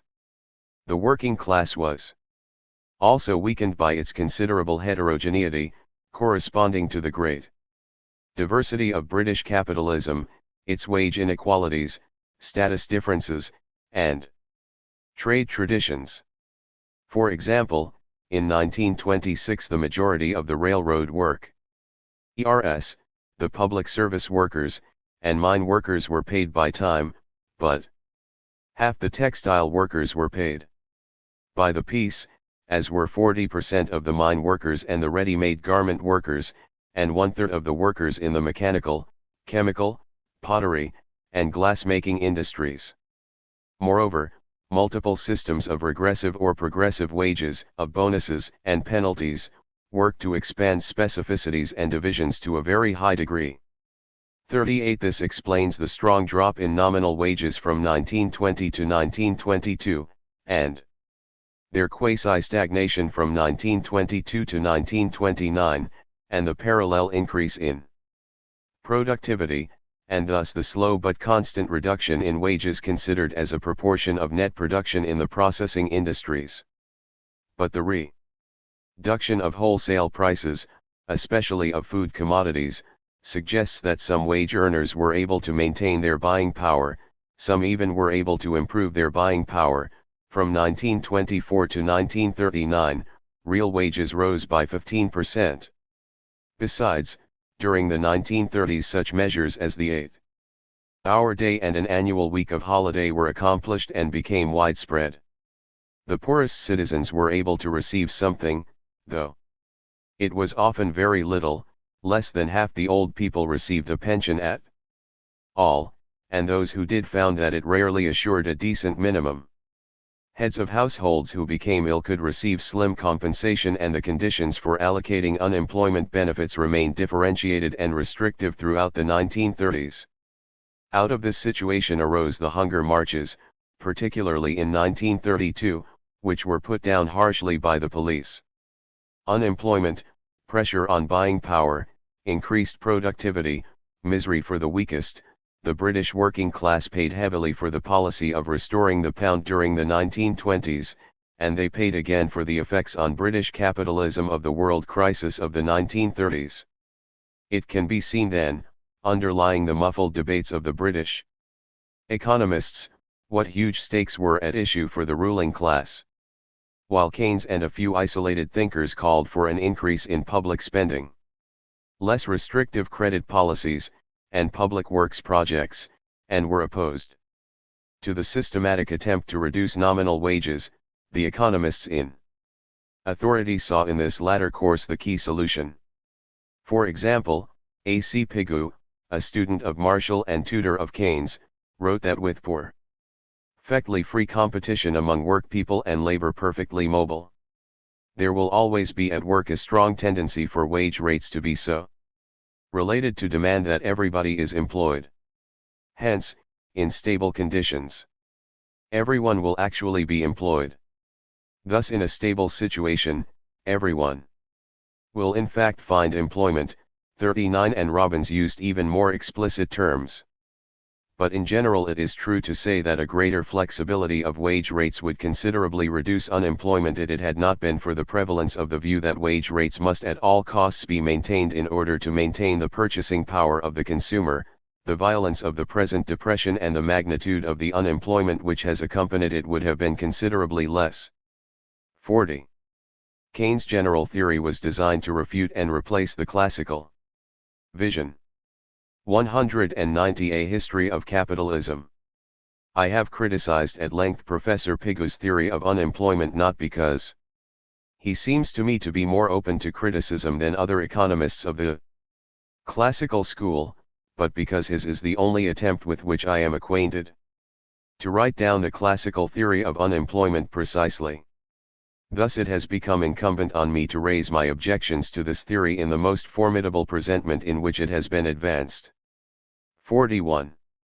As an alternative to one capitalist solution to the crisis which forced huge sacrifices upon the working class and which thus ran the risk of leading to disquieting conflicts, Keynes proposed another capitalist solution which, through a resurgence of activity, would allow for the reduction of unemployment without cutting off workers' buying power.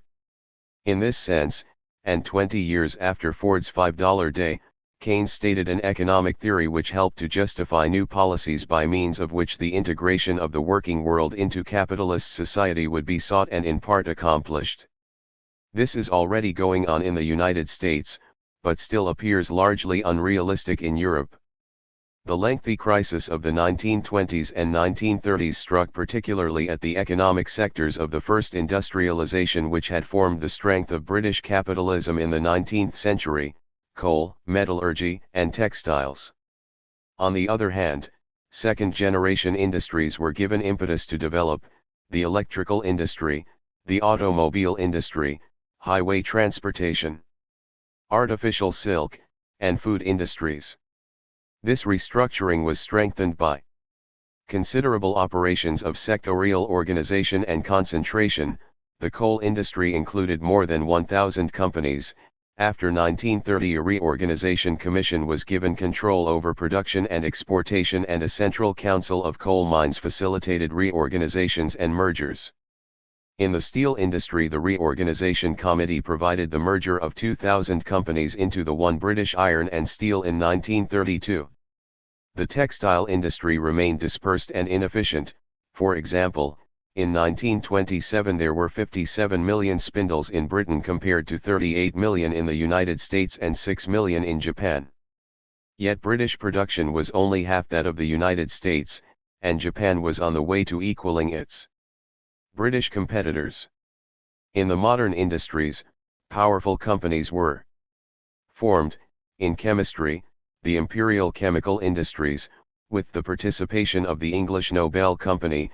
In the automobile industry, Roots Motor Limited was created in 1932 from the merger of 8 companies.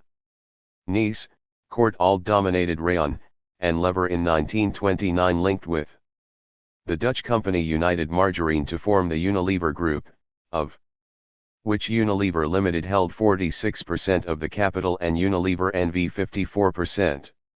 In 1935, the 3 leading companies in each sector controlled, respectively, 83% of the railroads, 82% of the oil industry, 71% of steel piping, 71% of sugar, 48% of the chemical industry, 43% of mechanical industries, and 43% of the automobile industry, but only 23% of the textile industry. At the same time, 30,000 companies employed between 10 and 100 persons, while 130,000 companies employed fewer than 10 workers. The heritage of a prestigious past weighed heavily on the destiny of British capitalism. This heritage contained also an important asset: the empire of colonies and dominions, which was enlarged after World War I by authority over German East Africa and by a sphere of influence in the Middle East. Each dominion had a vote in the League of Nations, which assured Anglo-Saxon predominance. At the Imperial Conference of 1926, equality was affirmed between Britain and its dominions in matters of foreign policy, though Britain assumed special responsibilities for defense. Britain's commercial trade with its empire better resisted the crisis than its other foreign trade. And when in September 1931 the pound was detached from gold, a protectionist tariff was immediately put into effect. At the Ottawa Conference in 1932 the empire was renamed the British Commonwealth of Nations, and an agreement of reciprocal preference was concluded. Britain gave tax immunity to most Commonwealth products, while Australia, New Zealand, India, Canada, Newfoundland, the Union of South Africa, and Rhodesia granted considerable preferential tariffs to English products. Britain in 1939 received 38% of its imports from the Commonwealth countries, and sold 45% of its exports to these countries. In a parallel movement, British foreign investments, which declined in the United States and stagnated in Canada, progressed in Europe, Argentina, Mexico, and above all in the Commonwealth countries, Australia, New Zealand, and India, particularly. 42. The income from these investments formed an essential resource for Britain's foreign accounts throughout the period between the two wars. Besides this, the terms of exchange improved, in large part because of the large drop in the relative prices of base products, particularly agri-cultural products from the new countries. For Britain, the relation of export prices to import prices rose from an index of 60 in 1881 to 85 to 82 in 1926 to 30 and to 100 in 193 1. 35. 43. ICJ2. Hidden levies by means of unequal exchange accentuated by this improvement in the terms of exchange, and levies by means of income from foreign investments both signified a widening and an intensification of exploitation on a world scale. In forms adapted to each production, to each social formation, and to each type of presence in the mother country, the compulsion to extract surplus labor was at work more and more. On all 5 continents, new forms of misery and new injustices sprung up. There were also new movements toward liberation and independence. Often the spokespeople for these movements came from the well-off strata of society and from among the intellectuals, and sometimes from the clergy and the religious orders. At the same time that the empire was becoming more necessary than ever for British capitalism, it was already marked by innumerable rifts. The franc first. Certain fractions of French capitalism had also favored the development of the empire in the 1920s, thus the Sarraute Plan of 1921, the creation of the Bank of Syria and Lebanon, the State Bank of the Afrique Occidentale Francaise, and the Bank of Madagascar. In the face of sharpened competition for the world market, a customs law in 1928 organized imperial preference, and essentially suppressed tariffs between the mother country and the colonies. In 1931 the Colonial Exposition of Vincennes was arranged. In 1934-35 the Imperial Conference barely succeeded in proposing that the word overseas be used instead of colonies and colonial. It was during the crises of the 1930s that the innermost recesses of the French Empire appeared most clearly. Trade with the colonies represented only 12% of French imports and 19% of exports in 1928-30, but these figures grew to 27% and 30%, respectively, in 1936. 38 in 1913 only 1/10 of French capital invested abroad was invested in the empire.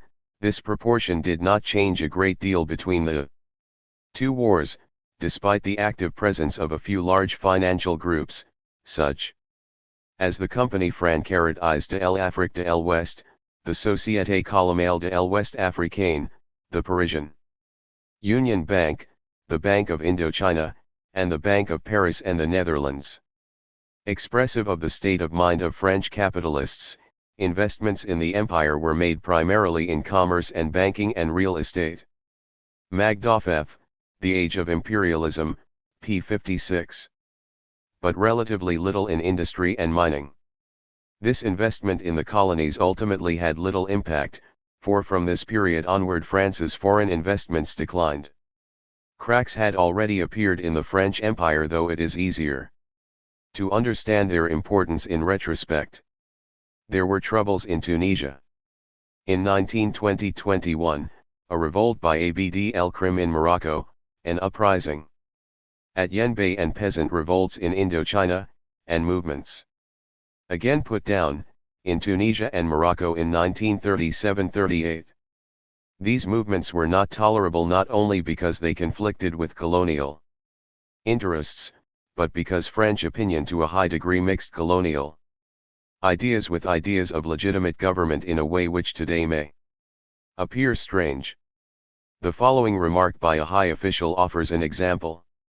It is the Republic which in less than 40 years has restored colonial France and which has spread the ideas of liberation and social progress over the French world. This colonial policy has a double task, to create the rights of colonial populations, and to develop and encourage the social and economic evolution of indigenous peoples. The indigenous peoples which France rules and instructs could become partners in her life, freed from their customs and evolution, but federated as a part of overseas France.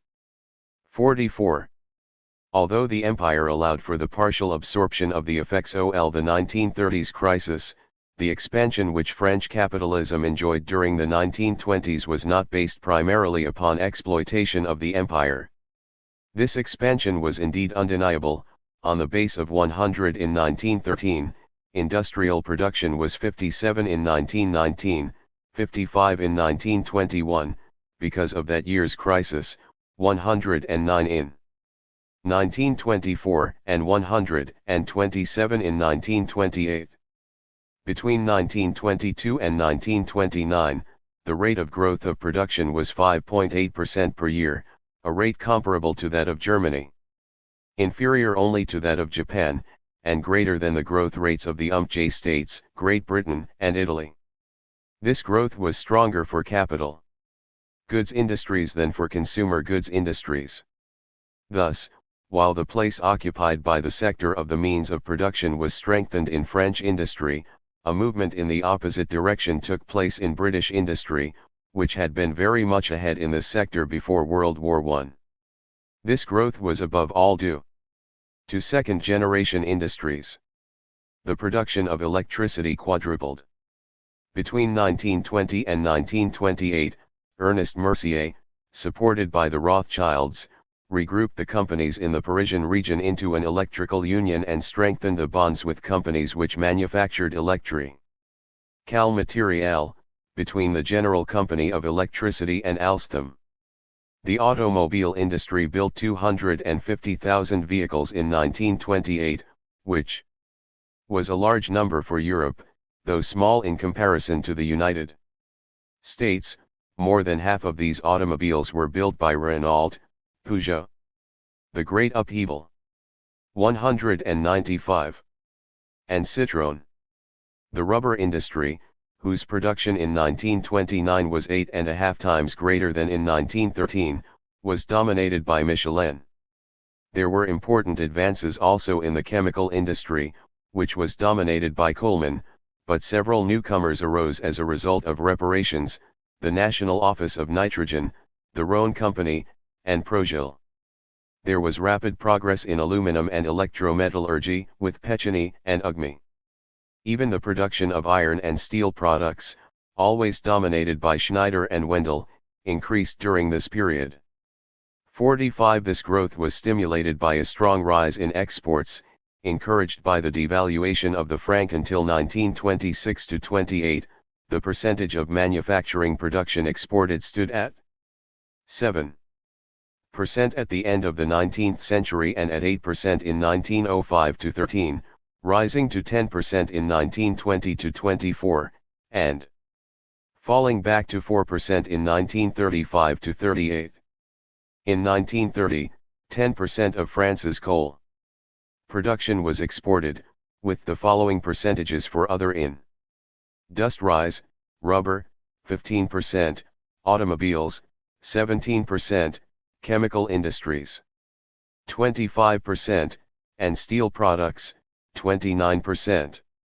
Exports were more important still for the traditional industries, leather and hides, 30%, cotton fabrics, 32%, wool fabrics, 38%, ready-made clothing and lingerie, 50%, pharmaceutical products, 50%, musical instruments, 50%, perfumes, 60%, clocks and jewelry, 60%, fine leather goods, 60%, and silk and rayon fabrics, 65%.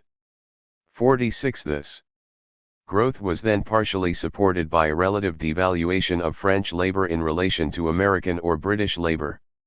This devaluation occurred through a relative fall in the franc, which encouraged the maintenance or development of exports. Such growth was supported also by considerable increases in productive ITY. In 1905, 13 francs, the value of production per worker grew from about 2,500 F to 3,500 F in 1925-34 and to 4,250 F in 1935-38. The increase in productivity was particularly strong during the period 1925-35. while productivity per worker in industry declined from 1913 to 1920 at an average rate of 1.8% per year. Productivity increased at a very fast pace during the 1920s, and continued to increase from 1930 to 1937. On the basis of 100 in 1913 to 14, industrial productivity had fallen to 84 in 1920, but rose to 136 by 1929. Taking into consideration the fact that during this period the length of the work week was reduced, and annual vacations became widespread, the increase in hourly productivity was even greater. It nearly doubled between 1920 and 193. 4. 196. The increase in productivity was linked to an accentuation of mechanization and motorization, and of modernization and rationalization of the industrial apparatus. The rate of investment rose from 1.5% in 1896. 1913 to 19% in 1928-31. At the same time, various methods for the intensification of labor were developed in different sectors, and measures leading to a greater stability of the working class were taken by the directors of large companies. For example, in steel making, the reduction in the number of workers due to war losses and the rise in wages, wrote Eugene Schneider in 1931, forced the development and the perfecting of tools by substituting them for the former manpower in manufacturing as well as in handling. The number of blast furnaces rose from 73 in 1921 to 154 in 1929, at Wendell as well as at Schneider. It was already a tradition to insert part of the labor force into cities or towns where everything, from housing to cemeteries, and from stores to schools to clinics, belonged to the factory. In the coal mines the number of jackhammers grew from 1,400 in 1913 to 13,300 in 1925. At the same time the Beaud system, which defined labor norms, was established. Workers were penalized if they did not attain the norm, and rewarded if they exceeded it. From time to time the norms were raised. Here again, a policy of stabilization and integration was followed, supported by the pride of being a miner. The neighborhoods of the miners' row houses included schools and churches, and coal was provided free. 48. In the automobile and other mechanical industries, assembly line work served as the basis for increases in productivity. At Renault the number of machine tools rose from 2,250 in 1914 to 5,210 in 1920, and at Citroën from 3,450 in 1919 to 12,260 in 1927. The number of workdays required for the manufacture of one car fell from 563 in 1920 to 129 in 1929. 49. At Pekami, before World War II approximately 40% of the workers lived in Pekami housing, and often in towns where everything was controlled by the company. Progress in productivity between the two wars resulted, then, from mechanization/motorization/rationalization of production as well as from an intensification of labor. This intensification took place under the pressure of various methods of organization and remuneration which in the large companies often included a paternalistic policy aiming at the stabilization and integration of the workers. But large companies remained an island within French capitalism. Companies employing more than 500 wage earners represented only 20% of French workers in 1926 and 1936. The Great Upheaval. 197. While companies employing fewer than 10 workers still accounted for 40% of the workforce. Within the small companies, traditional methods for extracting surplus labor continued. By 1926 this phase of accumulation began to encounter its own limits. Disposing of what was produced became increasingly difficult. This was due on the one hand to divergences in sectorial growth, and on the other hand to weakness of worker and peasant buying power. Moreover, competition on the world market became more difficult, and hardened still further with the financial stabilization of 1926 and the reattachment of the franc to gold in 1928. Wholesale prices began to fall in 1926, on the base of 100 in 1913, for 94 industrial materials, they fell from 793 in 1926 to 697 in 1928 to 579 in 1939, the year in which the American crisis is supposed to have begun to affect France.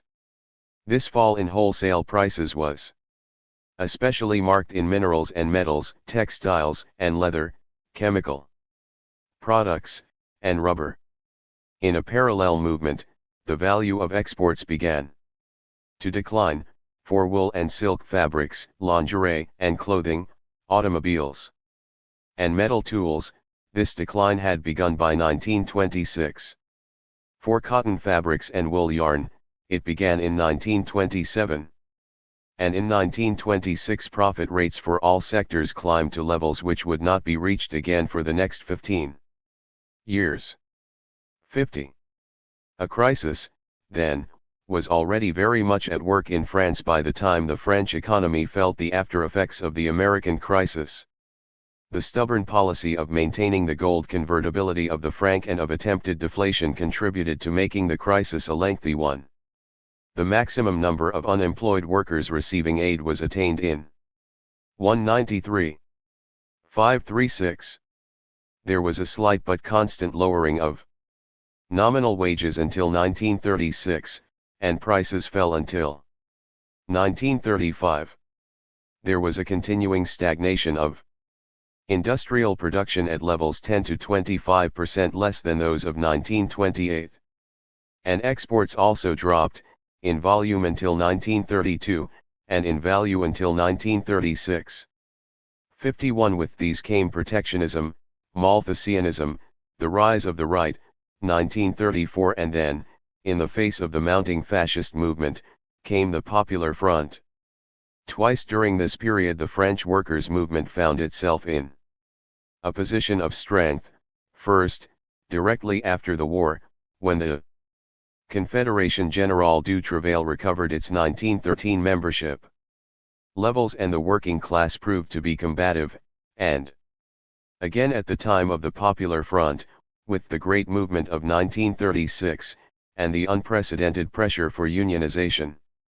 But by 1919 serious differences at the heart of 198.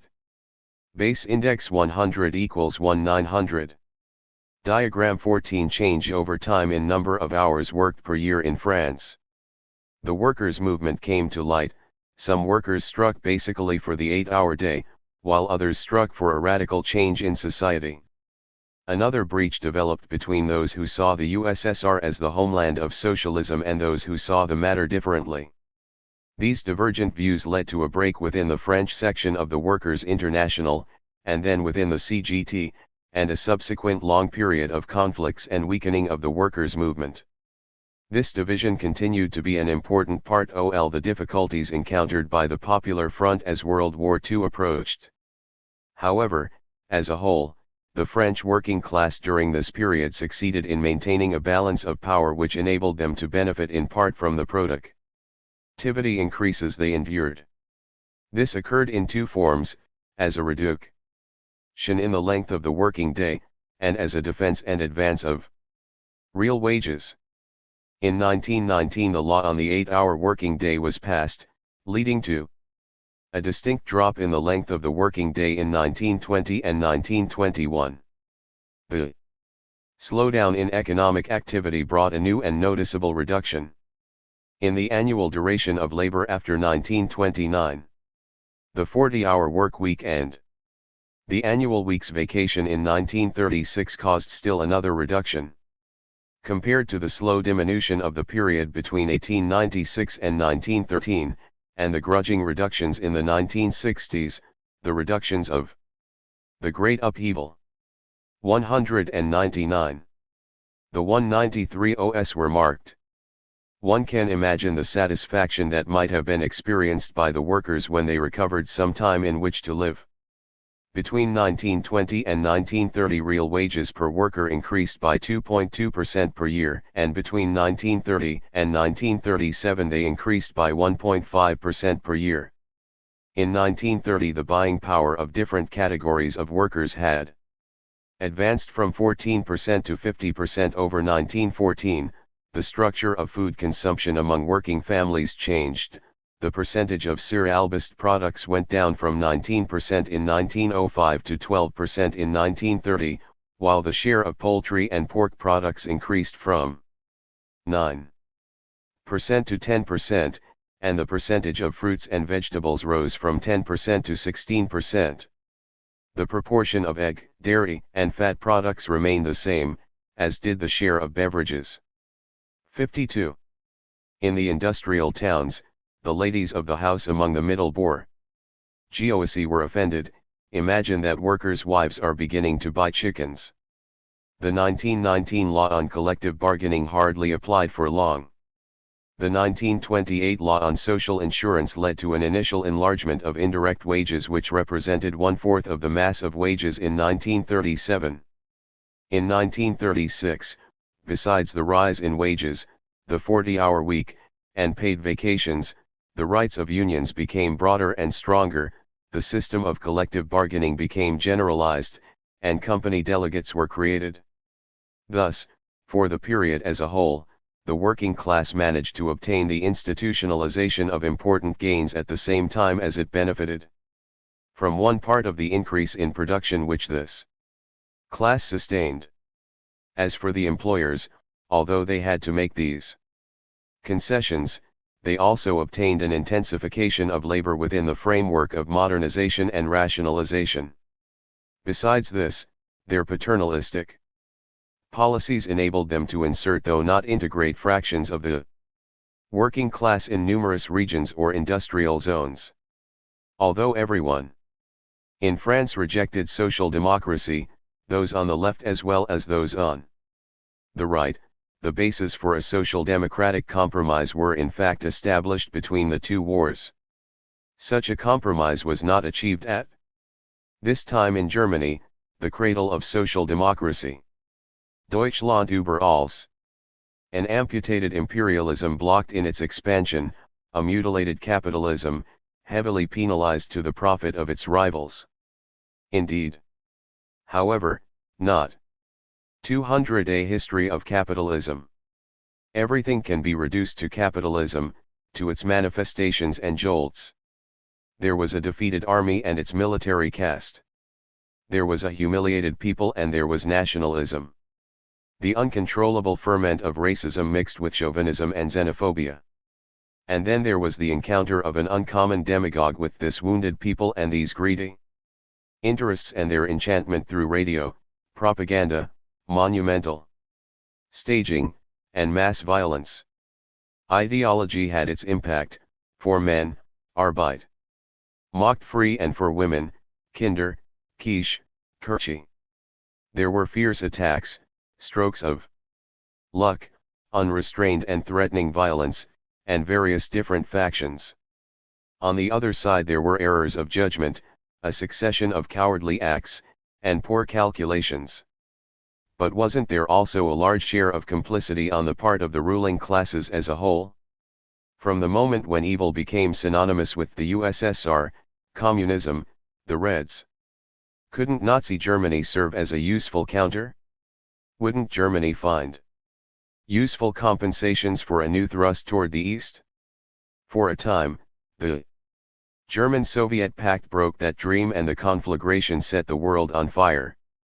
The program of the National Socialist Party in 1920 had certain distinctly anti-capitalist features. It recommended the nationalization of stock-holding companies, which would become goods of the national community. Gregor Strasser, who inspired this line of thinking, wrote, "To see German industry and the German economy in the hands of international finance capital is the end of any possibility of social revolution, the end of a socialist Germany. We, the young Germans of the war generation, we National Socialist revolutionaries, will engage in the struggle against capitalism incarnate in the Peace of Versailles. 53. The Nazi hymns kept traces of this thinking.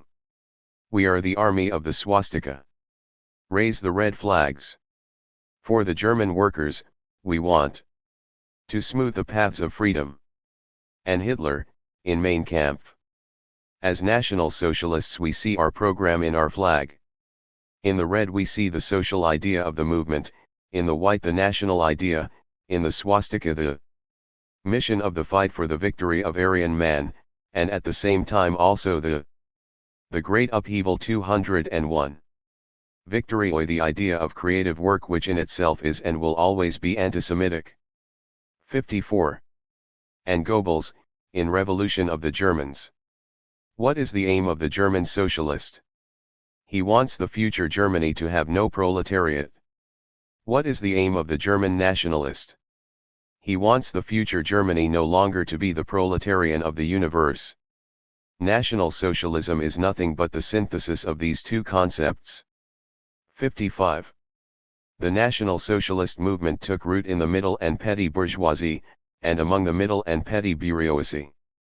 56. As it approached closer to large financial and industrial capital, the Nazi movement moderated the anti-capitalist dimension, and the supporters of that tendency were eliminated by the time power was seized. From then on the mysticism of nation, race, blood, and force prevailed.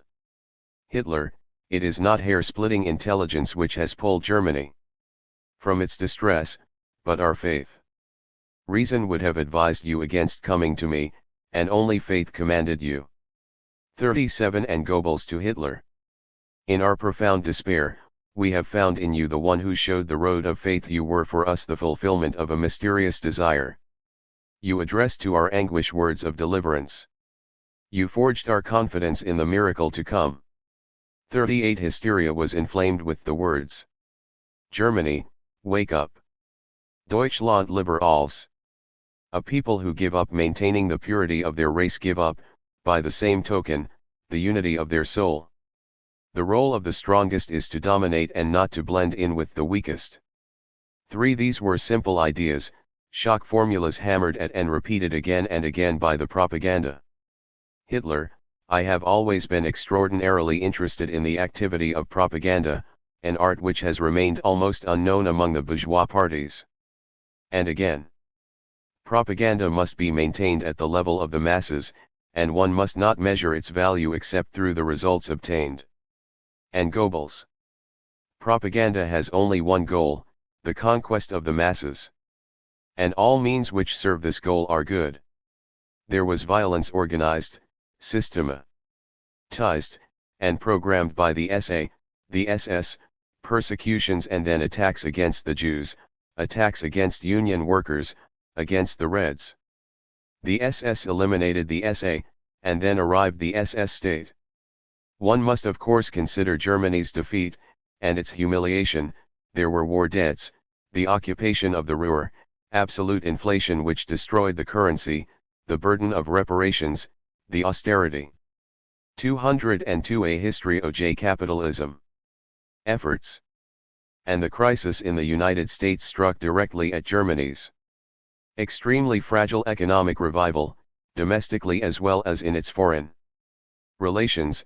The gold reserves of the Reichsbank melted away, and industrial production, on the base of IOO in 1928, fell to 59 in August 1932. The number of unemployed workers rose from 2.5 million to 6 million in 1932. The workers' movement was weakened by its failures at the beginning of the 1920s, and by the deep division which opposed the German Communist Party, strictly linked to the USSR, as an irreducible adversary of the Social Democrats. The ruling class as itself divided, with the industrial and financial employers opposed to the landed property owners, the manufacturing industries opposed to heavy industry, and the middle employers, wanting